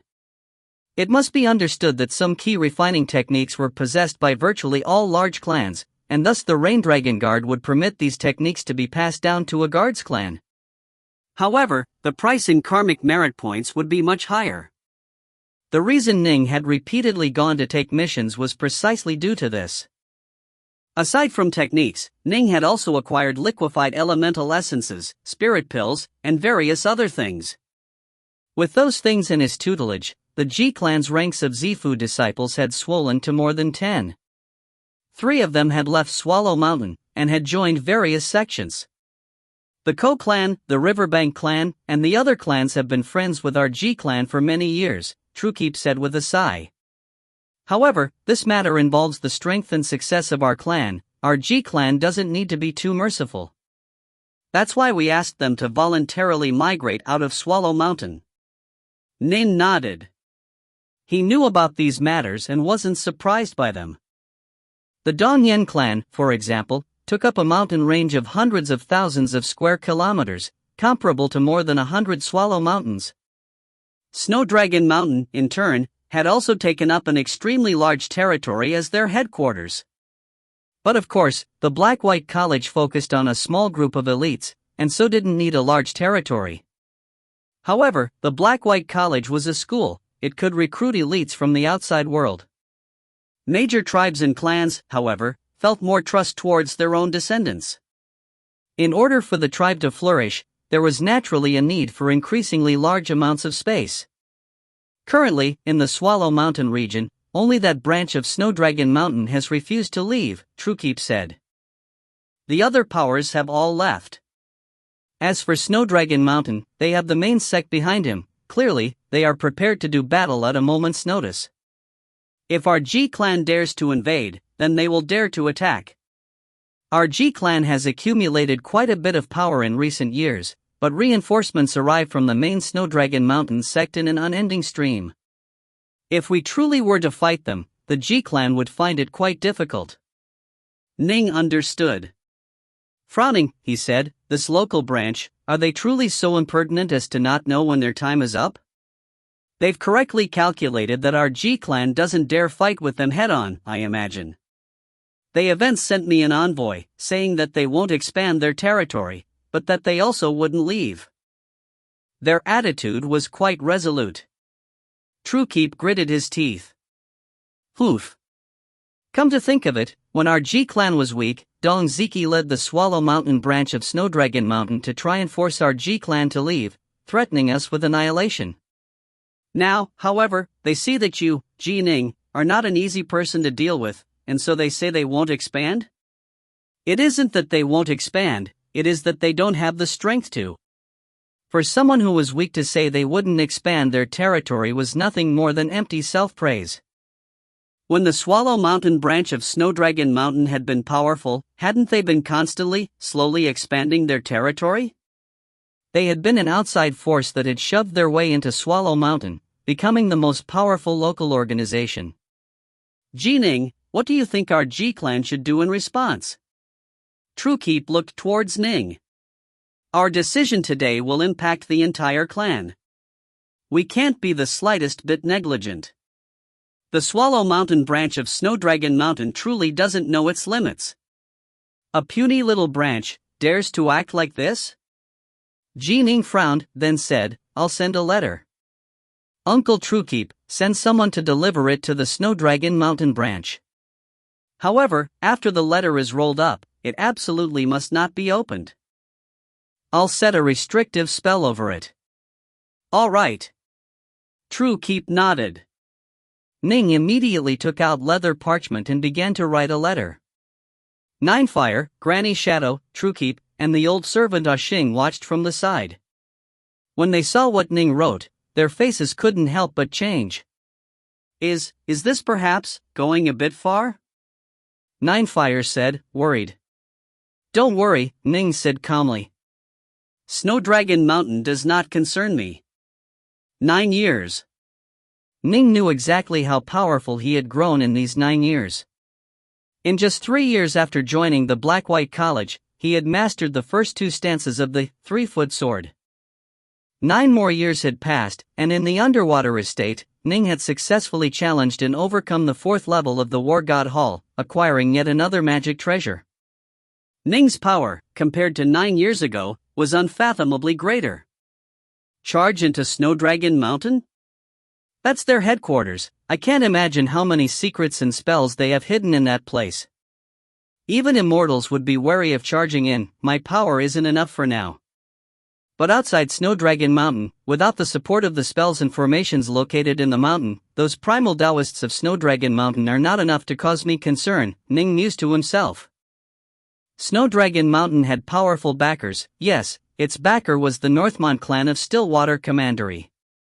Generally speaking, all of the major powers within Stillwater Commandery would ally themselves with the Northmont clan of Stillwater, or with the Raindragon Guard. But Ning, in turn, had backers of his own. In fact, his relationship with the Northmont clan of Stillwater Commandery was even closer than Snowdragon Mountain's, and he also had his master, Immortal Diensai. That very night. Snowdragon City of Swallow Mountain. This was the only commandery city which the local branch now controlled. As for the other two, the G clan had acquired both official writs when Dong Ziki and the others had died. Now that the G clan was so strong, they were easily able to take over those two cities. Snowdragon City, however, was like a nail, sticking up in the wilderness, firmly fixed into the Swallow Mountain region. A messenger from the G clan? Humph, this puny G clan, they only relied on that Ji Ning in order to grow strong. How old is Ji Ning? Although his potential is astonishing, it's quite possible that he might die on his immortal path one day. I don't even know how many so-called geniuses died in such a manner, a silver-haired elder said, an ugly look on his face. His name was Su Feng. He was the custodian of Snowdragon City. The Swallow Mountain branch of Snowdragon Mountain, in turn, was under the control of Suku. The Su clan was a fairly powerful clan which belonged to Snowdragon Mountain. It had quite a few Wanshang adepts. However, Adept Suli had died in that battle. This had enraged the Su clan, and when Snowdragon Mountain's main sect had begun to make preparations for sending reinforcements to Snowdragon Mountain, the Su clan had volunteered its services bravely. However, Ji Ning's rate of improvement had been simply too shocking. The true leader of the Su clan, Adept Suko, had been so terrified that he had fled back to the main sect, leaving behind the Zifu disciple, Su Feng, to control matters here. After all, for Ji Ning, killing a Wanshang adept was as easy as killing a chicken. Naturally, Adept Suku didn't dare take the risk of being present. Su Feng would only send a message to the main sect and Adept Su for major matters. Su Feng, this is the letter my young master has written to you. A tall, muscular old man spoke out in a cold voice. They were in the main hall. Su Feng was seated on his throne, while next to him was 3 Zifu disciples. Your young master? Su Feng couldn't be bothered to rebuke this man for his lack of courtesy. He was badly frightened by the 2 words, young master. The young master who was writing to him was the legendary Ji Ning of Serpentwing Lake. The 3 Zifu disciples within the hall were all petrified as well. They could be disdainful in front of Ji Trukeep and the others, but as for the legendary Ji Ning of Serpentwing Lake, they felt terror from the bottom of their hearts. Catch! The elder of the Ji clan tossed the scroll over towards them. Su Feng caught it, and the 3 Zifu disciples next to him moved towards him as well. He unfurled the scroll. As he did, the first thing they noticed was the sword intent which flooded towards them from the characters atop it. It caused their hearts to tremble and their legs to turn weak. Su clan, of the Swallow Mountain branch of Snowdragon Mountain. I give you 10 days to get the F***CK out of Swallow Mountain. If after 10 days you have yet to move, then don't blame me for showing no mercy with my sword. It was quite a casual letter, but it was filled with an absolutely dominating aura. Normally, the G clan and the Snowdragon Mountain branch would tussle back and forth, but they would never get into a real fight. Ji Ning's letter, however, showed no sign of compromise at all. They had to leave in 10 days. Otherwise, he would attack. This, Su Feng stared, then said with fury, this shows no respect for our Snowdragon Mountain at all. Quick, report this to the main sect. Report this to the main sect. As soon as his words came out. Whoosh! The restrictive spells on the parchment, summoning natural fire, instantly caused the parchment to begin to blaze, transforming it into gray ash. If you find any errors, ads pop up, ads redirect, broken links, non-standard content, etc., please let us know. Report chapter so we can fix it as soon as possible. Book 9, Chapter 32, Taoist Snowplume. Chapter 32, Taoist Snowplume. They aren't even leaving the words behind? Su Feng, of the Swallow Mountain branch of Snowdragon Mountain, and the other 3 Zifu disciples were so furious that they gritted their teeth. When they looked at the characters on the leather parchment, they had sensed the sword intent surge towards them, and had been so frightened that their legs had turned soft. They understood that they were at too low of a level, and that they were unable to comprehend the level of insight the sword intent within the characters indicated. However, if the high-level members of Snowdragon Mountain were to see the parchment, they should be capable of deducing Ji Ning's level of strength. Clearly, Ji Ning was extremely cautious and didn't plan on giving them that chance. The young master's letter has been delivered. I won't tarry. The envoy of the Ji clan turned, openly and unabashedly walking away. As for Su Feng and the other members of Snowdragon Mountain, they could only watch as the envoy walked away. What should we do? Ji Ning of Serpent Wing Lake has made his threat. What should we do? They looked at each other, their gazes filled with fear and unease. Upon seeing the characters on the scroll, they immediately knew that Ji Ning's power had reached a level that was vastly beyond theirs. He was most likely capable of annihilating them with one blow. This massive gap in power which they faced made them feel tremendous pressure. No matter what, this person isn't someone the likes of us can deal with. Ji Ning of Serpent Wing Lake, he is someone who is able to effortlessly kill Wanshang adepts. We have to report this to the main sect. Right. We must report this to the main sect. Third brother, we are simply too far from the main Snowdragon Mountain sect. In 10 short days, we won't even be able to make it back to the sect. There's no way to report this at all.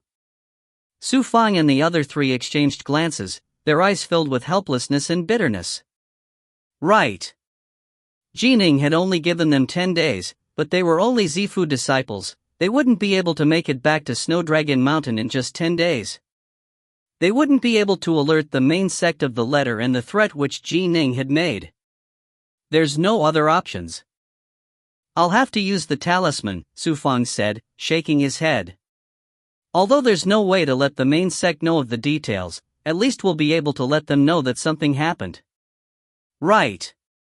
Break the talisman. That's our only choice. All 4 men were in accord. The leader of the Swallow Mountain branch was Adept Suko, but because Adept Suko was terrified of Ji Ning, he had hidden himself within the main sect. Before leaving, he had left 3 talismans, then gave these instructions. These 3 talismans are different in size. When you break them, I'll be able to sense it. If you break the smallest talisman, that means that the Ji clan's attack is imminent. If you break the middle one, that means Ji Ning's attack is imminent. And if you break the largest one, that means that the local branch has already been shattered. Remember, only when a true emergency occurs are you to break these talismans.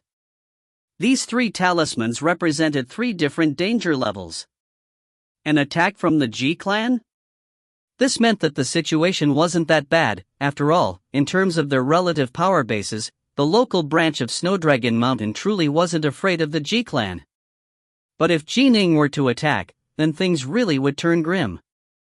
There was no way the Swallow Mountain branch could possibly resist the monster like Ji Ning of Serpent Wing Lake. Su Feng waved his hand, and 3 talismans of different sizes appeared within it. Ji Ning is going to personally attack. There is nothing we can do. We have to hope that the main sect will send experts to come negotiate with Ji Ning. In their hearts, they didn't believe that the main sect would truly choose to engage in a battle with Ji Ning. After all, he was a disciple of the Black-White College, and he had an Immortal behind him. Compared with the Black-White College, Snowdragon Mountain was unfathomably weaker. Although it was on good terms with the Northmont clan of Stillwater Commandery, the Black-White College was actually located inside Stillwater City, and its relationship with the Northmont clan was incomparably close. It could be said that the Northmont clan viewed the Black-White College as its hands and arms, while Snowdragon Mountain was nothing more than a lackey. Crack! Su Fong shattered the second, pitch-black talisman. The distant Snowdragon Mountain. This was a place of unending winter, of eternal snow. Peaks of various heights towered here, with immortal cultivators living with them. Within one such peak, the master was Adept Suzhen. Adept Suzhen had pale, beardless face. He appeared quite handsome. He sat in the lotus position on his jade bed. The white-robed Adept Suzhen's eyes were closed in relaxation, and he appeared quite rested. Next to him, there were two young apprentices waiting on his instructions and his needs. Adept Suzhen's face suddenly changed slightly. With a wave of his hand, he produced a black talisman. This talisman had already shattered. This talisman had originally come in a pair. If one was shattered, the other would crumble as well. This talisman is, Adept Suzhen thought back to what he had said, and then his face changed. This is the second talisman. It represents that Ning is going to act against the Swallow Mountain branch. Ning, he has quietly slumbered for 9 years. Is he finally going to attack? Adept Suzhen was rather panicked. When the Su clan had volunteered to be stationed within the Swallow Mountain region, they had done so for 2 reasons. First, they had been angered by the fact that Adept Suli had died there. Secondly, they wanted to expand the territory of their own clan. But how could they have imagined that soon after they had taken over, news would come that Ning had joined the Black-White College? This caused the Su clan to be filled with boundless regret. This assignment had become a hot potato that they couldn't discard, because the prestige of Snowdragon Mountain meant that the Su clan was absolutely not permitted to retreat or fold up. But as time passed, Ning's fame only grew greater and greater. Adept Suko had been so terrified that he had hidden himself back within the main sect, leaving behind only those 4 Zifu disciples. Even if the 4 of them died, it wouldn't represent too much of a loss for the Su clan. Ning has finally revealed himself. What should we do next? My Su clan has multiple Wanshang adepts, but I'm afraid that even if we join forces, we won't be able to overcome Ning. He's a monster that was capable of killing even Adept Poison Dove. Adept Suko frantically pondered what to do next. I have no other options, I'll have to go visit Master. Snowdragon Mountain had a total of 3 primal Taoists. They were Taoist Snowplume, Taoist Cold Sun, and Taoist Black Dragon. They each took up one of the 3 highest mountain peaks in the region. The master of Adept Suko, in turn, was Taoist Snowplume.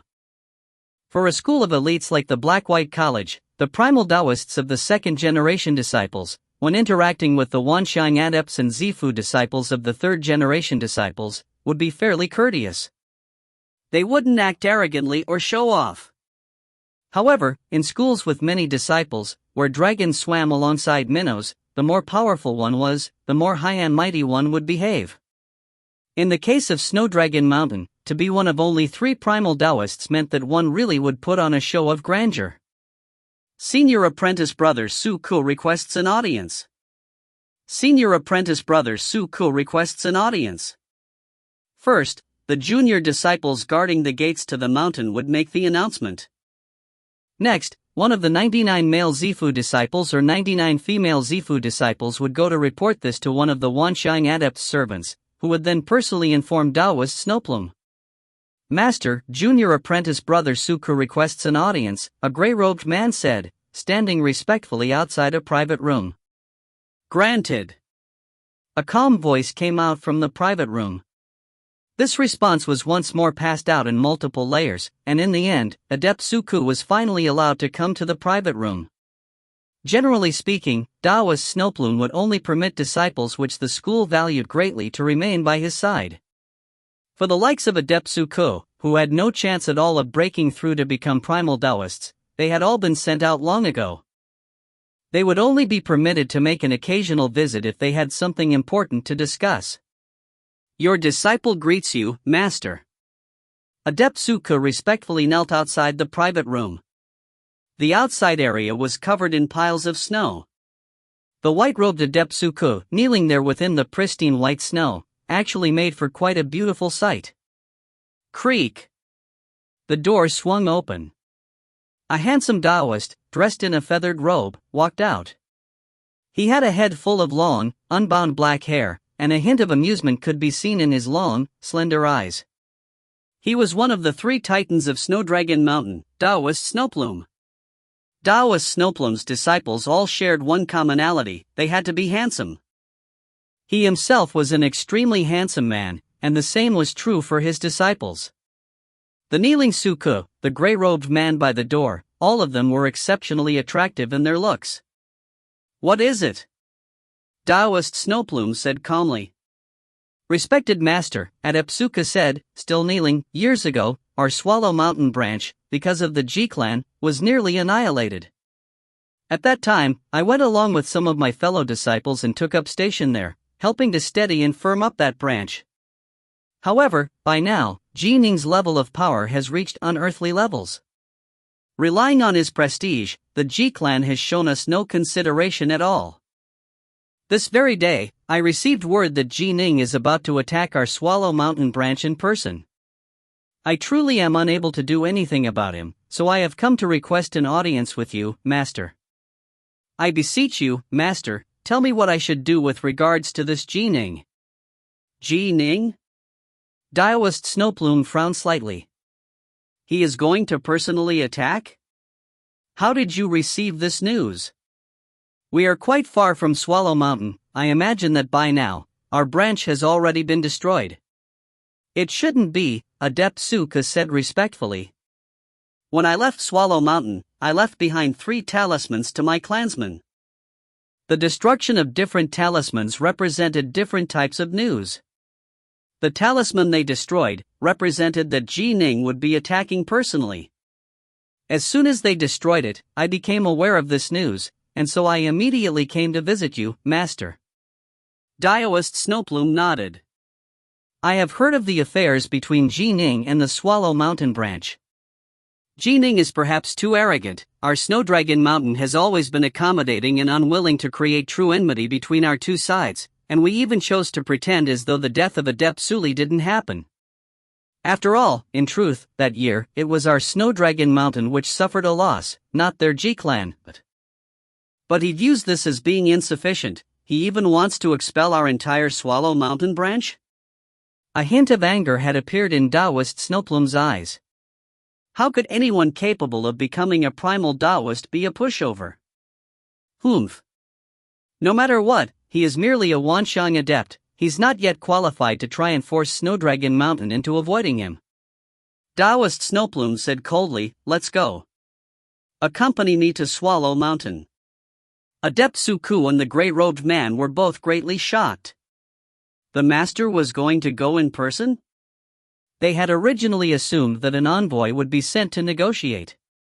"He is a mere Wanshang adept," Adept Snowplume said coldly. Snowplume was a cultivator who had trained for more than 1,000 years, and was now at the peak of the primal stage. Although some truly monstrous Wanshang adepts were capable of giving primal Taoists a good fight, there were differences between early, middle, late, and peak stage primal Taoists. How could he possibly fear Ning?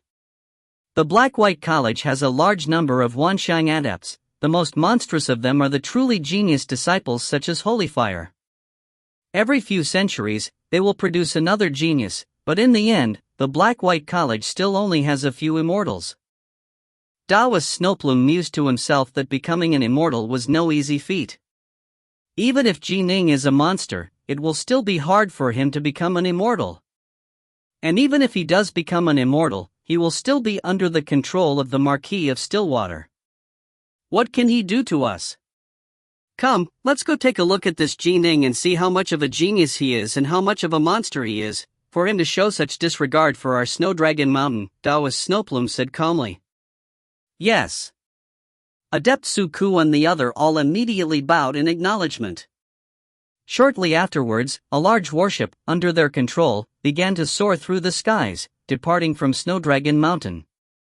If you find any errors, ads pop up, ads redirect, broken links, non-standard content, etc., please let us know. Report chapter so we can fix it as soon as possible. Book 9, Chapter 33, A Primal Taoist and Ning. Chapter 33, A Primal Taoist and Ning. Within the Swallow Mountain region, the ancient immortal vessel, emanating a powerful, crushing aura, was surging towards Serpent Wing Lake. Our repsex to you, Patriarch. Su Feng and the other Zifu disciples knelt down, extremely nervous. They didn't even dare to raise their heads to look at him. To the 4 Zifu disciples, the primal Taoist level was unfathomably distant from them. In addition, they hadn't imagined that after shattering that talisman, one of the 3 patriarchs of Snowdragon Mountain, Taoist Snowplume, would be the one to come. Describe the situation to me in detail. The feather-robed Taoist Snowplume sat there. He gave them a sideways glance, then closed his eyes and calmly gave them their orders. Yes. The leader, Su Feng, cleared his throat, then said nervously, "Just yesterday, an envoy from the Ji clan came to our Snowdragon city and tossed a scroll written by Ning for us to read. When we saw the scroll, we were immediately frightened by the terrifying sword intent contained within those characters, to the point of our legs going soft and our hearts quivering." You were so frightened that your hearts quivered and legs went soft? Taoist Snowplume suddenly opened his eyes wide as he stared at the kneeling Su Feng. Right. Patriarch, you can ask the other 3, Su Feng said hurriedly. The other 3 kneeling Zifu disciples all hurriedly nodded as well. It is true. We were so frightened that our hearts shook and our legs went weak. The characters on that scroll did truly contain a terrifying sword intent. We've never seen such a terrifying sword intent before. Those characters completely chilled our hearts. We wouldn't dare to live. This sort of sword intent, we've never even heard of it before. This was the letter written personally by Ning of Serpent Wing Lake. All of them hurriedly responded in unison. This caused Taoist Snowplume to frown and bark, "Give me that letter and let me look at it." Su Feng immediately said, "That scroll was covered by a restrictive spell. When we opened it and read it, it automatically self-destructed and was set aflame." But Taoist Snowplume's face instantly turned rather unsightly. This caused Su Feng and the other 3 to be utterly terrified at the thought that they might have angered their patriarch. What did his letter say? Taoist Snowplume barked. His letter just had a simple line of words. It said this: Su Clan, of the Swallow Mountain branch of Snowdragon Mountain. I give you 10 days to get the F***CK out of Swallow Mountain. If after 10 days you have yet to move, then don't blame me for showing no mercy with my sword. Su Feng was a cultivator. Naturally, his memory was extremely good, and he had completely memorized the words which Ning had written. Taoist Snowplume, upon hearing this, immediately started to laugh. He's quite arrogant. He truly does hold our Snowdragon Mountain with no regard at all.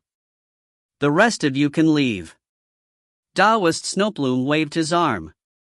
Instantly, Su Feng and the other 3 quickly departed from the cabin, leaving behind only Taoist Snowplume and his 2 disciples. Master. Adept Su Ku and the gray-robed man both looked towards their master, waiting for his response. For the sword intent within that scroll to terrify Zifu disciples to the point of their legs going soft, no one within Snowdragon Mountain has been able to produce sword intent on this level, Taoist Snowplume said, nodding gently. I've heard that this Ning specializes in using the sword. Now, it seems, this truly is the case. However, no matter how talented he is merely a Wanshang adept, and the only magic treasures he can use are top-grade Earth-ranked magic treasures. Taoist Snowplume felt absolute confidence. Most of the so-called primal Taoists who were defeated by Wanshang adepts were mere early-stage or middle-stage primal Taoists. He, however, was a peak-stage primal Taoist. He had trained for more than 1,000 years. As one of the 3 patriarchs of his clan, all the magic treasures he used were high-quality heaven-ranked magic treasures. Everything else aside, his foundation of elemental energy and his magic treasures completely surpassed Ning's. That was without accounting for the primal fire his body could produce, or the sky water he was cultivating, which was even more formidable than dire ice. Let's go take a look at this so-called genius of the Tao of the Sword, Taoist Snowplume said with a calm laugh. I truly am curious, what makes him think he can abuse our Snowdragon Mountain so? Does he truly think that his reputation as a disciple of the Black-White College is enough to allow him to act in such a lawless manner? Brightheart Island. Serpent Wing Lake. Within a study. Ning was currently doing what he did almost every day, writing calligraphy. Next to his side, Autumn Leaf continued to grind ink for him. Ning, brush in hand, wrote one character after another. To him, writing was a form of enjoyment, a way to temper his heart and improve his understanding of the Tao of the Sword. Rumble. A surging, crushing wave of divine will instantly swept across nearly the entirety of Serpent Wing Lake, including the entire Brightheart Island. Boom! Ning's own divine will, however, was like an unmoving boulder, and when the crushing wave of divine will struck against it, the wave. Which fellow Taoist is this? Ning instantly sent through divine will. Divine sense? It seems the outside world has underestimated you, Ning. At such a young age, you already possess divine sense. I imagine you are a reincarnated immortal. The other surge of divine sense, having realized that it held no advantage at all in terms of the soul, began to chat with Ning. As for Ning, his own divine sense swept out as well. Soulshaker art. A raging wave of divine will smashed outwards, crashing towards the soul of Taoist Snowplume, who was in the air above Serpent Wing Lake. Boom! Although Taoist Snowplume had trained for more than 1,000 years, 10 years ago, Ning had already reached the primal Taoist level in terms of the soul. During the past 10+ years, he had never slackened off vigilantly training with the Nuwa painting. His soul improvement had been tremendous, and his divine sense was now capable of stretching to nearly 1,000 kilometers. This made it so that even the vast majority of primal Taoists were unable to compete with him. Taoist Snowplume, at least, was somewhat weaker in terms of the soul. His divine sense was only capable of stretching to 600 kilometers. Autumn Leaf, tidy things up here.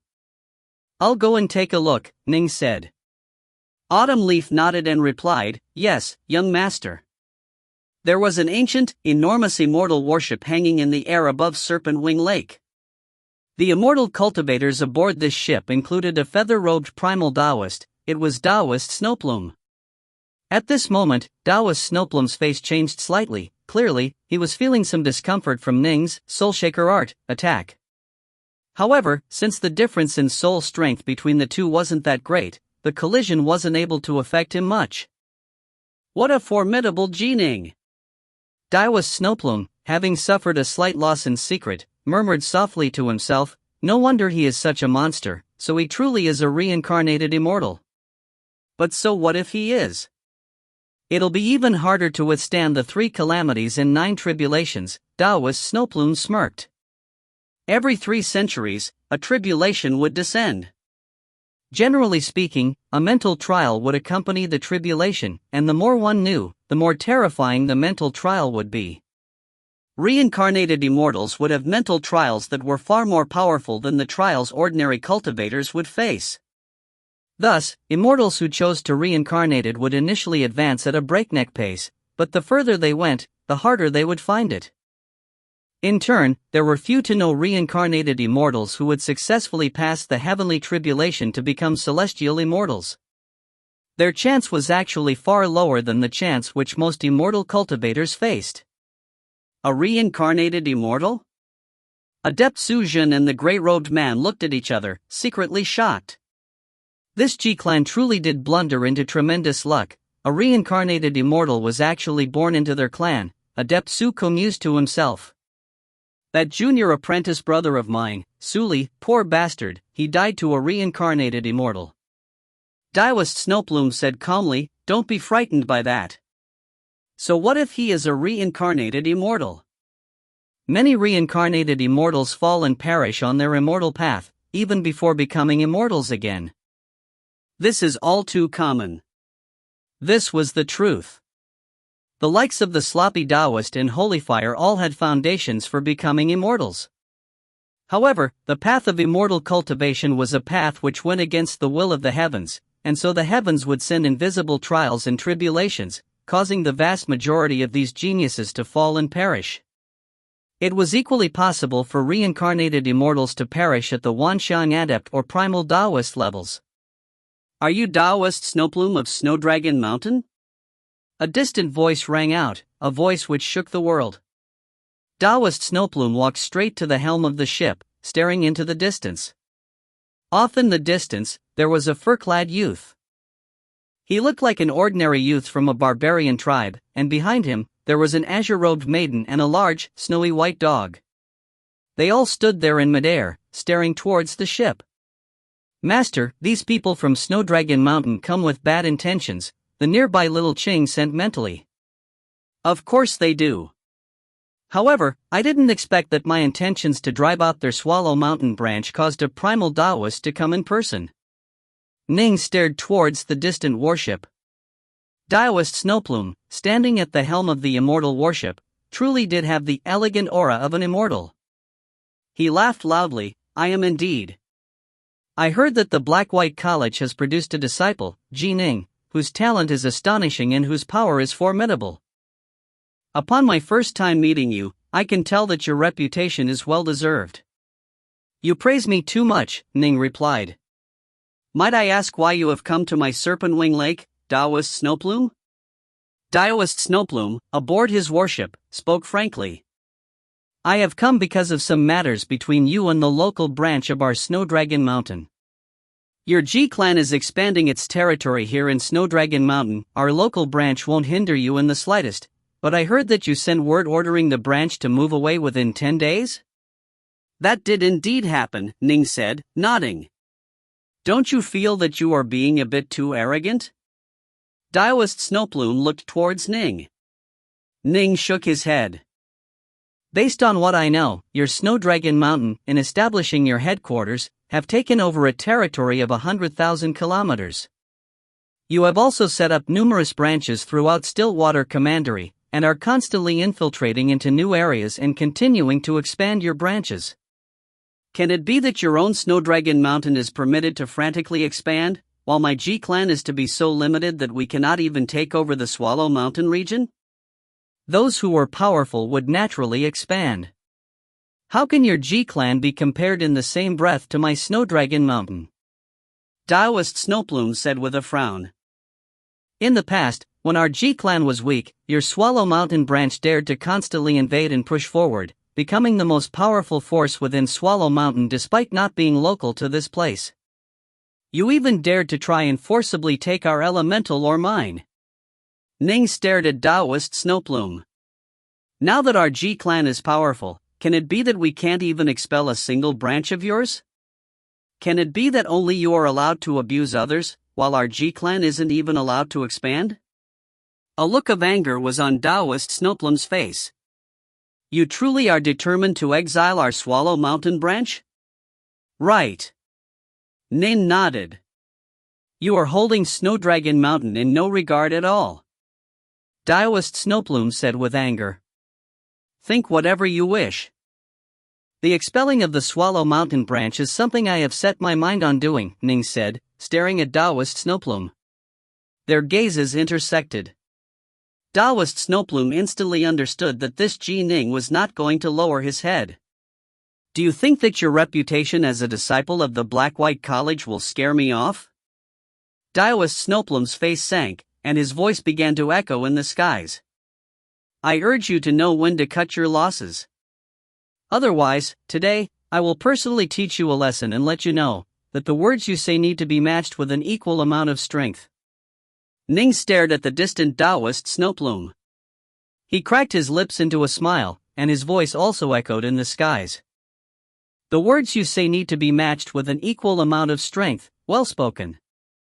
I was actually hoping for you to provide me with some pointers, Taoist Snowplume, and see what formidable techniques you have." Taoist Snowplume was instantly enraged.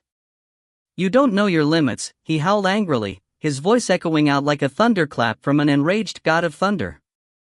Instantly, the world around them began to change colors. I shall grant you your wish. Come. Ning's response was cold and calm. If you find any errors, ads pop up, ads redirect, broken links, non-standard content, etc., please let us know. Report chapter so we can fix it as soon as possible. Book 9, Chapter 34 E.G. Ning battles a primal Taoist. Chapter 34 E.G. Ning battles a primal Taoist. Taoist Snowplume soared onto a cloud, then stood there in midair, staring towards the opposite Ji Ning. Little Ching, Uncle White, the two of you, stay farther away, Ning instructed. This was a competition between himself and Taoist Snowplume. There was no need for Uncle White or Little Ching to interfere. Ning, son, be careful, the Whitewater Hound instructed. Master, beat the crap out of that old Taoist. Little Chang clenched her fists, full of anticipation. Although she didn't know exactly how strong Ning was, she knew he was unfathomably stronger than he had been when they had met in the wild marshes of the Jail Mountains. Taoist Snowplume and Ji Ning both stood there in the air, staring at each other. They are actually going to fight? Adept Suku and the gray-robed man both watched with eyes filled with amazement. Senior apprentice Brother Lu, how can this Ji Ning be so bold as to dare to fight against Master? Adept Suku had never, even in his wildest dreams, imagined that Ji Ning would be this arrogant, not even giving Taoist Snowplume any face. Master is a peak primal Taoist, and has the full strength and support of our Snowdragon Mountain sect behind him. Even amongst primal Taoists, he would be considered formidable.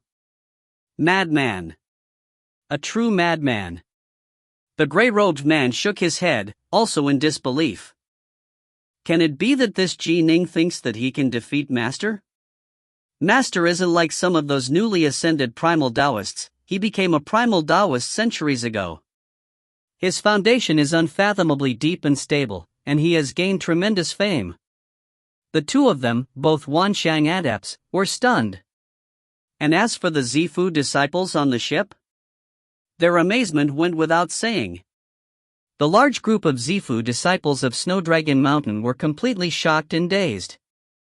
Ji Ning actually dared to challenge their unfathomably exalted patriarch, Taoist Snowplume? He was absolutely suicidal. I shall grant you your wish. Come. Taoist Snowplume and Ji Ning's words, one after the other, thundered in the skies, filling the air above the entire Brightheart Island. Quite a few denizens of the island had already stood up to stare. Ji Ning is going to fight a primal Taoist? Ji Ninefire's face instantly changed. How can Ji Ning act so rashly? That's a primal Taoist. And a peak primal Taoist, at that. Even if he wanted to fight one, he should choose an early or mid-stage primal Taoist to test himself against first. How can he immediately challenge a peak primal Taoist like Taoist Snowplume? Ji Truekeep was panicking as well. In fact, he even began to feel regret. He began to regret asking for Ning's advice as to how they should deal with the local branch of Snowdragon Mountain. He had no idea that Ning would be so unyielding, and be willing to go head-on against the enemy, even when they sent a primal Taoist. Taoist Snowplume, he's a peak primal Taoist. Granny Shadow was beginning to worry as well. The Ji clan had always been on poor terms with Snowdragon Mountain, which was why Ning had acquired a set of detailed intelligence reports on Snowdragon Mountain. After reading it, he had stored it within the Ji clan's archives. Naturally, Truekeep, Granny Shadow, and the others had all read through it and had gained an extremely clear understanding of Snowdragon Mountain. And this was exactly why they were so worried right now. Young Master, Autumn Leaf chewed on her lips, holding her breath as she stared at the two figures in midair.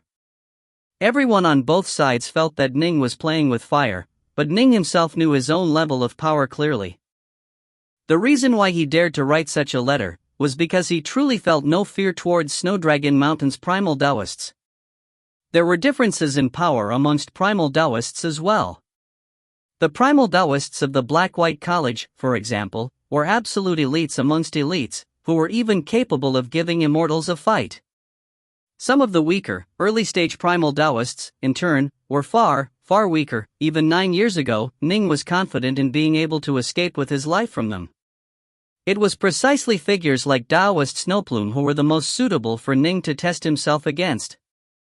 Even if you are a reincarnated immortal, I imagine that at your current level of power, you haven't completely awakened all of your former memories, Taoist Snowplume said, shaking his head and laughing.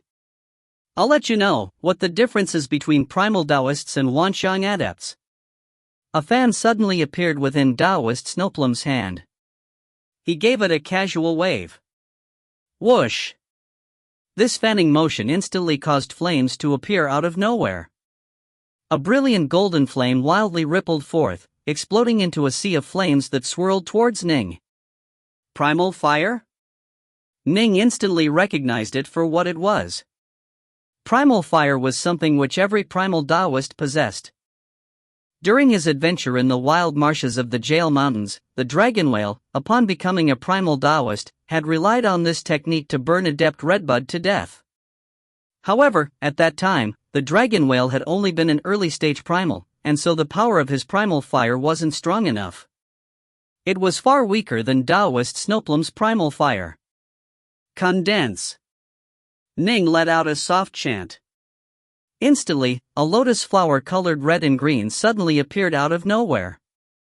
The green came from the leaves of the lotus flower, while the red came from the petals. The enormous green leaves swirled around the red petals in the center, which were clustered much more tightly together. They swiveled together naturally, with Ning at the very center, completely protected by this lotus flower. This was his protective technique, the water flame lotus. Rumble. The flames formed from primal fire seemed to cover the heavens. They surged towards Ning, but the lotus simply continued to swivel in the middle of that sea of flame. Clearly, the flames were completely unable to penetrate past them. What? Taoist Snowplume, fan in hand, revealed a look of shock on his face. This Ji Ning is able to easily deflect my primal fire, and without using a sword technique, but some sort of protective technique? Previously, upon learning that Ji Ning's calligraphy had terrified the Zifu disciples so badly that their hearts had trembled and their legs had gone soft, he had guessed that Ji Ning must be at an extremely high level of expertise with the sword. He had thought that Ji Ning would execute his swordplay, using it to strike against all techniques and shatter the sea of primal fire. Taoist Snowplume was only intending to use this sea of primal fire to test Ning's capabilities, but he hadn't expected that Ning would be able to block it with just a single lotus. A lotus flower? This Ji Ning has an exceedingly deep level of comprehension of both fire and water, Taoist Snowplume mused secretly to himself. Indeed, his words were correct. Ning had indeed reached an extremely high level of mastery in both the Tao of Rainwater and the Tao of the Inferno. During the past 9 years, he had been supported by the underwater estate. His rate of improvement was incomparably astonishing. His past 9 years was comparable to 90 years for an ordinary genius. In these two Taos, Ning already felt in a vague way that he had reached a bottleneck. With but a single further step, he would be able to completely comprehend the Taos of Rainwater and the Inferno. With the added help he had from Nine Lotus in discussing the Tao and the secrets of the Lotus, Ning had further perfected this water flame technique. During the past 9 years, Ning's Dire Ice and Earthfire had both reached the 4th grade as well.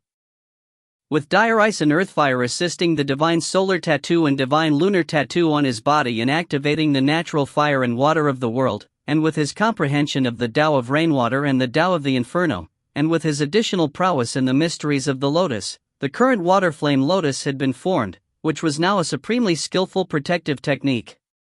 The petals and the leaves swiveled about each other in layers, possessing incomparable defensive power. The two had exchanged their first blows.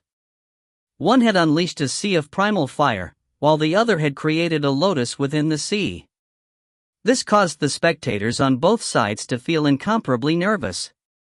He's fine. Ji Ning is fine. Ji Ning is within the lotus.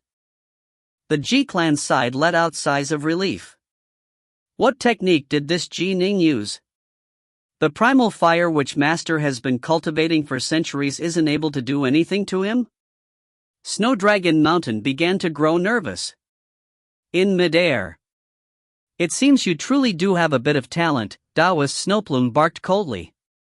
As his words came out, the sea of fire that had filled the skies vanished. But I want to see how long you can hold on for.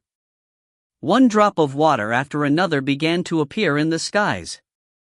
These raindrops, however, were the size of a fist, and there were 108 of them which hovered around Taoist Snowplume's body. Sky water?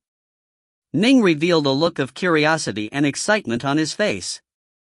Earthfire, upon improving to the next level, would transform into skyfire. Dire ice, upon improving to the next level, would become skywater. Even amongst primal Taoists, only a few would have access to skyfire and skywater. Go! Taoist Snowplume waved his fan yet again. Instantly, the 108 fist-sized raindrops shot out like meteors, slashing through the skies and smashing towards Ning. Boom! When the first raindrop smashed directly against Ning's protective lotus, it broke straight through the outermost layer of leaves, but was blocked by the red petals within. What tremendous power! Ning could feel the terrifying collisive force of those raindrops. His current water flame lotus was capable of completely dominating the vast majority of Wanxiang adepts, and had even been capable of blocking primal fire, but it had been badly damaged by a single drop of skywater. Most likely, that drop of skywater would have been enough to smash an ordinary peak Wanxiang adept to death. Whoosh whoosh whoosh, many raindrops of skywater came smashing downward. Ning no longer dared to allow his water flame lotus to take it all head-on. Spin. Ning held a dark north sword in each hand. Swordlight flashed, and those oncoming drops of skywater, carrying a savage aura that filled the heavens, instantly began to swirl around the swordlight Ning had generated. They had actually been captured and taken control of by Ning's swordlight. The swordlight was like water, guiding the drops of skywater in their movements. The distant Taoist Snowplume was startled. A seemingly simple sword attack, and yet, it contained so many mysteries. Ning's sword techniques has already surpassed those of any members of Snow Dragon Mountain. It seems I'll be forced to rely on raw power to crush him. Taoist Snowplume didn't dare to hesitate. With but a thought, he instantly caused the drops of skywater that were wildly spinning around the dark north swords to instantly detonate. Boom, boom, boom. The temperature instantly began to fall, and even the air itself began to freeze. Frost appeared on Ning's face, covering it with a layer of white. Very cold. Even Ning's fiend godlike body felt the cold. It really is on a higher level than dire ice, the cold of this skywater. Once it is unleashed, it's quite astonishing. A large amount of frost had condensed in the surrounding area, and a faint mist was beginning to arise. Suddenly, from within the midst, two snowy flood dragons appeared. Kill!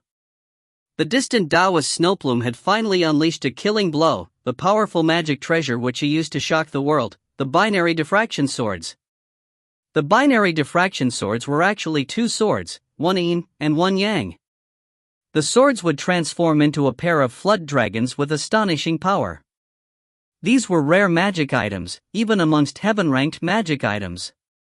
When used separately, each would be considered high-grade heaven-ranked magic treasures. When used together, their power would merge, reaching even more shocking levels.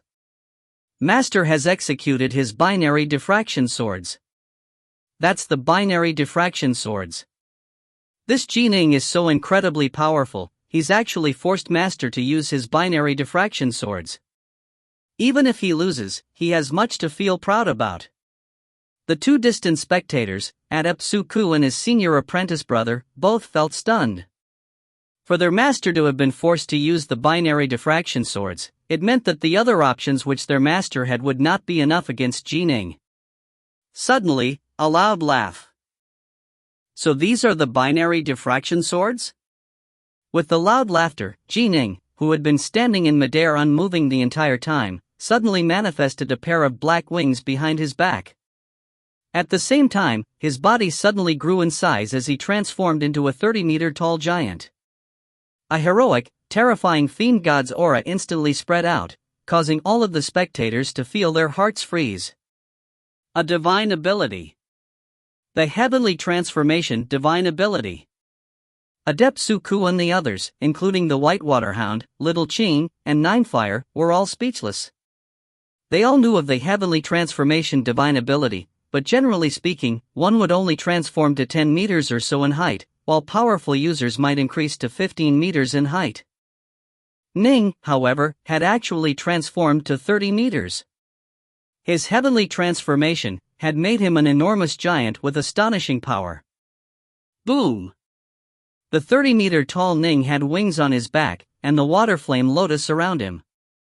With a single step, he transformed into a gust of wind as the swords in his hands slashed out through the air, leaving behind an eye-catching, dazzling swordlight. With an explosive sound, the binary diffraction swords attack, which had sought to defeat Ning, were knocked flying back. If you find any errors, ads pop up, ads redirect, broken links, non-standard content, etc., please let us know. Report chapter so we can fix it as soon as possible. Book 9, Chapter 35 Moving Out of Swallow Mountain. Chapter 35 Moving Out of Swallow Mountain.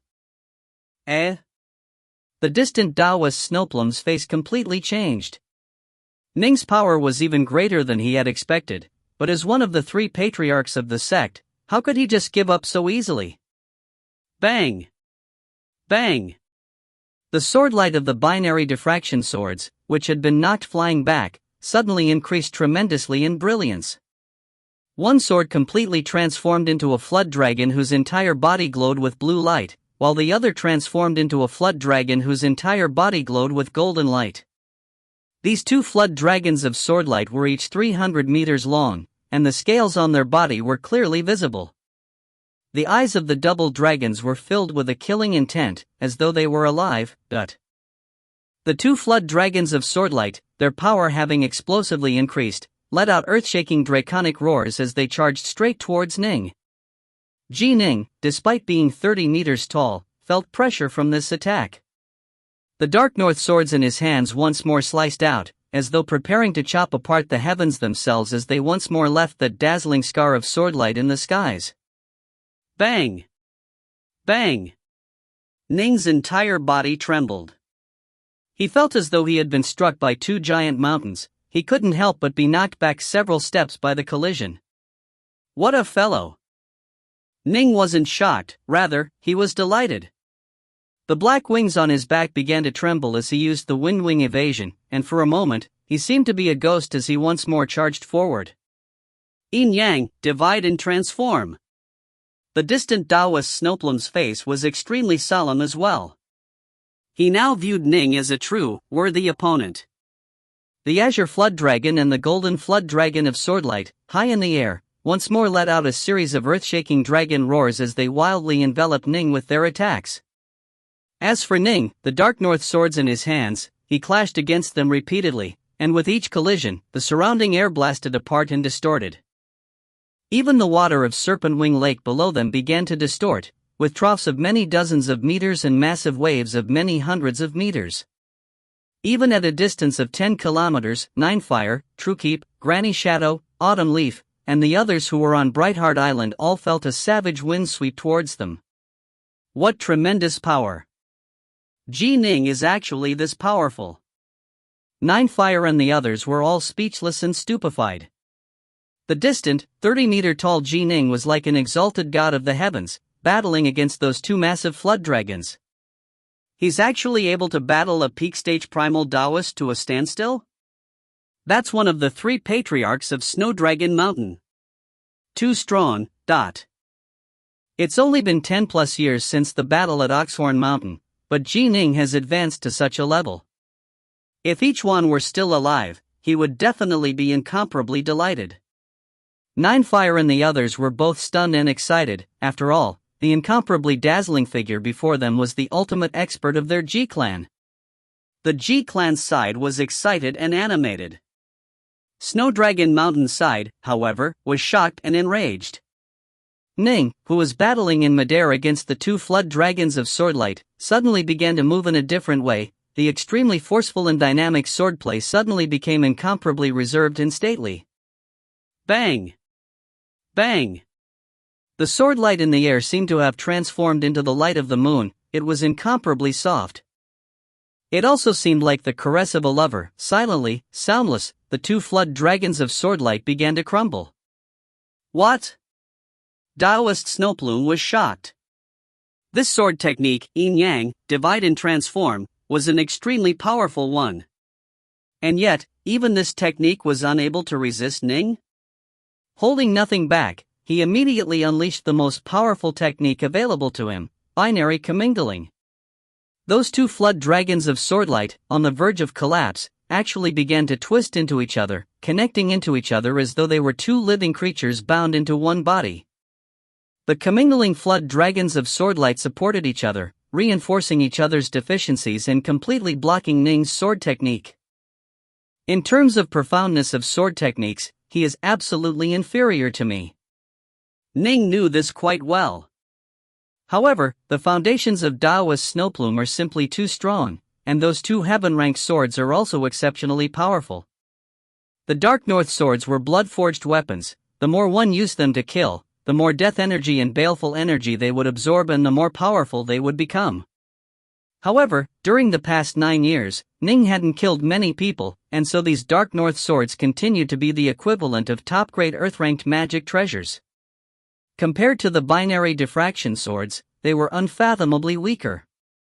Ning's superiority in sword techniques had cancelled out his inferiority in weaponry. I have to unleash the advantages of my fiend god body. Ning's primary goal in this battle was to test his own ability. However, since the opponent's pair of binary diffraction swords had already unleashed a power which surpassed his most powerful sword techniques, he could no longer just use sword techniques to compete. Swish! Swish! Instantly, the surrounding wind began to howl as Ning himself merged into a gust of wind, moving with ghostly speed as he charged directly towards Taoist Snowplume. 9 years. Not only had he improved tremendously in using the heavenly transformation technique, his windwing evasion technique had also improved an astonishing amount. And now, he was unleashing his full power. Taoist Snowplume was tremendously shocked, and hurriedly controlled the binary diffraction swords to try and block Ning. Clang! Clang! Ning's swordplay became even softer, only defending and not attacking. In the blink of an eye, he managed to charge towards Taoist Snowplume's side. Not good. Taoist Snowplume was shocked. How could he dare fight against Ning in close combat? If Ning was struck by a sword, by relying on his fiend god body, he could almost instantly heal. If he, Taoist Snowplume, was struck by a sword, he would only be heavily wounded if he was lucky. If he wasn't that lucky, he would truly perish. Whoosh! Taoist Snowplume immediately utilized his own evasive technique. A snowy white light flashed, and Taoist Snowplume immediately retreated back onto his warship. Master! Adept Suku and the gray-robed man stared, astonished, at Taoist Snowplume, who had suddenly appeared in the midst. The two distant streaks of swordlight flew over as well. It was the binary diffraction swords. Taoist Snowplume's face was incomparably unsightly to behold. He spoke out, "What a formidable Ning. Sword immortals live up to their reputation. Admirable, admirable." His voice was deep and it shook the heavens. Let's go. After Taoist Snowplume finished his words, that gigantic warship instantly soared away, quickly disappearing into the horizons. Ning stood there in midair, watching Taoist Snowplume and the others depart. Taoist Snowplume is quite a decisive fellow. He hadn't even lost, but upon seeing that the current state of affairs was set in stone, he immediately retreated. Ning had engaged in this battle, primarily to test his strength. Over the past 9 years, his crimson bright diagram of the 9 heavens had already reached the 11th stage, and he had a body that was comparable to a peak fiend god body refiner. The main issue was that after advancing through one of the major stages, training in the crimson bright diagram of the 9 heavens would become considerably harder. Thus, in the past, every 2 or 3 years, Ning would advance by a stage. But from the 10th stage to the 11th stage, Ning had spent 6 years. Clearly, the amount of time he had spent was much more.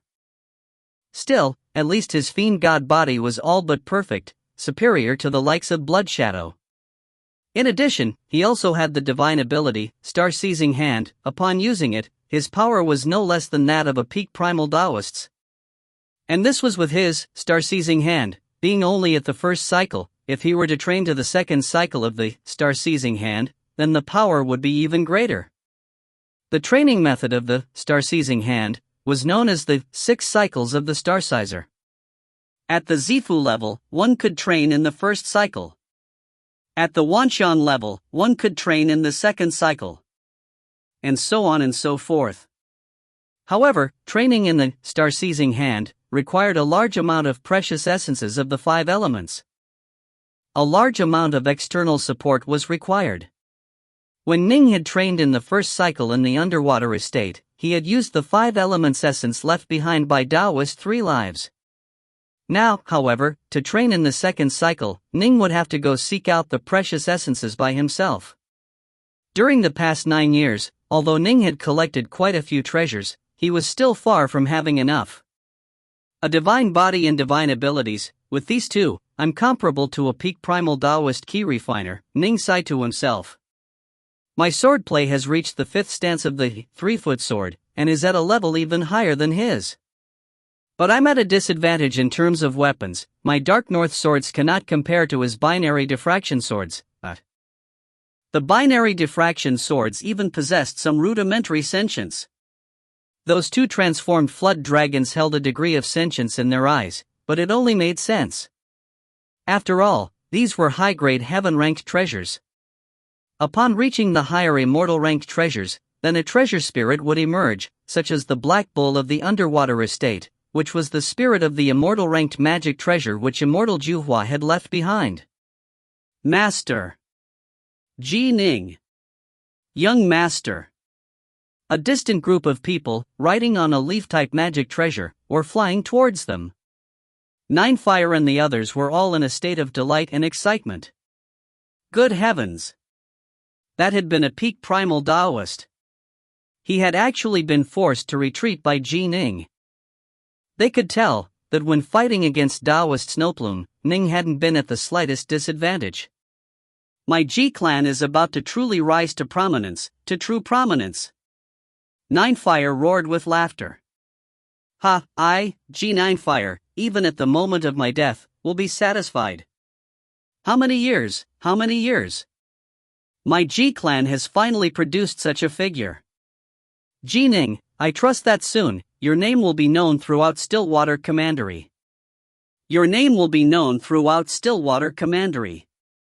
All of the major powers will know of you and will spread your fame. Truekeep was excited as well. The Ji clan was merely a minor power, located in Swallow Mountain. And yet, it had produced someone like Ji Ning. Someone capable of forcing a primal Taoist like Taoist Snowplume to voluntarily retreat. This battle could be described as the battle which truly established Ji Ning's reputation. His fame would be spread throughout the region. After all, he hadn't battled a mere middle-stage primal Taoist, or an ordinary, unaffiliated practitioner. Taoist Snowplume was a truly formidable figure. It wasn't bad.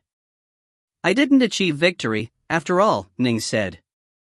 That Taoist Snowplume is truly formidable as well. If I were to truly battle him, it's hard to say who would win. This was the truth. It was true that Taoist Snowplume hadn't really gone all out. Upon realizing that even his supreme technique, the binary commingling, was unable to do anything to Ning, he had immediately retreated. If this had been a true life-or-death battle, however, Taoist Snowplume wouldn't have been so stingy in his usage of the skywater in his body. He would have wildly filled the skies with it as he attacked Ning, while also controlling flying swords to attack. Ning, in turn, wouldn't have tried to avoid injuries and would have wildly fought back. As a fiend god practitioner, for Ning, injuries were a minor thing. Thus, in a true life-or-death battle, Ning would have had a higher chance of victory. But that was just hypothetical. After all, no one knew what sort of treasures Taoist Snowplume carried with him. Master, don't be so humble. You beat him into running away. You are a fiend god body refiner. I refuse to believe that he would dare fight with you to the death. When two combatants who are on par with each other fight, and when one is a fiend god refiner while the other is a key refiner, it will generally be the key refiner who dies. Little Ching was incomparably excited. Aboard the distant warship, soaring through the skies, Taoist Snowplume could still feel his heart trembling. When a fiend god practitioner whose power was on par with his had charged straight towards him, that was like death sweeping directly for him. He had been so terrified, he had immediately used an evasive technique. The nearby adept Suku and the grey-robed man didn't even dare to make a sound. Disciple, Taoist Snowplume said, looking at adept Suku, go and have your Su clan immediately evacuate from Swallow Mountain. Ideally, avoid any and all trouble with the G clan in the future. Although Snowdragon Mountain doesn't fear them, they don't need to fear Snowdragon Mountain either. Yes, Adept Suku immediately said. Soon, the news of this battle will be spread throughout the entire Stillwater Commandery. Taoist Snowplume shook his head. I truly didn't expect that I, Snowplume, would end up becoming a stepping stone for another's rise to fame. If you find any errors, ads pop up, ads redirect, broken links, non-standard content, etc., please let us know. Report chapter so we can fix it as soon as possible. Book 9, Chapter 36 Famous Throughout Stillwater. Chapter 36 Famous Throughout Stillwater. Taoist Snowplume, as someone capable of reaching the primal Taoist level, was no fool. He knew very well that given Ning's monstrous rate of improvement, this was someone that he absolutely could not be enemies with.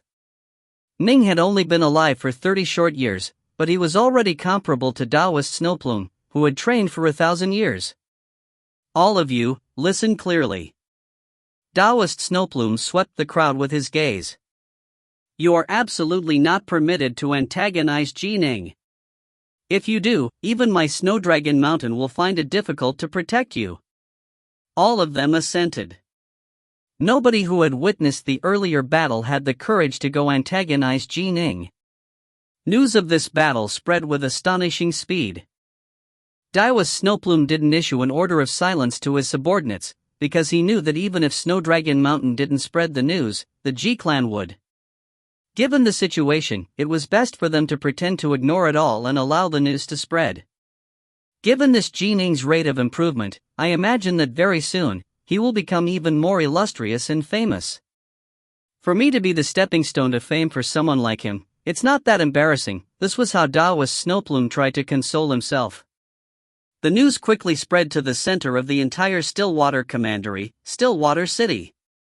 Amongst Ning's friends, the first to receive word was, naturally, Northmont Byway. Ahaha, good, good, good. Byway excitedly slapped his desk, causing the fruit platters and wine bottles atop it to rattle, then tumble to the floor. The nearby musicians were badly startled by this sudden act. Cowan. Byway looked at the messenger servant, who was kneeling before him. He immediately beamed and said, You have rendered a great merit by delivering this report. I shall award you 10 taels of liquefied elemental essence. He immediately tossed a jade bottle over. The servant before him, who had just reached the Zifu disciple level, accepted it with great excitement. This was an intelligence report that came from the spy network of Northmont Black Tiger's estate. He was nothing more than a messenger boy. And yet, just like that, he had acquired 10 taels of liquefied elemental essence. Clearly, young Master Byway was exceedingly delighted. My brother, Ning, truly is formidable. Formidable. Formidable. Byway excitedly stalked back and forth within his hall. How long has it been? Just 10 years since he entered the Black-White College? He's only a peak Wanshang adept, and yet he's already capable of forcing Taoist Snowplume into a retreat and to relocate his local Snowdragon Mountain branch. Clearly, Taoist Snowplume has lowered his head. Amongst the third-generation disciples of the Black-White College, I imagine that only the likes of the sloppy Taoist and Holyfire are capable of matching my brother Ning, but the sloppy Taoist and Holyfire have all trained for at least 2 centuries, while Ning has only trained for 30 years. Byway was delighted for his friend, and he felt all the more convinced that he had truly hit the jackpot when he had decided to become friends with Ning. The excited Baiwei suddenly saw, out of the corner of his eye, the poleaxed, stupefied group of musicians. Only now did he remember that he was actually listening to a private concert. Out, all of you. Baiwei waved his hand. The musicians, including his maidservant, all bowed and departed. Baiwei's eyes were filled with anticipation. I hope that Brother Ning isn't going to trip and fall on his immortal path, given his rate of improvement, which is vastly superior to that of the sloppy Taoist in Holy Fire, and even vastly superior to most reincarnated immortals. As long as he doesn't die, when he becomes an immortal, he will definitely become a top-tier immortal. By then, I'll truly have a powerful supporter by my side. The news also quickly made its way to the Black-White College. Taoist Flowcloud, also known as Chen Jin, had just returned from a relaxing trip to the Carefree Caverns. He was feeling quite rested and relaxed, and had just flown back into and landed within his own mountain estate. Senior apprentice brother, senior apprentice brother. Senior apprentice brother Flowcloud. 2 of his 10 retainers, both female, immediately came to greet him. What is it? Chen Jin gave these 2 retainers a glance. Senior apprentice brother Flowcloud, you wanted us to keep track of any information regarding senior apprentice brother Dark North, right? One of the female retainers, the slightly skinnier one, hurriedly said, we just heard that senior apprentice brother Dark North, Ning, engaged in a battle with one of the 3 patriarchs of Snowdragon Mountain, Taoist Snowplume, at Serpent Wing Lake. Ning's power filled the heavens, and in the end, he forced Taoist Snowplume to retreat and even voluntarily relocate the local Snowdragon Mountain branch. What? Chen Jin's good mood instantly and completely evaporated. His face was ashen. Did you perhaps mishear things? Ning was actually able to force Taoist Snowplume into retreating? He has this level of power? We didn't mishear. This news just made its way to the Black-White College, and it has been spread throughout the college. Right. Everyone is talking about it right now. Both of the female retainers answered together. Chen Jin's face was utterly pale. Ning had become the shadow over his heart long ago. For Ning to become even more dazzling naturally caused him to feel even more enraged. He barked angrily, describe the information you heard in detail. Senior apprentice brother Flowcloud, this event originated from a dispute between the G clan of Swallow Mountain and the local branch of Snowdragon Mountain. The skinnier female retainer began to speak. Little sloppy, Ning, by the look of things, seems to have improved quite a bit. He's already reached the same level as Holy Fire and the others, and might even be comparable with you. Within a spacious, lavish hall, a short old man who was dressed in beggar's clothes was seated on the ground. In front of him were a number of bowls, filled with various types of meat and other food. He stretched out a grubby, greasy hand and snatched a chunk of meat from a bowl while using his other hand to pour wine into his mouth from a gourd. In front of him was a fat and similarly sloppy-looking youth. He, too, was using one hand to grab at the food and eating with abandon, while using his other hand to drink from a gourd of wine. So what if he is comparable to me? The fat youth didn't seem to be concerned at all, continuing to eat and drink. Little sloppy, that means that your reputation as being the number 1 figure amongst the 3rd-generation disciples of the Black-White College might be taken away, the short elder hurriedly warned.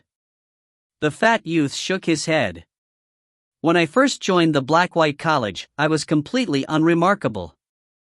Back then, there were countless senior fellow disciples who were stronger than me. But in the end, I surpassed them all, and that's when I became the number 1 figure amongst the 3rd-generation disciples. But has that reputation ever done anything for me in terms of helping me improve in power? Nope, not at all. The fat youth seemed completely unconcerned. In the Black-White College, I can rank at the very top, but if we look at the entire Grand Xia dynasty and the major world they have unified, given how there are thousands on thousands of reincarnated immortals at the Wanshan level, I imagine that there are far more people that are more powerful than me. That's why it doesn't matter at all what my ranking is within the Black-White College. I only have one opponent, myself. As long as I continue to surpass myself and improve, that'll be enough. The fat youth shook his head. This is also the reason why I won't go to the imperial capital of the Grand Xia dynasty. Oh, right. This time, the imperial capital of the Grand Xia has attracted interest from the most powerful geniuses of virtually every commandery city in this boundless world. In fact, even some of the supreme talents who live in the seas beyond are heading towards the capital. This is an event that will only occur every 3 centuries. Only those who are below the primal Taoist level are allowed to attend. This is a chance that only comes in 300 years. Once you defeat the various reincarnated immortals and geniuses of the other parts of the world, then you'll truly soar to the heavens. The short elder said hurriedly. I'm afraid of death. The fat youth shook his head. You sloppy bastard. The short elder was so angry, he began to curse. How can you be so lazy in pursuing your immortal path? I'm in no rush. I'm going to train slowly. If there's good wine, I'll drink it. If there's tasty meat, I'll eat it. I'll live a wonderfully happy life. Whatever level I'll end up training to, that'll be the level I'll train to. I'm not going to go risk my life. The fat youth shook his head. The short elder was completely helpless. Still, he felt great admiration for this fat youth. In fact, he even began to wonder if perhaps, in terms of Dao heart alone, this fat youth might be stronger than all of the primal Taoists and immortals of the entire Black-White College. Still, there was no way one could tell from the surface if another had a powerful Dao heart or not. To this very day, he was the only one who believed that this fat youth had the strongest Dao heart of anyone in the entire Black-White College. Senior apprentice brother Ning truly is formidable. We haven't seen him in 10 years, but he's grown so powerful. Mu North Sun, who had completely absorbed himself into the art of constructs during recent years, was exceptionally excited upon hearing this news. It's been so many years since I've seen him, it's time for me to pay a visit. But given how powerful Ning had shown himself to be during this battle, there truly were quite a few who wanted to go pay a visit to him now. North Sun just made some casual inquiries, and soon, a large group of people gathered. Let's go. Let's go to Serpent Wing Lake. It's been years since we've seen junior apprentice brother Dark North. He has grown so powerful. More than 10 people had decided to go visit Ning, most of whom were on extremely good terms with him. There were even 2 reincarnated immortals amongst them. Once one's power reached a certain level, one would naturally be acknowledged by others. Soon, this group of 10+ fellow disciples left the Black-White College and headed towards Serpent Wing Lake. The black-robed immortal Diansai, seated on his jade bed, opened his eyes, revealing a smile within them. So many young fellows have gone to visit Ning. It seems my apprentice's strength has been acknowledged by his fellow disciples. In fact, come to think of it, if he was able to force Taoist Snowplume to retreat, then my apprentice's 3-foot sword must have reached an extremely deep level of expertise. Is he at the 4th stance, or the 5th stance? Ugh, this kid, he didn't visit me a single time in 10 years, Immortal Diansai mused to himself. Because only 6 stances of the 3-foot sword were made public within the Black-White College, even Immortal Diansai himself had only learned those first 6 stances. But naturally, Immortal Diansai's most powerful sword technique wasn't the Yi 3-foot sword, it was the one he had established for himself. This battle had truly brought fame to Ning. His name was spread throughout the entire Stillwater Commandery. His friends, his seniors, his elders, and even other large clans and sects began to pay close attention to him.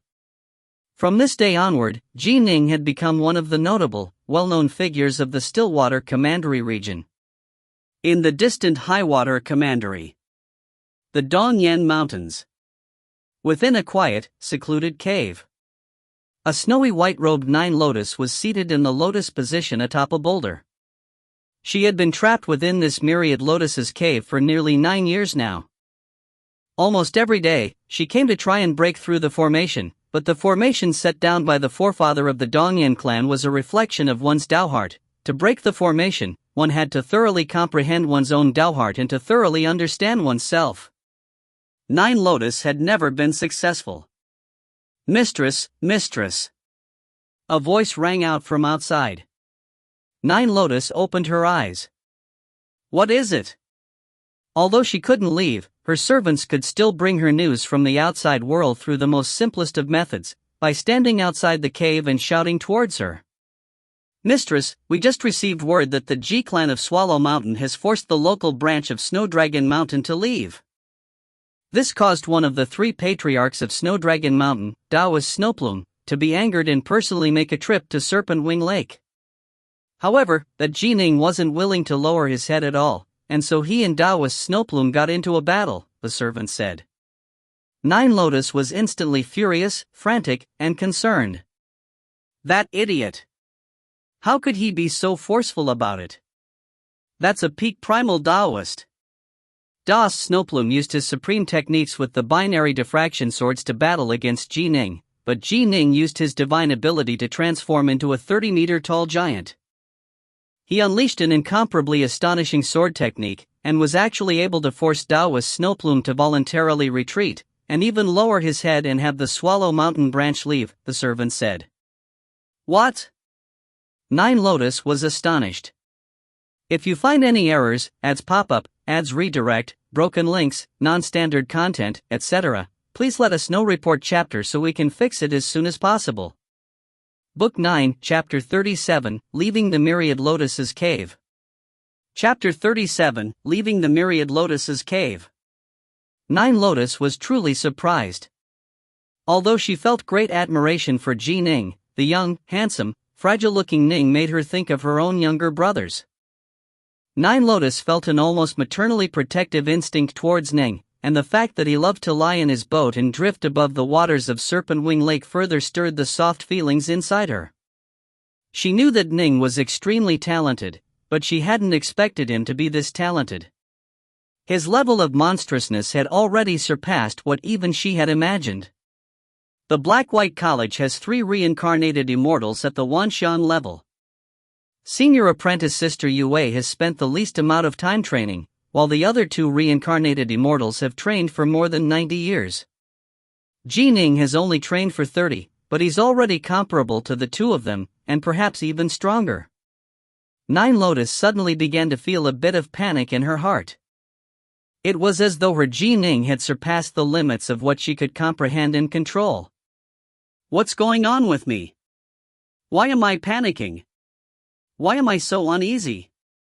Nine Lotus immediately realized that her emotions were off. For Ning to be powerful is a good thing. Why am I so nervous and restless? She asked herself this question, over and over. She questioned herself repeatedly. During the past 9 years of her imprisonment within the Myriad Lotuses Cave, she had continuously attempted to challenge the Dao Heart Illumination formation which the forefather of the Dongyan clan had left behind. Actually, she was already quite close to comprehending her own heart. Upon feeling uncontrollable nervousness and restlessness when learning that Ning had forced a peak primal Taoist to lower his head, she finally broke through the final barrier.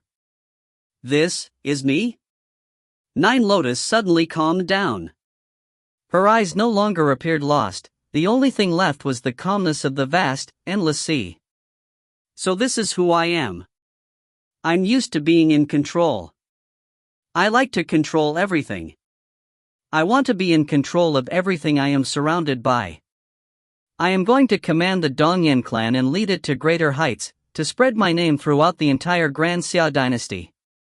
Nine Lotus murmured softly to herself. Ever since she was young, she had been ambitious, but she had never truly understood her own nature as clearly as she did now. In the past, she merely acted in accordance with her subconscious. She had gone to be a disciple of the Black-White College because she wanted to prove herself, and prove to herself, that even without the assistance of the forefather of the Dongyan clan, she was still capable of entering the likes of the Black-White College, where only supreme geniuses were admitted. The reason why she had never been moved by Qinjin was because there was no way she could control the Qin clan which stood behind him. And thus, she subconsciously rejected his advances. The reason she was moved by Ji Ning was precisely because Ji Ning's clan, the Ji clan, was very weak, thus, she was completely capable of controlling and guiding it.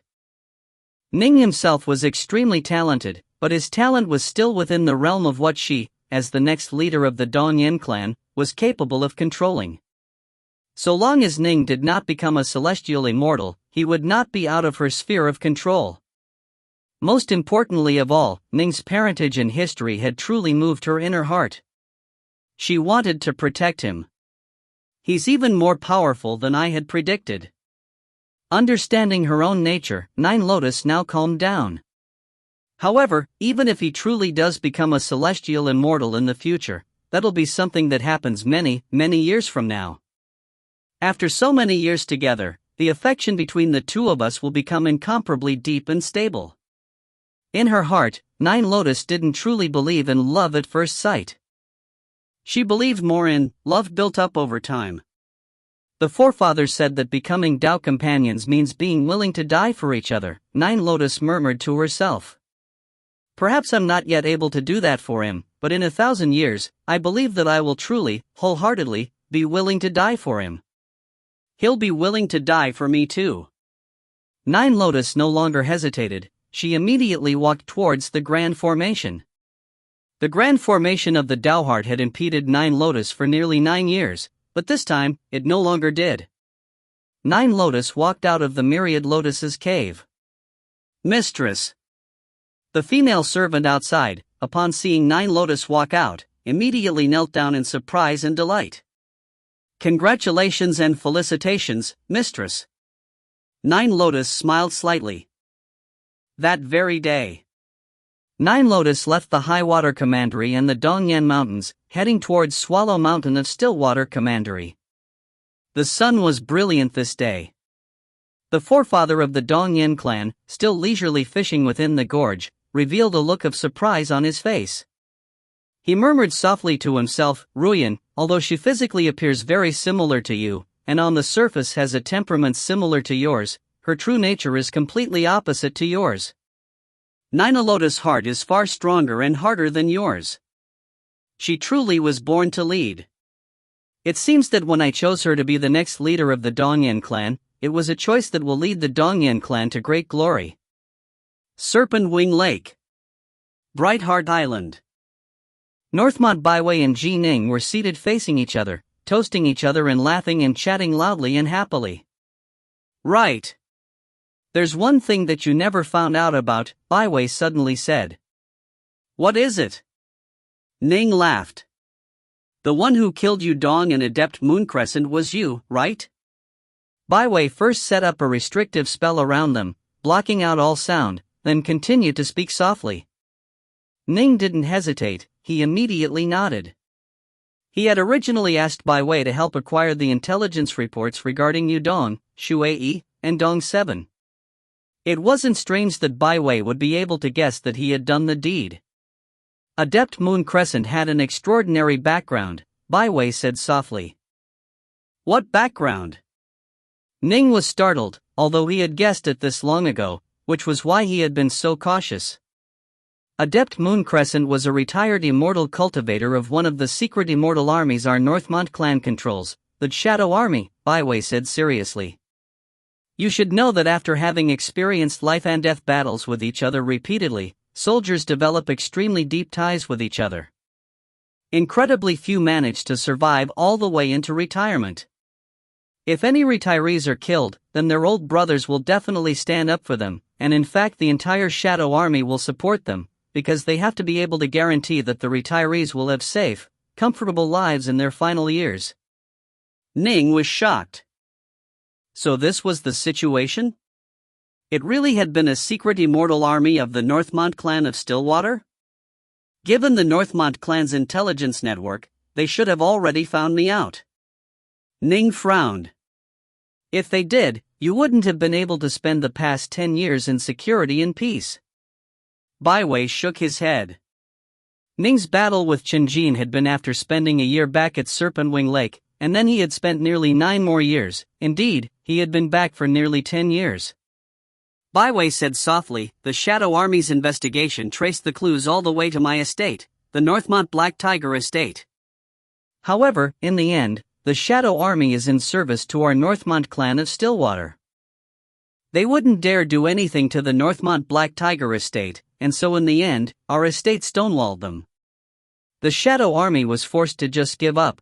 They weren't able to continue the investigation." Ning now understood. So it had been all thanks to the help from the estate of Northmont Black Tiger. However, what Ning didn't realize was that the loyalty of an army to its patron was an incredibly important thing. The Northmont clan had to take care of the feelings of their immortal armies, thus, things couldn't have been handled as simply as Baiwei had just implied. In truth, Baiwei himself had taken on the blame for this matter, informing the Shadow Army that it was he, Northmont Baiwei, an important young master of the Northmont clan, who had unknowingly killed one of their old retirees. There was no way the Shadow Army could act against such an important young master of the Northmont clan, and thus they had been forced to give up. Ning, in both his past life and his present life, didn't understand politics very well. Naturally, he wouldn't understand that Baiwei had made sacrifices on his behalf. "Thank you, Brother Baiwei. Please thank Uncle as well," Ning said hurriedly. "A minor matter, a minor matter." Laughing, Baiwei waved his hand in dismissal, then lowered his voice again. "Brother Ning, I heard some stories about you and your senior apprentice sister Nine Lotus." "You even know about this?" Ning was surprised. Baiwei nodded.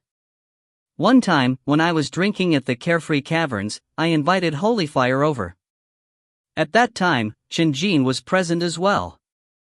I mentioned you to them, thinking that since you were fellow disciples, by mentioning your name, it would help all of us be better friends. Who would have thought that Chen Jin's face would immediately turn ugly and that he would quickly leave? Afterwards, I asked Holy Fire about this matter, and thus learned about the details of the situation." Ning now understood. Shaking his head, Ning laughed. "To be honest, it's a bit funny." Nine Lotus had never felt anything for Chen Jin, but Chen Jin himself, in a hot-headed fit, insisted on dealing with me, but unfortunately, I ended up dealing with him. Baiwei shook his head. "I can tell that he feels deep hatred for you. Given how narrow-minded he is, it'll be hard for him to accomplish any great deeds. Chen Jin is of the impressive Qin clan of Highwater. Who would have thought that he'd be so narrow-minded? I imagine that the Qin clan must not have provided him with very good tutelage. Most likely, he hasn't been selected to be the next leader of their clan. Major clans viewed the training and tutelage of their future leaders as something of paramount importance. They had to wholeheartedly strive to provide the proper upraising for a suitable leader. Clearly, Chen Jin wasn't such a person." Senior apprentice brother Ning. Suddenly, a voice rang out which instantly echoed across the entire Serpent Wing Lake. "Ha!" Ning instantly rose to his feet, his face covered with delight. "You look so happy, who is it?" Baiwei was surprised. "That's my junior apprentice brother, North Sun," Ning said in delight. Ning and Northmont Baiwei immediately flew into the air to welcome him. A dragon-headed warship was flying towards them, with an entire group of immortal cultivators aboard it. So many people? Ning was surprised as well. All of these people were at the Wanxian level. Even Blood Shadow and Yue had come. In the Black-White College, they were all considered elites. In total, 15 people had come. Senior apprentice brother Ning. North Sun was the first to fly over to Ning, and he excitedly pounded his fist against Ning's chest. Incredible! Even an old fellow at the peak primal Taoist stage was sent scurrying away by you. In the past, when we met with that Dragon Whale King, we found it so difficult to deal with him. Actually, there wasn't a conclusive end to the fight, Ning said hurriedly. The white-robed, white-haired Blood Shadow spoke out. Junior apprentice brother, no need to be modest. You are a fiend god refiner, while Taoist Snowplum is a key refiner. in a situation where both sides are equally matched, key refiners generally won't dare to fight all out against fiend god refiners. He retreated was because he did indeed fear you, feared dying at your hands. Ning, seeing this, no longer tried to equivocate.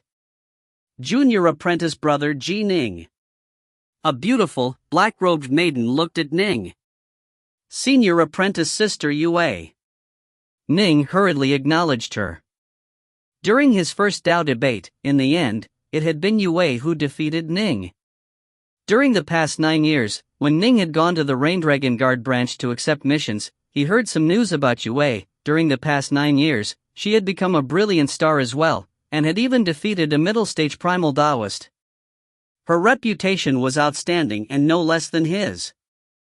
If we were to compete again, even I might not be able to defeat you, junior apprentice brother, the black-robed maiden said with a laugh.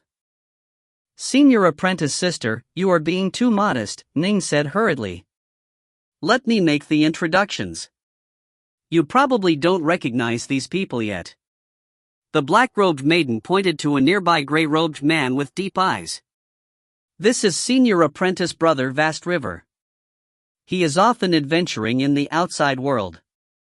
We just so happened to run into him in the Black-White College, and so he accompanied us to come visit you, junior apprentice brother. Ning was startled. Vast River? The Black-White College only had 3 reincarnated immortals at the Wanshan level. Yue was one, while Adept Vast River was another. He had also trained for a very long period of time, and only rarely appeared for brief periods of time. This truly was the first time Ning had met him.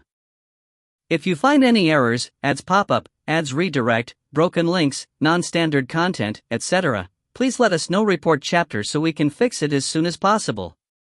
Book 9, Chapter 38, The Tricentennial Conclave of Immortal Destiny. Chapter 38, The Tricentennial Conclave of Immortal Destiny. The gray-robed man couldn't be said to be handsome, but he truly did have an extraordinary aura. Actually, as a reincarnated immortal, and one who had long ago mastered a complete Tao path, he should have awakened quite a few memories of his former life. Thus, his aura would be affected, naturally making him seem different from the crowd. Junior apprentice brother Dark North, Taoist Vast River said, smiling towards Ning, I heard of your reputation long ago, but because I've always been adventuring, we haven't had the chance to meet. This time, upon my return, I heard that you defeated Taoist Snowplume. You truly are impressive, quite impressive.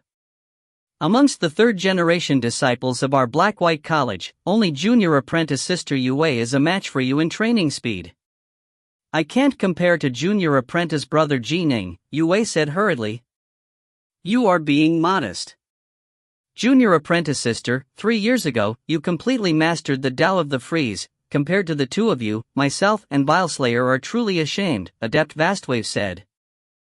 Senior apprentice sister Yue, you were able to comprehend a complete Tao path so quickly. Only junior apprentice brother Ning is a match for you, the nearby Blood Shadow said with a laugh as well. Ning was quite surprised. By the sound of it, quite a few people knew that Yue had mastered a complete Tao path. Vast River and Blood Shadow, at least, knew about it. Formidable. Yue wasn't actually that old, she was only roughly 10 or so years older than Ning himself. And yet, she had already completely comprehended an entire Tao path, and the Tao of the Freeze, at that. It must be understood that when Yue had defeated Ning during their initial Tao debate, she had used techniques pertaining to fire. Senior apprentice sister, aren't you the Rainbow Flame Fairy? Are you actually more talented in ice? Ning was surprised. She's skilled in both ice and fire, Adept Vast Riverside. Although we are all reincarnated immortals, there are still differences between us. Some reincarnated immortals were ordinary earth immortals or loose immortals, while others were loose immortals who had trained for hundreds of thousands of years. In her past life, junior apprentice sister Yue must have been an incredible loose immortal. Yue said, resigned, we've come to congratulate junior apprentice brother Ning. Why do you all keep talking about me? Junior apprentice brother Ning, we've come to your place. Are you going to just have us keep chatting here in midair? Aren't you even going to offer us a glass of wine? Yes, of course, Ning immediately led the way. The awe-inspiring group of Black-White College disciples chatted and laughed amongst themselves as they arrived at Brightheart Island. Autumn Leaf had already arranged for the servants to prepare in advance. How could they dare to be negligent in taking care of so many disciples of the Black-White College? The entire group stayed here for time. Some stayed for just 2 or 3 days, then returned on their own. North Sun, Yue, Vast River, and Baiwei continued to spend some more time at the island. On this day, the sky was completely cloudless, for as far as the eye could see. Ning's group was aboard a large ship on Serpent Wing Lake. They were seated, drinking immortal wine, and eating spirit fruit. Junior apprentice Sister Yue, adept Vast River, seated opposite from her, spoke out. There are 3 more years before the conclave of immortal destiny.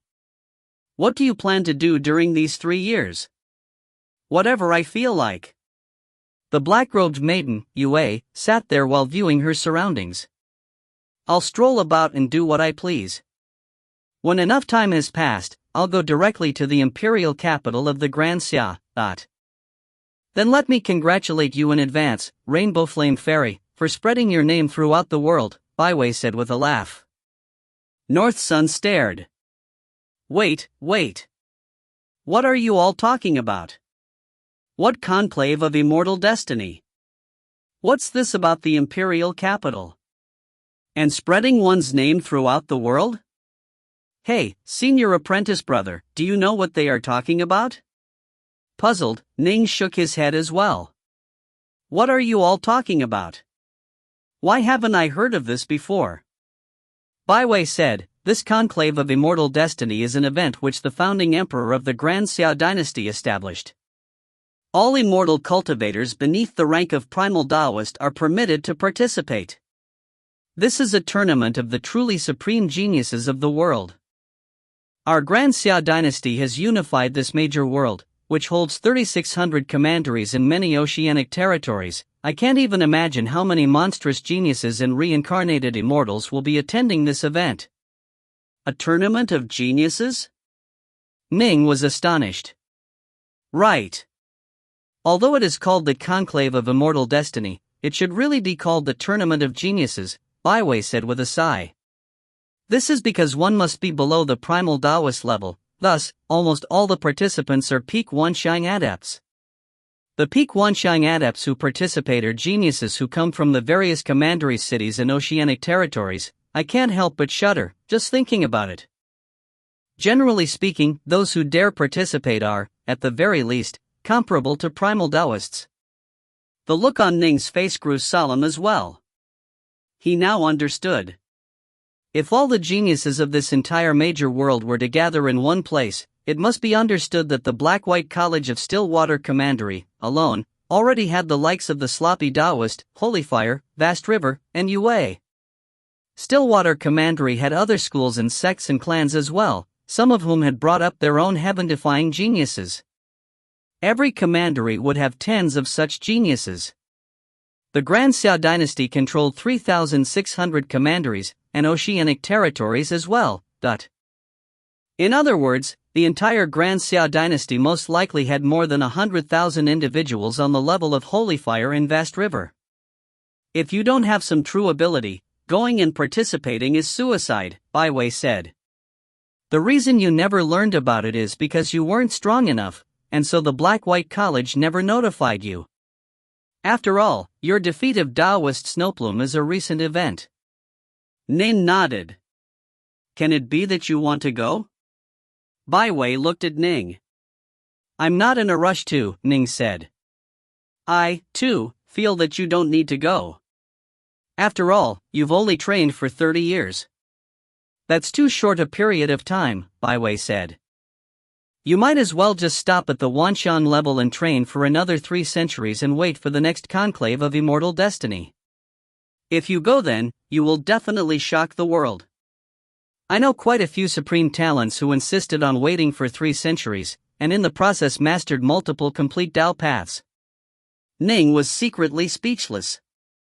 Multiple Dao paths? Given how high a level of comprehension they have, why not become primal Taoists or Earth Immortals? Why insist on forcing themselves to remain at the Wanshan level? Ning asked. The nearby North Sun also said hurriedly, right. Why suppress themselves for so long? Is the conclave of immortal destiny truly so enticing? You don't understand, the nearby adept Vast River spoke out. Baiwei and Yue looked towards Ning and North Sun as well. Vast River continued, this conclave of immortal destiny, those who rank in the top 3 will acquire an immortal ranked magic treasure. Immortal ranked? North Sun cried out in shock. A single immortal ranked magic treasure shouldn't be enticing enough, Ning said with a frown. Anyone capable of comprehending multiple Dao paths in 3 centuries would definitely be a truly monstrous genius. Someone like this, upon becoming an Earth immortal, shouldn't find it too hard to acquire an immortal ranked magic treasure. That's just the nominal prize, the black-robed Yue said. Participating in the conclave of immortal destiny is a chance to skyrocket to the heavens in prominence. It's a chance to allow the entire Grand Xia dynasty to pay attention to you. If you rank in the top 10, just for the sake of becoming friends with you, some of the major clans might give you 5,000 kilograms of liquefied elemental essence, or even more. That might not be too much from a single clan, but if multiple clans were to do the same, your hands would go limp from receiving liquefied elemental essence. But all that is secondary. The most important part of this event lies in the words, Immortal Destiny. The black-robed maiden looked at Ning. If you rank in the top 10 of this event, then you'll be able to apprentice yourself to some truly major powers. Generally speaking, if you do so, you'll have a much higher chance of becoming a celestial immortal. But major power? Ning hurriedly asked, major powers of where? Adept Vast River said in a low voice, perhaps some of the truly supreme powers of this major world who have been in seclusion, or perhaps powerful figures from outside this major world. No matter what, they will definitely be more powerful than celestial immortals. I'll tell the two of you one more thing, more than 80% of celestial immortals we know of first came to prominence during the conclave of immortal destiny, where they were accepted by major powers as disciples.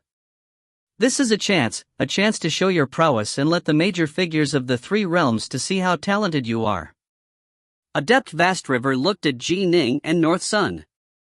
Understand, now? Understand why so many geniuses are willing to stay at the Wanshan level for 3 centuries? It's all for the sake of being able to show their prowess and blaze brilliantly during the conclave. Yue sighed as well, reincarnated immortals like us are nothing. Earth immortals? Loose immortals? We are nothing at all. Only becoming celestial immortals will one become truly carefree and unrestrained. But how hard is it to become a celestial immortal? The entire Black-White College, in all its history, has only produced a single one. But this conclave of immortal destiny, this is a moment of true destiny. Naturally, one has to grasp it. Ning and North Sun completely understood. Becoming a celestial immortal was too hard. If a major power of the 3 realms was willing to give some guidance, it would be much easier. For example, if Daoist 3 Lives were to personally teach and train Ning, his own immortal path would naturally be much more quickly traversed. The conclave of immortal destiny, this was a chance for one to attract attention from major figures of the 3 realms. Beyond celestial immortals in power? North Sun couldn't help but ask, all I know is that celestial immortals have surpassed the restrictions of the 3 realms and are able to roam about, carefree. What is above a celestial immortal? Yue and Vast River exchanged a glance. Yue said slowly, true immortals. True immortals of pure yang. True immortals?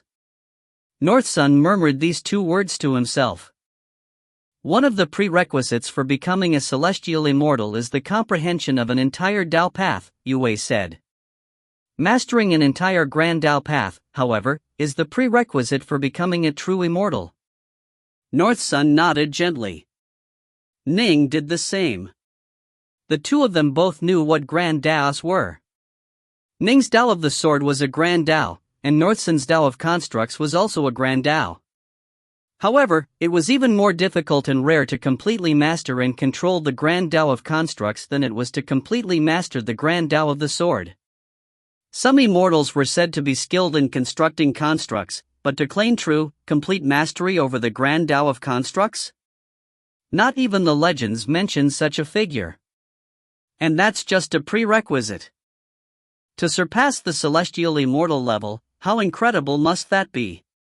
Any such person would be considered a formidable figure of the three realms. Generally speaking, those who are chosen during the conclave of immortal destiny will only become honorary disciples, but even being a mere gateguard for such a major power is more exalted than being a prince of the Grand Xia dynasty, to say nothing of an honorary disciple, Adept Vastriver said.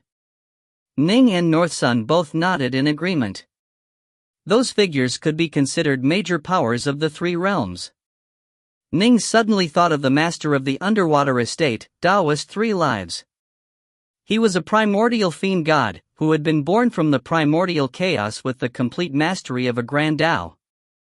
Afterwards, he had mastered many other Grand Taos, and then developed the Star-Seizing Hand, ranked as one of the top 10 divine abilities out of the innumerable divine abilities that had been created after Pangu had established the universe. Master said that only after I become an Empyrean god can I be considered his disciple. I wonder how strong Master is, compared to a true immortal, Ning mused to himself. If you find any errors, ads pop up, ads redirect, broken links, non-standard content, etc., please let us know. Report chapter so we can fix it as soon as possible. Book 9, Chapter 39, Meeting. Chapter 39, Meeting. Senior Apprentice Sister Yue, after realizing how brutal this immortal conclave could be, Ning couldn't help but look towards Yue. You've only trained for 10 more years than me, and in this conclave of immortal destiny, there are monsters who have trained for more than 3 centuries. Isn't it going to be very dangerous for you? If you truly are going to go, why don't you wait for 3 more centuries? The black-robed maiden, Yue, gently shook her head. 3 centuries is too long. I tried to dissuade her as well, Adept Vastriver said with a sigh. It's true. It really is too dangerous. The most elite participants of the conclave of immortal destiny, although still only at the peak Wanshan level, have insight into the Tao that is definitely at the level of immortals, and perhaps even higher than ordinary immortals. Some are geniuses like our junior apprentice brother Ning, except they have insisted on staying at this level for 3 centuries, for the sake of this battle. Similarly worried, Baiwei continued, Rainbow Flame Fairy, although you are a reincarnated immortal, you've spent too little time in training. Unless you've completely awakened your former memories. If that was to happen, then one would immediately gain all of the insights one had from one's previous life. In that case, she might have a shot. The conclave of immortal destiny, most of the people there will have mastered a complete Tao path. Yue shook her head. Very, very few will have mastered even 2 Tao paths, and if one has mastered 3, I imagine that one would be able to rank in the top 10. In comprehending the Tao, one might quickly gain insights into the Taos that one is suited for, but for the others, comprehending them will only become slower and slower. Ning nodded. Aside from the Grand Tao of the sword, Ning had aptitude for the Tao of the Inferno, the Tao of rainwater, and the Tao of the gale. If he had an additional century, he had a chance of completely mastering these 3 Tao paths, but if he had to go and comprehend a 4th or 5th, even if he had 300 more years, he might not be able to do it. This is because he didn't even have the most rudimentary of insights into other Taos. Although I've only mastered a single Tao path, Yue said with a laugh, I am still gaining some fragmented memories from my previous life, which have taught me some secret arts. I'm considerably stronger than those people who have just recently mastered a Tao path. To try and hit the top 10? I have no chance. Yue shook her head. But, I should be able to keep myself alive. Ning, Baiwei, and the others exchanged glances. Since Yue had made her stance clear, they found it difficult to continue to try and dissuade her. In addition, reincarnated immortals were quite special to begin with, perhaps they might suddenly gain all of their former memories. In my past life, I failed my tribulation. In this life, I naturally must be courageous and valiant in moving forward. Yue Wei's eyes were shining.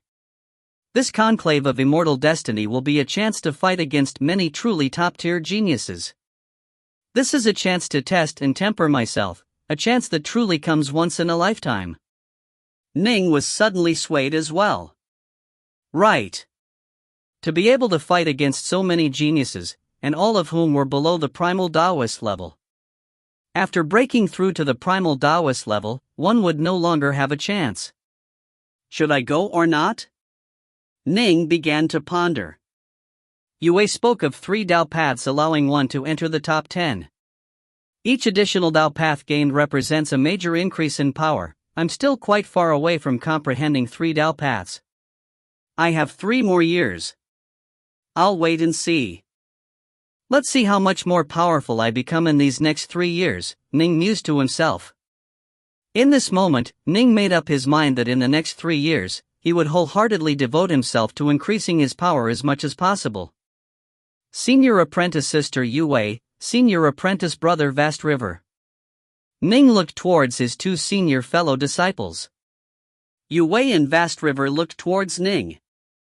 I wonder if the 2 of you would be willing to stay at my Serpent Wing Lake for an extended period of time.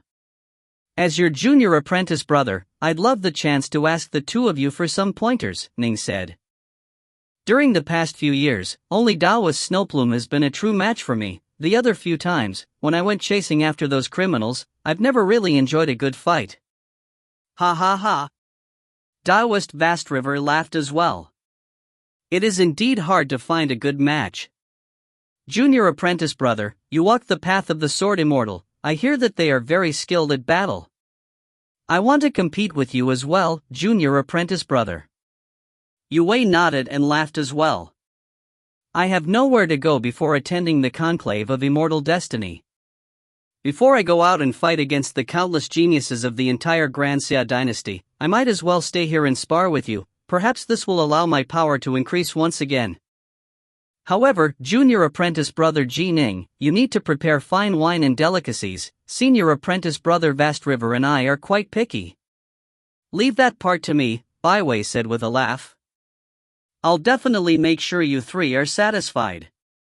These 3 were amongst the most elite of Wanxiang adepts. Yue Wei and Vast River were reincarnated immortals, while Ji Ning was actually viewed by many as a reincarnated immortal as well. Otherwise, how could his soul be so strong?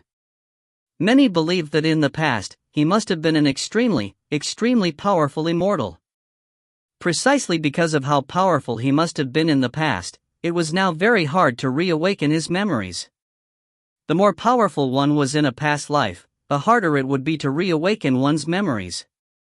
For people like Immortal Juhua or Immortal Northwalker, who were loose immortals but comparable to celestial immortals in power, if they were to reincarnate, even after becoming Earth immortals, they still might not be able to reawaken their memories. Are the 3 of you ignoring me? North Sun stared. Ning, Yue Wei, and Vast River all looked towards North Sun. North Sun said angrily, perhaps I'm not a match for you 3 in controlling magic treasures, but my truly supreme, trump card constructs, were built by myself and mastered together. Although it uses up an enormous amount of liquefied elemental essence, it is definitely comparable to a primal Taoist. In addition, the construct is a magic treasure, and so its body is even more indestructible than a fiend god's. We'll count you amongst our sparring ranks, Yue Wei said with a laugh. The Tao of constructs, some powerful constructs truly are mighty, Adept Vast River nodded. Unfortunately, the conclave of immortal destiny forbids those who train in the Tao of constructs from participating. Why aren't practitioners of the Tao of constructs permitted to attend? North Sun said angrily, that's completely unfair. Ning laughed. I know the reason.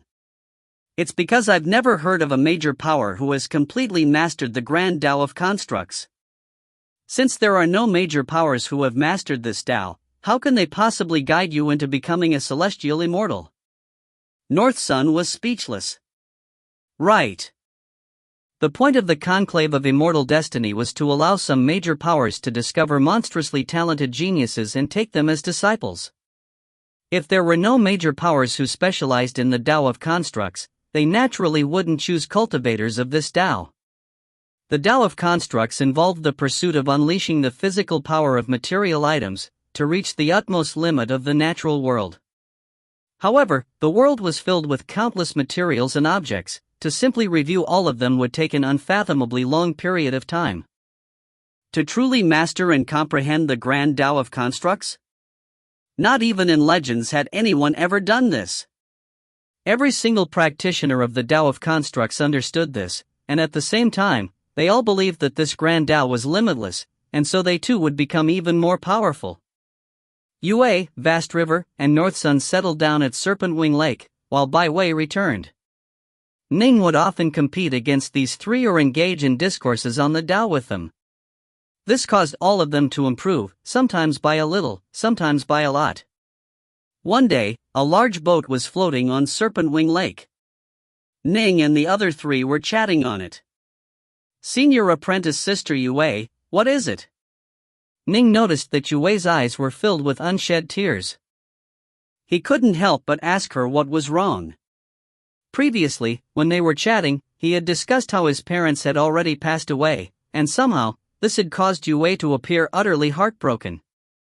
Vast River said softly, much like you, junior apprentice sister Yue's parents are also deceased. They died when she was young. They died young? Ning was stunned. Tears were in Yue's eyes, and then they began to fall. Her gaze was long and distant. She said tonelessly, in the past, when I was young and before I had started to train, and before I gained any of my former memories, my tribe suffered an attack. The tribesmen began to flee, and during the flight, my parents died in order to protect me. I suffered a severe shock from this, and my innately powerful soul burst forth with power, killing all of my enemies.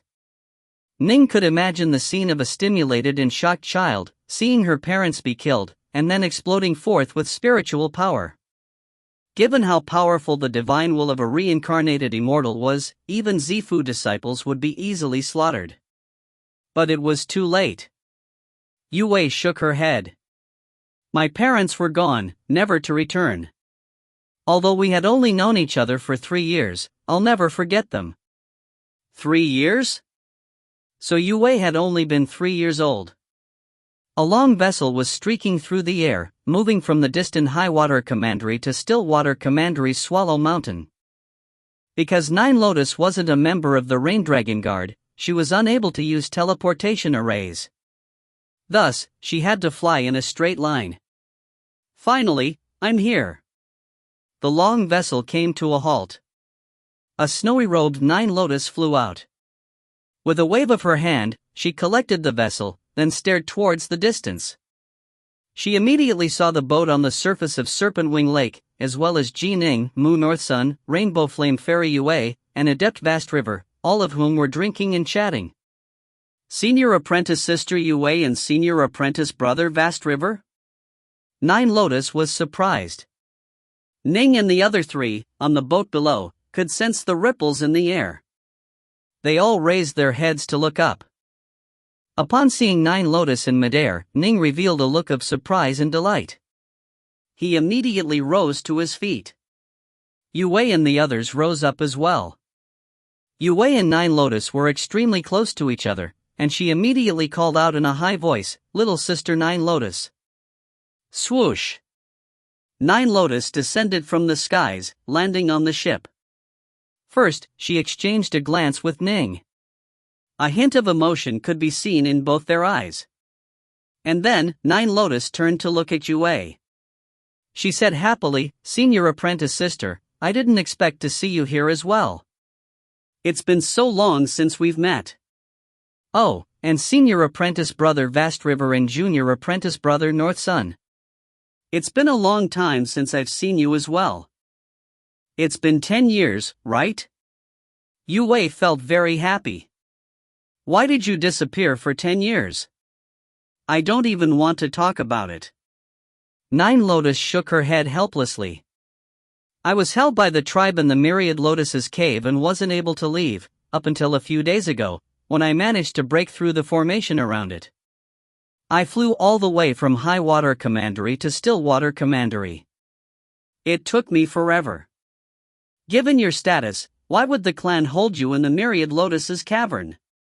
Yue was surprised. It could be said that she was Nine Lotus' closest friend in the Black-White College, although Luo Chang was someone who had grown up with Nine Lotus. Yue and Nine Lotus truly shared the same temperament and opinions. Thus, Yue knew a few things about Nine Lotus' background. Nine Lotus gave Ning a resigned glance. It's all because of him. Him? Yue felt as though Nine Lotus' glance was a bit strange. It didn't seem like a glance between fellow disciples, rather, it seemed like a glance between Dao companions, whose emotions and feelings were linked together. Ning walked over, taking Nine Lotus by the hand. He didn't know what to say. After hesitating for a while, he only said 3 words, "Are you all right?" "I'm fine, it was just a bit stuffy there. Still, now that I'm out, in the future, the Dongyan clan won't interfere in our matters again." Nine Lotus looked at Ning, her eyes filled with delight. Won't interfere? Ning couldn't help but reveal a look of delight as well. The Dongyan clan's interference had always been a source of worry for Ning. Now, everything was fine, and his worries dissipated like smoke in the wind. The two of them. Yue looked at Ning and Nine Lotus. She couldn't help but feel stunned. I had no idea that the two of them became Dao companions. Adept Vast River began to roar with laughter. Senior apprentice brother Ji Ning, you actually formed Dao companions without telling me? North Sun roared as well. As for Yue, she just stood there quietly, keeping that calm, faint smile on her face. If you find any errors, ads pop up, ads redirect, broken links, non-standard content, etc., please let us know. Report chapter so we can fix it as soon as possible. Book 10, Chapter 1, Young Flame Clan. Chapter 1, Young Flame Clan. Just shortly after Nine Lotus reached Serpentwing Lake, in the distant Crimson Dragon Mountains of Stillwater Commandery, a large group of people were gathered around the tall, large teleportation array. All of them had powerful auras. Clearly, none of them were ordinary. Northmont Fox was standing behind a tall, skinny man. He sent to him, "Father, who did you pull me over here to meet? You didn't even permit me to ask about this while we were in Stillwater City. You insisted on bringing me to the Raindragon Guard branch before telling me." The tall, skinny man was dressed in a black uniform. He wore a crown on his forehead, and his eyes were sunken and deep. However, his pupils seemed to carry a cold light that would bring fear to many. This man was Northmont Fox's father, Northmont Een. The two most likely candidates to become the next Marquis of Stillwater were Northmont Black Tiger and Northmont Een. They had completely different temperaments. Northmont Black Tiger was like an enormous, primordial beast who was born with a dominating aura. Anyone who looked at him would feel terror. In acting, he was incomparably dominating as well, and so he had many followers. As for Northmont Een, he was a truly ambitious and ruthless figure who was particularly skilled at biding his time. Nobody could see through Yin's thoughts, he was a mystery to all. If I told you in Stillwater City, given your temperament, you might have leaked this information, which would be disastrous. Een shook his head. This matter is extremely important, and very few know of it. Look at Immortal Eastrock of the local Raindragon Guard branch, he's waiting, just like us. Although he's brought a group of subordinates, I imagine that only he himself knows exactly who it is that we are waiting for. Fox instantly felt an itchy feeling in his heart.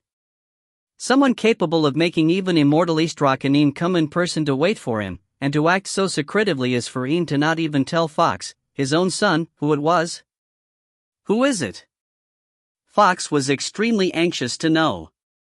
This person is Young Flame known, of the Young Flame lineage, Een sent mentally. Fox's face instantly changed. He revealed a look of shock and amazement as he yelped back mentally, "Young Master Young Flame known? One of the 4 Duklings of the Imperial capital? Why has he come to Stillwater Commandery? This, how can this be? Now do you understand why I didn't tell you?" Northmont cast his son a glance. Northmont-Fox hurriedly nodded. He understood. Of course he understood. Although the Northmont clan of Stillwater held a marquisdom and was incomparably ancient and large, if they were compared to the rest of the Grand Xia dynasty, there were still powers that were even mightier than the Northmont clan. For example, the almighty imperial clan of the Grand Xia dynasty, the Shamong clan, or some of the most powerful clans that had helped the Shamong clan unify the world. The Young Flame clan was one of the faithful ministers that served the imperial clan of the Grand Xia dynasty. Supposedly, during the Fiend God era, the Young Flame clan was a clan that was as old and as powerful as the Shamong clan. In fact, their history stretched to the most ancient of eras of this major world. In the end, the Young Flame clan had submitted to the Shamong lineage. They had followed the Shamong clan in conquering the world, and had been one of the most powerful clans under the Shamong clan's control. As for the Northmont clan and the other clans, they had all slowly begun to join the Shamong clan later on, and in terms of power, they were vastly inferior to the Young Flame clan. And nowadays, the Young Flame clan's leader had the revered title of the Godplume Duke, and the clan itself held 3 marquisdoms. The 3 commanderies it ruled over were all extremely vast ones, far larger than Stillwater Commandery. After all, the 3,600 commanderies of the Grand Xia dynasty were all different in size. Stillwater Commandery could only be described as an ordinary one. Some extremely large commanderies were comparable in size to dozens of Stillwater commanderies. As for this Young Flame gnome who was about to arrive, he was one of the leaders of the younger generation of Young Flame nobles. Unless something went amiss, the next clan leader of the Young Flame clan, the Godplume Duke, would be this Young Flame gnome, But of course, the Young Flame clan's next leader had not been 100% set in stone. The selectees would still be tested and tried. Generally, however, the trials would be easily passed. It could be said that Young Flame gnome's status in the Young Flame clan was comparable to Ji Ning's status, when he had been a child, in the West Prefecture city of the Ji clan. Internally, it had all but been decided that he would be the next Godplume Duke. He would be a powerful figure, capable of influencing the entire Grand Xia dynasty. The arrival of someone like him, it now made perfect sense as to why Northmont and Immortal Eastrock had come in person and been so secretive about it, not letting anyone else know what was happening. Coming. He's coming. Their eyes all lit up. The teleportation array once more began to glow, and then a group of people appeared within it. The leader was dressed in azure robes. He seemed quite plainly dressed, but upon a close examination, one would discover that the threads of this azure robe were actually the draconic whiskers of the divine dragons of the East Sea. The man's face had a calm smile on it, but the welcomers could all sense the natural, noble aura emanating from him.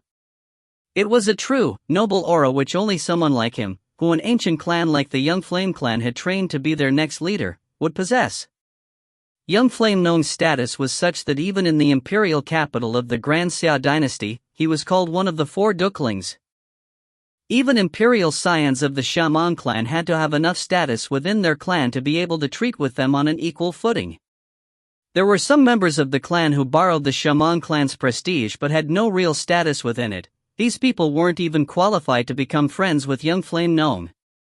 Young Master Young Flame, Northmont laughed and saluted with clasped hands. Young Master Young Flame. Immortal Eastrock also clasped his hands. Young Flame gnome looked at the 2 of them, then nodded. Northmont Eastrock.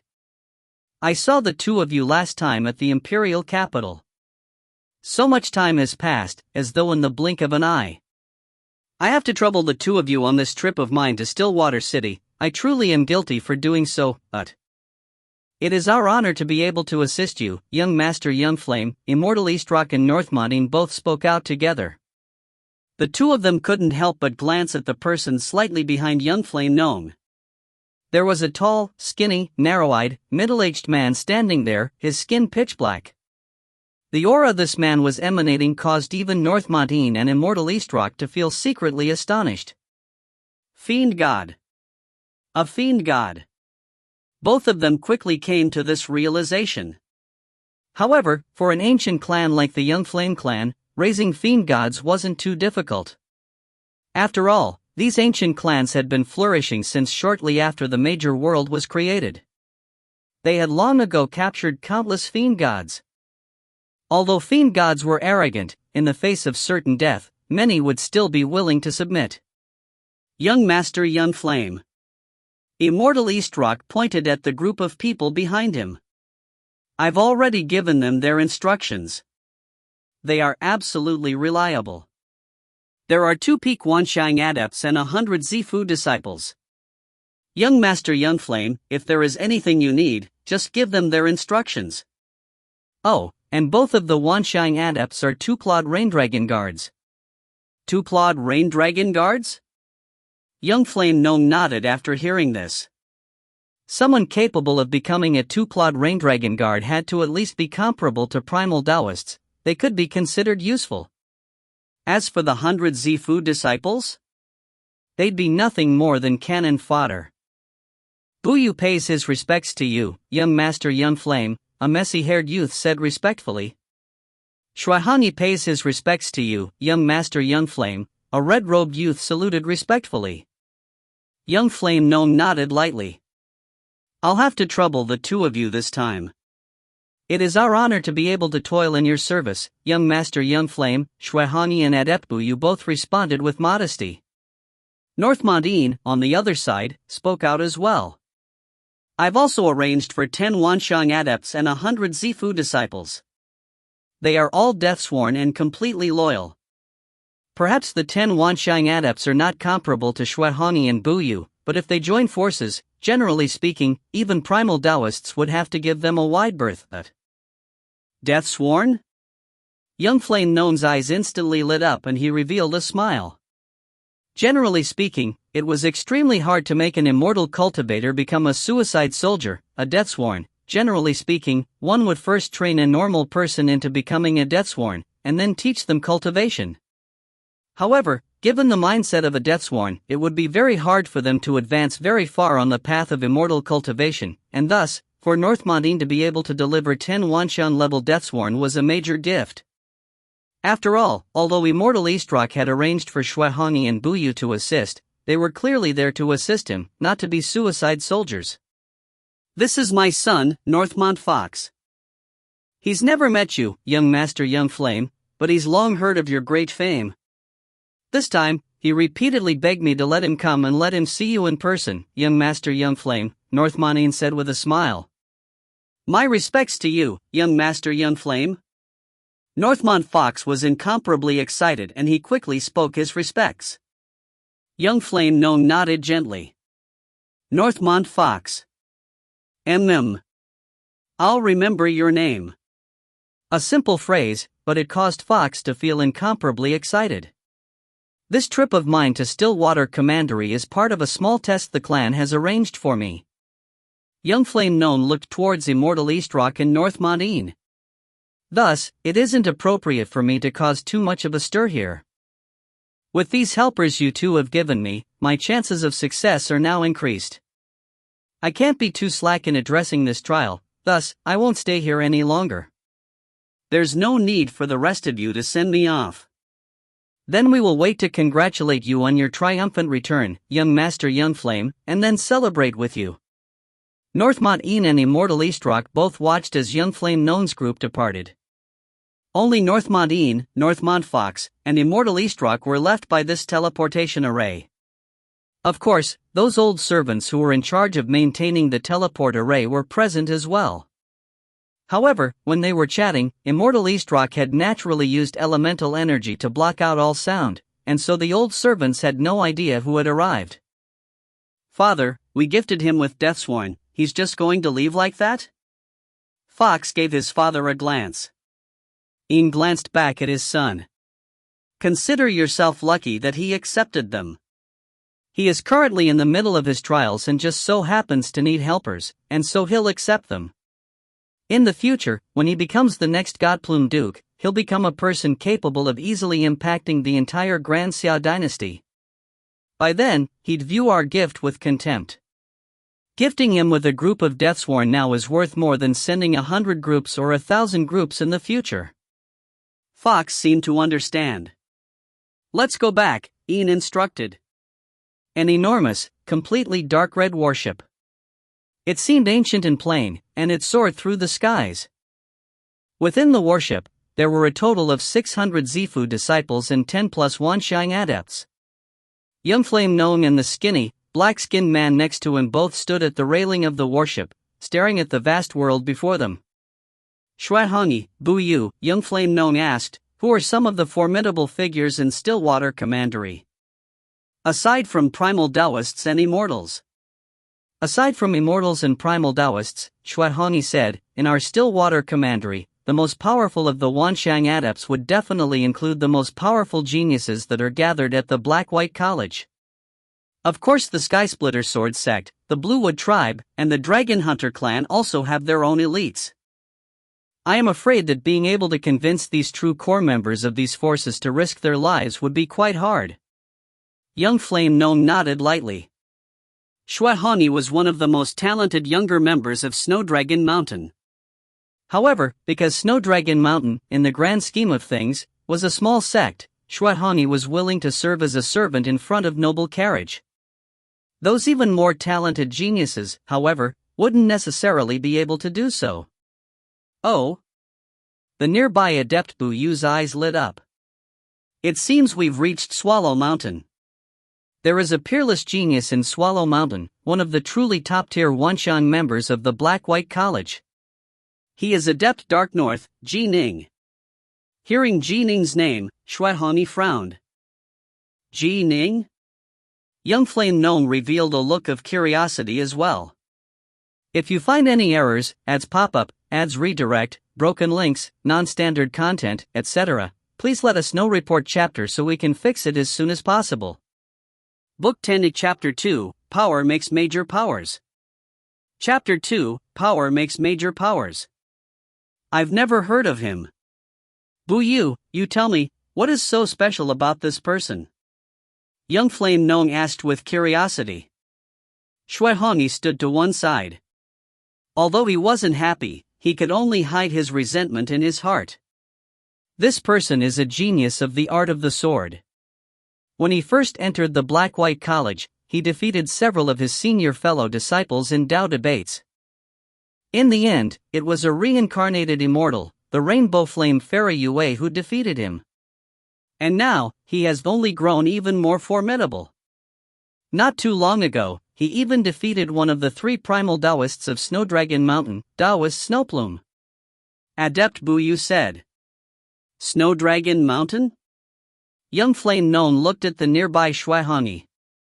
Hongyi, you are of Snowdragon Mountain, yes? Did this happen? Shuaihongyi felt extremely stifled, but in the end, he said in a low voice, it did. What level is Taoist Snowplume at? Young Flame Nong asked. He lived in the imperial capital of the Grand Xia dynasty. How could he possibly know about the primal Taoists of a small sect in Stillwater, such as Snowdragon Mountain? Shuaihongyi said in a low voice, Peak Primal, Ot. Ha, this Ji Ning is worth paying a visit to. Young Flame Nong laughed and nodded. This trip was an important trial the clan had assigned him, and in fact, they wouldn't even provide him with much support. The only person he brought out from the clan was the old servant, Shang Liufeng, who had protected him since he was a child. As for any other subordinates, he had to have others volunteer them to him. This trial was actually quite a difficult one. The old servant had to stay next to him and protect him, and so he still needed formidable subordinates. To invite a primal Taoist or an immortal? Young Flame Nong didn't feel safe doing so, because some powerful primal Taoists and immortals, given their combat ability, could instantly kill him. He absolutely would not permit this sort of a threat to exist. Thus, he would only ask Wanxiang adepts. No matter how powerful a Wanxiang adept was, their power was within the realm of what he could handle. However, some extremely powerful primal Taoists were outside of that realm. It is impossible to tell how powerful a person is just by looking at them. Even if a primal Taoist might be little known, no one could know how many secret arts he might be actually hiding. It was best to invite Wanxiang adepts. It was safer, and within his realm of control. However, the more powerful a Wanxiang adept, the harder it would be to invite them to come. Young Master Youngflame, this Ning has trained for less than 30 years. I imagine he might be quite hard to invite, Shui Hongyi said hurriedly. In addition, he's also very arrogant. He didn't even show my Snowdragon Mountain any face at all. If we just go and ask him, he might be discourteous. Ha, he wouldn't give your Snowdragon Mountain face, so you think he won't give me face? Young Flame Gnome gave him a glance. Hongyi, I can tell that there are some grudges between your clan and him. However, since you've come to assist me, then you don't need to think about those things for now. Shui Hongyi had no choice but to lower his head and say, understood. Come, let's take a look at this Ning. Young Flame Gnome smiled, filled with anticipation. Serpent Wing Lake. Brightheart Island. Within a study. Ning was currently writing calligraphy, one character at a time. Autumn Leaf was by his side, accompanying him and grinding ink for him. Nine Lotus stood to one side, watching. Phew! Ning put down his brush, revealing a hint of a smile. Writing calligraphy truly was a form of enjoyment for him, especially when he incorporated his insights into the sword into them. This sort of feeling was truly pleasurable. Autumn Leaf, take it and burn it, Ning said. Yes, young master. Autumn Leaf immediately began to roll up the scroll. Autumn Leaf, Nine Lotus said, take it and burn it in a nearby room. I have some things to discuss with Ning. Autumn Leaf nodded, then obediently left. In the room, only Ning and Nine Lotus were left. What secrets do you wish to discuss, that you need to avoid Autumn Leaf? Ning hung the brush in its holder, then glanced at Nine Lotus. Nine Lotus looked at Ning. Ning, don't you feel as though you are a bit too friendly and intimate with Autumn Leaf? Ning was stunned. As I see it, there's not much of a difference between the way you treat Autumn Leaf and the way you treat me. Nine Lotus looked at Ning. I'm your Dao companion. She's just your maid. Ha, Ning began to laugh. You are overthinking things. I'm not, Nine Lotus said quickly. I'm not as jealous and small-minded as you are thinking. However, in the future, it is guaranteed that you will become more and more powerful, and your status will become higher and higher. More and more people will follow you as well. With so many subordinates, how are you going to properly manage them? With rules, that's how. How can you go without rules? There must be a clear distinction between those with high status and those with low status. Autumn Leaf is a maid? Then she's a maid. If you don't distinguish between those of high and low status, then everything will be a mess. Everything she had learned within the Dongyan clan caused Nine Lotus to believe that one had to clearly distinguish between exalted and humble statuses. Servants were servants. Even if you doted on a particular servant, a servant still had to act the part of a servant. What are you trying to say? Ning began to frown. I just want to tell you that in the future, as you grow increasingly powerful, the G clan will also slowly grow powerful. A major clan needs to look like and operate like a major clan. As the supreme power behind this major power, you need to be even more careful in distinguishing between the statuses of those by your side. Nine Lotus said. And you? Enough about Autumn Leaf for now. You even converse with those ordinary servants? You chit-chat with them? Those are just ordinary mortal servants. Why pay them any attention at all? Ning suddenly snapped, enough! Nine Lotus was stunned. Everyone has their own way of handling their affairs. As for Autumn Leaf, although she is a maid, in my heart, she's my older sister. Ning looked at Nine Lotus. Nine Lotus gritted her teeth. The two had lived in different environments, and Ning, in his previous life, had come from Earth. Naturally, there would be major differences in the ways they viewed and handled things. In the future, people are going to laugh at you if you act this way. Nine Lotus said with a frown. Laugh at me? Who will laugh at me? Ning looked at Nine Lotus. In fact, why should I even care about if others laugh at me? I'm me. When my fame truly reaches the point of shaking the entire Grand Xia dynasty, others will most likely revere every single word I say and thing I do. Nine Lotus, can it be that you still haven't seen through these things? A true immortal, even one of low and despicable moral character, in the end, the various tribes will all lower their heads to lap at his feet. If, however, he was nothing but an ordinary mortal, even if his every word and action was keeping in accord with the rules of your so-called major clans, in the end, he'll be nothing more than a joke. Expand your horizons to include the entire three realms. Personal power is the most important fundament. Only when you have power, will you become a major power? Ning stared at Nine Lotus. Nine Lotus could sense the powerful determination and the wild ambition in Ning's eyes. She lowered her head. All right. I won't speak of this anymore. In the future, you'll understand. Nine Lotus turned her head, moving to walk outside. But right at this moment, a powerful ripple spread out from far away. Eh? Ning and Nine Lotus both turned their heads, staring towards the distant skies. They could both sense the ripple. Although they had just had an argument, they still flew together towards the skies. In midair, Ning, Nine Lotus, North Sun, Yue, and Adept Vast River had all flown here. Who is it? Ning saw the ancient, plain-looking warship hanging in the skies far away.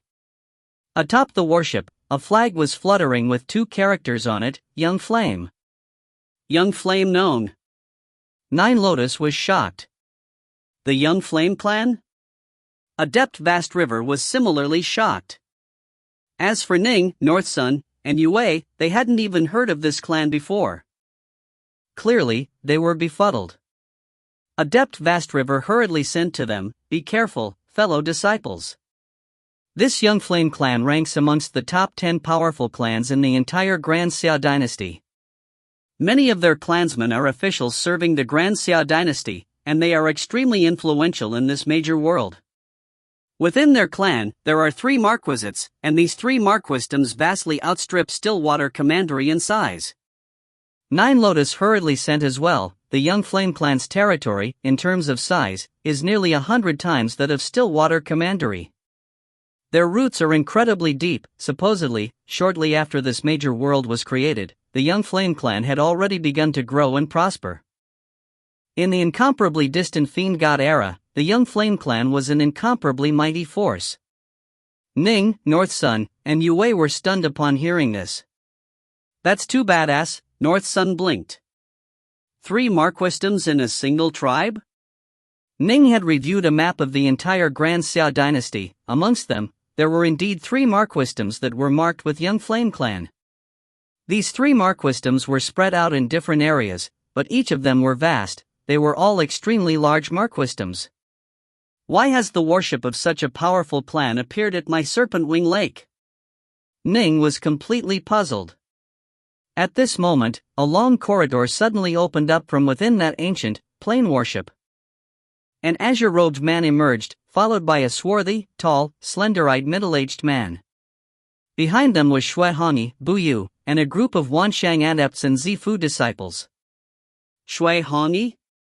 Ning immediately recognized him. Shui Hongyi gave Ning a glance as well.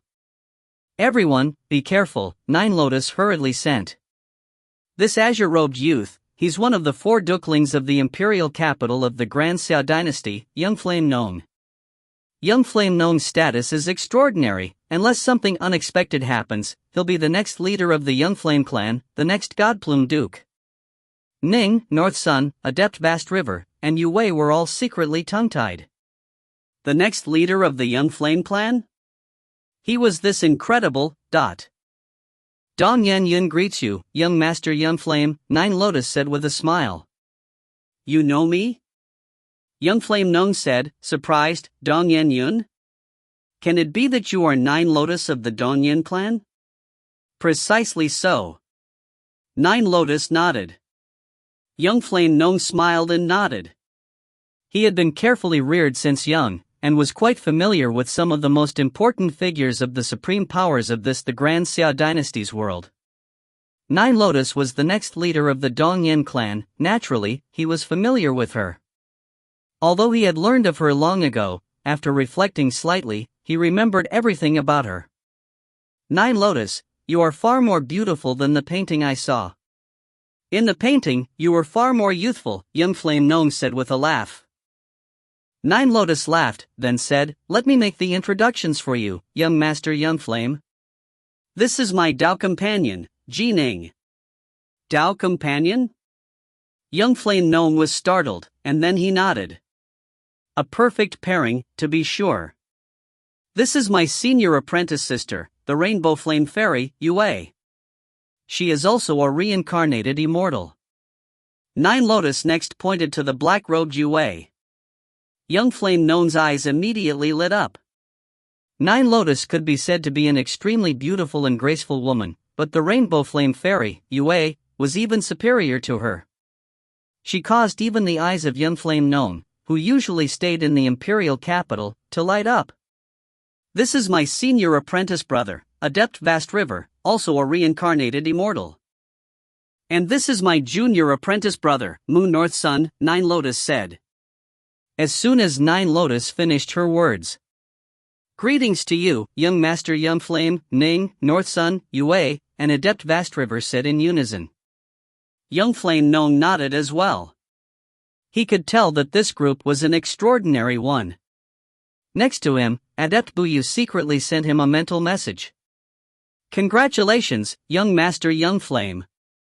The Rainbow Flame Fairy and Adept Vast River are amongst the most supreme geniuses of the Black-White College. They are easily comparable to Ning.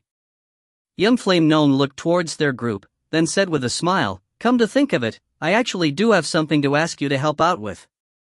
Ning's group exchanged glances. Young Master Young Flame, please speak, Ning said.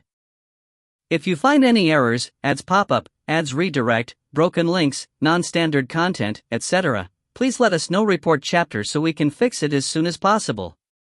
Book 10, Chapter 3, Witch River Immortal Estate. Chapter 3, Witch River Immortal Estate. Young Flame Nong said, this is a small test my clan has given me. They've charged me with investigating an ancient immortal estate. As for whether or not I'm able to acquire the aid of others, the clan won't care. I won't lie to you, this immortal estate belonged to a celestial immortal. Although he died countless years ago, his estate is filled with many dangers, and the dire monsters who were trapped within have constantly propagated. I imagine that there are quite a few monsters living there now, and there are some unknown dangers as well. Thus, I need some helpers. If you are willing to help me, then I will remember this favor. These words caused the faces of Ning, Moon North Sun, Nine Lotus, Yue, and Adept Vast River to change. The estate of a celestial immortal? Although the vast world was covered with countless immortal estates, those generally belonged to loose immortals or earth immortals. Estates of loose immortals or earth immortals might be quite alluring to ordinary Zifu disciples, but they were much less intriguing to the likes of Ning's group. After all, Ning's group had constant access to many living loose immortals and earth immortals. For example, Ning's master was Immortal Dianzai. But a celestial immortal's estate? That was completely different. Everyone, what do you think? Adept Vast River sent. Nine Lotus sent, Young Flame Nong is one of the 4 duklings of the imperial capital. Given his status, if he says he will remember this favor, he definitely will. For the sake of this favor alone, I feel that we can help him. Once he becomes the next Godplume Duke, if he is willing to help us out even slightly, we will benefit tremendously. Let's not rush into it. I feel that the servant next to him is extremely dangerous, Ning sent. His subconscious had begun to warn of him a tremendous threat long ago, and the threat came from that servant. If he has such a formidable helper already, why does he need our help? Let's not rush into it and ask a bit more, but. Makes sense, Adept Vast River concurred. I'll follow you, senior apprentice brother, North Sun said simply. Let's wait and see first, Yue agreed. Although Nine Lotus was more inclined towards accepting, clearly, Ning's influence was a bit stronger within this group. The main reason was because, when a group of geniuses were together, they would value ability the most. The most powerful of their group was Ning, Yue, and Vast River. Young Flame Gnome could tell from the looks on the faces of Ning and the rest that they hadn't yet been convinced. He thus continued, this celestial immortal was known as Immortal Witch River.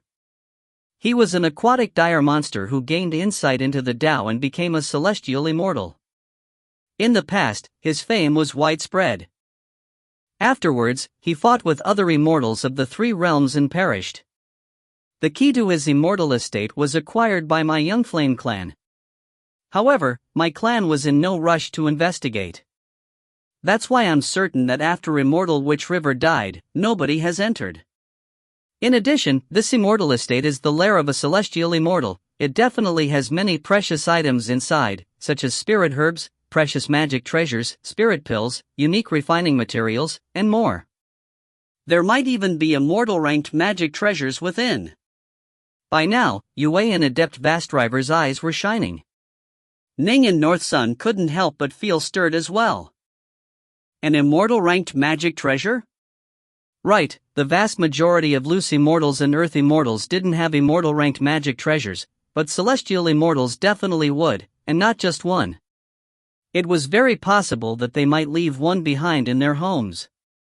My goal is to achieve mastery of this immortal estate. As for the treasures within, so long as you can acquire them, they will be yours. I definitely won't fight with you for them. Even if I truly want them, I'll give you a satisfactory offer for them and won't force you.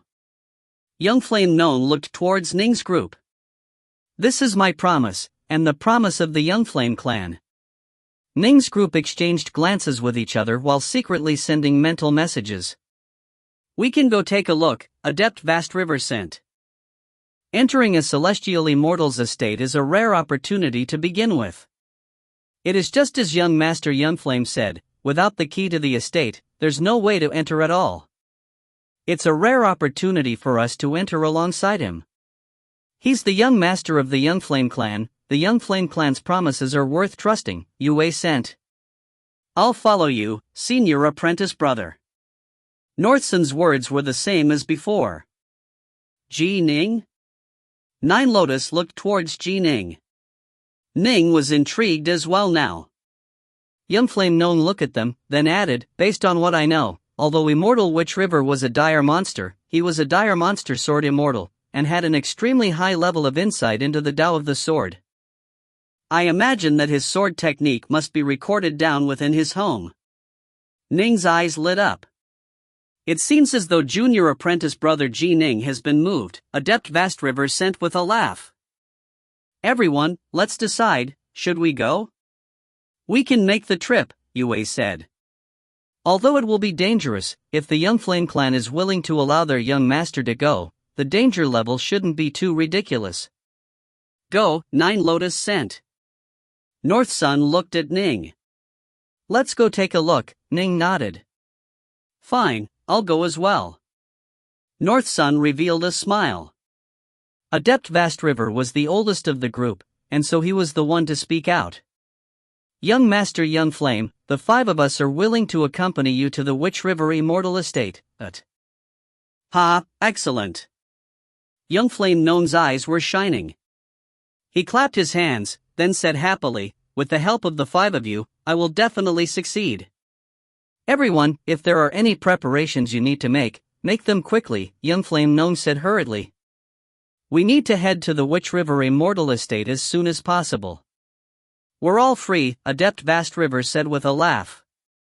I'm afraid that junior apprentice brother Ning might need to make some minor arrangements, however. Senior apprentice brother Ning, you go make your arrangements. We'll wait for you here, North Sun laughed as well. They were guests, naturally, they could leave at any time. Ning, however, had to make some arrangements for his clan. Everyone, please wait a few moments. Ning immediately transformed into a streak of light, flying towards Brightheart Island. Brightheart Island. Autumn Leaf, Little Ching, and the Whitewater Hound had been waiting here the entire time. What's going on? Who is that person? Little Ching asked. Ning looked towards Autumn Leaf.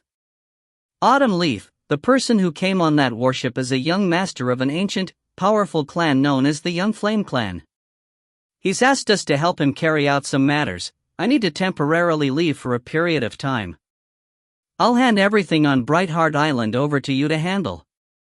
As for the G Clan, help me send word that I'll return soon. All right. Autumn Leaf nodded obediently. Whatever Ning wanted to do, Autumn Leaf would quietly support. Let's go, Little Ching, Uncle White, Ning laughed. We're off. Little Ching instantly transformed into a streak of mist, then reformed and wrapped herself around Ning's arm as a little snake. As for the Whitewater Hound, he just quietly padded along beside Ning. In going out and adventuring, one would naturally bring one's spirit beasts along. I want to see how incredible this celestial Immortals estate is. Ning felt a bit eager. Suddenly, he had a thought: it's best to be cautious. I should bring that treasure along and carry it on me. Supposedly, there are some places where magic treasures cannot be taken out of storage-type magic treasures. A black armband appeared around, then wrapped itself around Ning's arm. His magic clothing, in the appearance of furs, quickly covered it, making it disappear. This black armband was one of the two major unique items which Ning had acquired from the underwater estate. Ning still felt quite confident of his chances in this trip to the celestial Immortals estate. He had overcome the 4th level of the War God Hall and had reached the Wanshan level as a Fiend God Refiner. The 2 treasure selection chances he had gained, Ning had used to choose protective items, not earth-ranked magic treasures. This was what the giant yellow bear had said: it's best to be careful. In the past, Rampart died at the Wanshan Adept level. The Wanshan level, it's neither high nor low. You aren't a weakling, but you also aren't a true power yet either. It's the level with the highest chance of death. Although this protective item can only be used once, its power is extraordinary. You can view it as a second life for yourself. The third time Ning had chosen a treasure, the giant yellow bear had said something similar: this unique protective is the most suited for you. In the past, Dao's 3 lives felt a sudden moment of interest and personally fashioned it. Aside from the nether cold swords which Ning had chosen the first time, Ning had used his other chances to choose protective treasures. It must be understood that the set of nether cold swords, in and of itself, was already an extremely valuable treasure. It vastly surpassed the protective treasure which Immortal Diensai had previously given Ning. That protective treasure, for the current Ning, was a bit lacking. The 2 protective treasures which Ning chose this time, however, were no lower in value than the nether cold swords. Given that they were assessed by the underwater estate as top grade, they were naturally extraordinary. With these 2 protective treasures, I should have enough resources to deal with any sudden, unexpected dangers, Ning mused to himself. Time to go. Ning had a little azure serpent around his arm, and a whitewater hound by his side. He immediately flew into the air. Gee Ning, you also have spirit beasts? Young Flame Gnome, who was waiting for him on the warship, immediately laughed upon seeing the little azure snake on Ning's arm. I have one as well. Come on out, Crimson Fire. Instantly, a crimson-headed serpent reared its head, emerging from the skin on Gnome's arm. This crimson serpent had a single horn on its head, and its eyes were gold. A red-scale salamander? Ning and the others were all secretly shocked. God beasts had the blood of fiend gods, but there were differences amongst god beasts. Normal god beasts were capable of transforming at the Zifu level, such as the Whitewater Hound and the Azure Skysnake. However, according to legend, some truly powerful god beasts would only be able to transform into human form after becoming celestial immortals. Those god beasts were truly fearsome. Red-scale salamanders were extremely famous. They had to at least reach the primal level before being able to transform. They were far more exalted than azure sky snakes and whitewater hounds. Hisses. The red-scale salamander gave the azure sky snake and the whitewater hound a glance, then buried its head once more into Nong's skin. Ah, Crimson Fire still isn't able to take human form, so he's quite depressed. Young Flame Nong sat at the highest, principal seat of the worship, with Ning and the others seated below him. Come, come, come. Let's drink together. After we enter the Witch River Immortal estate, we won't be as relaxed as we are now. A toast to you, young master Young Flame. Adept Vast River, Ning, North Sun, Yue, and Nine Lotus all raised their cups. As for Xuehani and Buyu, who were seated at the very bottom, they also raised their cups. Ah, Young Flame Nong's laughter rang out. Clearly, he was in an exceedingly good mood. And why wouldn't he be? Although Xuehani and Buyu were both two-clawed rain dragon guards, compared to Ji Ning, the most brilliant genius of the Black-White College, and compared to the two reincarnated immortals, Yue and Adept Vast River, Buyu and Hani were on a lower level. His casual detour to Swallow Mountain's Serpent Wing Lake had resulted in 5 more helpers, each of whom were extraordinary. Even the slightly weaker Moon North Sun was a genius of the Tao of Constructs. Those who walked the Tao of Constructs were innately skilled at fighting those who were of a higher level. In turn, Nine Lotus was the next leader of the Dongyan clan. How could she not be in possession of some powerful protective items? They drank and made merry with each other. After just 2 days, they arrived at the place where the Witch River Immortal Estate was hidden. The Witch River Immortal Estate is in the distant Skyrove Mountains. Young Flame Nong, standing at the front of the ship, pointed towards a distant, towering mountain range. He seemed quite resplendent and valiant. Ning and the others followed his gaze, filled with anticipation as well. If you find any errors, ads pop up, ads redirect, broken links, non-standard content, etc., please let us know. Report chapter so we can fix it as soon as possible. Book 10, Chapter 4, Seize It. Chapter 4, Seize It. The Skyrove Mountains were vast and endless, covering an expanse of more than 100,000 kilometers. The Witch River Immortal Estate is hidden within these mountains. Even if one was to rely on divine sense to search for it, it would take weeks. Young Flame Nong had a hint of anticipation in his eyes. However, I have the key to the estate. So long as we draw close to it, I'll be able to sense it. Everyone, make your preparations. After we enter the Immortal Estate, things will truly grow dangerous. The nearby Immortal cultivators all nodded. We are finally going to go in. Moon Northson's eyes were shining. Right. The abode of a celestial immortal. Ning felt quite eager as well. Ji Ning. The nearby Nine Lotus stealthily sent him a message. Ning turned to look at Nine Lotus, revealing a smile. He sent back, Senior Apprentice Sister, what's this about? Why are you sending me a mental message? After entering the Immortal Estate, you need to reveal your prowess, and also actively move to be more friendly to young Master Young Flame. To be able to meet him is a rare opportunity. If you let it slip, it'll be hard to gain it again in the future, Nine Lotus instructed. You wasted both of the past 2 days. After entering the Immortal Estate, you can't continue to be so remiss.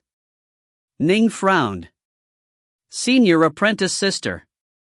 Don't be angry, Nine Lotus said.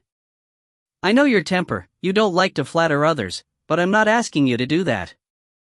I'm just asking you to be a bit more friendly. Ji Ning, you should know that you are far more powerful than Xuehani, but during the past 2 days on the warship, Xuehani often engaged young Master Young Flame in conversation, and he has a much closer relationship to him than you do, as of right now. You always just stand there, not saying a thing. This is really... Senior Apprentice Sister, Ning wanted to explain. Let me finish. Nine Lotus looked at Ji Ning. Relationship building. The reason why it is called relationship building is because you need to build up a relationship between the two of you, which is accomplished through interacting with each other. That's the only way you can build up a relationship with him. Don't think that just because you helped him out that you'll have much of a relationship. That's just a favor, nothing more. When a favor is used up, it's gone. But a relationship is long-lasting. You are arrogant and aloof by nature, you don't like to flatter others. But young Master Youngflame is even more arrogant than you. As a result, the two of you barely interact with each other. Let me ask you this, if you were young Master Youngflame, how much of a relationship would you feel that you have with a person who won't even talk to you? Even if this person helped you, I imagine that you wouldn't care too much about him. Ning was stunned. Nina Lotus' words did indeed have merit to them. Human relationships can be divided into several categories: strangers, familiar faces, friends, close friends, and lifelong friends, Nine Lotus said. You've only said one or two things to each other. To be honest, you and young Master Youngflame can't even be considered familiar faces, you continue to be strangers to each other. As for Xuehani, he often chats with young Master Youngflame. Afterwards, he is going to risk his life for him. Perhaps they might end up becoming friends. After you enter the Immortal estate, perhaps you might end up rendering more merits. But in young Master Youngflame's heart, he'll feel closer to Xuehani, not you. Right now, because young Master Youngflame needs your help for this trial, he's fairly courteous to you. But after he completes it, and especially after he becomes the next Godplume Duke, I imagine that he wouldn't even be bothered to cast you a single glance. If you ask him to help out, if it's a small matter, he might nod and return the favor, but if what you ask is too troublesome, he might not even receive you. Even an immortal might find it hard to meet with the new Godplume Duke. Nine Lotus looked at Ning. Senior apprentice sister, I admit that your words have merit, Ning sent back. Favors, once repaid, are gone. Relationships are indeed long-lasting. However, you are you, and I am me. I don't like to go and intentionally try to befriend someone. Let everything happen naturally, Ning sent. If I can become friends with young Master Youngflame, that will naturally be a good thing. But if we cannot be friends, that's fine as well. A fortuitous encounter. That's what this is, and you have to seize it. Nine Lotus sent urgently, how many major figures will you run into in your life? If you miss this chance, it'll be gone. In taking the immortal path, one will have to rely on oneself. Ning shook his head. But if someone helps you out at a critical moment, you'll be able to move farther on your immortal path, Nine Lotus sent. Senior apprentice sister, if I were to intentionally go and befriend or ingratiate myself to someone, it will only impact my Dao heart. In the end, it would be a loss, Ning said. You, Nine Lotus was furious. Everyone has their own Dao. Senior apprentice sister, there's no need for you to try and force things, Ning said. Senior apprentice sister, I've never tried to force you to do anything. I hope you won't try to force me to do anything either. This is the second time now. Nine Lotus was stunned. Right. Not too long ago, the two of you had squabbled at Brightheart Island over the matter of differentiation of statuses. That was the very first squabble the two had ever had. I'm just trying to help you accomplish greater things in the future. Nine Lotus' eyes were turning slightly red. All right. Ning took Nine Lotus by the hand, smiling towards her. The nearby Yue, noticing that Ji Ning and Nine Lotus were holding hands, frowned very slightly. And then, she turned her head, staring towards the distant, vast mountains outside the ship. How is Ji Ning so lucky?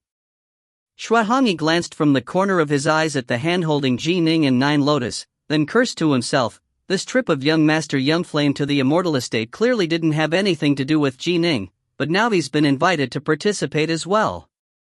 In addition, he actually ended up becoming Dao companions with Dong Yen Yun.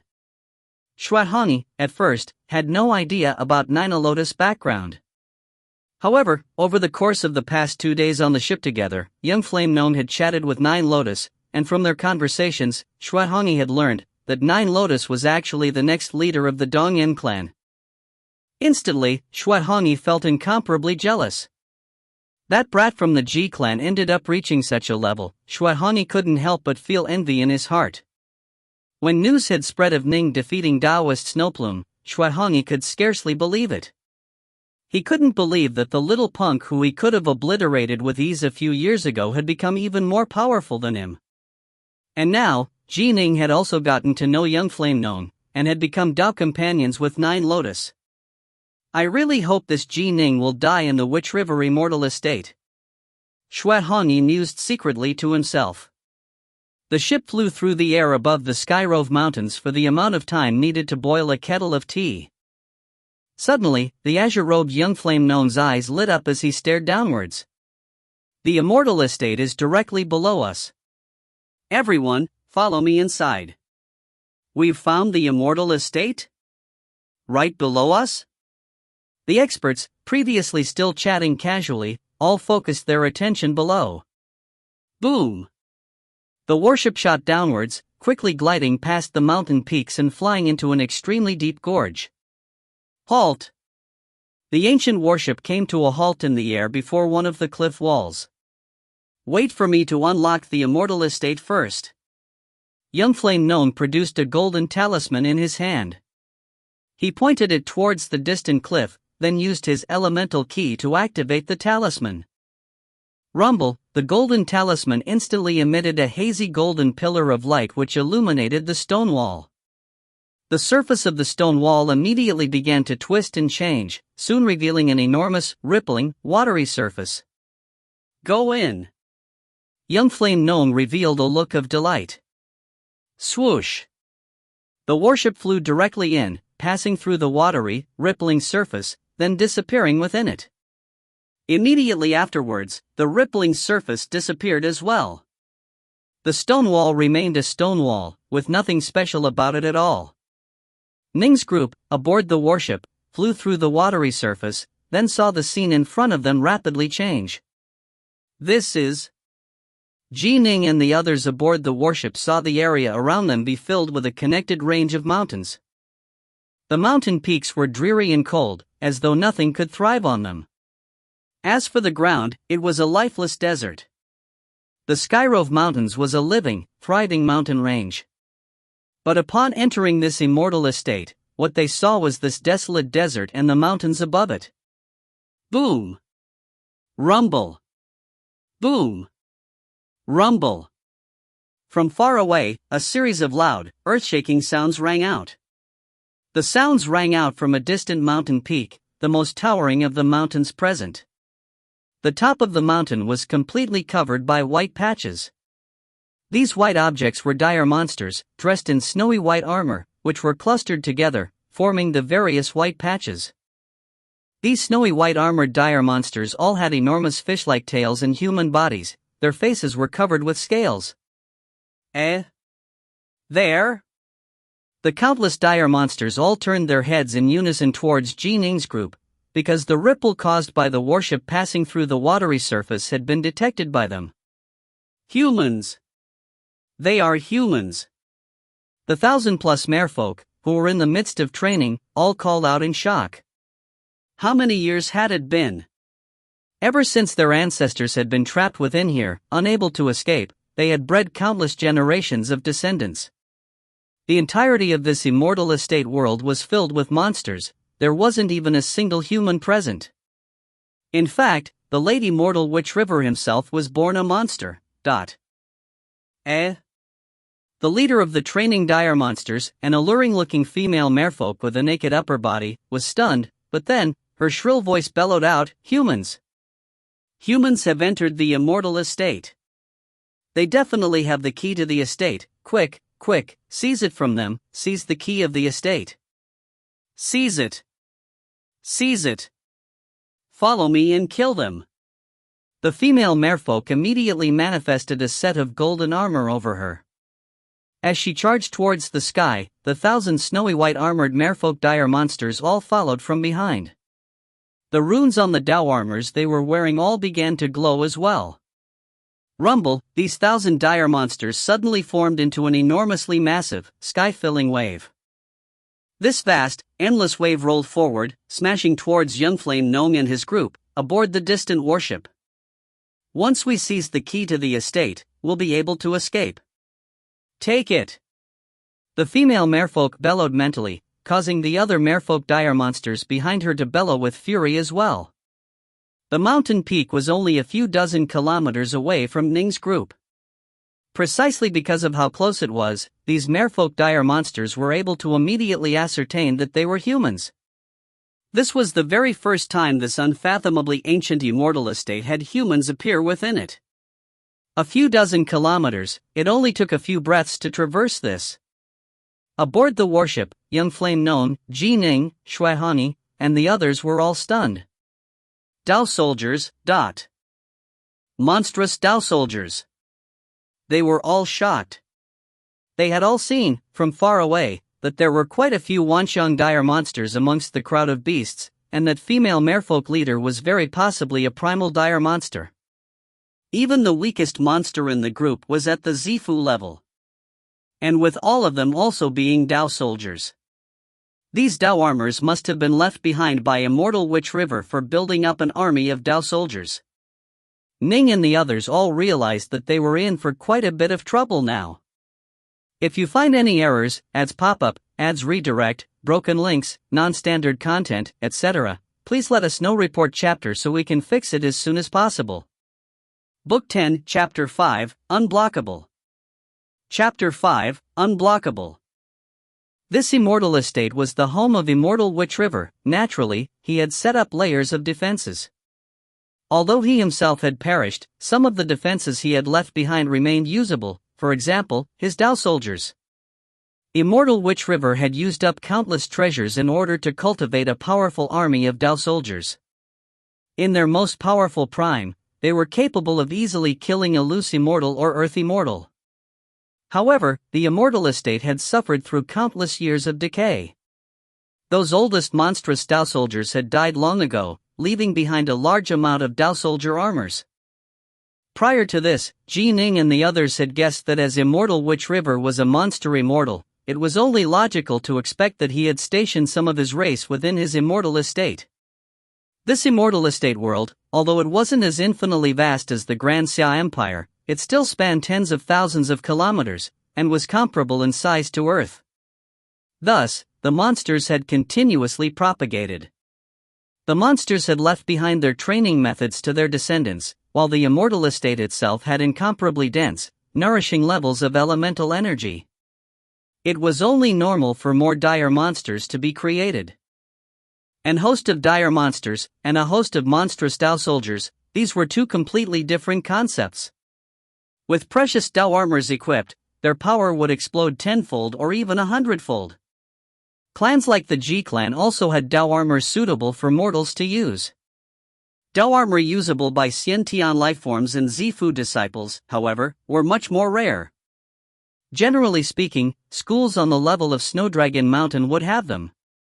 As for Dao armor which Wanxiang adepts and primal Daoists could use, even sects like the Skysplitter Sword sect would have to use all their ability and spend enormous amounts of precious resources to procure such Dao armors. And so, right now, Ning's group was in serious trouble. Rumble. 1,000 monstrous Dao soldiers swept forward, having transformed into a vast wave. Block them. Young Flame Known, aboard the warship, let out a furious roar. Faced with 1,000 monstrous Dao soldiers, even he had an ugly look on his face now.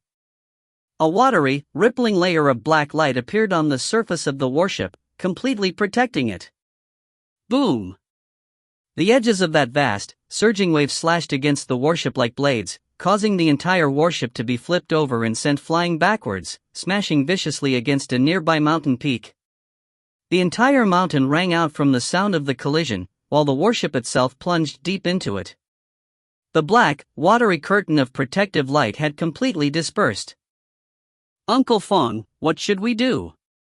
Young Flame Known sent mentally. Young Master, the combined, full-strength attack from those 1,000 Dao soldiers was comparable to a loose immortal's might. The black, middle-aged man next to Young Flame Known sent mentally, that mare woman leader, she is definitely a primal dire monsters. My priority is definitely going to be staying close to you and protecting you. After all, I'm only skilled at close combat. If I were to charge out, then I would no longer be able to protect you. Let the others go face them. I'll wait for a good opportunity. Once I seize it and kill that leading primal mare woman, then the other Dao soldiers will be much less of a threat. Kill everyone, it's up to you.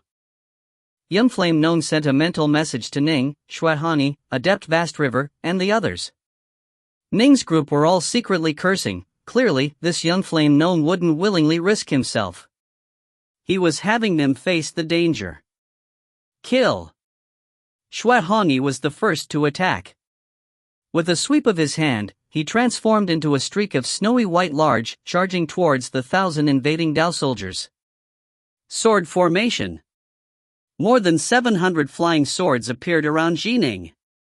His peak Wanxiang level elemental key, using the 9th level of the Lesser Thousand Swords formation, formed a sword of light before him. This sword of light immediately executed the 5th stance of the 3-foot sword, moonlight hiding the sword. Instantly, a seemingly soft, gentle beam of moonlight seemed to caress the wave of monstrous Dao soldiers. Seal. Yue pointed into the distance. Whoosh! An enormous ice phoenix appeared in midair. This giant phoenix, completely formed from frozen ice, spread its wings and flew forward, carrying a heart-shaking, majestic aura. Vast Wave Breaker. Adept Vast River let out a loud cry, but maintained his elegant and graceful poise. An enormous black sword appeared in midair, covered with runes. This giant black sword slashed through the skies, chopping towards the Dao soldiers. Ning's group, including the Zifu disciples and the Wanxian level Deathsworn, all released powerful techniques. Ning and the others on his level were all capable of giving that female primal dire monster a good fight. However, she was linked to the 1,000 Dao soldiers, and thus was now able to unleash astonishing levels of power, vastly surpassing any single person in Ning's group. Rumble. With an enormous rumbling sound, their swordlight and magic techniques either crumbled, vanished, or were knocked flying back. The Zifu disciples all formed into formations, preparing to resist together. We have to move fast. Fast, fast, fast.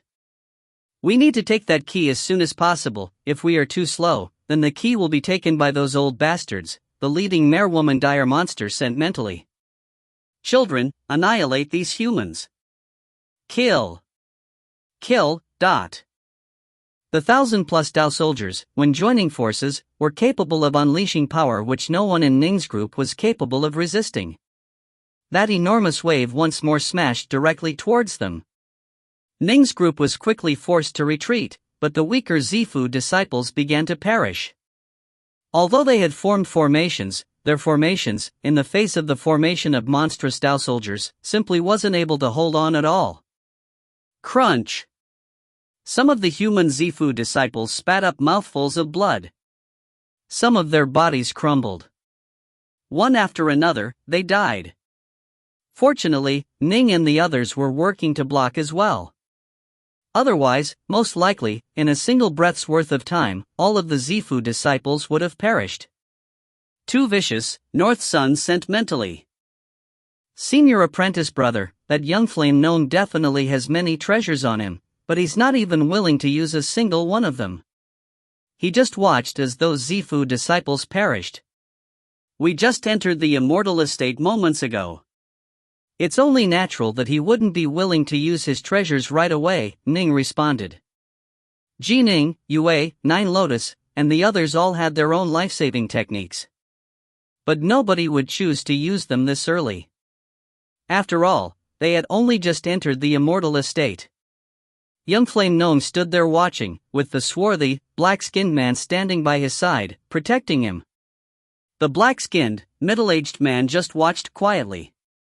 His facial expressions didn't change at all when their Zifu disciples started to die. His gaze was firmly focused on the distant, ferocious wave of elemental power, formed by the monstrous Dao soldiers. The way in which the elemental ki circulated through their formation was extremely subtle and profound. Right at this moment, the black-skinned man, still by young Flame Known, suddenly revealed a cold light in his eyes. A pair of sharp awls appeared in his right and left hands. He took a sudden step forward, and his left arm began to elongate. In fact, one long serpent after another began to appear and coil around his arm. His left arm struck out with massive, savage power, sending the all flying towards the front. Whoosh, dot. The long black awl instantly pierced through the skies, leaving behind a brilliant, eye-catching scar in the sky as it pierced directly towards the giant wave formed from monstrous Dao soldiers. Boom! An explosive sound. The massive, ferocious wave actually was blown apart. The giant wave vanished, revealing that more than 10 of the dire monster Dao soldiers had been completely blasted into chunks of meat. The other monstrous Dao soldiers were all completely stunned, and they all stared at the black, middle-aged man who had thrown out the long awl. What? He actually discovered the core of our Dao soldier formation, then shattered it and destroyed the formation? The mere-woman dire monster was shocked. If the attack hadn't struck the core, it would have passed through the massive wave, not cause it to completely collapse. The mere-woman dire monster turned her head, staring at the black, middle-aged man who had thrown out the awl. But... whoosh! The long awl in the middle-aged man's right hand suddenly flashed out as well. His right arm also became covered with long, coiling serpents, and it became incomparably strong and muscular, emanating a terrifying, heart-shaking aura. Once more, that dazzling, eye-catchingly brilliant scar in the skies appeared, as the awl pierced directly through the body of the mere-woman dire monster, who had wanted to dodge, but was completely unable to. A look of shock and despair appeared on her face. How can he be so powerful? I was completely unable to dodge. He's a human immortal? And then, her consciousness faded away. She fell down from the skies, her body pierced through. She was dead. The queen is dead. The queen died. Quick, flee, flee. Quick, flee. Seeing that their leader had been so easily killed, the other merfolk dire monsters no longer had any appetite for battle. All of them began to flee. Swish. Whoosh. Bang. Ning, Yue, Adept Vast River, and the others naturally wouldn't show mercy at a time like this. It be must understood that these monsters were all wearing Dao armor, most of which was meant for Zifu disciples, and some of which were even usable by Wanxiang adepts. A single set of Dao armor usable by Wanxiang dire monsters was far more valuable than an ordinary earth-ranked magic treasure. 2 sets. 3 sets. North Sun didn't hold back at all, killing one after another and seizing as many as he could. Moments later, the remaining monstrous Dao soldiers had all fled far away, leaving behind a pile of corpses and a heap of Dao armors in the hands of Ning's group. We killed more than 200 monsters, while more than 100 of our Zifu disciples died. Young Flame Nong didn't reveal a look of happiness on his face at all. Although he knew all along that there would be some danger in this trial, he hadn't expected that his team would have suffered such a thwack as soon as they entered. Young Master Young Flame. The black-skinned, middle-aged man retrieved his awls, then said in a low voice, "Let's hurry and leave. Perhaps even more powerful dire monsters will come over soon." Right. Young Flame Gnome nodded. Let's go. He looked towards Ning and the others. Right at this moment, a deep, powerful surge of divine sense instantly encapsulated this region. Humans, now that you have entered the immortal estate, are you still dreaming of leaving alive? A deep, sonorous voice rang out. What a powerful divine sense.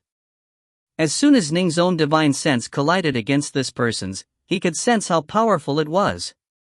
Although he viewed his divine sense as his strongest attribute, he could tell that this person vastly surpassed him.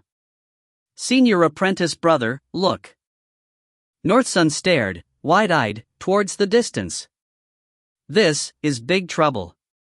Adept Vast River was staring towards the distance as well. Ning turned to look as well.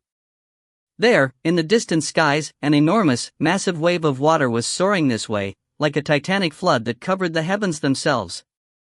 The size of this massive wave was more than 10 times greater than the previous one, and the aura emanating from this massive wave was vastly more powerful than the wave created by the merfolk. More than 10,000 monstrous Dao soldiers. The black-skinned, all-wielding man by young flame known's side growled out in a low voice. The hearts of everyone in Ning's group sank. More than 1,000? This was comparable to the entire Snow Dragon Mountain sect. The worst thing was, each and every one of these 10,000 dire monsters were Dao soldiers. There was no way a school like Snow Dragon Mountain could possibly acquire so many Dao armors, especially the ones which even primal dire monsters could use. This level of power, it was enough to cause even an immortal to feel fear. Young master, I won't be able to block them, the black-skinned man sent. If you find any errors, ads pop up, ads redirect, broken links, non-standard content, etc., please let us know. Report chapter so we can fix it as soon as possible. Book 10, Chapter 6, Fiend God, Hygrega. Chapter 6, Fiend God, Hygrega. Young Master Yunflame, there's no way we can deal with so many monstrous Dao soldiers, Adept Vast River sent hurriedly. Ning, staring at the titanic, sky-filling wave that had been formed by countless monstrous Dao soldiers, felt powerless as well. He sent, Young Master Yunflame, what now? Young Master Yunflame. Young Master Yunflame. All of them looked towards Yunflame Nong. Even the black-skinned man, Shangli Feng, looked towards his young master. Uncle Feng, don't worry about me. Go all out and massacre them. Young Flame Nong ground his teeth. Waving his hand, he produced a marvelous golden globe of light which flew into the air, quickly growing in size until it reached a diameter of 30 meters. All of you, get in, Young Flame Nong ordered. At the same time, he produced a white sack in his other hand, which opened up. Don't resist. Whoosh. The surrounding Zifu disciples were all sucked into the sack, and then the sack itself was carried by Young Flame Nong as he stepped into the golden globe of light. Jining, Mu North Sun, Nine Lotus, Yue, Adept Vast River, Shuahani, Adept Buyu, and the other Wanshang adepts all flew into the golden globe of light as well. Uncle Feng, I'll leave this in your hands. Let's reunite later, Young Flame Nong said. All right. It's been quite a while since I've truly gone all out in a fight. A hint of excitement had appeared in Shangli Yufeng's eyes. Even he found it quite taxing to help protect Young Flame Nong from so many combined Dao soldier attacks, as he had to block them all. Now that he no longer needed to do so, he was suddenly much more free to utilize his speed and agility, fighting to his heart's content. Let's go. With but a thought, Young Flame Nong instantly caused the golden globe of light to begin flying at high speed. With a swoosh, it quickly flew towards the distance. Ning and the others within the golden globe of light, curious, reached out to touch the light.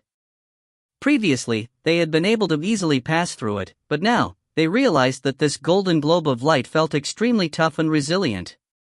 This is my gold spirit halo, Young Flame Nong said confidently. Once I've activated the divine light within it, we are no longer able to exit it, but outside attacks are similarly unable to reach us. Forget about these Dao soldiers, even if 3 or 5 loose immortals came and attacked, they wouldn't be able to do anything to us until after the energy of the divine light is used up. Ning secretly sighed in amazement. Unless something unexpected occurred, Young Flame Nong would be the next Godplume Duke, and he really lived up to that reputation. A casual treasure he pulled out was already comparable to the 2 life-saving items which Ning had acquired from the underwater estate. Of the 2 life-saving items Ning had acquired in the underwater estate, one was offensive while the other was defensive. The defensive one, he had acquired from the treasure pavilion when he had reached the Wanshan level as a fiend god. The offensive one, he had acquired after passing the 4th level of the War God Hall. This offensive treasure had been personally forged by Taoist 3 Lives in a moment of amusement, and its power was extraordinary. 5 sky pillars. Look! 5 sky pillars. The gold spirit halo had just flown a few hundred kilometers away, high into the skies. As the saying went, when standing at a high vantage point, one would be able to see to a greater distance. This immortal estate was tens of thousands of kilometers in size. Now that they were in the skies, they could immediately see that at the ends of the world in each direction, there was a pillar of golden light, soaring through the clouds and into the heavens. There were 5 in total, and each was unfathomably tall. These 5 golden sky pillars of light seemed to be holding up the entire Immortal estate world. 5 directions, the 5 elements, Ning murmured to himself. It seems this Immortal estate is divided up into 5 branching halls, each of which help to stabilize this world. Sky pillars. A depth vast river and the others all revealed looks of delight. Ha! Young Flame Gnome began to laugh loudly. So this Witch River Immortal estate is divided up into 5 halls. Those 5 distant sky pillars represent the locations of the 5 halls. Let's immediately go over there. I have the key to the estate, and we can enter the halls. Those monstrous Stau soldiers, however, cannot. Let's go. Swoosh. The golden globe of light quickly flew towards one of the closest sky pillars. Kill. Kill. The thundering roars of battle seemed to shake the world. That vast, heaven-covering wave came crashing towards them, but in front of that gold spirit halo, a single, seemingly ordinary figure stood there protectively. It was that servant, Shangliu Feng. Young master, the rest of you can head over. I'll be there soon, Shangliu Feng said. Within the gold spirit halo, Ji Ning and the others were naturally staring towards the distant figure of Shangliu Feng, as well as that heaven-covering wave. And then, Shangliu Feng's body suddenly increased explosively in size. An unearthly, savage aura blasted out from him, and his figure quickly transformed into an incomparably massive, terrifying, and towering shape that was more than 3,000 meters tall. His lower body was that of an enormous serpent, while his upper body appeared to be human. From his head, however, 8 additional, massive serpentine heads emerged as well. 9 heads, and the body of a serpent. An ancient, primal, savage aura emanated from him, filling the skies. Fiend God. Ning held his breath. A fiend god. Good heavens, a fiend god. All of them were completely overwhelmed. They could all tell that this was definitely a fiend god. Someone with a strange appearance like this, with 9 heads and the body of a serpent, clearly was not a human, and yet, he didn't have the slightest hint of a monstrous aura either. What he emanated was the aura of a primordial fiend god, which caused all of their hearts to quiver. Given his massive body and ancient aura, he could only be a fiend god. The likes of Shuehanyi and Adeptbuyu had never before seen a true fiend god. What an enormous body! Is that a divine ability, or is his body naturally that large? Adeptbuyu couldn't help but ask. Fiend gods are born with massive bodies, young Flame Gnome said confidently. Uncle Feng belongs to the primordial fiend god race known as the Shangliu, a Hydriga. Hydriga, even amongst fiend gods, are extremely powerful. Even without using any divine abilities, they have fiend god bodies that are 3,000 meters long. Although Uncle Feng is only at the primal level, as a true fiend god, and a Hydriga at that, even many loose immortals are no match for him. Ning and the others were all completely stunned. Although previously, Ning had seen an ancient fiend god attack during in the wild marshes of the Jail Mountains, and that ancient, awakened fiend god was clearly even more powerful than Shangliu Feng, that ancient fiend god had simply crushed the dragon whale kings with his fingers. Ning hadn't had a chance to watch him truly fight.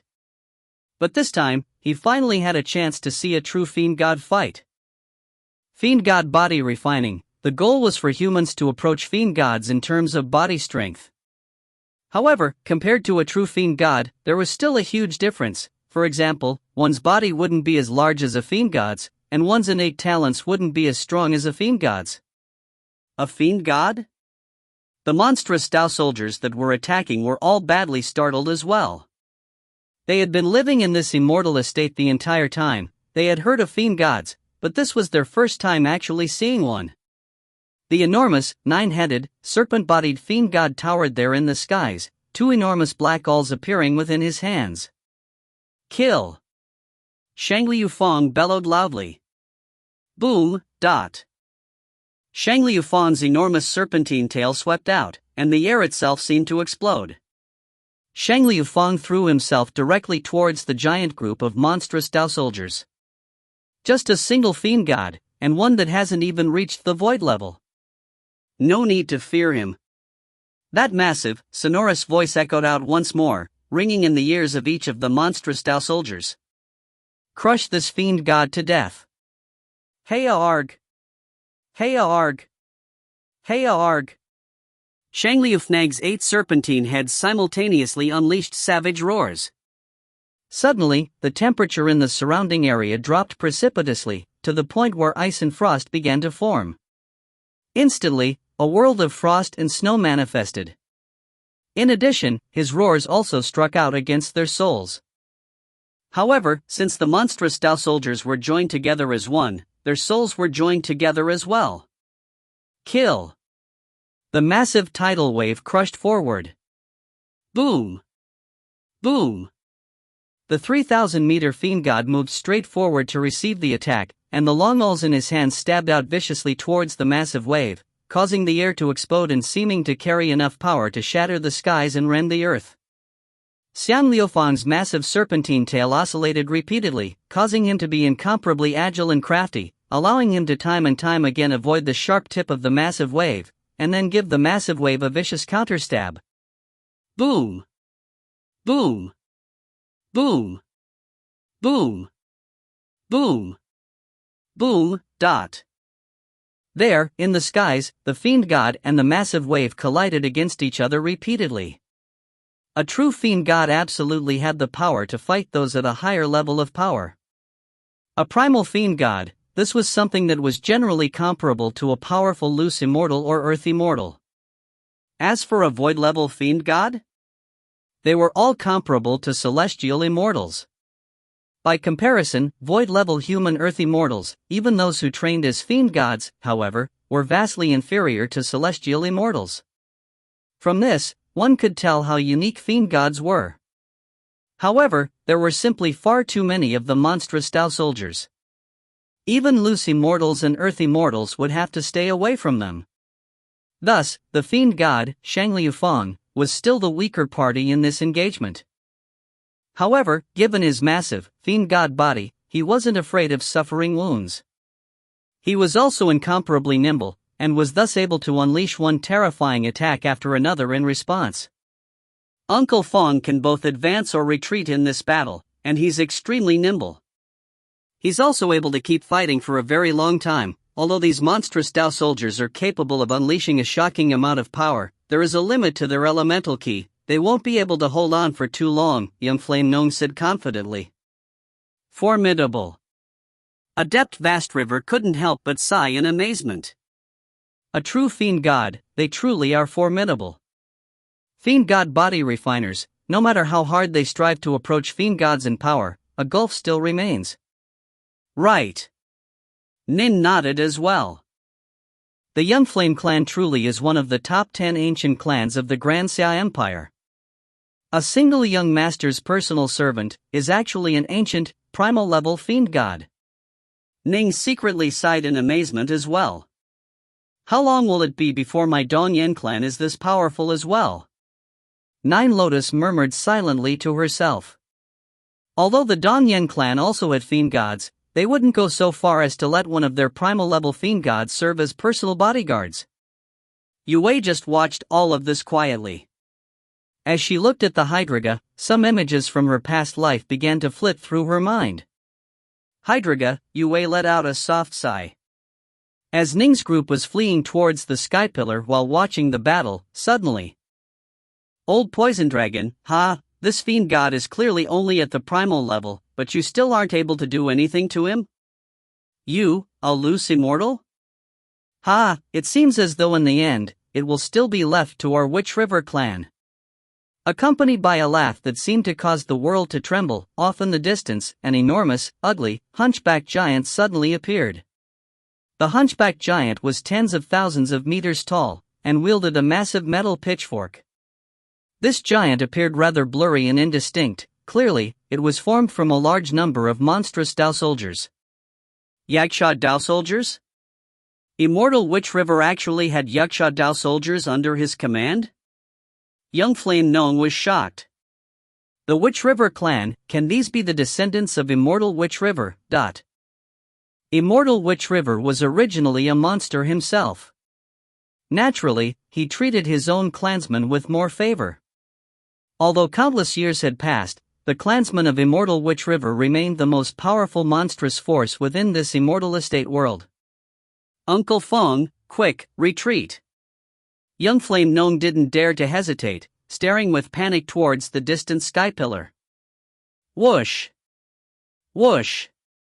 Whoosh! The gold spirit halo continued to move closer and closer towards it.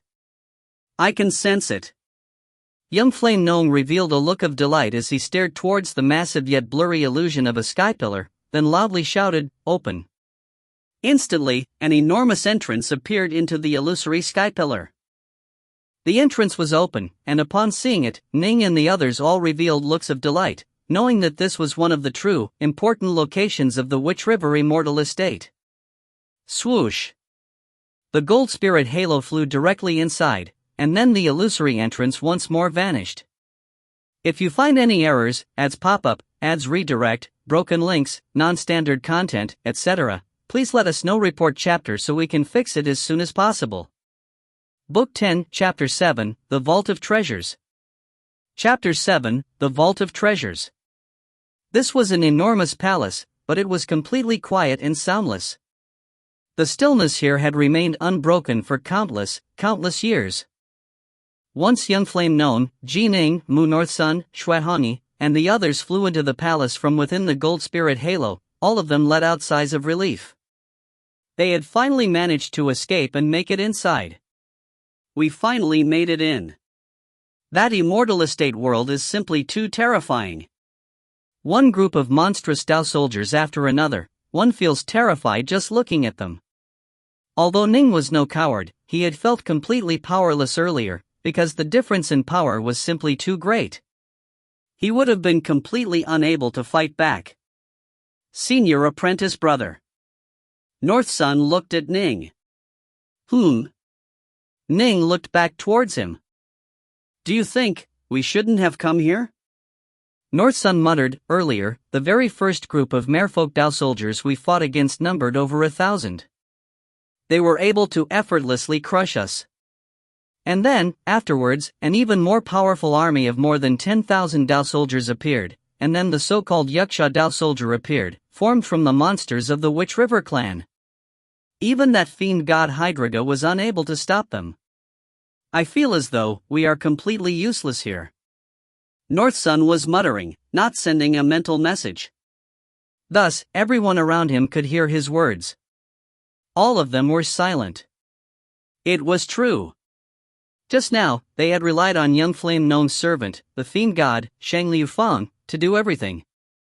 It was the fiend god who had killed the leader of the merfolk Dao soldiers, and it was also the fiend god who had gone to block the 10,000 plus Dao soldier wave. Ning and the others had only been able to watch. Everyone, Young Flame Gnome laughed, don't feel dispirited. There was no way that we could have predicted in advance that this immortal estate would actually give birth to so many powerful monsters, all of whom possessed Dao armors. No matter what, however, in the end, we've managed to make it inside one of the palaces of the Witch River Immortal Estate. Only one who has the key to the estate can make it inside. Thus, after Immortal Witch River died, despite the passage of countless years, no other living creatures have ever made it inside this palace. This is an extremely safe place. But of course, some of the safeguards Immortal Witch River had originally set up might still be functioning. Thus, let's not rush about rashly. Wait for me to welcome Uncle Fong inside, and then we'll slowly search through this palace. Young Flame Gnome's words caused everyone to grow calm once more. No matter what, given that Immortal Witch River had died more than 100 million years ago, there were definitely no living creatures within this palace. Thus, it was certainly safer in here than it was outside. Phew! North Sun immediately plopped down, seating himself cross-legged, then staring around and calling out, Senior apprentice brother, Senior apprentice sister, let's all sit down and take a break. But Ning laughed, then sat down in the lotus position as well. That scared me to death. Little Ching reared her serpentine head, blinking repeatedly. The Whitewater Hound also laid down on the ground. Yue, Adept Vast River, Shuehani, Adept Buyu, and the 10 Wanshan Deathsworn all either sat down or remained standing. With but a thought from young Flame Nong, whoosh. In the air in front of them, a fist-sized tunnel appeared. Through the void tunnel, one could see the outside world, where many monstrous Dao soldiers were currently fighting against a towering Hydreiga fiend god.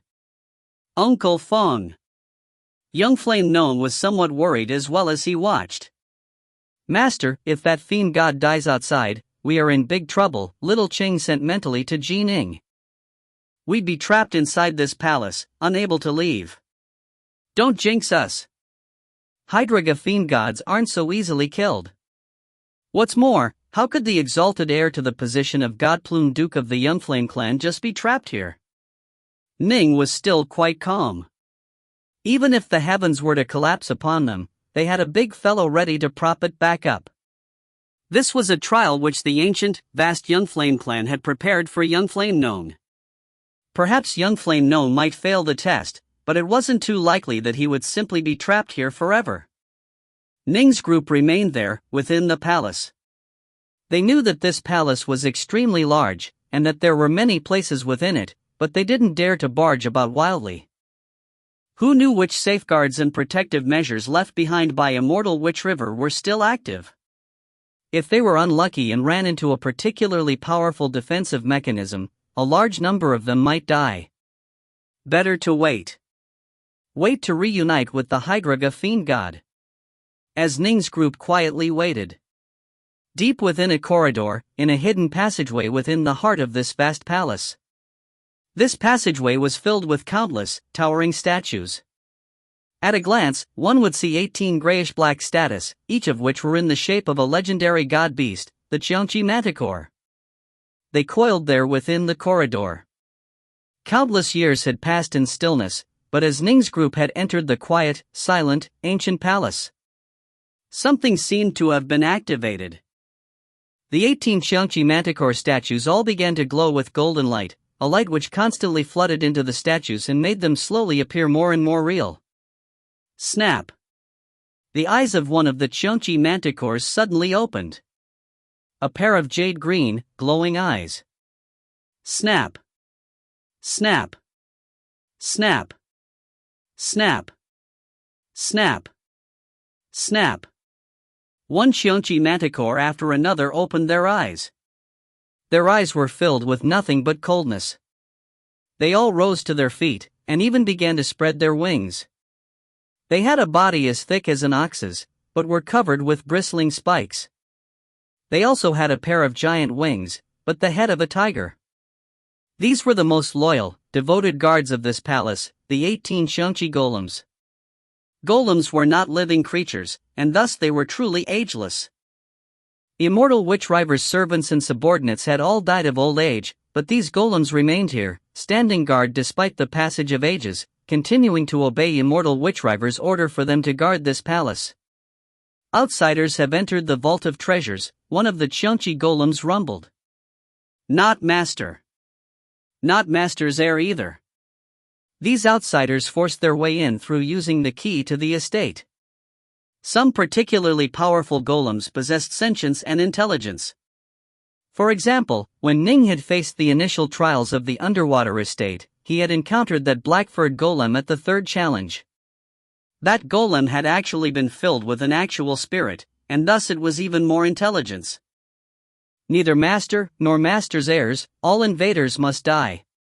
One of the Qiangqi Manticore golems said. Must die. Must die. The 18 Qiangqi golems spoke out in unison. To truly master the Witch River Immortal estate, there were two methods. The first was to possess the key to the estate and then have Immortal Witch River bestow a transmission incantation. Naturally, in that situation, all of the formations, restrictive spells, and golems would be obedient. The second method was to possess the key to the estate, then find and bind the 5 cores within the 5 palaces. After completely binding all 5 palace cores, then the entire Immortal estate would be bound. This, too, would be complete control. Young Flame Gnome's trial was to completely control this immortal estate. But of course, right now, young Flame Gnome was not yet the master of it, which was why the immortal estate was beginning its counterattacks. The outermost part of the palace. Through his void tunnel, young Flame Gnome was viewing the massive battle going on in the outside part of the immortal estate. The Hydreiga fiend god was roaring with rage as blood splattered everywhere. He fought while retreating. Faster, faster, faster. Young Flame Gnome was extremely worried. Ning, Northsun, Yue, and the others were all standing behind him, watching the battle through the void tunnel as well. Given the strength which the Hydreiga fiend god has demonstrated, I imagine it will be quite hard for him to make it back here. That Yaksha Dao soldier formation is simply too powerful, Yue sent. Right. He's being attacked by two parties right now. One is the massive wave formed from more than 10,000 Dao soldiers, while the other is the even more powerful Yaksha Dao soldier formation. Both are more powerful than him. Adept Vast River was frowning as he watched as well. Nine Lotus sent mentally, given that this fiend god, Shangli Yufeng, was assigned to protect young Flame Gnome, he is definitely carrying some treasures. He's only using those two Loamals to battle right now, he hasn't used any other treasures at all. I imagine that he isn't in any real danger yet. Their group continued to watch the battle through the void tunnel, while the 10 Wanxiang Deathsworn continued to maintain a vigilant watch. What's that? Ning's face suddenly changed dramatically, as the space in the surrounding area began to change. Previously, they were in a hall, but suddenly, their group became trapped in a misty, blurry illusory world. It became extremely hard for them to tell north from south, east from west, they couldn't even tell up from down. Not good. Young Flame Gnome's face changed as well, and the void tunnel that had been in front of him disappeared as well. A restrictive formation. Adept Vast River hurriedly sent mentally, this palace has a restrictive spell formation which was left behind by Immortal Witch River. Just now, the restrictive spell formation became activated, and the spell formation covered that hall that we were in just now. Although we are still within the hall, we've already become trapped by the formation. The surrounding space has been locked and distorted. Even though I have the key to the immortal estate, I'm not able to open a tunnel to the outside world either, young Flame Gnome sent frantically. Rainbow Flame Fairy, Adept Vast River, Ning, if I'm unable to open a corridor to the outside world, there's no way for Uncle Fong to come in. It's up to us now. Ning and the others felt their hearts sink. Right. If they were unable to open a corridor to the outside world, then there would be no way for the fiend god, Shangli Yufeng, to enter. They had lost their strongest ally. Ning had a sudden thought. He immediately released his divine sense, but he sensed nothing but a blur. The power of the surrounding restrictive spell had already completely smothered Ning's divine sense. He couldn't even sense Mu Northsun and the others who were right next to him. I have one more bit of news to tell you all. In this formation, divine sense is of no use, Ning sent mentally. What? Adept Vast River and the others were shocked. They gave it a try as well, and as they did, their faces changed. Even divine sense is unable to see through this formation, then this means that this is definitely no ordinary formation. Ning's group began to unconsciously move closer to each other. As for the 10 Wanxiang Deathsworn, they immediately joined together into a formation. Is there anyone here skilled in breaking formations? Hurry up and break it, young Flame Gnome sent. Uncle White? Ning sent to the nearby Whitewater Hound. In recent years, he had spent almost all of his energy on the Tao of formations, and he was definitely superior to Ning in this regard. This is a very terrifying formation. The Whitewater Hound shook his head, continuing to analyze it. But right at this moment. Swish! Swish! Swish! Swish! Swish! Swish! Out of nowhere, a throng of icy arrows suddenly shot out, each containing awe-inspiring power as they sprang towards Ning's group, trapped within the formation. They were too close, and they were too fast. Boom! A water flame lotus appeared around Ning, but upon being struck by 3 attacking arrows, it instantly began to shatter and collapse. Careful! Ning's face completely changed. These arrows were simply far too powerful. Just 3 arrows contained power great enough to shatter his lotus. Ning now had a premonition. With their group of Wanxiang adepts being trapped within this terrifying restrictive formation, most likely, a number of them would truly perish. If you find any errors, ads pop up, ads redirect, broken links, non-standard content, etc., please let us know. Report chapter so we can fix it as soon as possible. Book 10, Chapter 8, Casualties. Chapter 8, Casualties. A single ice shard is capable of killing an ordinary peak Wanxiang adept. Adept Vast River immediately sent urgently, everyone, quick, assemble into formation. Assemble into formation, a 5 elements pentagonal formation, Ning sent. Right, dot. This is too terrifying, Mu North Sun said loudly. Rumble, Ning, North Sun, Yue, 9 Lotus, and Adept Vast River were of the same school. Naturally, they instinctively elected to use a 5 elements pentagonal formation of the Black-White College. Combination formations did not need to be purchased with black-white pellets. On the contrary, the disciples of the school were required to learn them. Their 5 figures began to move, and instantly, their bodies began to glow with light. Metallic light, red light, watery blue light, yellow light, and azure light. Whoosh! Once their formation was joined, Ning calmed down slightly. The power of these ice shards is too astonishing. When I fought against Daoist Snowplume, he sent out those drops of sky water against me, but although they were capable of damaging my water flame lotus, they weren't able to break through it. Those 3 ice shards, however, were able to break my water flame lotus. This means every single shard contained power comparable to a drop of sky water. Daoist Snowplume had only used, in total, 108 drops of sky water. In contrast, these ice shards came in a tightly clustered, endlessly streaming series of attacks. Most likely, even a primal Daoist would be killed by this cluster attack.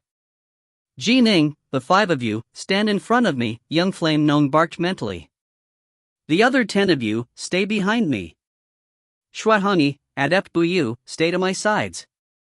Ning's group of 5 was the strongest. After all, 3 of them were somewhat stronger than ordinary primal Daoists. After joining forces, they would be the most powerful force present. Naturally, they would have to block in front of young Flame Gnome and help screen him from the ambushing arrows. As for the 10 Wanxiang Deathsworn, although they were somewhat weak, there were still 10 of them. When in formation, they were also quite powerful, and thus they could help young Flame non-block ice shards from behind.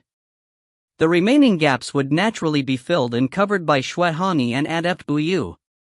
The 2 of them both joined together into the most common of formations, the Liangyi duality formation. But this formation was one which virtually all immortal cultivators were capable of, but in turn, it wasn't very effective. There was a limit to how much it could raise one's power. Still, it was still able to increase one's power slightly, and so the 2 would naturally execute it. This is going to be trouble, Shuahani cursed secretly. This is going to be very dangerous. Adept Buyu grew frantic as well. The 2 of them were weaker than Ning to begin with. Ning was now in a 5-man formation, while they were only in a 2-man formation.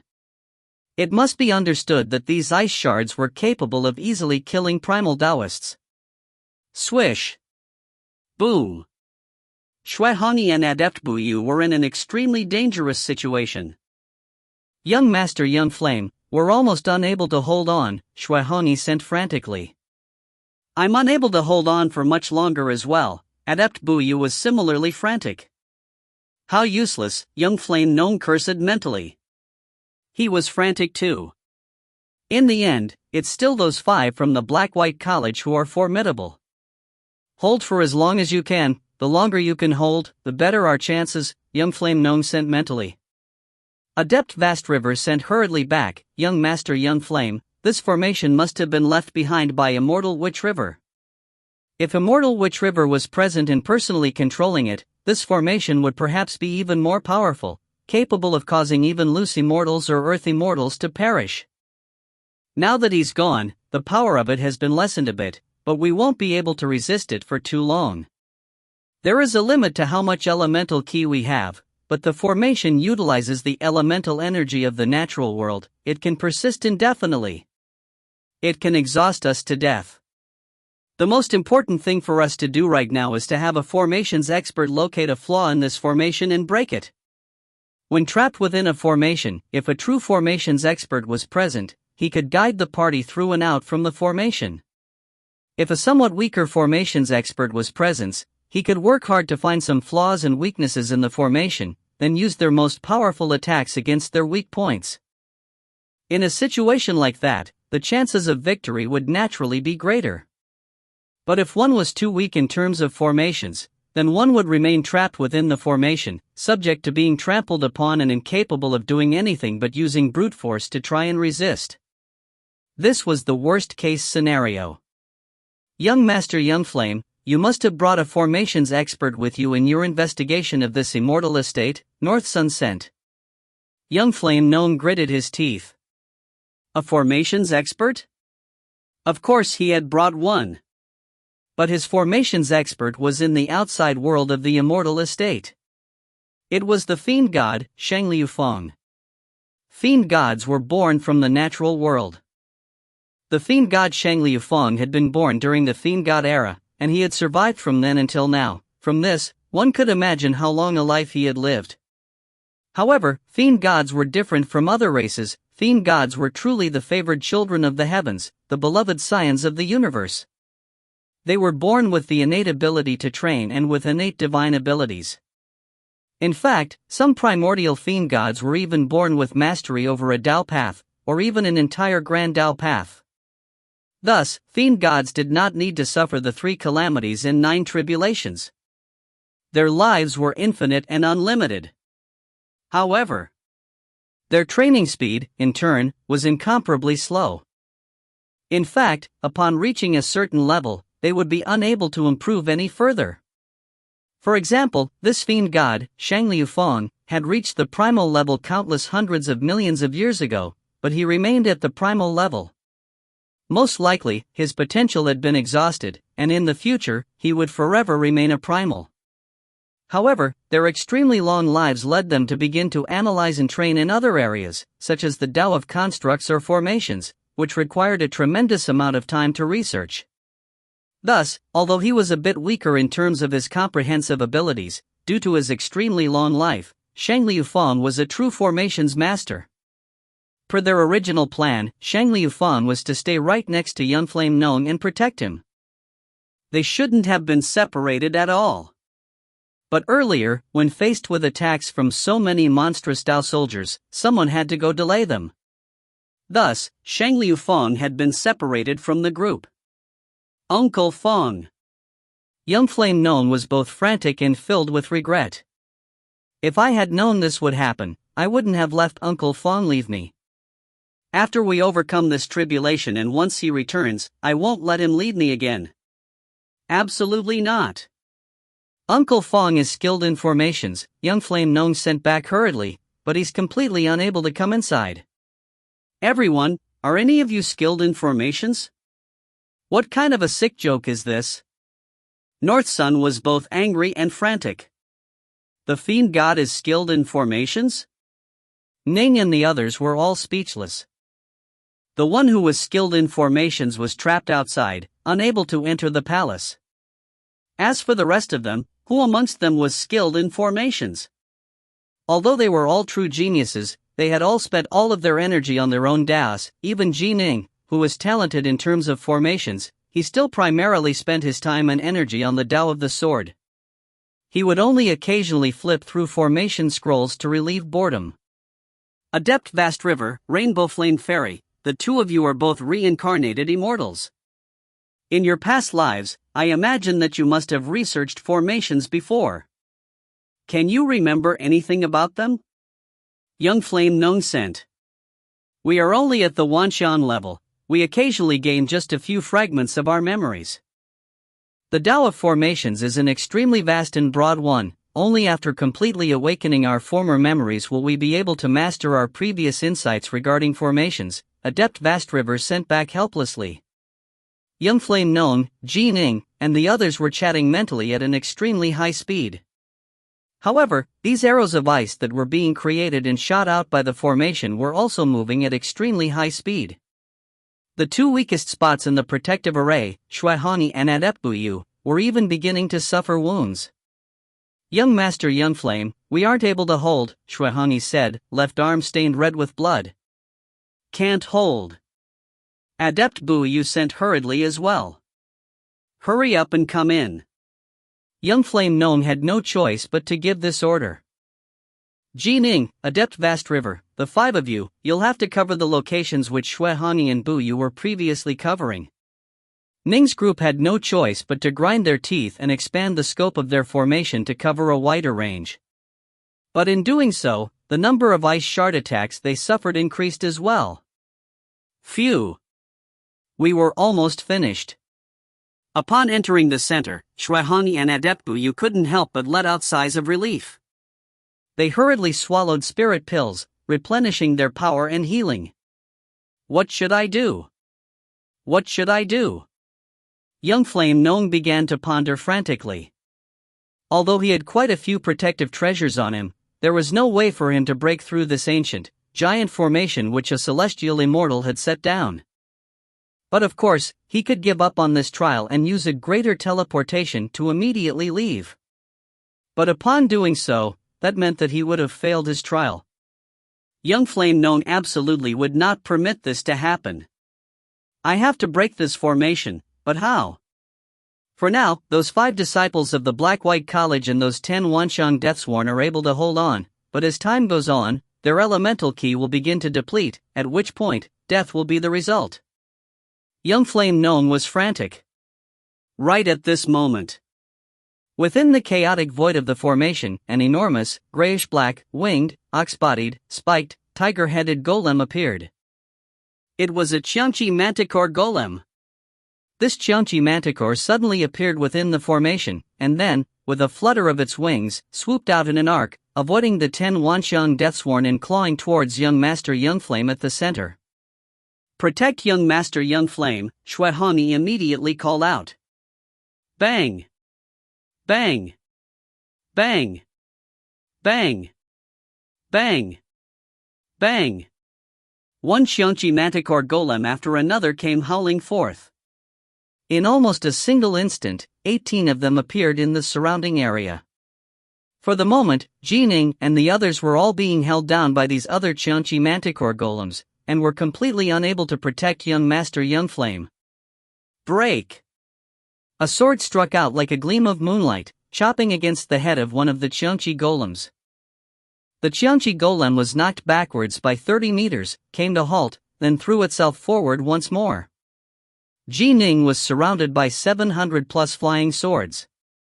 Seeing the situation, his face changed. Right now, the 5 of them were in a formation, and so his own elemental ki naturally had strength significantly, and yet, despite using the 9th level of the Lesser Thousand Swords formation, he was still only able to knock the Qiangqi golem back a short distance? Careful! These Qiangqi golems all have the combat capability of a primal Taoist, and their bodies are nigh impenetrable, as hard as magic treasures.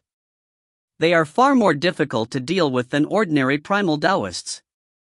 Northsun was a genius of the Tao of constructs. Upon seeing these Qiangqi golems, he immediately knew that they were in serious trouble. This place actually has golems that are as powerful as primal Taoists. Every single one of them is incomparably precious, and there are a total of 18 of them here.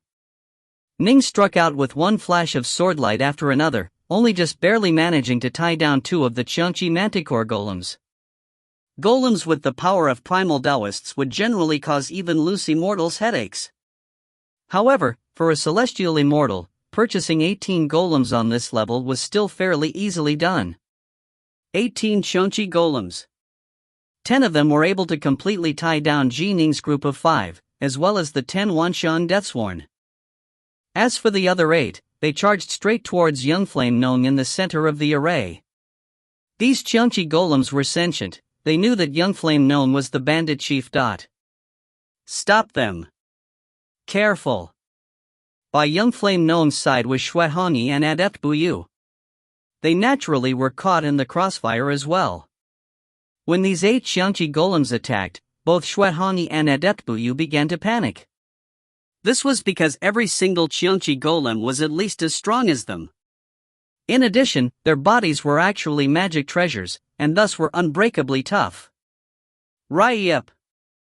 A sharp claw flashed out lightning fast, slashing past Adept Buyu's body, tearing him apart and sending blood flying everywhere. No, Adept Buyu's eyes were completely round. He had thought that by coming, he would gain young Master Young Flame's favor, but in the end, he had lost his life. The first Wanxiang Adept death in their group had finally occurred. If you find any errors, ads pop up, ads redirect, broken links, non-standard content, etc., please let us know. Report chapter so we can fix it as soon as possible. Book 10, Chapter 9, Heavy Casualties, A Change. Chapter 9, Heavy Casualties, A Change. Adept Buyu's death provoked young flame gnome, Ning, and the others. The most provoked of all, of course, Xuehongyi, whose strength was essentially on par with Adept Buyu. I shouldn't have come here. I shouldn't have come here. Xuehongyi's eyes were completely red. A Dao seal appeared in his hand, and it instantly transformed into a barrier of light that covered his body. Boom! It managed to forcibly endure a claw strike from a Xiangqi manticore golem. The golden light around his body trembled, but Xuehongyi seized this chance to quickly escape. He fled far away. 10 of the 18 Xiangqi golems were tied down by Ning's group of 5 and the 10 Wanshan Deathsworn. As for the other 8, they focused on young Master Young Flame. Xuehongyi, going all out, managed to escape from the center of their array, and for a moment, there were no Xiangqi golems after him. Damn! Young Flame Gnome gave a cold sideways glance to the distant Xuehongyi. Earlier, Xuehongyi and Adept Buyu had been at least able to tie down 3 of the Xiangqi manticore golems, but now with Adept Buyu slain and Xuehongyi fled, the 8 golems were completely surrounding and focusing on young Flame Gnome himself. A pitiable look appeared on Xuehongyi's face, and he frantically sent mentally, "Young Master Young Flame, I'm truly unable to stop them. Brother Buyu has already died. Even if I were to resist, in just a few breaths, I would lose my life." Young Master Young Flame was extremely angry, but he knew that these people weren't his slaves, nor were they deathsworn. In the face of certain death, it was normal for them to flee. Damn. If I can reunite with Uncle Fong, within this Witch River Immortal estate, I'm never going to let him leave my side again, ever. Young Flame Gnome truly felt regret for having allowed Shangliu Fong to depart. If he had known that this would be the result, he would have simply used 2 of his treasures to lock down the 2 groups of monstrous Dao soldiers. Treasures capable of blocking more than 10,000 linked Dao soldiers were naturally extraordinary, and young Master Young Flame hadn't been willing to use them up. But now, it was too late for regret. Young Master Young Flame stood there, a crimson-red salamander coiling around him. The crimson salamander was emanating a terrifying aura, and it repeatedly slashed its claws against the attacking Xiangqi golems. Bang! Bang! Bang! One golem after another was sent flying back. The long tail of the red-scale salamander slapped out repeatedly as well, but the body of the Xiangqi golems was composed of magic treasures. They were unbreakable. Thus, they didn't fear being struck, and they wildly surrounded and attacked young Flame Gnome. The sharp claws of the Xiangqi golems left enormous, gaping wounds on the body of the red-scale salamander as well, tearing its scales open and sending blood spraying everywhere. However, the red-scale salamander was able to heal its wounds at an astonishing rate, and it continued to go all out in its battle against these Xiangqi golems. This single god beast, the red-scale salamander, was blocking 8 Xiangqi manticore golems. What a formidable red-scale salamander! Although Ning was fighting, he was also keeping an eye on the overall situation. The power of the red-scale salamander made him sigh in amazement. It lives up to its reputation as possessing one of the most exalted god-beast lineages. In addition, it should also have trained in fiend god body refining. Although it is only at the Wanshan level, it already has combat prowess comparable to a peak primal. Even if I were to unleash all my power, I would probably only be on par with it. Ning was currently utilizing his lesser thousand swords formation. Although he was being supported by the 5 elements pentagonal formation, the power of it was still a bit weaker than his close combat prowess. Clank. Clank. Ning's group was working extremely hard to block the Qiangqi golems. From the side, those icy shards continued to fill the air and shoot towards them at high speed as well. However, the Qiangqi golems were also accidentally struck by and injured by the ice shards. After all, they were only capable of activating the formation, not controlling it. Only the master of the Immortal estate and the heir to Immortal estate were able to truly control the formation. Without a controller, the icy shards were unable to differentiate between friend or foe. However, since the Qiangqi golems had treasure-like bodies, they didn't care about the attacks from the icy shards. Not good. Ning's face suddenly changed. This is trouble. Adept Vast River was shocked as well. All of them had been keeping an eye on the overall flow of battle. Those 8 Qiangqi golems that previously had been surrounding and attacking young Master Yunflame, due to being constantly blocked by the god beast, Red Scale Salamander, actually gave up attacking him and instead immediately threw themselves towards the 10 Wanshan Deathsworn. Comparatively speaking, the 10 Wanshan Deathsworn were a bit weaker. However, their wills were joined, and after having entered the grand formation, they were capable of tying down 3 of the Qiangqi Manticore golems. However, when 8 more of the golems suddenly charged towards them, this meant that the number of golems they were facing instantly reached 11. If the 11 golems were attacking Ning's group of 5, the 5 of them would have been able to hold on, but they were attacking the 10 Wanshan Deathsworn instead. Halt! Young Flame Gnome was enraged. Up till now, he had not personally intervened, but at this moment, an enormous black whip suddenly appeared out of nowhere into his hands. The black whip was covered with a flowing layer of black firelight. He snapped the whip out powerfully, and it lashed through the air, striking towards the Qiangqi golems in the distance. Boom! The long whip struck one of the Qiangqi golems, and immediately knocked it backwards, sending flying all the way out of the formation, causing it to disappear from Ning's field of vision. Boom! Boom! Young Master Yunflame lashed his whip out repeatedly, each strike carrying inconceivable power and sending each stricken Qiangqi Manticore golem flying backwards. Formidable. Terrifying. Powerful. Ning and the others were all shocked. None of them had imagined that this young Master Yunflame was so powerful. In fact, at a single glance, Ning was able to tell for certain that the fire covering the whip which young Master Yunflame was using was actually earthfire. And, unless he was mistaken, it was earthfire that should have reached the 1st grade, which was why it was comparable to ordinary skyfire in might. His flames are formed from 1st grade earthfire. That whip is strange as well. In addition, young Master Yunflame's aura suddenly exploded with might. It must be some secret technique. Ning sighed mentally at what he had seen. This ancient, massive Yunflame clan clearly had made multifaceted preparations for the upbringing of their next clan leader. His combat power, at the very least, was amazing. The man was definitely at the same level as Ning himself in UA, and his treasures were even more powerful. No! A look of utmost anger appeared on young Flame Gnome's face. Although his whip had sent 3 Qiangqi golems flying in sequence, young Flame Gnome was, after all, just a single person, and there were 11 golems attacking. Thus, the other 8 Qiangqi golems, accompanied by a large number of icy shards, continued to tear into and through the formation of the 10 Wanshan Deathsworn, ripping one of them into tiny pieces.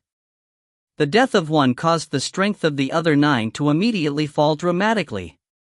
And, at this moment, those 3 Qiangqi Manticore golems that had been sent flying out of the formation now came flying back inside. They were completely undamaged, and they once more threw themselves towards the 9 Wanshan Deathsworn. Kill! Master, we are leaving now. Boom! Bang! Rip! These Wanshan adepts did not fear death, but they were still torn apart, one by one, by the Qiangqi golems. Some were torn apart, while others were flattened to death by blows from the Chunchi golem's wings. In virtually just a single breath's worth of time, the 10 Wanshang Deathsworn had all died. Young Master Youngflame was utterly enraged, but he didn't dare to allow the red-scale salamander by his side to leave, because he himself was not an fiend god body refiner. In close combat, he was at a huge disadvantage, and so the red-scale salamander had to stay next to him to protect him. Kill those 5. Kill them. The 11 Xiangqi Manticore golems didn't even look at young Flame Gnome, they threw themselves directly towards the 5 disciples of the Black-White College. When Ning's group had seen how the Xiangqi golems had surrounded and killed those 10 Wanshang Deathsworn, they knew that things had taken a turn for the worse. However, they were being tied down by these other 7 golems. After all, of the 5, the 3 most powerful were Ning, Yue, and Adept Vast River, with 9 Lotus and Moon Northsun being comparatively weaker. Ning, Rainbow Flame Fairy, Adept Vast River, Young Master Young Flame sent frantically, be careful of those Chunchi golems. You have to be able to hold. Damn these detestable Chunchi golems. Damn them. First, they killed my 10 Deathsworn, and now they are going to kill Ning's group. Young Master Youngflame knew exactly what was going on. Ning's group was helping him tie down quite a few of the Chunchi golems. If they were to die, then all 18 golems would encircle and attack him. Although he had many magic treasures, his only choice would be to use the greater teleportation seal and flee. But upon fleeing, he would have failed this trial, and in the future, his chances of becoming the next Godplume Duke would be lessened. He absolutely would not permit this to happen. Ning, let me in. Shuihongi, get the F***CK over here as well. Young Master Youngflame and his red-scale salamander, as well as the terrified Shuihongi, flew directly into the 5-person formation which Ning's group had set up. Ning's group naturally did not prevent them from doing so. Attack! Young Master Youngflame, a sinister look on his face, gave the order, then immediately began to brandish his long black whip, blazing with black fire. As for the red-scale salamander, it stretched half of its body outside, sending its claws towards the Chunchi golems in raking attacks. Shuihongi also used all of his magic treasures, wanting to make up for his earlier transgression of fleeing. Young Master Youngflame, Ning sent suddenly. What is it? Young Master Youngflame was in an extremely foul mood right now, but to one of his main sources of support, Ning, he still maintained an air of courtesy. The spirit beast under my control, the Whitewater Hound, is exceedingly well versed in the Tao of formations, and he has studied it for a long time. He's already discovered a flaw in the formation, and is confident in being able to break it, Ning sent. Young Master Youngflame had been in an utterly furious mood, but upon hearing Ning's words, he couldn't help but feel a hint of eagerness and disbelief. Did you just say that the spirit beast you control, that Whitewater Hound, is able to break this formation? This is a formation which Immortal Witch River set down. He is actually able to break a formation set down by a celestial immortal? Are you sure he can do it? It wasn't that he was belittling the Whitewater Hound, rather, he didn't believe the Whitewater Hound could possibly be that gifted in formations.